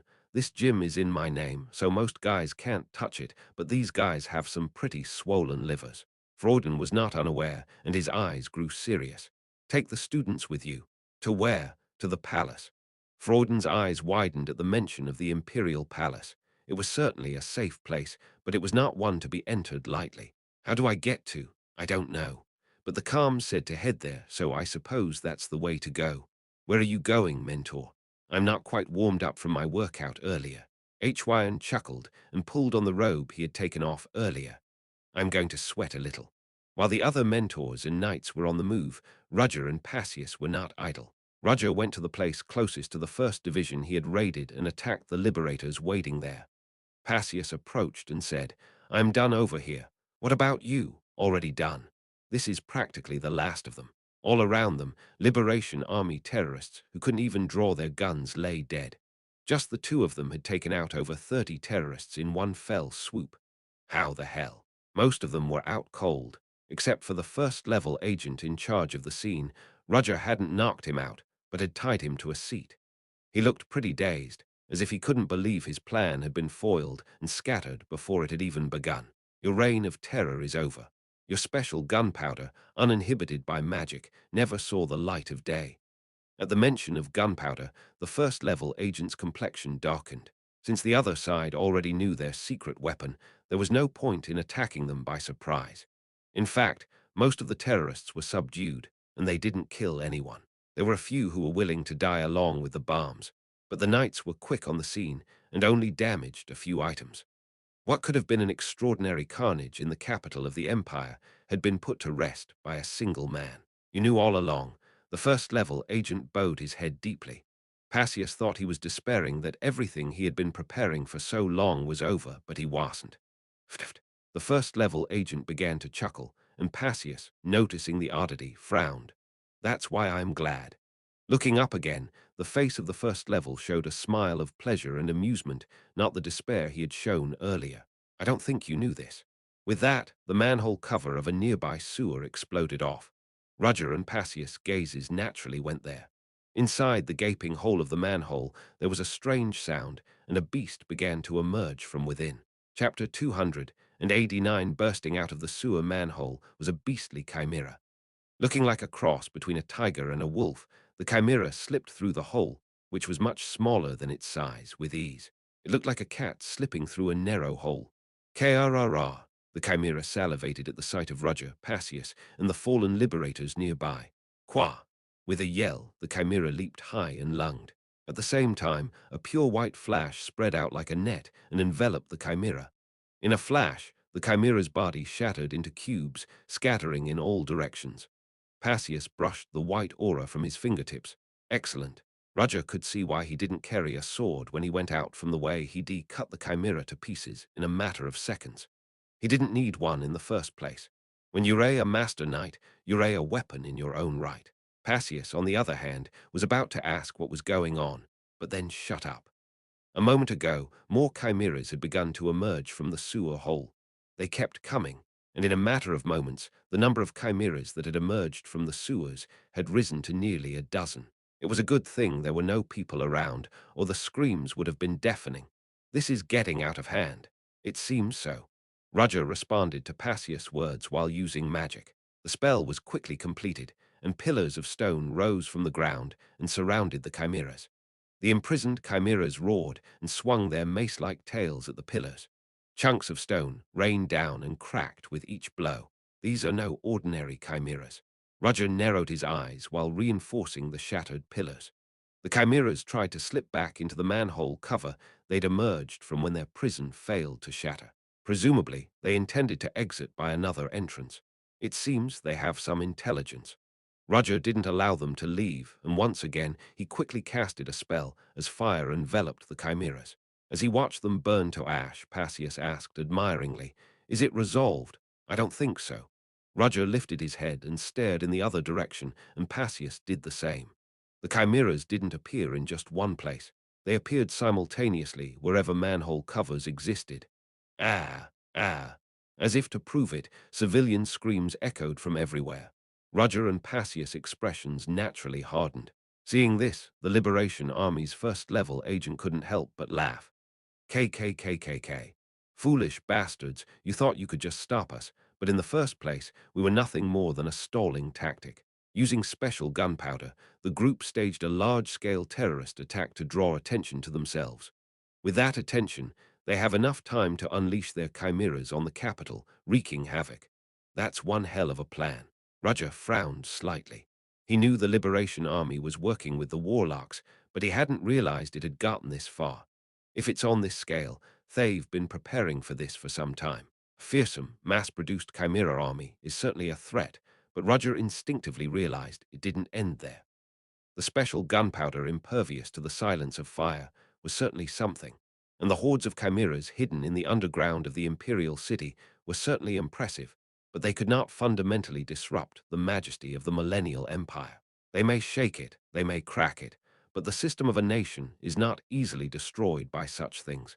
There's no way the people behind something of this magnitude don't know that. That means they have at least one or two more things they believe in. What else are you up to? HMPH. The Liberation Army agent didn't answer, just laughed. Roger wasn't expecting an answer either, so he gave a signal. Passius punched the Liberation Army agent, knocking him out cold, and turned to Roger with a serious look on his face. You didn't hear the whole thing. Are you going to be okay? It wasn't like he knew more than that anyway. If he knew that much in the first place, he wouldn't have been abandoned like that.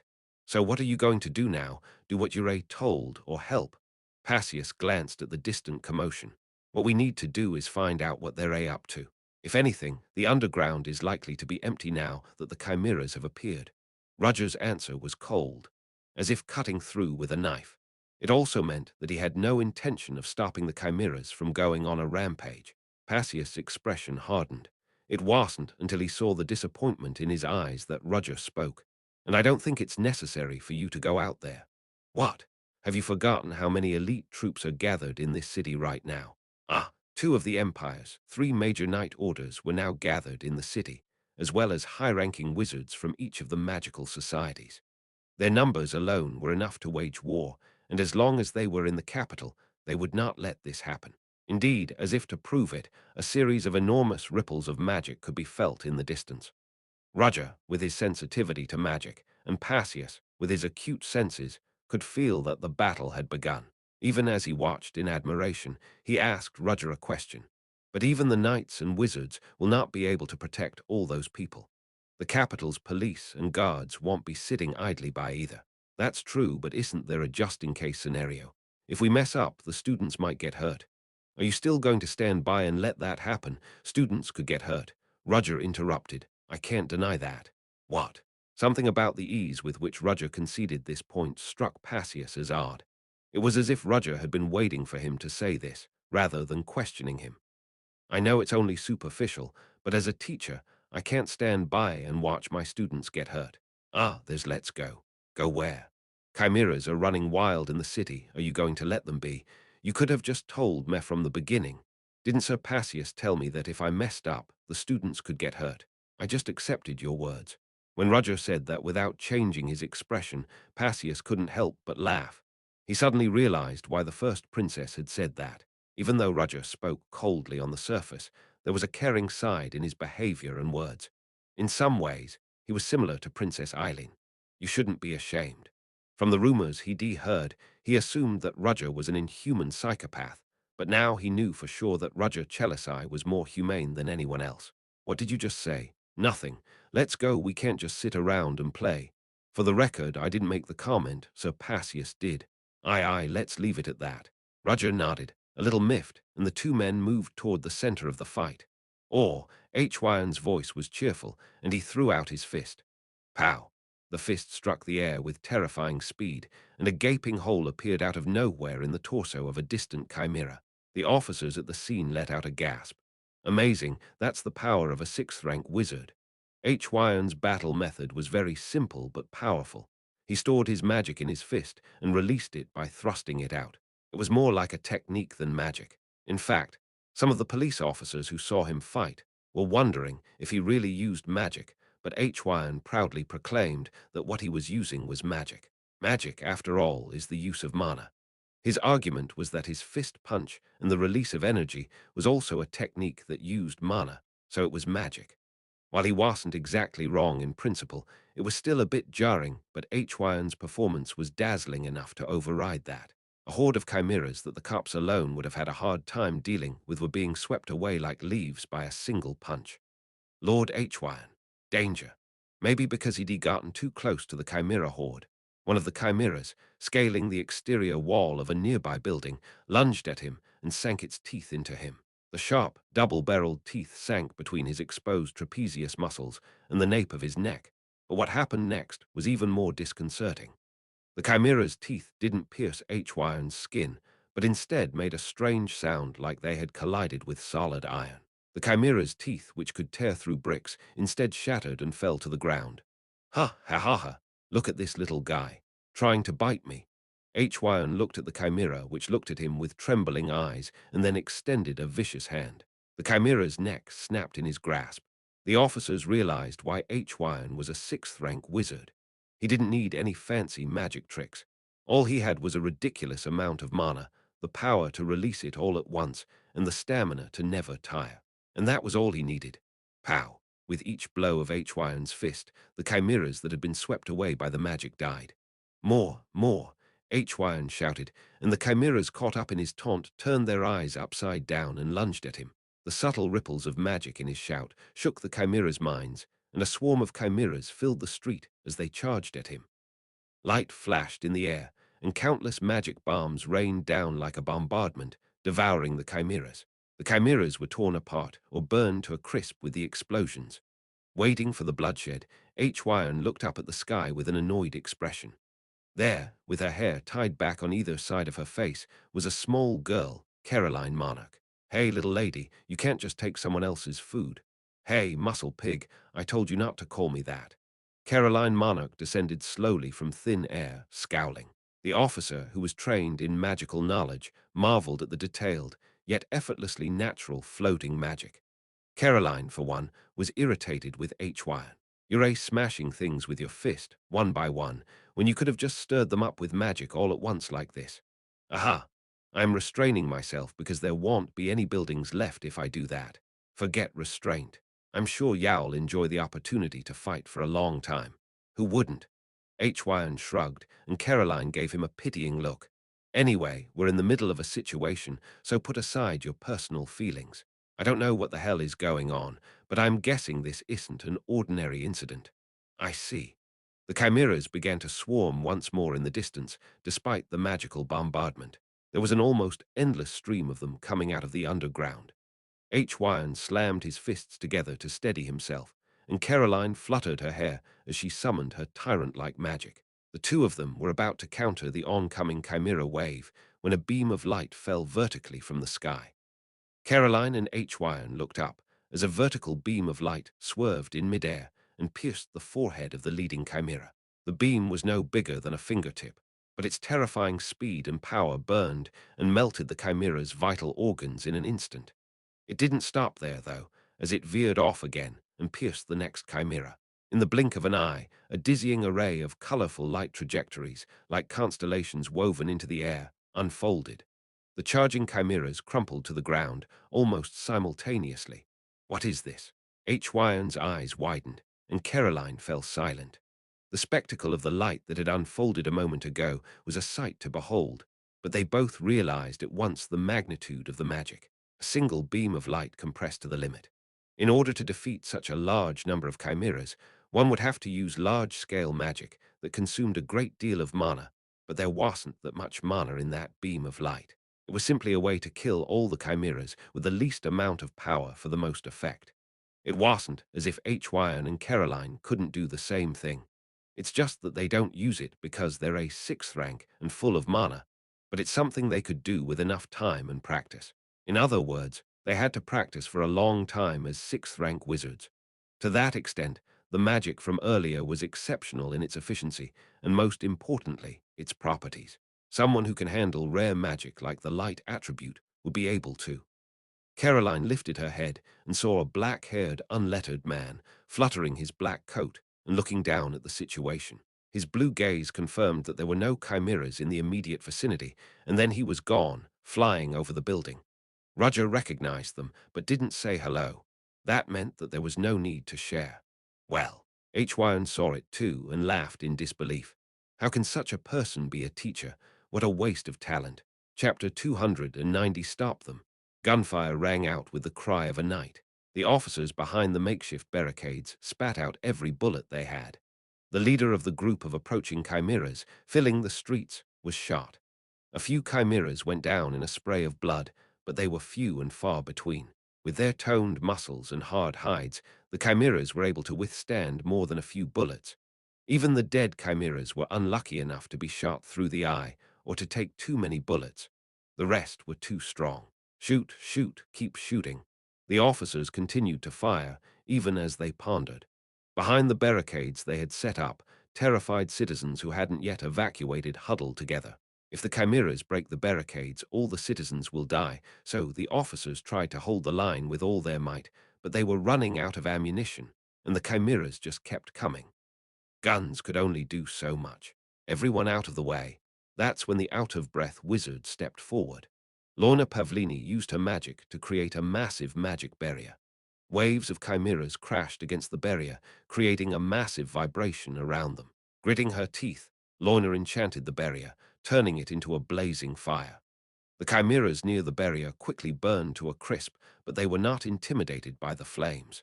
Some of them tried to jump over the flaming barrier, stepping on the corpses of previously killed chimeras. Each time they did, the officers standing by shot and killed them. It was then that Lorna broke out in a cold sweat and dropped to one knee. "Wizard, are you all right?" A cold steel knight commanding nearby walked over to check on her. I am fine." Lorna said she was fine, but her complexion was pale. The officer's face naturally hardened. "You're exhausted." It was strange for a sixth-rank Lexer to be exhausted, but it was that bad since Lorna had used up so much magic power at least 10 times. The survivors took up positions outside the Crystal Palace and held off the Chimera assault. There was no point in trying to stop them from the inside, as they would emerge from the underground passageways. The Crystal Palace is a major tourist attraction, and there was plenty of traffic, so there were more than a few streets to block. Lorna had blocked all of them single-handedly. In fact, it was only now that her exhaustion was beginning to look admirable. Miraculously, there hadn't been any casualties yet, thanks to her all-consuming dedication, but even that had its limits. She pushed herself to her feet, straining at her wobbly legs, but eventually fell back down. I should get up.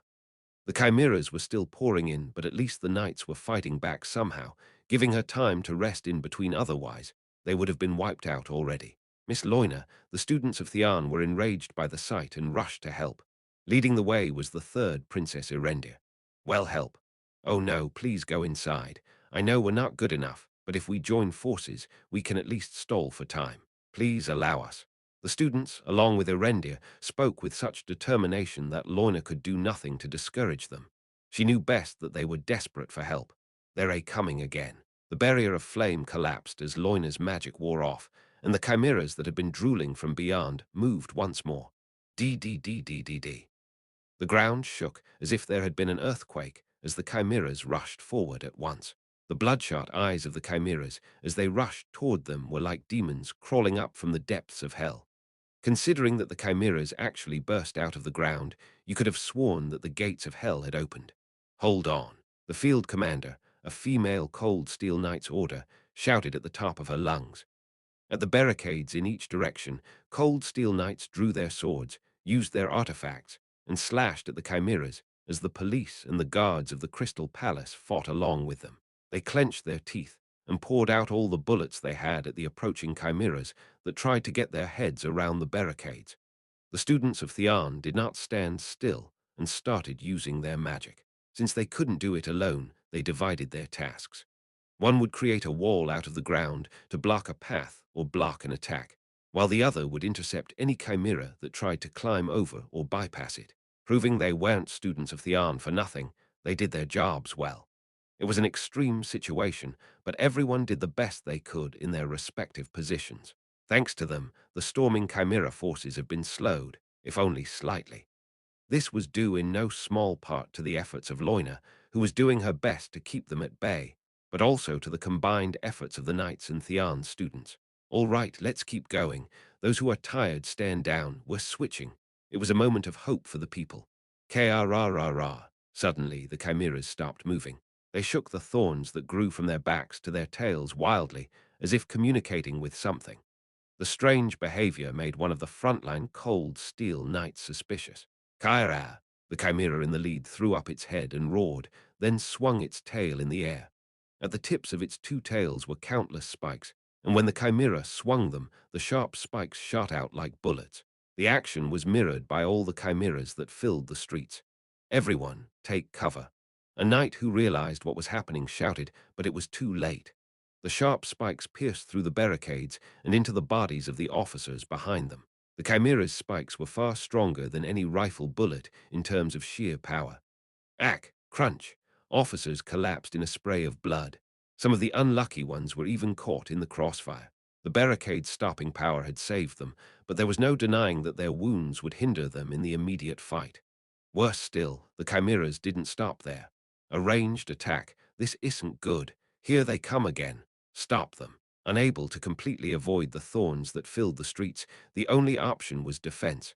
But unlike the knights, who were prepared and wore armor, the police were not. That's when Loina stepped in. Everyone down. She scraped together what little magic she had left, creating a dome-shaped barrier of energy. The spikes from the chimeras hit the barrier and bounced off like a rain shower hitting an umbrella. The chimeras did not cease their assault, and Loina's barrier slowly began to crack. Just as it was about to crumble, Flora stepped forward. Cheryl. Okay, Cheryl knew what to do when Flora called her name. She manifested the spell she'd been preparing, and it rose like a tidal wave of water. Flora's magic added to the barrier of water. Woo-woo! A pure white chill sliced through the barrier of water, creating a wall of icebergs. Flora, this won't hold for long. Before Cheryl could say anything else, Flora's next spell manifested. A dozen lightning bolts formed around her, and then the bowls of lightning stretched out and turned into spears. With a flick of her wand, the thunderbolts fell in a parabolic arc toward the chimeras. Blue lightning spread like a spider's web, scattering electricity in all directions, and a gaping hole was blown in the chimera army. Ah! The citizens who watched the spectacle roared, and the students of Theon couldn't keep their mouths shut. They knew Flora Lumos was a genius in Theon, but they didn't expect her to be able to use her magic so freely in a fight. Amazing. Renee was equally impressed with Flora's performance. Flora had no hesitation in manifesting her magic, showing that she was not called a genius for nothing. The lines of her formulas did not tremble in the face of fear and terror, nor did her compositions go awry. She used the right amount of mana at the right time, with minimal expenditure of energy. Even their mentor, Loina, could only stare in awe. Ha! At that moment, Ren's vision caught the movement of the chimeras. Flora didn't see it, but Renee did. Several of the chimeras scaled the building's exterior walls and moved silently onto the roof. Why the roof? Then one of the chimeras, moving silently on the roof, looked at Flora and twitched its two tails. The sight of it made Renee jump to her feet. Danger. It was almost simultaneous with Ren's warning that the chimera on the roof shot out its thorns. Flora spotted the chimera late, but it was too late. The moment she squeezed her eyes shut, Renee had used her magic. It was a simplified magic barrier, since non-attribute magic didn't contain any attributes. Normally, she would have struggled to use it, but now that Rudger had increased her mana output, it worked just fine. A silver-grey circular shield formed in front of Flora, blocking the thorns. Some bounced off the shield, while others pierced halfway through and lodged in, but it succeeded in blocking them completely. Flora stared at the magic shield with dazed eyes, then shifted her gaze to Renee. Are you okay? Flora nodded with a complicated look on her face as Renee looked at her worriedly. Renee patted her chest, relieved, but then realized that the chimera wasn't dealt with. It's coming again. I know. Flora replied and tried to respond. On the rooftop, the chimera was about to fire another barrage of spikes when it suddenly lifted its head. Immediately afterward, as if sensing a crisis, it began to run away from the scene. For a moment, the people on the scene didn't understand why the chimera suddenly changed its behavior, but they soon realized why. Suddenly, a beam of light began to descend from the dark, cloud-filled sky. It fell in a straight line, then took a terrifying turn and pierced the fleeing chimera's torso. The chimera screamed and fell to the ground. Look! Just then, someone raised their hand and pointed into the air, and the people's eyes naturally turned to a point. Mr. Roger. Renee, as well as Flora, could recognize the person there. Floating in thin air with floating magic, Roger waved his hand lightly as if he were a conductor.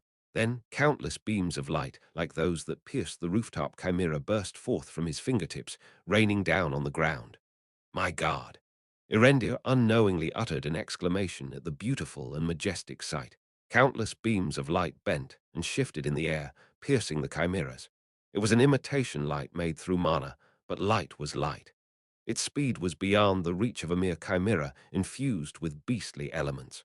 The chimeras fought back and fired a barrage of spikes at Roger as he floated in midair. In an instant, countless spikes filled the air with blackness. Seeing this, Roger's response was simple. He simply bowed and held out his other hand. At that moment, a vortex of magic formed, spinning furiously around him. The flying spikes were swept up in it and bounced helplessly, unable to pierce their target. It was the same defensive magic Roger had used against Grander, but without the use of ether nocturnus, and with pure magic. The magic didn't stop there as the wind blew. The thorns that had been falling like rainwater from the sky began to form a giant stream on the wind. The thorns that the chimeras shot out were caught by the wind that Roger blew in the opposite direction. Roger quickly returned the wind-collected thorns to the chimeras. A shower of spikes like the one that pierced the barricades rained down on the chimeras. The chimeras screamed in a spray of blood, and the citizens cheered. Just then, new reinforcements arrived from the distance. The chimeras realized they couldn't win and fell back while baring their teeth. Seeing this, Roger released his floating spell and landed just inside the barricade where the citizens were gathered. Looking at the citizens, students, knights, and police who stared at him speechlessly, Roger spoke up. Is everyone safe? In the capital's main square, many people were gathered. Evacuation centers had been set up because of this major terrorist incident.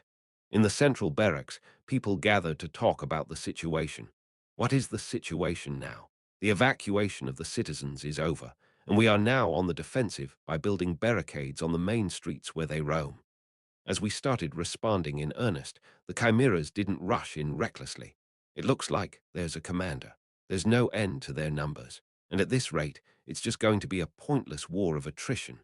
With the Liberation Army followed by the chimera onslaught, the capital quickly became a place of mayhem. Luckily, the wizards, knights, police, and guards were able to stabilize the situation, but the damage was done. I can't believe the Liberation Army made chimeras.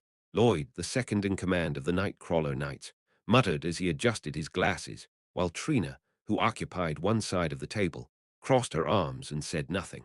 On the other side of the table, Veronica was receiving a series of reports from her men. At that moment, the outside of the barracks became noisy with shouting. Wondering what was going on, she looked toward the barracks entrance and saw someone rush in and shout, "His Majesty the Emperor is here." Chapter 291. There was an immediate uproar in the barracks at the news of the Emperor's arrival. His Majesty. How could he come unannounced?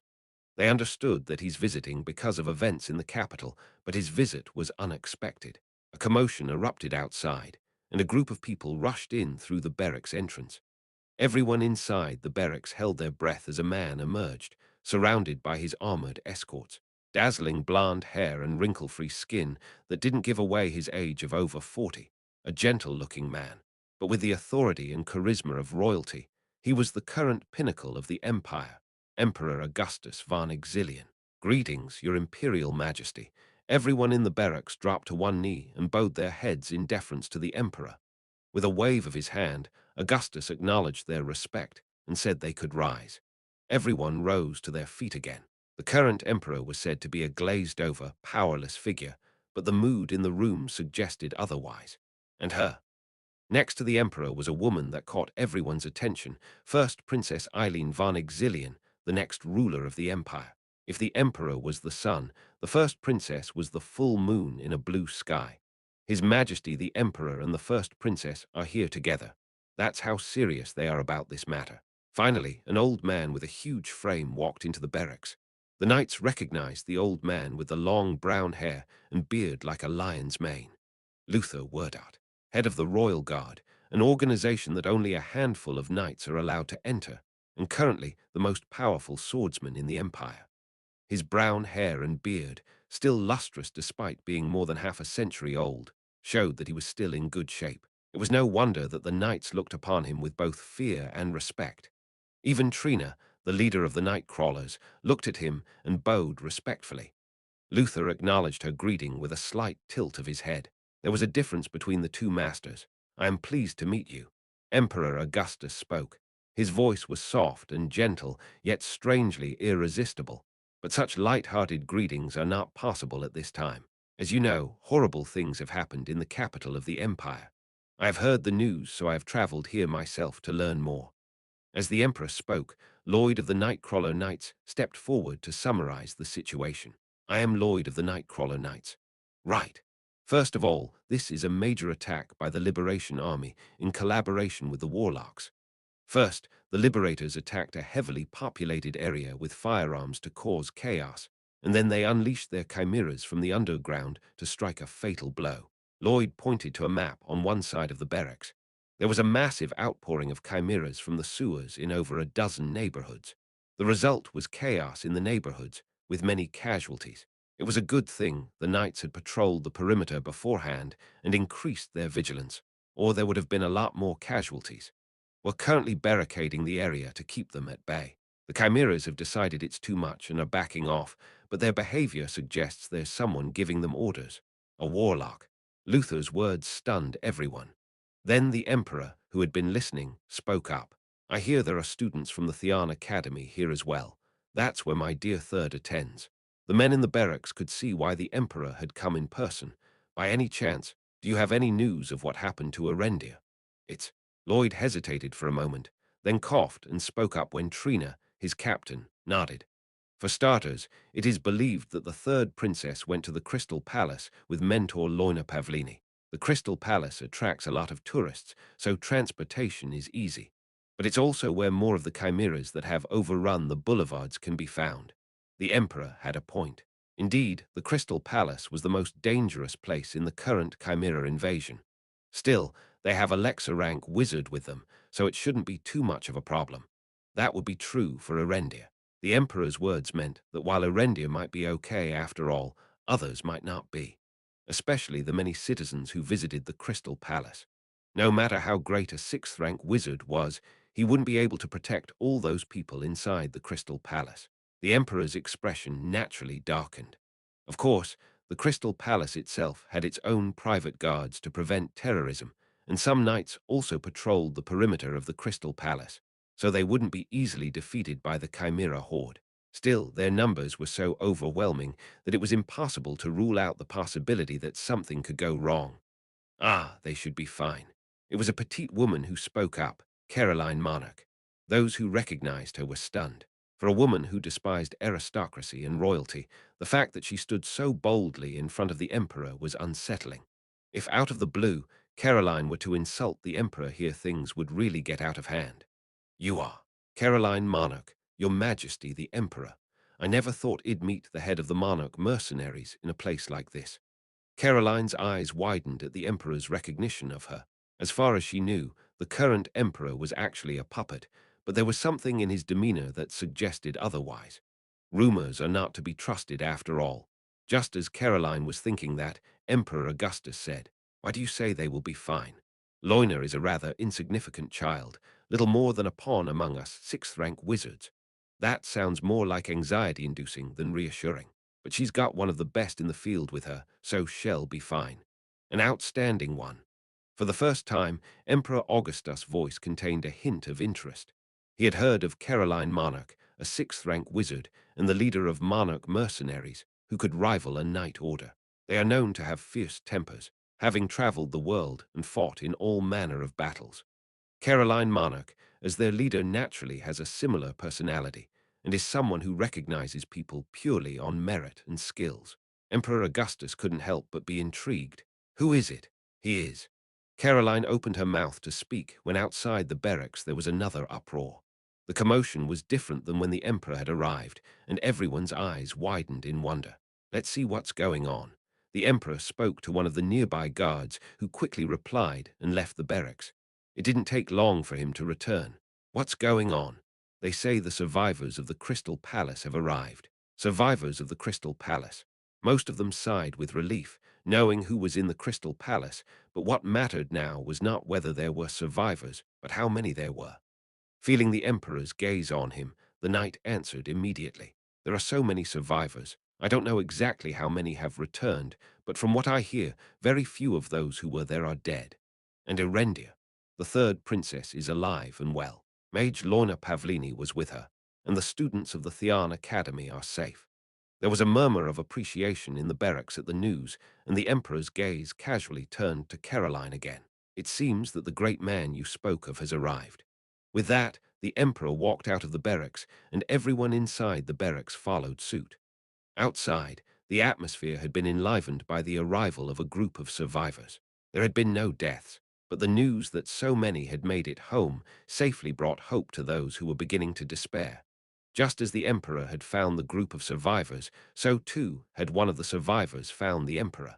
Father, the third princess, Erendia, saw the Emperor and ran to him with joy, and the Emperor smiled with relief when he saw that she was safe. The people suddenly realized that Erendia's hair color closely resembled the Emperor's. Erendia was overwhelmed by the Emperor's presence, but her face hardened when she saw the person next to him. Oh, my Erendia, you don't have eyes for your sister. Ah, big sister Eileen. Erendia's expression changed to one of horror at the sight of Eileen, as if he had spotted a natural enemy, while Eileen smiled at Erendia's appearance. The smile turned Erendia's face pale, and her body trembled like an aspen tree. This sister is sad. You're only looking out for father and never pay attention to your sister who's right next to you. Or are you deliberately ignoring me? It's not that. Enough of that. Why are you bothering your sister on this happy occasion? Their conversation was interrupted by the Emperor as he gently coaxed them, knowing that this was not the first time they had done this. Those in the barracks who watched closely realized that the Emperor was still a man who cared about his children. Erendia, I am so glad you're safe. Nothing dangerous happened. It wasn't without. Erendia opened her mouth to say something, but in the end, she spoke frankly. At first, they managed to hold off the Chimera's army thanks to the efforts of Mentor Lorna, but they were gradually worn down as victims began to appear. Then, the Chimeras heard someone's order and began to shoot thorns from afar, and the war situation reached a dangerous situation. The Emperor's grave expression softened at Erendia's next words. If it weren't for him, we would have all died on the spot. Who is he? It was Eileen, not Erendia, who answered the Emperor's question. Father, there he is, just in time. At Eileen's words, Emperor Augustus' gaze shifted to a spot in the group of survivors where a man was coming toward them. Who? His steps were slow, but there was an innate dignity to them. The nobility and leisurely pace of the man, so out of character with his surroundings, made Augustus gasp inwardly. What kind of noble is he? Even the emperor, who prided himself on having met many high-ranking nobles, could not help but be impressed by the appearance of Roger, who was now approaching him. When Roger saw the emperor, he kept his distance and casually dropped to one knee. Even the way he bowed to the emperor was solemn, and there was not even the slightest mistake. I greet your majesty, the great emperor. I am Roger Chelisai. I have just returned from leading the survivors. In the crowd of survivors, Theon's students were joined by others. They hugged each other and rejoiced that no one had died. Renée was relieved, too. She could barely relax as she realized that she had indeed almost died. Renée spontaneously looked at Flora Lumos next to her and opened her mouth. Hey, that. Renée was about to say something to the woman with the long, navy blue hair, but then she shut her mouth. Her expression didn't look happy at all for someone who had survived. Rather, she had a frown on her face, as if she was somehow unhappy, and yet she didn't know why. Flora left the area as soon as she heard Ren's words, and Renée could only stare after her, speechless. Flora, Flora. Cheryl called after her, but Flora didn't answer. She was thinking about what had happened earlier in the Crystal Palace. The moment when everyone was in danger, Roger had appeared in a flash of light from the sky and saved them all. His magic was so amazing, it was nothing short of divine power. He summoned light, wind, fire, and ice in quick succession, and even those who knew about magic thought he might be an archmage. Of course, she didn't know how many potions Roger had swallowed in between, but it was enough to make her think so, but that wasn't the point. Once he had swept away the chimeras and seen them flee, Roger descended from the sky and approached the survivors as the sweet scent of his magic lingered in the air, along with the beautiful colors that dazzled her eyes. Once Roger was satisfied that they were safe, he hovered over Flora. Flora was excited at the moment, thinking that Roger would ask her if she was okay and praise her for a job well done. She couldn't help but think so, because as a student, she had done a great job with her courage, but it wasn't Flora he approached. It was Renee, who was right next to her. Renee, are you okay? Chapter 292, I greet His Majesty the Emperor. Roger made a proper bow to the Emperor.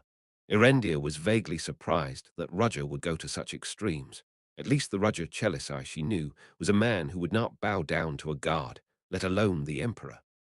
Eileen, on the other hand, glared at Roger, a little offended to see him kneeling to someone other than herself, even if it was her own father.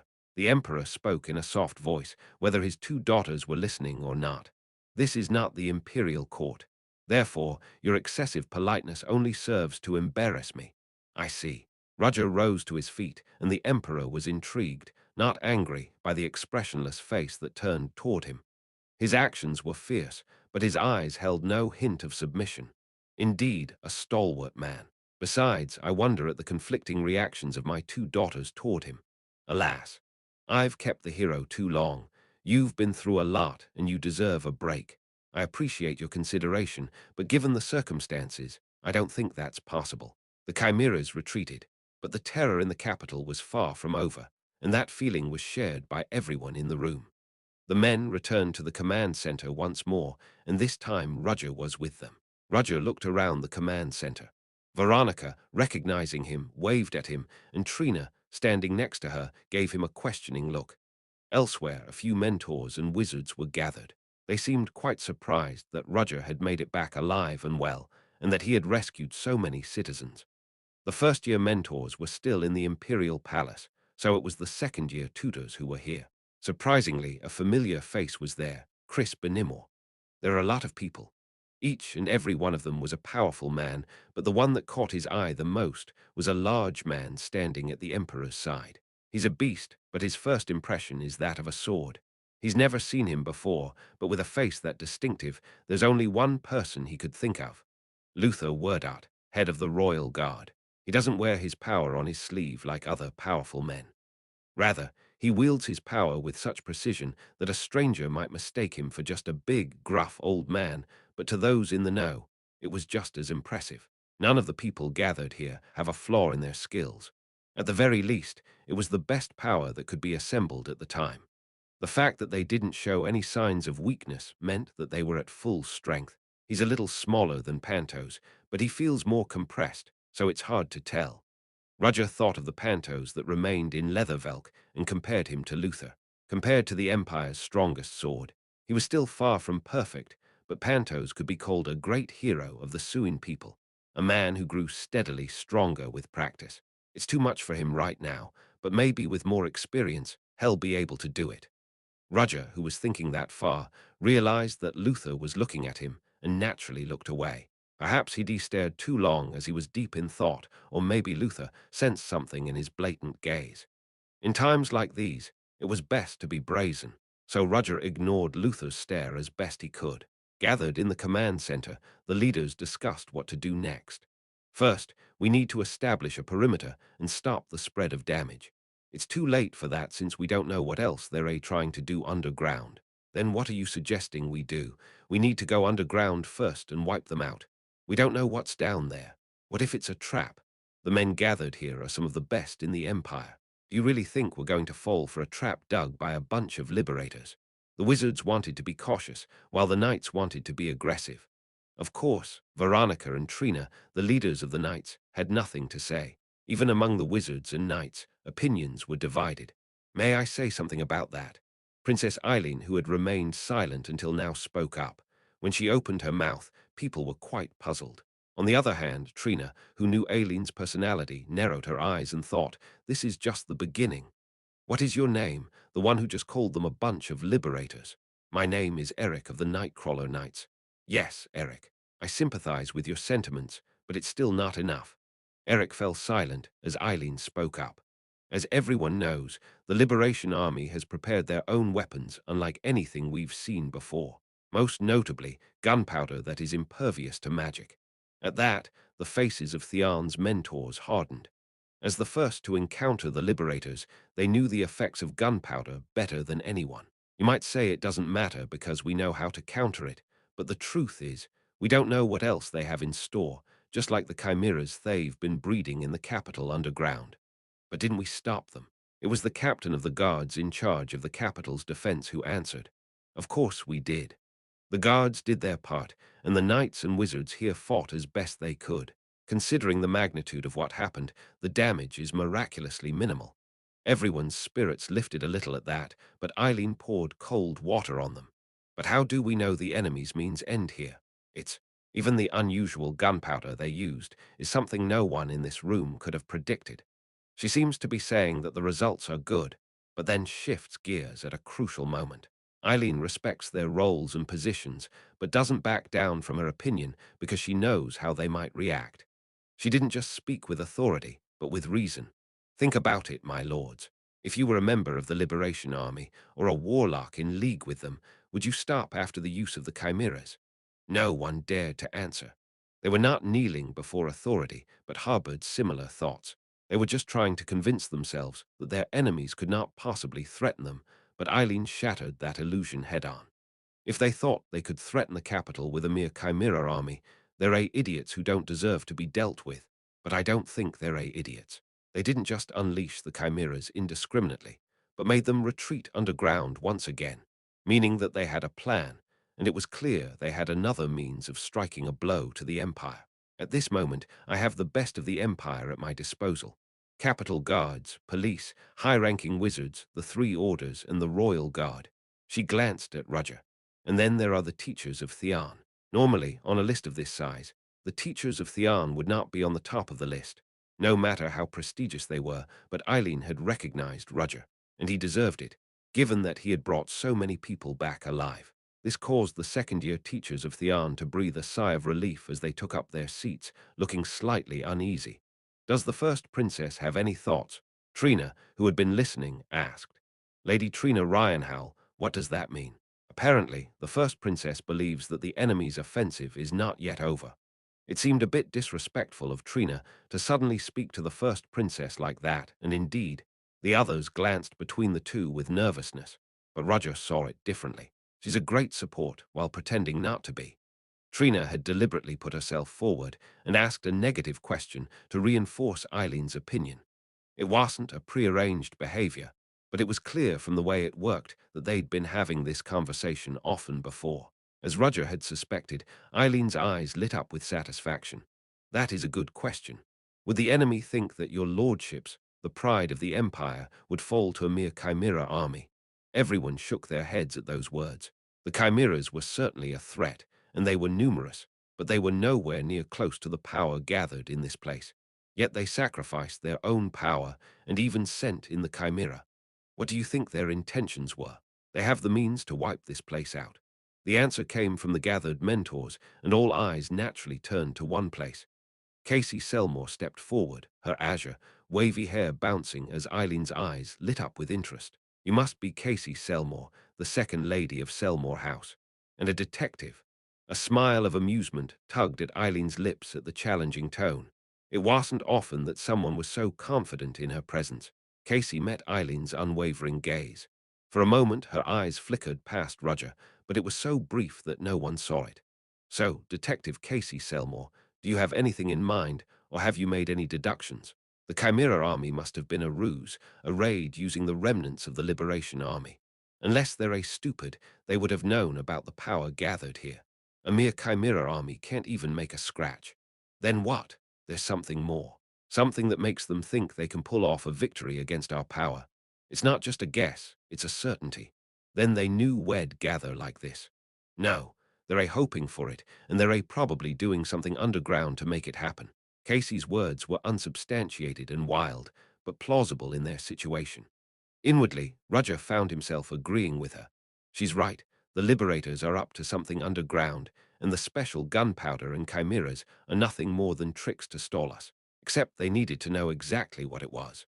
Roger didn't know the details yet since Hans and Balaruna, the men he'd sent underground, would have to bring back information before he could move forward. Given their skills, it's about time. Roger was counting down the minutes as the door to the barracks opened and a young, blond man stepped inside. It was Passius. There you are. Roger realized that what he had been waiting for had finally arrived. All eyes turned to Passius. Some didn't recognize him, but many more did. After all, he was a proud member of the Royal Guard and a master knight. Casey, on the other hand, recognized him in a different way. Gee, am I a little late? Passius smiled wryly as he met the countless glances that flew his way. He then turned to the Emperor and bowed lightly. Anyone else would have been forced to kneel, but the Royal Guard was permitted a shorthand way of showing respect to the Emperor. Passius then handed Eileen the piece of paper he had brought with him. Princess, thank you. Eileen scrawled on the paper he handed her and placed it on the table in the center of the barracks. All eyes were on the table, and naturally, Princess Aileen was now in control of the situation. The Emperor himself, Augustus, simply stood by and watched. The leaders could tell from there that the Emperor was backing the first princess. They've built a huge facility underground. A facility? Deputy Veronica asked. Yeah. A chimera army of that magnitude would require a huge incubation facility. It wouldn't surprise me if they did. But there's no room for that in the underground. There is. The Empire has a long history, and there are sections of the underground that have been abandoned over the years as the aqueducts were repaired and expanded. Princess Eileen did not reveal the details of the space beneath the aqueducts since they didn't need to go there. Perhaps they've been building facilities there, preparing for a long time. But cultivating a chimera of that size requires not only a facility, but also vast amounts of materials. And it's unlikely that such materials have been shipped in from the capital for so long. The captain of the guard was about to speak, but Eileen held out a hand to cut him off. I understand. It may seem as if the guards and police of the capital have done nothing, but I assure you, they have not failed in their responsibilities. What? They didn't bring in the ingredients for the Chimera army from outside in the first place. No, they didn't have to. Then, there are materials in the underground facility that they could have used. What? Everyone listened for Eileen's next answer, and she told them the shocking truth she discovered. It's a world tree. A world tree. Yes, a dead world tree buried deep underground, unknown to the world. Chapter 293. It's been said that the world tree is the tree of the elves, but that was a very old and outdated legend. Scholars have long since concluded that the tree is a surviving sapling of an ancient species that existed in the world long ago. Of course, that didn't make the tree any less important than it once was. A single tree growing so large that it covers an entire forest is a marvel in itself, especially when it consumes so little energy that it actually gives you life, and unlike normal trees, it can't be burned. This is why the elves still held them sacred, and why humans sought to study them, but even if the tree is dead, it's in the depths of the Empire. Everyone's gazes naturally turned to Princess Aileen. Eileen laughed in amusement at their reaction, as if they wanted her to tell them what was going on. I see you're all looking to me for answers, but I'm afraid I don't know much. I only heard the news a little while ago. Even so, it's strange. It was the sixth-rank wizard with an iron mask on his face, iron mask rather, and who spoke up. The world tree is not something that can exist so easily, especially if it grows underground. Even if it is a world tree, it's just a tree. It's an ancient species of tree. You can't just plant a sapling in the ground and expect it to grow. It has to have the right environment and demanding conditions, and the idea of a tree growing underground is absurd. But then again, it's not impossible. It was Loina who returned Rotharin's words. She had recovered quite a bit of her magic, and her face color was even better than before. In other words, it can be cultivated if the conditions are right. But what's strange is that it's underground, right under the capital. Usually when a tree grows, it pierces the ground and faces the sky, but that's why it's dead. Isn't that right, Sir Passius? Eileen looked back at Passius and asked. He nodded, even as he bitterly lamented, You're putting this on me. After all, that was why he was here in the first place. Yes, you're right, it was definitely a dead tree, at least to my knowledge. Everyone gasped at Passius' words. As a royal guard, he would never lie, so his words must be true. And indeed, Passius was telling the truth. What they didn't know was that there was more to the story. As Roger watched the events unfold, he was inwardly satisfied. Hands must have passed on the right information. Before Roger went to save the students, he said one last thing to Passius. Sir Facius, yes, tell me, Mr. Roger. When this is over, there's going to be a lot of people here to sort this out, and they're going to want to find out what the liberators are doing in the underground aqueducts. You will, won't you? I've sent one of my men down there, and while I don't trust his demeanor, I can trust his work, so he'll probably be back with news soon. I see. Where can I meet them? On 3rd Street, in a residential neighborhood near Central Square. One man, one woman. I don't recognize them from that. It's such an unusual combination, so they'll stand out, especially the woman. Roger said, then added a postscript. Besides, with your skills, I'm sure you'll figure it out without me telling you. Roger's words were true. As we waited near the living quarters, 2 men and a woman appeared. The man was a common sight everywhere, but the keen senses of the master knight Passius detected a strange animal scent emanating from him. The woman, on the other hand, drew his attention. She was beautiful, but she was also an elf with a certain air about her. Roger had been right when he said he would know them when he saw them. Passius immediately made contact with the two, telling them Roger's story and receiving information from them in return. It was much easier for Roger to have a royal guard tell the people that he had found the information than for him to step up. After all, he was only a teacher. In other words, Roger had ordered Hans and Bellaruna to find out the information, and then Passius took over and explained it to Eileen. It was a weird way of passing on information, but Roger didn't care as long as the results were good. And it worked. Sir Passius, is that true? The world tree is dead. Passius smirked inwardly at the questioning glances directed at him. Yes, it was no ordinary world tree. It was literally dead. Its color had faded to ivory, and there were no pillars left, just barely the roots and the base, but that's just a guess, of course. However, the world tree protruding from the wall of the underground aqueduct was definitely real, and Passius described the story he had heard as if he had seen it with his own eyes. It was an unbecoming behavior for a knight who held honor and truth in high esteem, even for a royal guard. And yet, the people believed him. A dead world tree. But even if it is dead, the world tree must have a great deal of life within it. It's not like it's impossible to create a chimera army of that magnitude if you have the facilities to do so. Then it's a big deal. I wonder what else they'll do with that world tree. It wasn't that the liberators couldn't threaten this side now. It was what else they might be up to. Passius, what else have you learned? Luther asked. The underground aqueducts are a veritable field of chimeras now that they've taken control of them and set up all sorts of traps and fortifications along the way. HMPH. I suppose we won't be able to pick their bones if we go in there. Yes, but if we leave them alone, they'll just replenish their supply of chimeras and do the same thing again. Everyone nodded in agreement as Passius drove a wedge. Beyond that, the presence of warlocks is also a threat, and with a chimera army of that caliber, we'll be outnumbered and outclassed. How strong is the Liberation Army? They must have a cadre of the Liberation Army. It might seem ridiculous to call them cadres of the Liberation Army, but it wasn't. The Liberation Army had a 6th-rank wizard among its ranks. It must be Louisbold. He was a mage in the Empire's servant army before he deserted. Louisbold was a member of the Liberation Army, and as evidenced by the lack of a last name, he was a commoner, but a very talented mage who rose to the rank of Lexer. Normally, a 6th-rank wizard would be treated with respect, but Louisbold murdered his superior and deserted.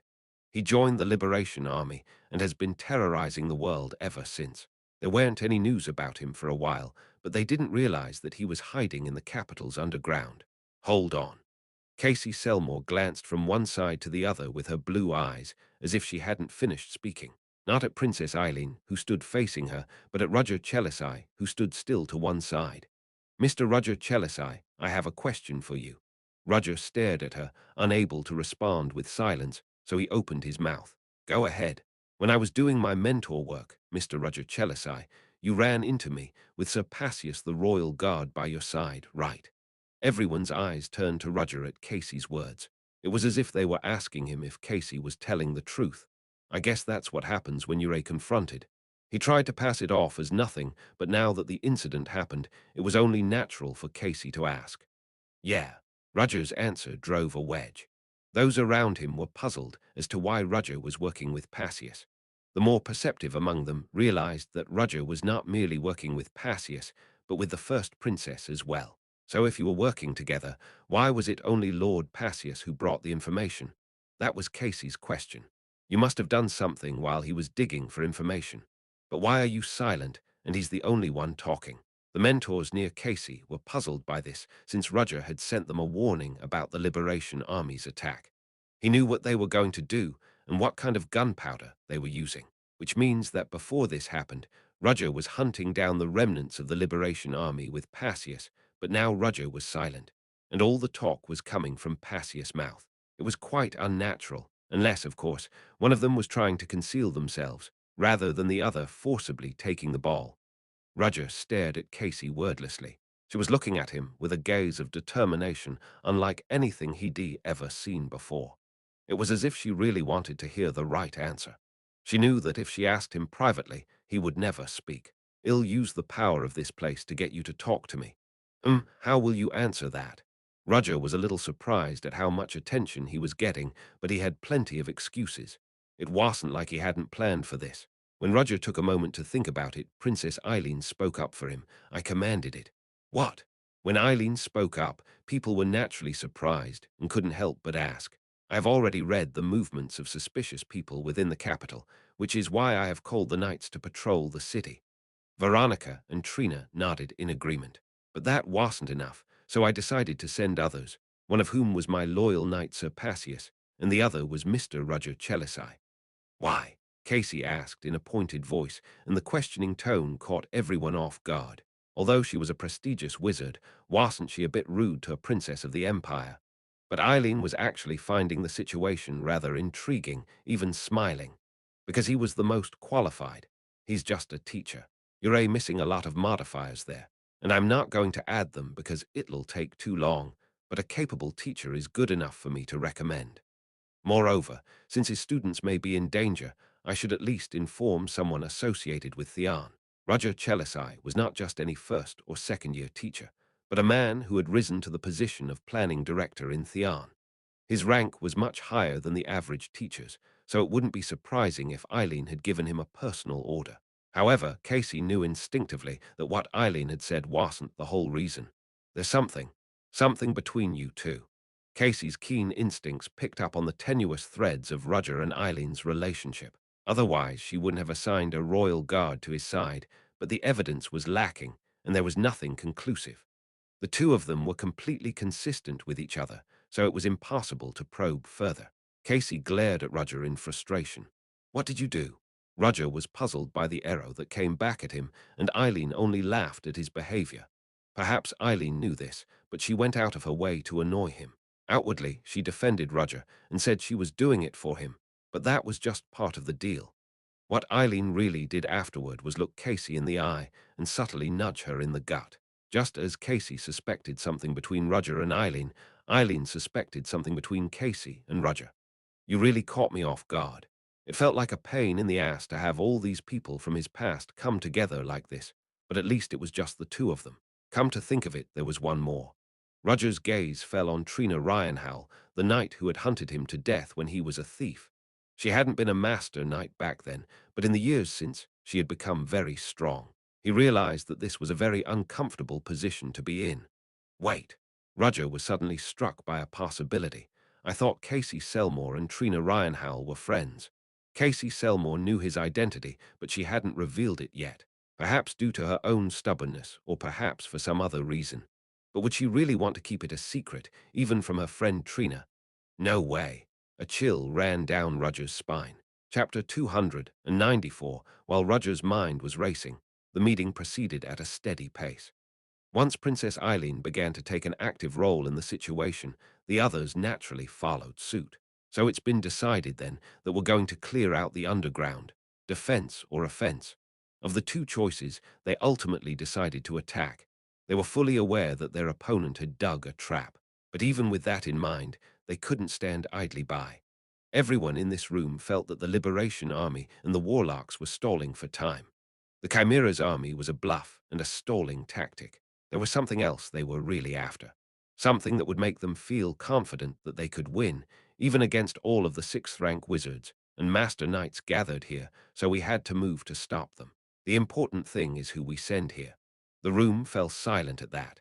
The most important aspect of this operation was choosing who to send into the underground facility that housed the Liberation Army and the Warlocks.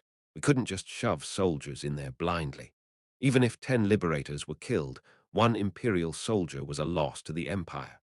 Added to that the fact that they were throwing themselves into the fray and committing suicide bombings, we had to be extra careful who we let in, if only to minimize the damage. Veronica said, "We need to go with people who are at least minimally skilled." No, not the minimum. The strongest ones should go. Veronica's words were echoed by Caroline. If we're going down there, it's got to be someone who can take on a dozen of them single-handedly, because I'm sure they have elite troops, and anybody less than that would be a casualty. Then it'll be easy to pick, since they're all here. Hyan smirked.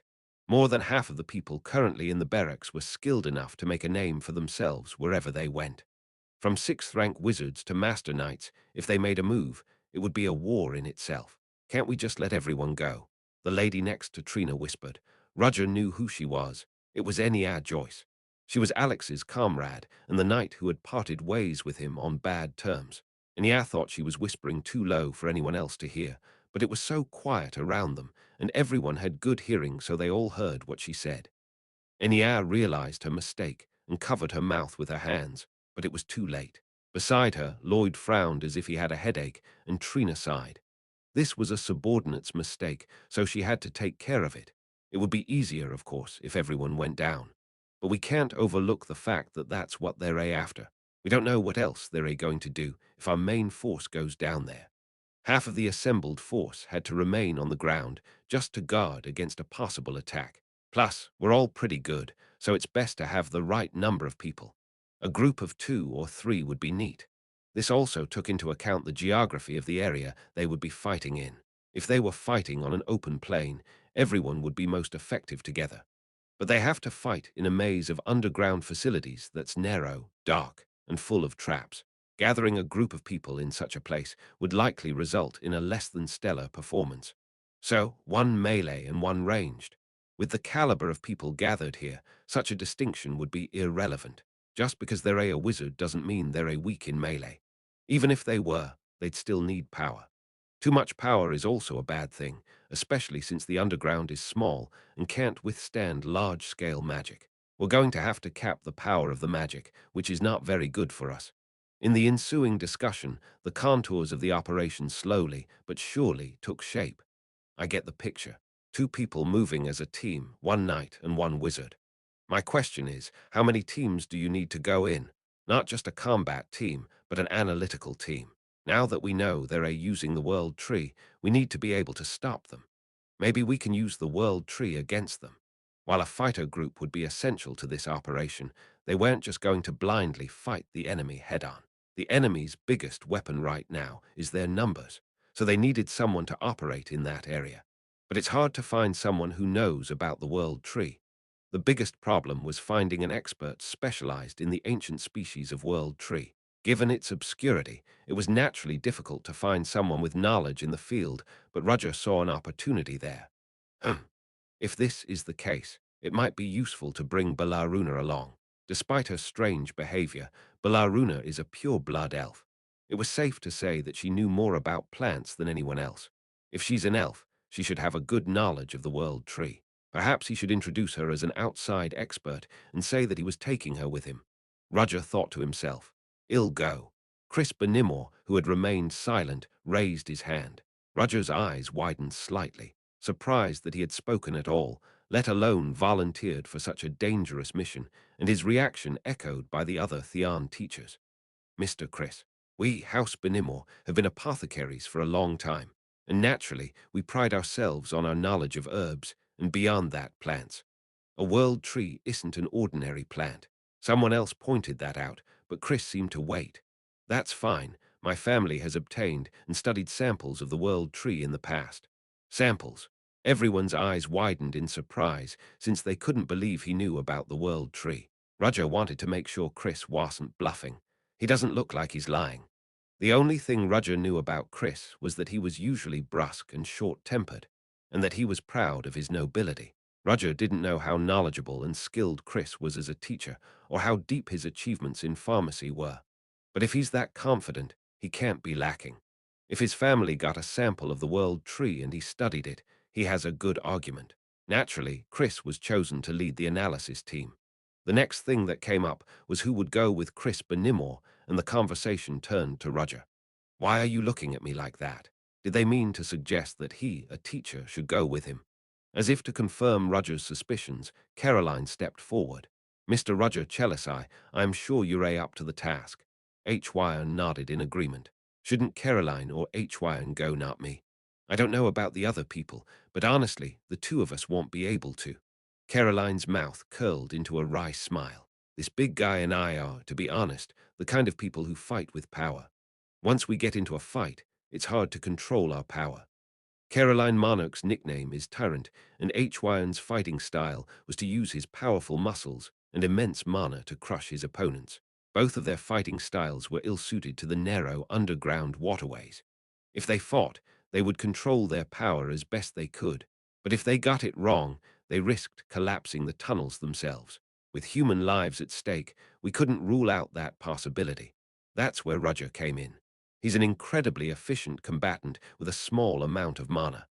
Besides, he had already proven himself in bringing the survivors of the Crystal Palace to safety. Besides, aren't you coworkers? Wouldn't it be better if you at least knew each other? We're not that close. The words rose to his throat, but he managed to swallow them down. Surprisingly, Chris, the one who seemed to be the most likely to object, didn't say anything. Did he eat something wrong? Why has he lost so much of his personality? Sure, they'd talked at the end of the festival, making elixirs in the laboratory, but he didn't think they reconciled. I'm just a teacher. That's what the first princess said, a teacher with the prefix talented.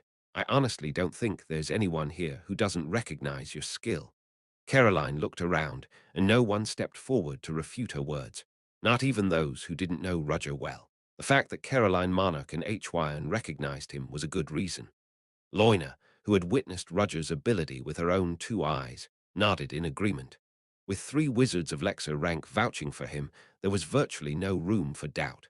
Don't worry, you're not a combatant anyway. You'd probably rather analyze the world tree than engage in dangerous combat. Well, we're not necessarily safe when we get to the enemy-infested underground waterways. At least there won't be too many enemies compared to the others. Roger knew he couldn't refuse, and now that he thought about it, it was actually better for him to move. Not that he was disrespecting the power assembled here, but one never knew what might happen. Well then, the analysis group is set. The sudden outbreak of attacks terrorized the citizens of the capital, but the Empire's organizational system remained strong, and the people did not panic en masse. The people gathered in the central square bustled about. They built barricades, carried the wounded to hospitals, and searched for anyone who hadn't been evacuated. On one side of the plaza, a group of students from Theon sat quietly in a circle. Their faces were grim, as their planned field trip had been disrupted by the attack. Some of them were still reeling from the shock of what had happened. "Renee, are you okay?" Erendir asked as she walked over and sat down next to Renee, who was still crouched to one side. "Senior, have you seen your family?" "Ah, yeah. They said they were glad I was okay. I saw them from distance." "You saw them?" "Yes. Not only the Emperor, but also your beautiful sister who was with him. You seem to be getting along well." "We got along so well." Erendir's expression softened as he remembered her older sister. "Isn't that right? I always thought you looked up to her. Are you sure you're not mistaken? I don't think she sees me as anything more than a toy." I don't have a family, so I don't know." Ah, the casual manner in which Renée spoke made Erendir feel uncomfortable, but then a thought occurred to her. Ren's mother must have existed. She had seen her pass through the memory-storming phenomenon, but she doesn't remember her. I wonder why. Erendir considered saying something about it, but shook her head. Now was not the time to raise the subject.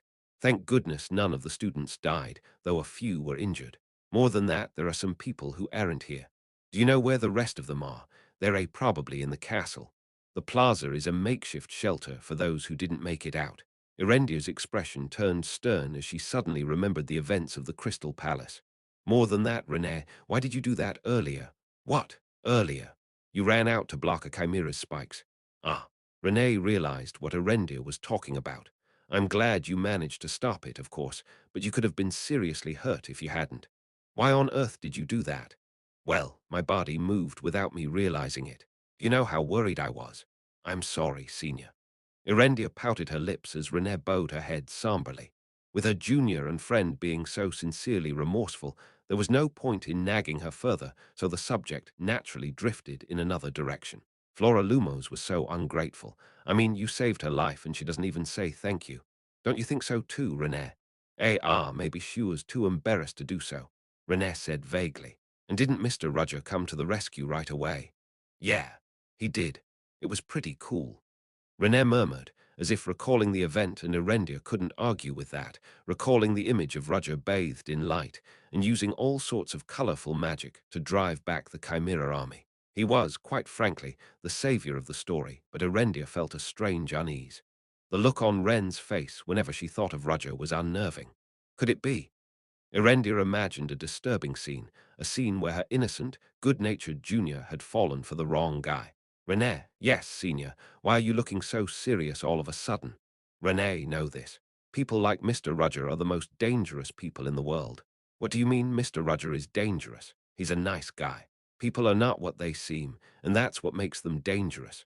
Who knows, maybe Mr. Rudger is just wearing a mask, and there's actually a terrible criminal or murderer behind it. Isn't that a bit of a stretch? It's an example. I mean, don't judge a person by their appearance. But why is Erendia telling her that? Renee also realized that Erendia was worried about something. This wasn't the first time this had happened, and she knew just how to handle it. Okay.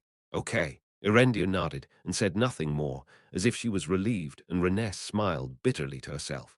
Somehow, she couldn't help but feel like Shed lied to her best friend to make the situation go away. But I can't help it. For some reason, Erendia was wary of Mr. Rudger. He must be hiding something, something no one else could see, but she could. Even if that were true, she still trusted Rudger Chelisai. Otherwise, he would not have called out to her with such a worried gaze when he saved her at the Crystal Palace. At that moment, Ren's gaze fell to the ground, or more accurately to something beyond it. What is this strange feeling? An inexplicable power began to gather in her eyes, and she felt an immense sense of unease that she couldn't explain. Chapter 295. The meeting ended, and everyone was given time to reorganize.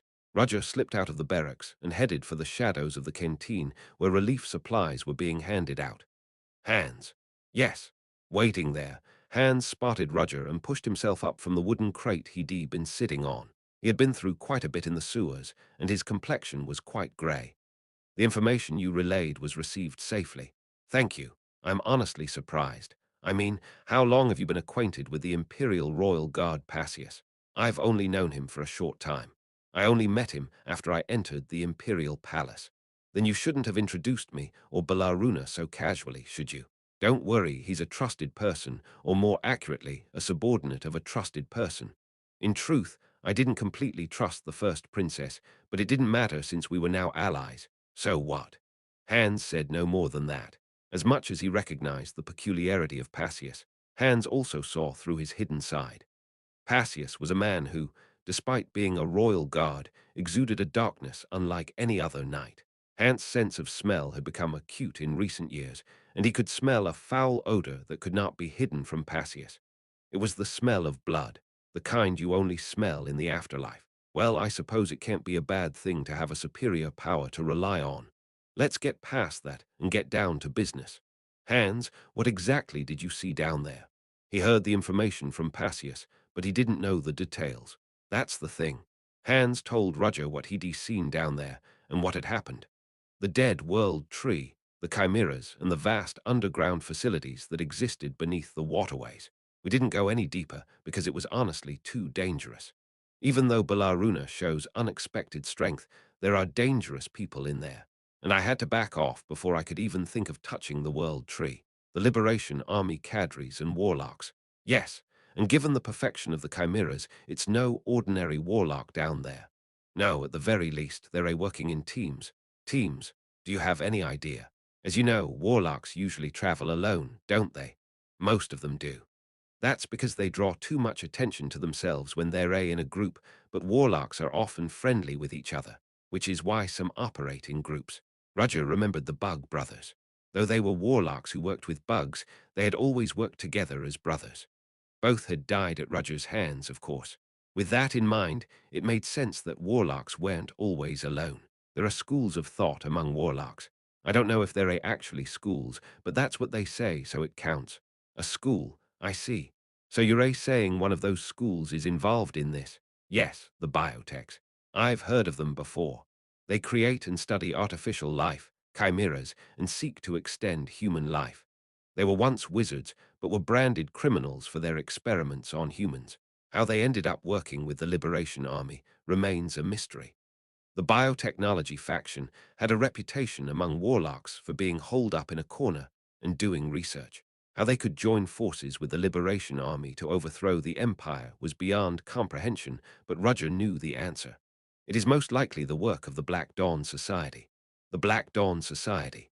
Yes, the Black Dawn has some sort of connection to the warlocks, because if you go to any of their secret research facilities, there's always a warlock there.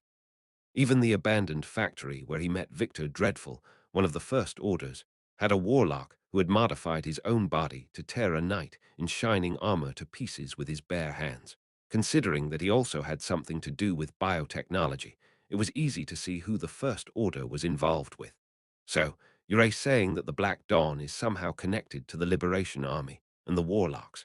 I suppose that's the only way to look at it. Well, there's a lot more to find out, and I'm afraid it's going to take a little more time to get it right. I heard it's hard to spy underground because rats can't get in. That's what I thought, too. Well, judging by your reaction, you have a solution. Yes, not alone, but with the help of that elf lady. Belaruna, despite how she looks, she is serious about pharmacy and alchemy, and the herbs and stuff she studies are related to biology in some way. Right. Usually when she sees Hans, she's always trying to get a sample of his blood and use him as a guinea pig.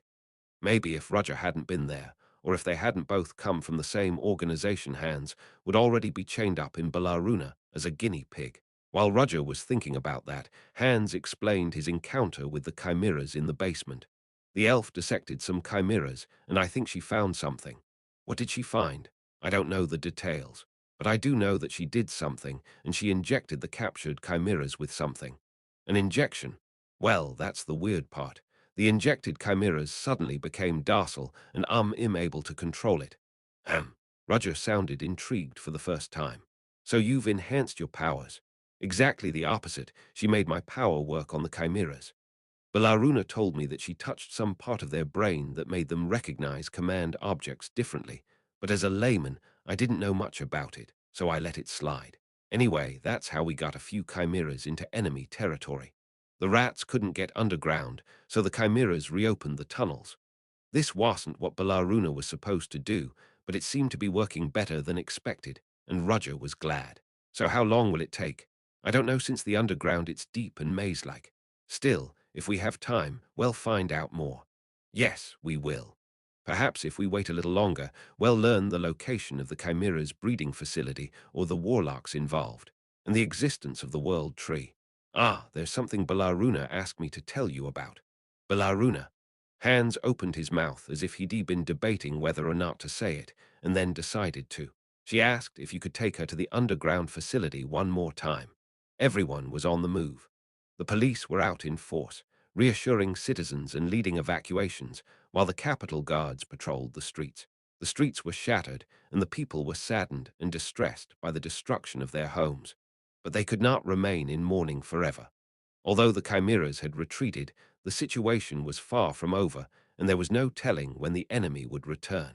To stop them, the underground infiltration group moved quickly. Roger Chelisai and Chris Benimor faced each other in front of the wide, open manhole cover. Neither of them had expected to be moving together here, but they didn't growl and fight like before. Roger had never paid much attention to Chris, but he seemed unusually reserved. "There's something I want to ask you." Chris spoke first. He hadn't shown much respect for Roger's ascension to the position of planning director. Roger wasn't expecting it, so he didn't think much of it. "What do you want to know? Where are the experts who are supposed to come with us?" Chris had heard from Roger beforehand that there would be one other person that has considerable expertise in the World Tree in this mission, in addition to the two of them. "She'll be here soon." No sooner had Roger finished speaking than he saw a figure rushing toward them. Gasping for breath, it was Belaruna, a scarlet-haired elf. At the sight of her, Chris' eyes widened behind his glasses in surprise, since Roger hadn't mentioned that the expert he was talking about was an elf. An elf, I see. That explains why you said she's an expert in the world tree. Are you satisfied? Not yet. Can we trust this elf? Chris was as thorough in these matters as he was known to be in Theon. He was a little worried that an elf whose name and specialty he didn't know had been plugged into a vacant position by someone who claimed to be an expert. It's a reasonable question. Roger knew that nothing he could say would extinguish the flames of suspicion in Chris' mind. But he had already prepared an answer for this situation.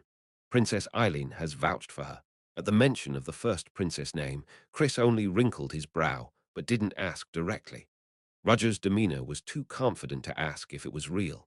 Of course, in reality, Princess Eileen didn't recommend Belaruna. In fact, Roger had simply borrowed her name. But so what? It didn't matter since they knew each other anyway. Maybe, just maybe, when this was all over, Chris would ask the first princess herself if she sent Belaruna. If Eileen was smart, she'd see right through that and say she sent her. Of course, she'd probably be annoyed at Roger for using her name so casually. I'll just say it's revenge for the way she tried to embarrass me at the meeting. Chris thought about it for a moment, but finally nodded. Just then, Belaruna walked up to him. She looked at Chris, narrowed her eyes, and tilted her head. I am Belaruna Petana. Nice to meet you. I am Chris Benimor. After the brief introductions, the three of them stood in front of the manhole. They and the other groups would enter through different sewer entrances. Are you ready? Roger asked, and Chris and Belaruna nodded. Good. Roger immediately leaped down the tunnel, while Chris and Belaruna followed. Roger's group was not the only one heading into the underground around the same time, but most of the groups consisted of two people. Once inside the tunnel, Casey Selmore looked around. The underground tunnels were labyrinthine and wide, and further down would be the secret lairs of the Liberation Army and the Warlocks. Casey. Trina, the knight with whom Casey was with, called her name. I never thought I'd see you again like this. I know. I thought it would be for something a little better. A wry smile tugged at the corners of Casey's lips, and she exchanged pleasantries with her old friend. Of course, the fact that it was in a musty, dark, underground waterway didn't help the mood. Speaking of which, how are you doing? Do I seem different? No, not at all. Trina smirked at Casey's answer. You're still the same. No, not the same. I think you've changed a lot, Casey. Have I? Yeah. You're a little more, how do I say it? When Trina looked unsure of what to say, Casey teased. Just say it, I won't be mad. Then I'll say it without mincing words. You used to be a little more assertive, but then again, you were reckless, like a kid who hasn't quite grown up yet. That sounds a little upsetting. But that was a long time ago. Now you seem to have become more reserved. Casey felt strange, hearing her words. Trina said that she changed, but she hadn't realized she'd changed. But since her friend says it, she must have changed. I am relieved to see that you still have your old self, especially when you confront the first princess during the meeting. It was very much like you. Oh, that's just. Still, it was a little strange. What? The way you got so emotional about it. Casey's shoulders twitched involuntarily at the word emotional. Casey, did you happen to know that teacher, Roger Chelisai? Did I? You seemed strangely inclined toward him, and I must say that it's not like you. Trina's instincts were sharp. Partly because of that, but mostly because of what she knew about Casey. Or did you have a history with him? What happened? That I don't know. It's hard to make assumptions based on the circumstances. But if I had to make a generalization, I'd say, what do you think? It seemed like a love affair between a man and a woman. Casey's blue hair stood on end like a cat's fur at her words. What? It's not like that. Ha, I'm joking, of course. But you seem to be quite sensitive to jokes like this, which I don't think you used to be, so if there's something that's bothering you, that's something to celebrate. I am not. Then let's call it what it is. If it's not, then it's not. Just. Casey's last sentence sank in, as if it spoke volumes about her feelings. She tried not to think about it, but when Trina mentioned Roger, the memory of that day came back to her. Trina, how would you feel if you accused someone of being evil when they hadn't done anything wrong? It was a stupid question, but Trina knew Casey's character, so she gave it some serious thought. Being accused of something you didn't do. You didn't know that, and you thought the person was bad, so you kept hating them and being angry at them for years and years. I see. The uncharacteristically somber look on her friend's face made Trina realize what was going on. She was about to open her mouth to respond when she realized something was wrong. Trina's gaze suddenly turned into a razor-sharp blade, piercing into the groundwater beyond. Here they come. At that, the mood shifted, and so did Casey. Maybe we should wait to talk until after this is over. Yes, maybe I'm being sentimental. Trina took her place in front, and Casey stood behind her as the chimeras, sensing the invasion from afar, were coming in waves. Chapter 296. As some of you know, AUP has been licensed by Yonder, but I won't drop it unless I get a notice from them. The fight has begun. Roger said, as a wave of shock traveled through the air from a distance. They weren't the only ones who had entered the underground. Other groups of fighters had begun to engage the chimeras. The aftermath was felt by Chris and Balaruna. They didn't know the exact distance or direction, but the echoing screams of the chimeras told them what was happening. Are we going to be okay? Belaruna's voice was shaky. To a stranger, she might have sounded terrified and frightened, but Roger knew she was excited with anticipation. She was hoping that the chimeras would come after them, even if she pretended not to. The reason, of course, was that she hadn't finished analyzing the chimeras to her satisfaction. Well, I know that's just the way she is. Roger cast a subtle glance at Chris, who stood by Belaruna's side. Don't worry if those monsters do come out. I'll protect you. Okay, thank you. What is it with this human? The normally gruff Chris was being very nice to Belaruna, and even Roger, who doesn't often show his emotions, was surprised that he was such a gentleman. Even more surprising was the fact that Belaruna, with her masked, sullen personality, seemed to react quite normally to him. Roger realized that they'd just had a conversation about pharmaceuticals, and that they'd come to an understanding, but he couldn't believe how close they've become in such a short time. I don't know if I should take this as a bad thing or a good thing. Roger shook his head and brushed the thought away. They weren't the ones he needed to worry about right now. The chimeras had spotted them in the distance and were approaching, and Roger shouted a warning. They're coming. The words startled Chris, who immediately shifted his stance and pulled a vial of reagents from his inside pocket. The sounds of fighting in the distance drew some of the chimeras' attention to the area, but there were too many of them. There was no getting away from them. Sensing their presence, the chimeras rushed toward them, splashing through the underground waterways. Belaruna flinched in spite of herself, not because she was afraid, but because she was forcing herself to stop from running toward the chimeras. Unaware of this, Chris thought she was frightened and stood in her way. Naturally, Roger and Chris stood shoulder to shoulder in front of her. There are 10 of them. I'll go ahead and clean them up. It's fine. I can fight. Chris frowned, his pride bruised by Roger's consideration of him. He hated giving up everything to Roger, but even more so in front of Belaruna. Of course, it wasn't like he was a child. In fact, Chris was more than capable of taking on the chimeras, and Roger had no intention of dissuading him, so he nodded slightly. In that case, I'll just clean up after you. Without warning, Chris tossed the 3 vials he was holding between his fingers. Boom! The vials shattered, and colorful reagents spilled out. Individually, the reagents were unremarkable, but when the 3 reagents were combined into one, an intense chemical reaction occurred, and something amazing happened. Boom! The reagents bubbled, and grey smoke billowed out. The chimeras that had been running towards them were engulfed in smoke and began to choke and gasp. The one in the lead spat a bowlful of blood from its mouth. Roger looked at the scene and gasped. Ho ho! 3 reagents mixed together to create a synergy. Most poisons wouldn't work on a chimera, but the reagent Chris had used was so powerful that even the chimeras couldn't resist it. Was he really that good? Thinking that this would keep him from getting caught, Roger prepared his magic. His targets were the chimeras that hadn't been touched by the poison, and they were quickly closing the distance, waiting for it to subside. Roger wasn't about to let that happen. The spell, quickly finalized through the source code, created a gust of wind, and the chimeras scrambled to retreat in alarm. But it was too late. The wind blew the grey poisonous smoke and engulfed the chimeras as they gurgled and coughed up blood, then collapsed helplessly to the ground. That's quite a strong poison you're using. It's a special Benimor family reagent. You won't find it on the market. Chris said boastfully. It's a powerful toxin that seeps into the respiratory system and kills cells from the inside out. Even a chimera immune to the poison would never survive it. Are you sure you're okay? It looks like the fumes are blocking this way too. Don't worry about that.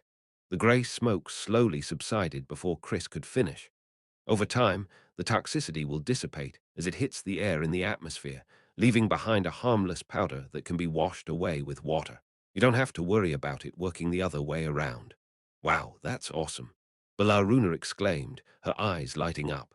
How did you get the idea to combine 3 reagents to make something like that, especially one of them being Haxtos leaf extract, which must have been tricky to handle? Chris asked, narrowing his eyes.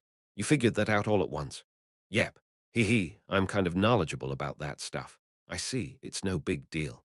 Haxtos leaves explode at the first drop of water because they overreact, but if you grind up some mandala root and mix it in, it becomes very stable, and then you can do whatever you want with it. Ah, I see. If I can keep it safe, I can use it as a weapon just by mixing it with other reagents to diffuse it. You have a keen eye. Usually other wizards don't get it when I tell them. As expected of the expert the first princess recommended. Chris was in a rather pleasant mood, perhaps because he didn't usually have anyone to talk to about such things, and so was Balaruna. You are very excited. Roger was glad that Chris wasn't too suspicious of Balaruna. Still, he hadn't expected them to get along this well. It is indeed a relief to find someone with whom I can converse well after so long. Miss Balaruna, if I ever get a chance, would you mind if I contacted you privately? I don't mind, but I don't want Chris to feel uncomfortable. I don't mind. Belaruna's long ears twitched. That was a clear sign of amusement. You two seem to get along well, and I am glad you do, but I hope you realize that it's time to focus on the mission. Eventually, when Roger pointed it out, Chris coughed and turned away, and Balaruna nodded shyly. They both seemed to have come to an understanding, so they could move on, but Roger couldn't quite get rid of the creeping feeling in his stomach. A strange synergy formed in an unintended place. Roger decided to chalk it up to the fact that they were in the same industry and had the same interests. The 3 walked through the underground waterways once again, and thanks to the map, they didn't get lost. This is the entrance. A rusted door stood on one side of the underground waterway. It was the entrance to an underground facility that was said to have existed for a long time. You're going to have to be extra careful once we get inside, because it's going to be different from here. The trio encountered a few more chimeras along the way, but in front of Roger and Chris, the chimera was helpless and collapsed. Still, they couldn't let their guard down. The underground facility was the enemy's backyard. For now, it was just the chimeras, but there was no telling what lurked further back. That didn't mean they could back down, so the trio headed straight for the iron gates. They opened the gates to reveal a black tunnel that plunged underground. A rusted ladder led downward, attached to one wall of the tunnel like a beast's mouth. The condition of the ladder suggests this is a passage not used by the liberators. That means they don't know every inch of this place. Let's go. The 3 of them quickly used floating magic to make their way down. Balaruna didn't know how to use magic, so Chris carried her in what anyone would call a princess hug. Wasn't I heavy? Not at all, in fact. You're as light as a leaf. Roger stared at the 2 of them as if they were filming a romance, his gaze sinking even lower. As if those 2 weren't already that way. The 2 people who had been labeled lunatics wherever they'd gone had met and become some kind of white knight and hapless heroine. Roger, who doesn't usually show much emotion, was stunned. If he'd known this would happen, he wouldn't have brought Balaruna here.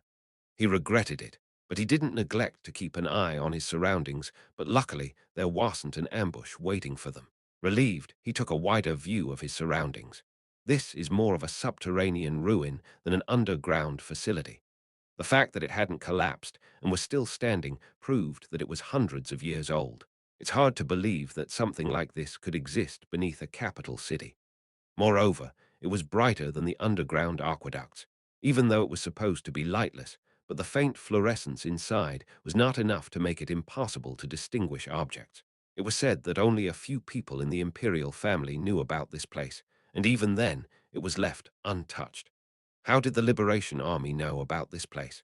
They were too well prepared to have stumbled upon it by accident, so must have known all along and planned to use it. Roger suspected the Black Dawn had tipped them off. It could be Nikolai, but I doubt his intelligence network is this good. Among other things was the dead world tree in this underground facility, but also the words Hans had said before he left.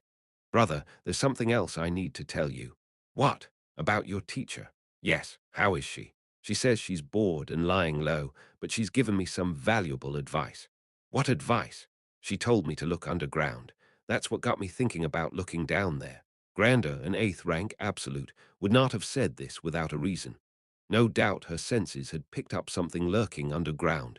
However, it hadn't attracted much attention, so she hadn't acted on it herself. Whether it hasn't attracted attention, or she hasn't gotten to that stage yet, we'll have to see. If his teacher had said something like that, he had to be vigilant, first and foremost. Master's warning and what the liberators are planning are the same, or at least related.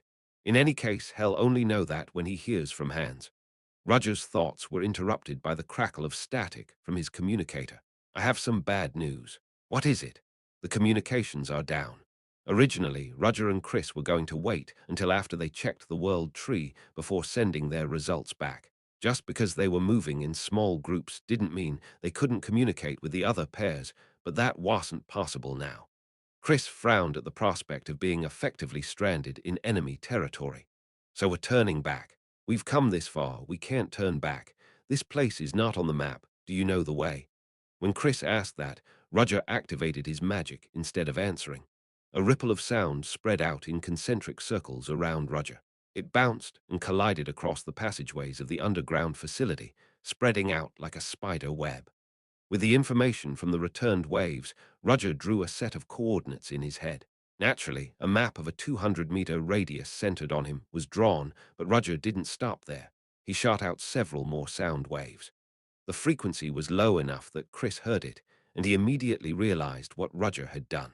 Sound magic, a derivative of wind, analyzing the surrounding structure by the returning sound waves. Did you know about it?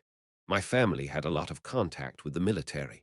I've heard a lot about it. It's a tool for locating enemies through sonar, but I've always heard it's only in the research phase because it's not very practical. But I never realized you could use it as magic. If you know that, I don't need to explain. With that, Roger turned and walked away, and Chris clicked his tongue at his lack of desire to elaborate. He was curious, but he didn't ask how he was using such magic. He knew too well what Roger had done to earn his current position as planning director. He shouldn't have been surprised that a man who deciphered ancient Larsilian to create a mana suppressor would now use sound magic as a detector. At least that seemed like a common-sense possibility.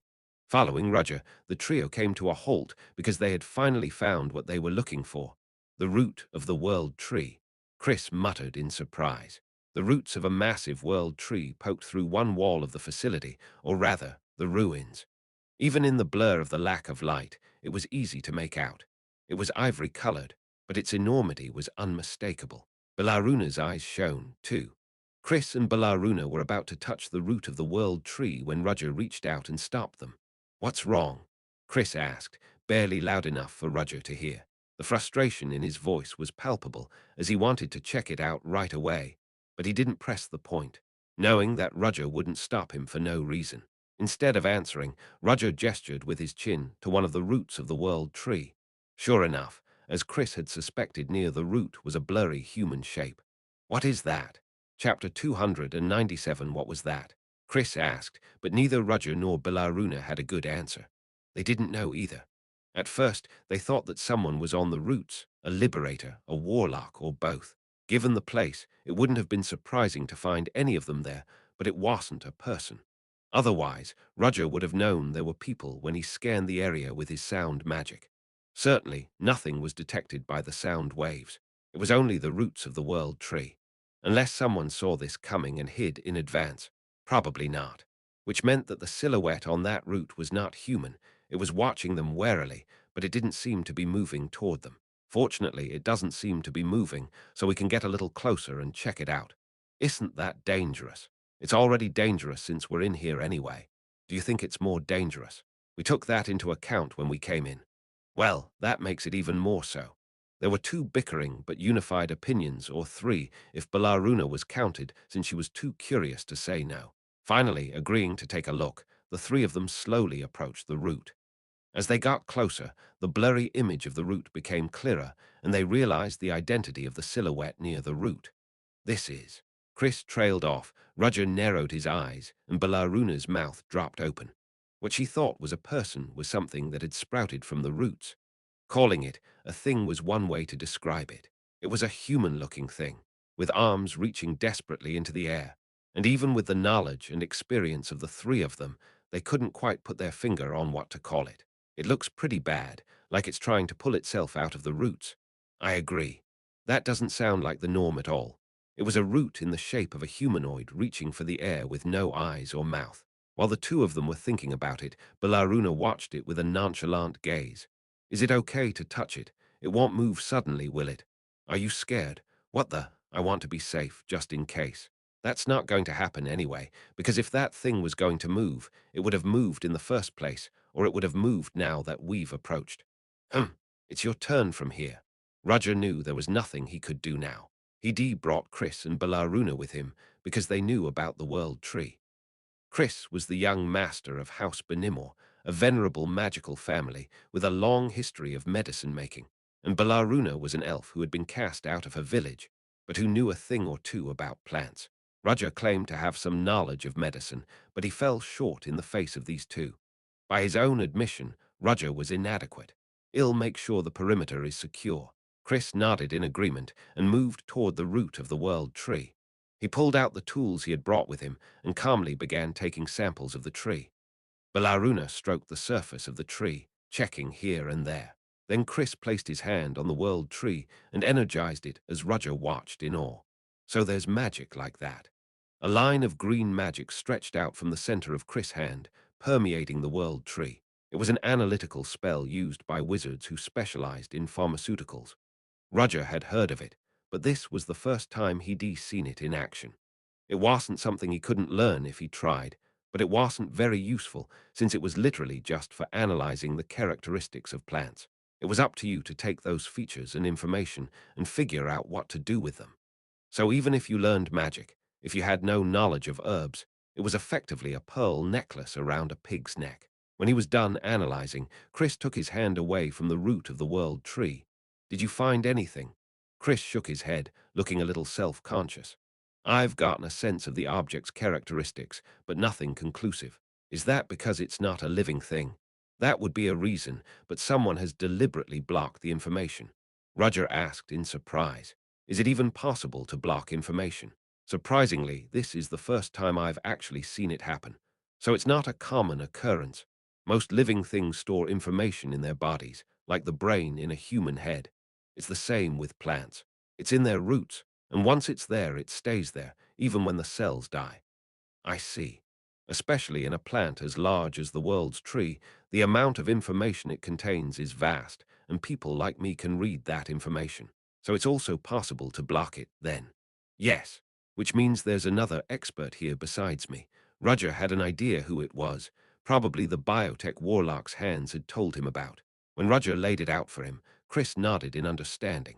Indeed.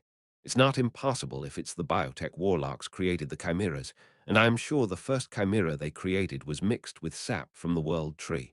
Then there's nothing else you can find out. I'm afraid that's as far as I can go with my current abilities. It's a shame. Chris was honest about his shortcomings. Being stubborn here didn't mean he could do something. This would be the end of his role as an analyst, and he was thinking about going back, unless there was more to do. Hey. Belaruna, who had just been looking at the World Tree, stood between them like a ghost. What is it? I found something.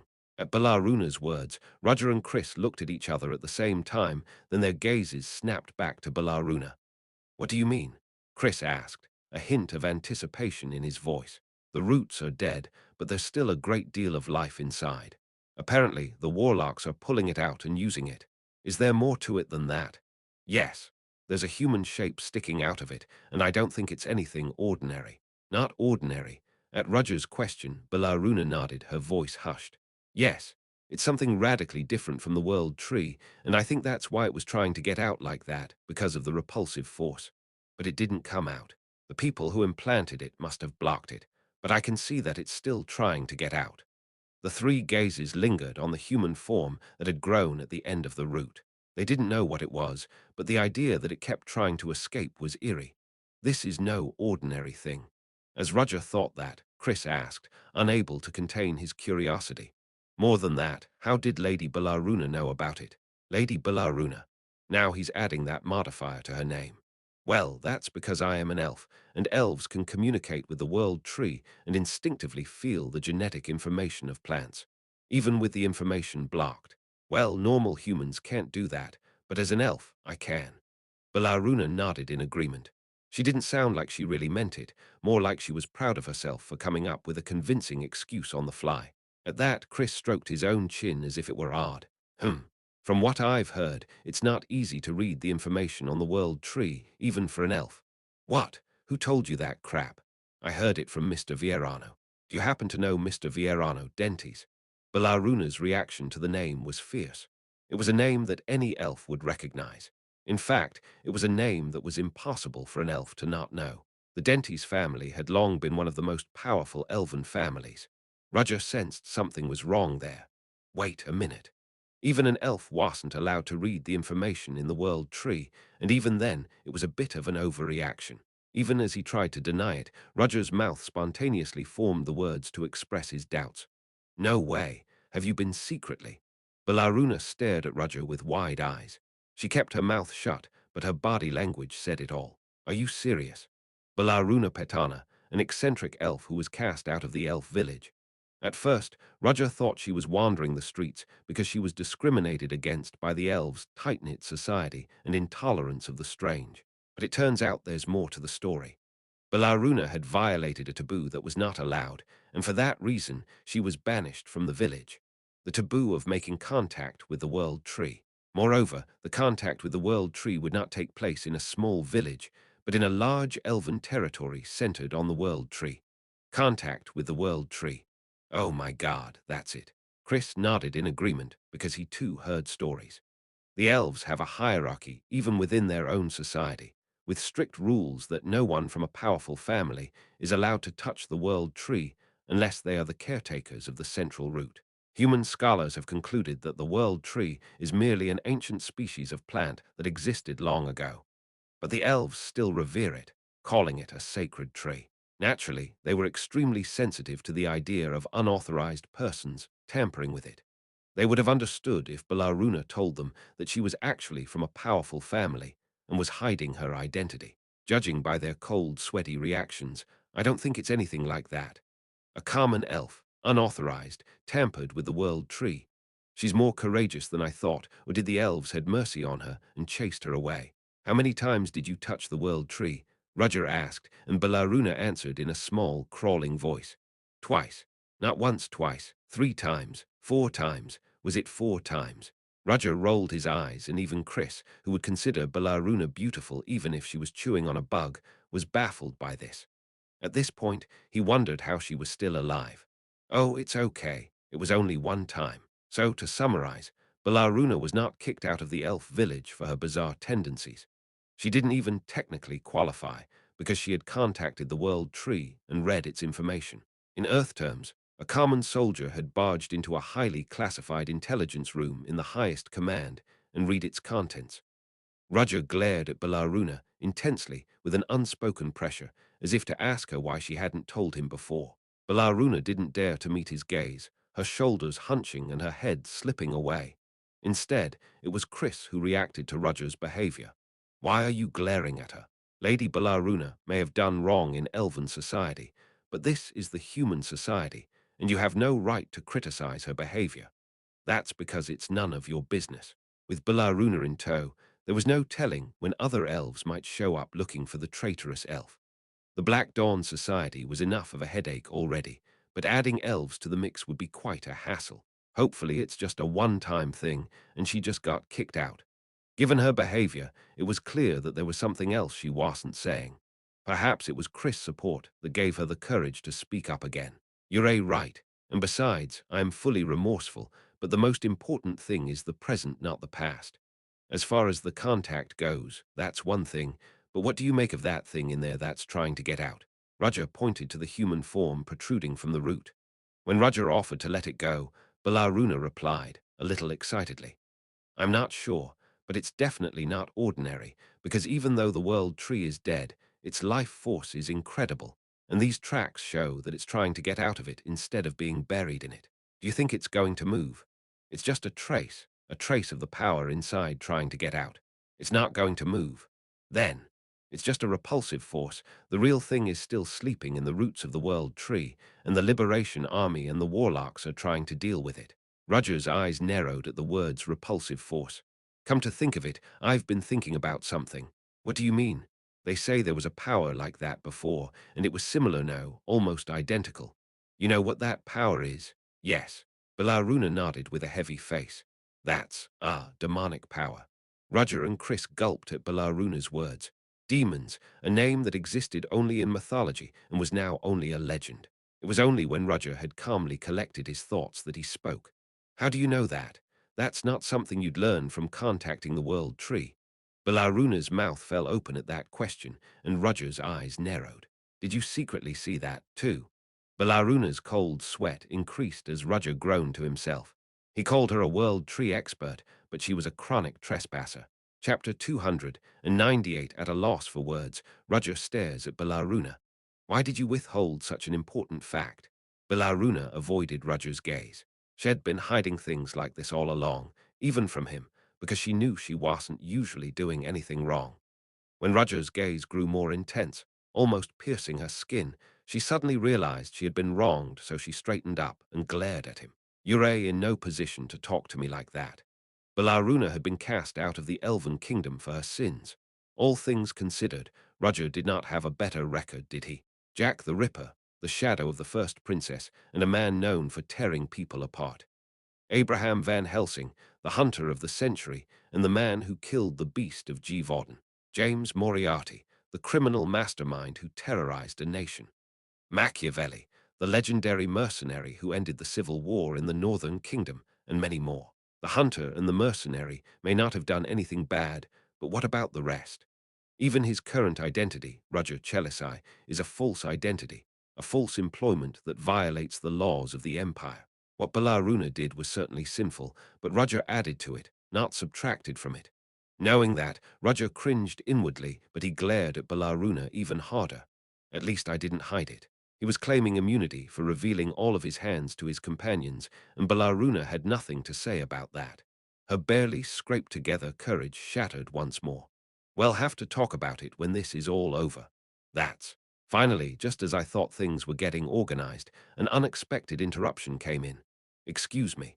Chris' sharp gaze flicked between Roger and Belaruna. You two are exchanging some kind of glance. Have you known each other before? His tone is a mixture of insults directed at Roger and respect for Belaruna.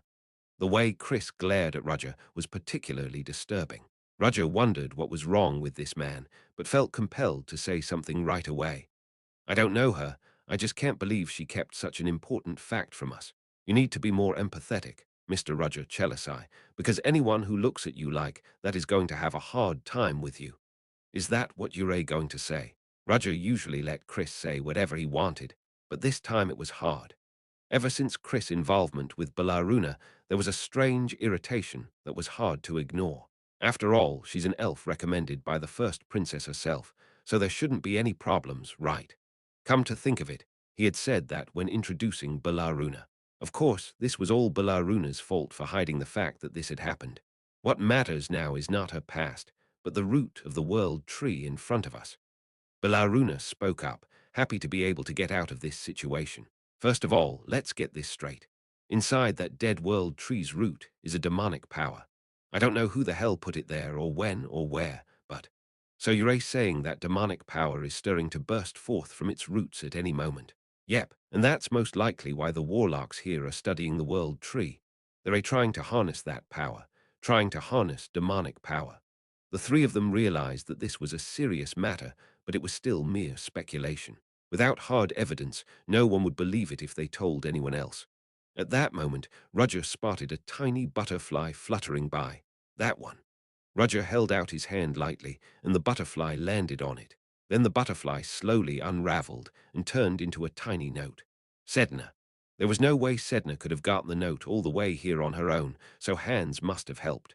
Roger quickly scanned the note's contents. It turned out that Hans had been telling the truth when he said he was watching the situation through the chimeras. The message inside described what he had seen through the chimeras. A breeding facility for chimeras. The warlocks there are working on something. What could the warlocks, already mass-producing chimeras, possibly be researching? The answer was already there. They're really trying to do something with the demonic power. Speaking of demonic powers, he felt like all the questions in his head were answered at once. Why the Liberation Army and the Warlocks were fighting a hopeless battle. Why, even with special gunpowder and the Legion of Chimeras, they were just buying time. I think we're going to have to get out there and tell them about this. Chris and Balaruna nodded in agreement with Roger as they realized the gravity of the situation.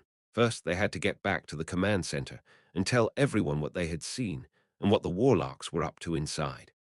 That might take some time, but at least for the time being, it would be far better to have as many people as possible thinking together, rather than individuals making judgments and doing things on their own.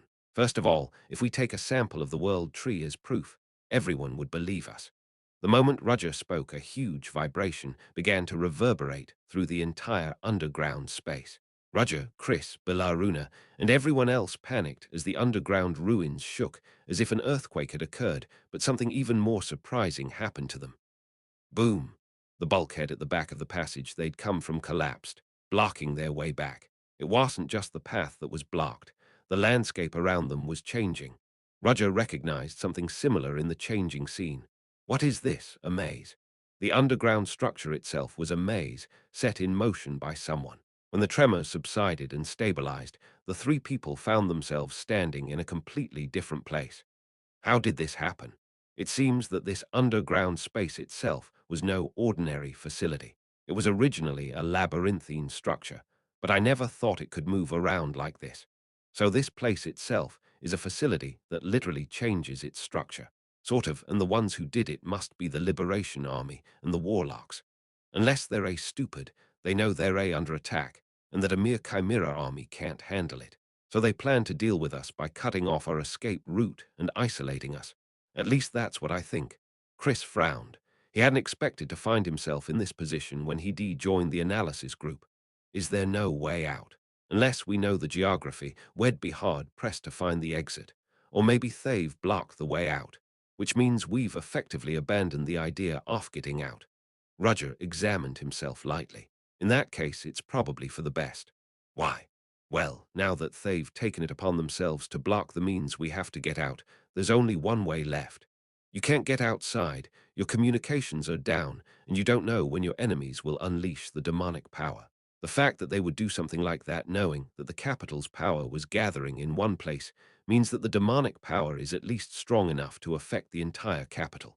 You're crazy, Chris muttered, adjusting his glasses because he understood what Roger was saying, but he didn't make it clear that he wasn't going to do it. He knew that there was no backing out of this. He knew that their opponents were up to something with the demonic powers, and they had to be proactive and stop them. If you're not up for a fight, you can leave that to me, Roger said in his usual tone, but Chris sensed a subtle mixture of reprimand and sneer in his tone. Don't look down on me. Just because I specialize in pharmacy doesn't mean I can't fight. That being said, you didn't compete in the duels at the Magic Festival. That's because I never felt the need to. I may look like this, but I've been training harshly since childhood. Don't judge me the same as everyone else. Chris glared at Roger with an unwavering gaze, and Roger nodded in satisfaction, since he was ready to enter the fray. Very well, then. I want you to guard that elf lady as hard as you can, Chris. What? You don't want to? Of course not. I will protect Lady Belaruna even if you don't say so. Chris. Belaruna called out Chris' name, seemingly impressed. Of course, given Belaruna's skills, Chris shouldn't have to protect her, but since she was nominally a non-combatant, he had no choice. Is that all right? What do you mean? Even if we know what to do, this is their home base. We can't just move around, and with the terrain shifting like this, it's hard to pinpoint their positions. If you move blindly and the terrain changes again, you'll be lost again. It would mean that all the progress they had made would be for naught. They could be stuck in the same place for the rest of their lives, but Roger dismissed Chris' concerns. Chris, do you see those roots over there? The roots of the world tree Thapmi and Lady Belaruna were studying. When the structure of the terrain changed a moment ago, paths were created that weren't there, and old paths disappeared. Perhaps this is a facility where the terrain moves in 3 dimensions. How does that work? Well, the position of the roots over there just stayed the same, so that means the block with the roots sticking out can't move. Chris' eyes widened at that. Indeed, you're saying that the area where the roots of the world tree poke through are frozen and can't be moved? Yes, and if we can trace the direction of these roots, we can find their lair. The underground facility was shaped like a giant disk. There was a large cavity in the center, presumably where the core of the dead world tree resided. The roots of the world tree had spread out from the center, breaking through the outer walls, which was probably why the facility was only partially movable. So if you looked at the direction the roots were coming from and followed them, you'd end up in the center, so at least you wouldn't get lost. But just as we can think like this, they must know that we can find them backwards through the roots. Yes, that's exactly what they want. So changing the terrain like this is effectively a pointless act. That's what I thought at first too, but now that I think about it, it's not quite that. What? Look ahead. As Roger spoke, Belaruna and Chris looked where he pointed and saw an uninvited visitor staring at them from beyond a long, lighted archway, despite being underground. The other side has a rough idea of their strength, so they can't be sending ordinary liberation troops. If so, the Liberation Army must have been sent the most skilled among them, as well as the warlocks. Whatever the case, the enemy was not to be trifled with. They knew they couldn't stop us by changing positions, so they came directly to us. With that, Roger gave himself a quick check. His body was in good shape, and his mana pool was full. You should get comfortable. Roger gripped a long black staff with the tip decorated in the form of a raven and channeled his mana into it. You didn't have to come to me. I came to you. Without speaking to the other party, Roger immediately manifested his magic. This. Passius sighed in disbelief at the altered internal structure. They were not lost, because although the terrain had changed, the roots that broke the walls were fixed. As long as they followed the roots, they wouldn't get lost. However, he was surprised that an underground facility would behave this way. It's amazing that something like this could exist beneath the capital city and still be functioning after hundreds of years. What the hell were they doing 500 years ago in the former empire? He's sure it was possible if people tried to create it today. But it's hard to believe that something like this could have been created so long ago, in a time when science wasn't as advanced. Unlike Passius' comfortable thoughts, his companion, the iron-masked mage Rotharan, simply stared ahead in silence, because after the structure of the underground facility had changed, an enemy appeared in front of them. You said you were Lord Rotharan, right? You can call me Rotharan if you wish, Sir Passius. I'll do that then. But there's an enemy over there. What are you going to do? Is there such a thing as a choice? Rotharan immediately prepared himself for combat. Well, fight. Passius smirked at the belligerent words. I can understand that. Chapter 299, The Warlocks and the Liberation Army realized that their camp had been invaded.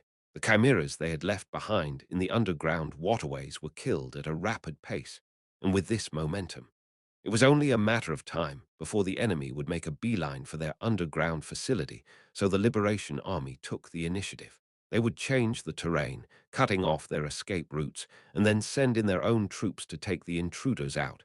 And this is the result. Veronica immediately realized what had happened. She drew her sword and glared at the enemy in front of her. Her gaze was cold, a far cry from her usual lively self. It held a bone-chilling chill like the coldness of a long northern winter. There is no denying that the opponent in front of her was evil, and the moment she made up her mind, Veronica became a sharp sword. She would not let her guard down. The Liberation Army must know that this is an elite force, so they wouldn't send regular members to face them, and as if to prove it, the enemy was not numerous. The path is not very wide, so it would be difficult for a large number of them to attack at once. They could use firearms to slow us down, but guns are useless against people of our caliber. So instead of risking a futile battle of attrition, they'd opted for the sure thing. Get ready. Veronica stepped to the front, and the wizard accompanying her, a servant wizard from the imperial family, prepared his spells. A wizard who could not attend the arcane chamber, but was skilled enough to participate in this operation, was more than qualified enough to have Veronica's back. The wizard set off a flaming fire, and a chill hung over Veronica's sword. A roar echoed from every direction. Roger looked up, trying to gauge how far away the source was from here, and in which direction. They must have gotten as far away from each other as possible. Roger absorbed the scattered mana around him once more, making sure it was safe. The bluish mist soaked into Roger's body like a sponge, and as the fog settled, the scene before him was nothing but ruins. None of the surrounding terrain had collapsed or disintegrated due to his power control, but the scars on the ground showed that this was no ordinary fight. Around Roger lay the liberators who had fought him only moments before, 5 in total. Without guns, they were already stronger than the average man, but they were no match for Roger's unorthodox fighting style. He's crazy. Watching Roger's fight from a distance, Chris recalled the battle earlier. Roger's fighting style was wizard-like, but not wizard-like. Normally, a wizard would stand still and cast spells. According to modern combat manuals, a wizard is like an artillery piece that sweeps through the enemy with powerful firepower. Of course, not everyone was like that. There were those who were wizards, but also used their bodies to shake up the enemy lines. The most prominent of these were the war mages from the military, but Roger's fighting style didn't make much sense to Chris, even from that perspective. The war mages were just more advanced wizards, but they lacked Roger's sense of something fundamentally different. He may have served in the military, but can he really be that good given that? Roger's combat style was quite varied. At first, he fired fire magic straight at enemies from a distance. It was a suitable magic for burning enemies at once in a small area. Naturally, his opponents saw it coming and went on the defensive. 2 of the 5 were wizards, and together they used a barrier to block Roger's attack. Roger then plunged into the center of the enemy line just as the flames rose, blinding them. The flames obscured their vision, tricking them into not noticing his approach. Once inside, Roger channeled his entire body's mana outward, and a dense blue mist spread around him, obscuring his enemy's vision. From there, Roger moved between them, engaging in magic and melee combat. Roger did not use any large-scale magic. Rather, he only used really basic magic, such as those of the first and second grade. But even with simple first-grade magic, he used ridiculous control to his advantage. It's not just his mana. It's his unbelievable control and utilization of magic, his combat sense, and his accuracy that doesn't allow for an inch of error. What on earth is this man? Moreover, the amount of mana he released was unbelievable. To be able to emit a mana mist like that and then perfectly retrieve it. Chris couldn't believe his eyes. He'd seen Roger compete against teachers at the Magic Festival, and he knew he was good, but this was on a different level. He didn't even show his true skills then. Rather than panic, though, Chris was now entering a stage of resignation that came naturally to him. I am done cleaning up. Too bad you didn't get a chance to make a move, Chris. I wasn't going to fight over something that didn't matter anyway. Chris bluntly replies to Roger, who turns around and speaks to him. Ballaruna, who had been hiding behind Chris and watching the fight carefully from start to finish, suddenly fixed her gaze on the corpses. Roger and Chris are about to ask what's wrong when Ballaruna's urgent gaze catches their attention. Ballaruna pulled a vial out of a small pouch on her waist and threw it straight at a corpse. The vial, which contained some sort of device, exploded in mid-flight, spilling the clear liquid inside onto the corpse. At that moment, something surprising, or rather ugly, happened. The liquid bubbled and quickly dissolved the corpse. Roger and Chris were horrified and wanted to ask what was going on, but their mouths dropped open as they watched the untouched body rise. Its skin turned purple, its eyes reddened, and black blood dripped from its mouth. The changes didn't stop there. Sharp spikes sprouted from its back, and its nails grew longer. It was amazing that a corpse could rise from the dead, but this thing was mutating. Kaya! There were 2 of them in total. The ambush was thwarted, as even the one that had been resurrected stepped back to avoid the liquid. If Ballaruna hadn't melted the corpses beforehand, the enemies they thought were dead would have risen at once to attack. What is this? Chris' voice trembled as he realized that something that defied common sense happened. The warlocks use commands to move the corpse, but it's not the only thing they're using. They mixed in a lot of other things. Pure necromancy only resurrects the corpse itself, but doesn't change its form. I think these guys came here with the intention of dying from the start. What? That power writhing in their bodies, it's like the one from the chimeras. They've probably injected their bodies with genetic factors obtained through chimera research. Human experimentation on their own bodies. Who the hell would do such a crazy thing? It's in front of you, isn't it? Otherwise you wouldn't be able to explain that look. Shit, that's it. Kaira. The enemies who had seized the opportunity at that moment, now deprived of even human language, lunged at Roger and Chris. Their torn open mouths were filled with razor-sharp teeth. It was a creature that had lost all human form and could only be called a monster. As the creature lunged with its mouth agape, Roger spoke soothingly. "It's a good thing, isn't it, Chris, that you can finally fight? Are you in a position to say that now? Weren't you lamenting a moment ago? I wasn't. Then now is the time to show it, because Miss Ballaruna is watching from the back." "This bastard," Chris shouted, but he didn't take his eyes off his adversary, who had gotten very close. His hand moved faster than he could speak. He grabbed the vial of reagent between his fingers in a split second and hurled it at the monster in front of him. Kayak! The creature that was lunging at Chris saw the flying vial and ducked low enough to avoid it. Dodged. He didn't know what the reagent was and dodged it with his bizarre movements. He guessed from the way their bodies had changed, but they were already far beyond human. Chris gritted his teeth and activated a spell he'd already prepared. The reagent he'd thrown down was just a trick to buy time in the first place. The real thing was the spell he'd prepared in advance. Boom! The ground between Chris and the creature shook, and a sharp rock all rose up. The creature crouched low, unable to dodge the attack, but the creature pushed off the ground with both of its long arms, and the next thing you know, it's up in the air. The rock all missed its target, piercing nothing. What the? Chris hadn't expected it to be able to evade the magic he prepared. The creature swooped down toward him, spreading its arms wide. Razor-sharp blades protruded from the tips of its elongated arms, and mutated bones had been transformed into blades.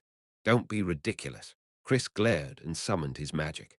His hair fluttered wildly from the force, and a translucent figure rose from his back. A giant flower bloomed behind him, radiating a light green color. It was named Lao Bloom, and it was a magic tree that Chris Benimor could control. Countless vine stalks shot out from the mysterious flower and grabbed the monster in the air. No matter how fast one's reaction time was, there was no way to dodge an attack in the air with no foothold. The monster struggled against the vines, but the vines didn't budge. It opened up like a flower bud in full bloom and began to radiate magic at its center. The fiery yellow energy gathered into a single point, compressed as much as possible, and shot forward in a great fan. The creature was caught in the trajectory and vanished without a trace. With the creature defeated, Chris released the spell and let out a ragged breath. "Ha ha! Are you done?" Roger walked up to Chris and asked while Chris stared at Roger in disbelief. Over Roger's shoulder, the creature that had attacked him lay dead with a hole through its brow and heart. "When? No, more importantly, how? I just used magic to kill it." Chris was dumbfounded that he took care of the creature with such ease, but tried not to let it show. "More than that, was that a spell?" "Yeah, I didn't want to use it much because it drains my mana." Besides, there was another reason why Chris didn't use his magic tree much. The last thing he wanted to show anyone was that his magic tree was in the form of a flower. One of the powers seems pretty cool. You can use vines to grab enemies, which seems pretty useful. Well, it uses a lot of mana. Just then, Ballaruna approached and said, "Oh my god, what was that magic tree you just used? That was so cool." "Well, was it?" "Yeah. I don't know if it's because I am an elf, but it felt very familiar, and something about it reminded me of Mr. Chris, which was really cool." "Hmm. No big deal."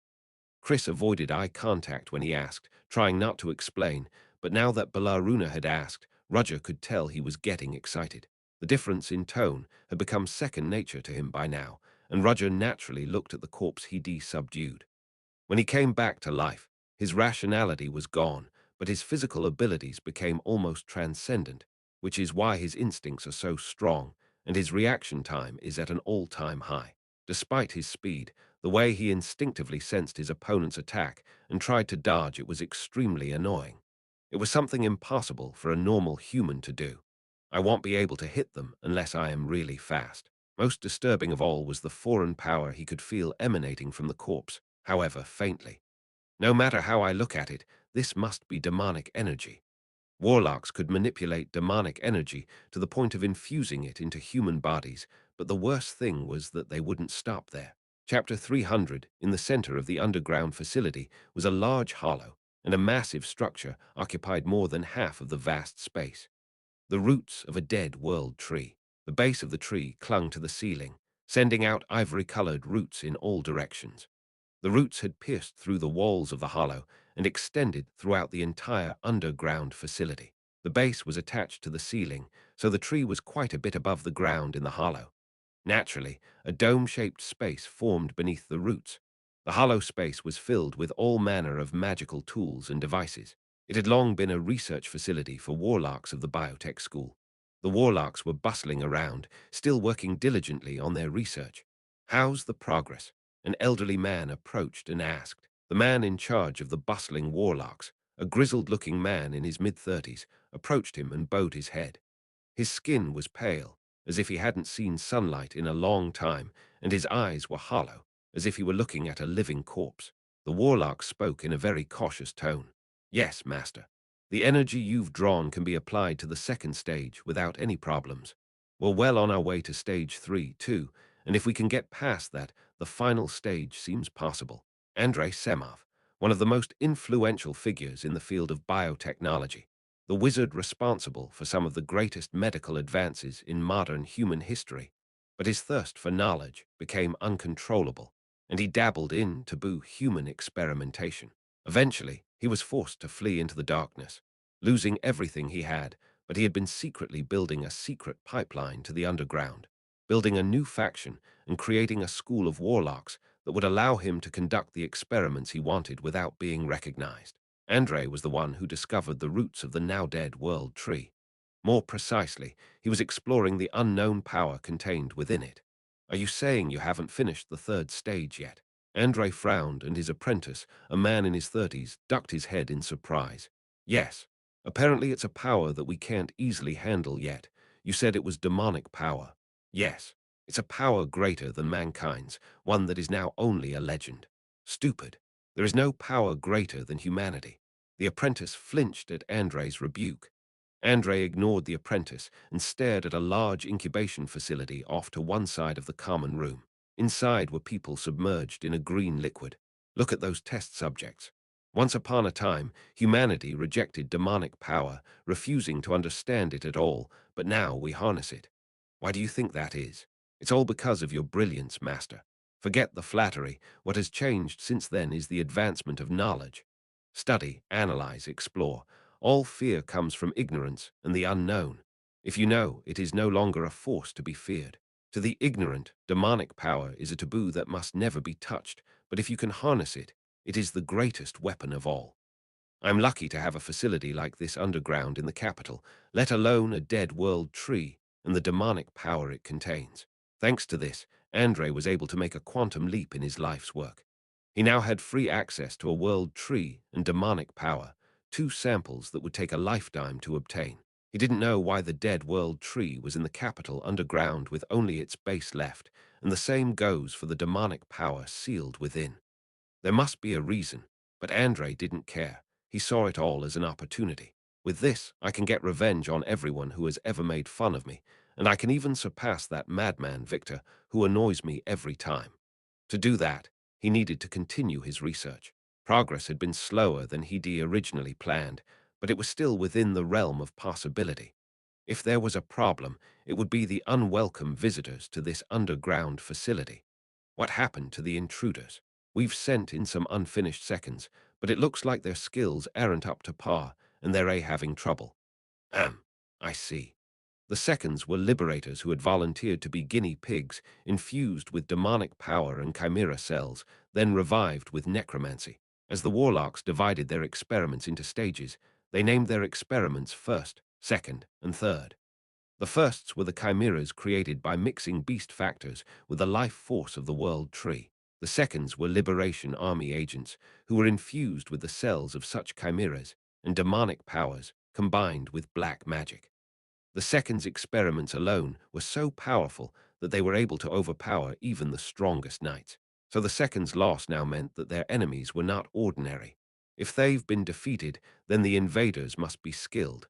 Judging by their lack of numbers, they must have come as a small elite force, I suppose. Excellent choice, because in a place like this, no matter how many they try to shove in, they'll only end up with more casualties. So, Master, what do you suggest we do? Send in all the seconds. Same goes for the firsts. We can't kill them, but we can stall them. And we need to make sure the Phase 3 experiment goes perfectly. What's his status now? So far, he's experiencing a force backlash, but he's still in the stabilization zone. If we keep this up, he'll open his eyes within the allotted time. The words brought a smile to Andre's lips. Heh, I kind of like that. Hopefully he'll get to watch Third wipe them all out. Andre's gaze drifted to the center of the hollow. Inside a much larger incubator than the others, a man was hunched over, submerged in red liquid. That's a lot of desire for an officer in the Liberation Army to participate in an experiment where we can't guarantee his life. I suppose that's what they mean by power hunger. Yes, and since we're working together, I'll give him the best of both worlds. When the third is complete, I will send him to. Andre's head snapped up as he spoke. There in his line of sight was a group of chimeras in formation. Andre squinted and glared at them. Master, the rat's gone into hiding. With that, Andre muttered and reached out toward the chimeras. As soon as magic flared at his fingertips, the head of one of the chimeras burst open. Master, why are you suddenly an enemy? It seems there's someone over there with a keen eye for biology. What? What's that? They've been spying on us, taking control of our chimeras. Apparently your methods have been discovered. Did you not know that? If so, speed up your research on Third. It's a race against time from here on out. With that, Andre stepped away. Hans, whose link had been broken by the chimera's death, lifted his bowed head. Crazy. He noticed this. He thought the chimera he used would never be seen through by the enemies, but he was wrong. Andre, the leader of the biotech faction, noticed their presence and dismissed the surveillance chimera. Hans's face grew grave, and he immediately began to write down the information he had seen. Sedna. Yes. Sedna, who had been standing by, answered the call, and Hans handed her a paper. There's nothing more I can do here. It's your turn. Yes. Roger and Chris immediately converged on Second's corpse to analyze it. The corpse's necrosis is very rapid. Is it the effect of necromancy? That's one thing, but it's probably from being forced to use powers that don't fit. It seems like they've gained ridiculous physical abilities, but their time of actual activity is short. Yeah, based on the rate of necrosis, they probably won't last more than 15 minutes. They fight by burning through all their life force at once. But unless we know what they're doing inside, we're not going to have 15 minutes to waste. Nodding, Chris suddenly looked back at Belaruna. Even more surprising than that. How on earth did Lady Belaruna know he was going to make a move? What, Mimi? Belaruna asked, confused, as if she hadn't seen the arrow coming at her. She was the one who had moved before anyone else before the second test subject was revived. Well, the post-mortem stiffening that was supposed to happen didn't happen, so I was just wondering. Warlocks also work with corpses. I see. You're pretty quick on your feet considering that. Roger stared at Chris in disbelief. Now he wasn't even going to ask where the elf had seen a post-mortem stiffening corpse. Later, when I get home, I'm going to clap my hands and say it's great that Belaruna did human experimentation. As he thought this, Roger had a moment of unease. Surely she hadn't already started experimenting on humans. Not yet, judging by what she's doing to Hans. It was only an attempt, but she wouldn't hesitate to do it if she had the chance. I thought Sheridan was the biggest ticking time bomb, but it turns out she's the bigger problem. Roger shook his head. What mattered now was this test subject in the hands of the enemy. I guess we'll just have to stay on our toes, because they're not going to stop here. I'm sure they won't. Chris nodded, agreeing with Roger. I didn't mean to make light of this, but it's a lot worse than I thought. What's even scarier is that they've got something even worse in store.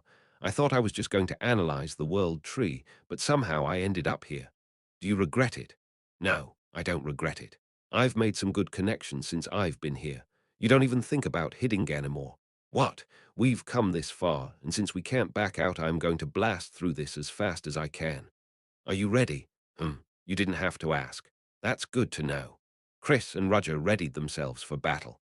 In the distance, they could see the liberators coming toward them, and Chris immediately drew his wand from behind his back. Usually he didn't care about his magic wand, but after Belaruna praised him, he started using it from the beginning. He didn't stop there, but rather looked at Roger and asked, "You won't use your wand?" "No, I won't, and I don't need to." This was an unusual case, and he was afraid of being discovered if he made a mistake, so Roger had to refrain from using magic that would give him away. Arrogant. Chris understood Roger's words to mean that he was so confident in his abilities that he didn't need to use a magic wand. Something like that.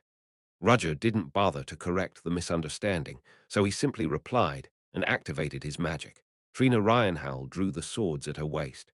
Holding a sharp blade in each hand, she sliced through the first and second test subjects in a flash of light. The chimeras were no match for Trina, although they could be quite intimidating to ordinary soldiers. But to a master who transcended humanity, even a few of them could be easily wiped out. What was troublesome was the second test subjects who could take them by surprise. Trina, behind you, I know. A sharp blade stabbed toward the back of her head, but Trina tilted her head lightly to the side, dodging the attack, and then spun her body. The centrifugal force of the blade swung in a half-moon as the dodge and counterattack were almost simultaneous. Trina's blade skimmed lightly over the second's chin. It was a blow that even the second, whose reaction time was beyond perception, could not dodge. Its head was severed and clattered to the floor. Without a second glance at the corpse, Trina swung her sword again. The spikes from the distant chimeras were cut off by the blade and fell helplessly to the ground. Throughout the attack, which barely gave her a chance to breathe, Trina never faltered. She was not disadvantaged by the enemy numbers, such was the strength of a master. Trina, okay. Casey gave her the signal, and Trina immediately stepped away. At the same time, countless droplets of moisture in the air coalesced into sharp spikes that swept through the first and second test subjects. Looks like it's settled. It's not over yet. It's only a matter of time before another wave comes. And besides, Trina, you can feel it, can't you? Yeah, the chimeras don't matter, but the Liberation Army experiments are getting stronger and stronger. The first seconds to appear had been killed, and then resurrected with powers beyond human comprehension. Trina and Casey were surprised by it, but were able to defeat them without difficulty. However, each subsequent second was stronger than the last. They were able to complete their physical transformation without dying, and they retained some degree of rationality, so they didn't just attack blindly. Gradually, the test subjects are becoming more sophisticated. That's right. And if it continues like this, there will probably be one that we can't deal with. You mean we need to break through quickly before that happens? That's not possible, because as soon as they see an opening, they change the terrain. Constantly changing terrain and using increasingly stronger experiments to attack us, it's a blatant stalling tactic. But we can't do anything about it. As someone who doesn't even know the geography of this place, it's pretty annoying. If they trace back the roots of the world tree, they'll find the enemy home base, but they keep changing the terrain, looking for gaps. It was then that Trina stirred and fixed her gaze to one side. Casey was about to ask what was wrong, but then she felt something, too, and shut up. Boom! Trina and Casey readied themselves for battle, but their enthusiasm quickly faded as the dust settled. Their opponent had spotted them too, and stared at them blankly. It was Roger Chelisai, who came here as an analyst.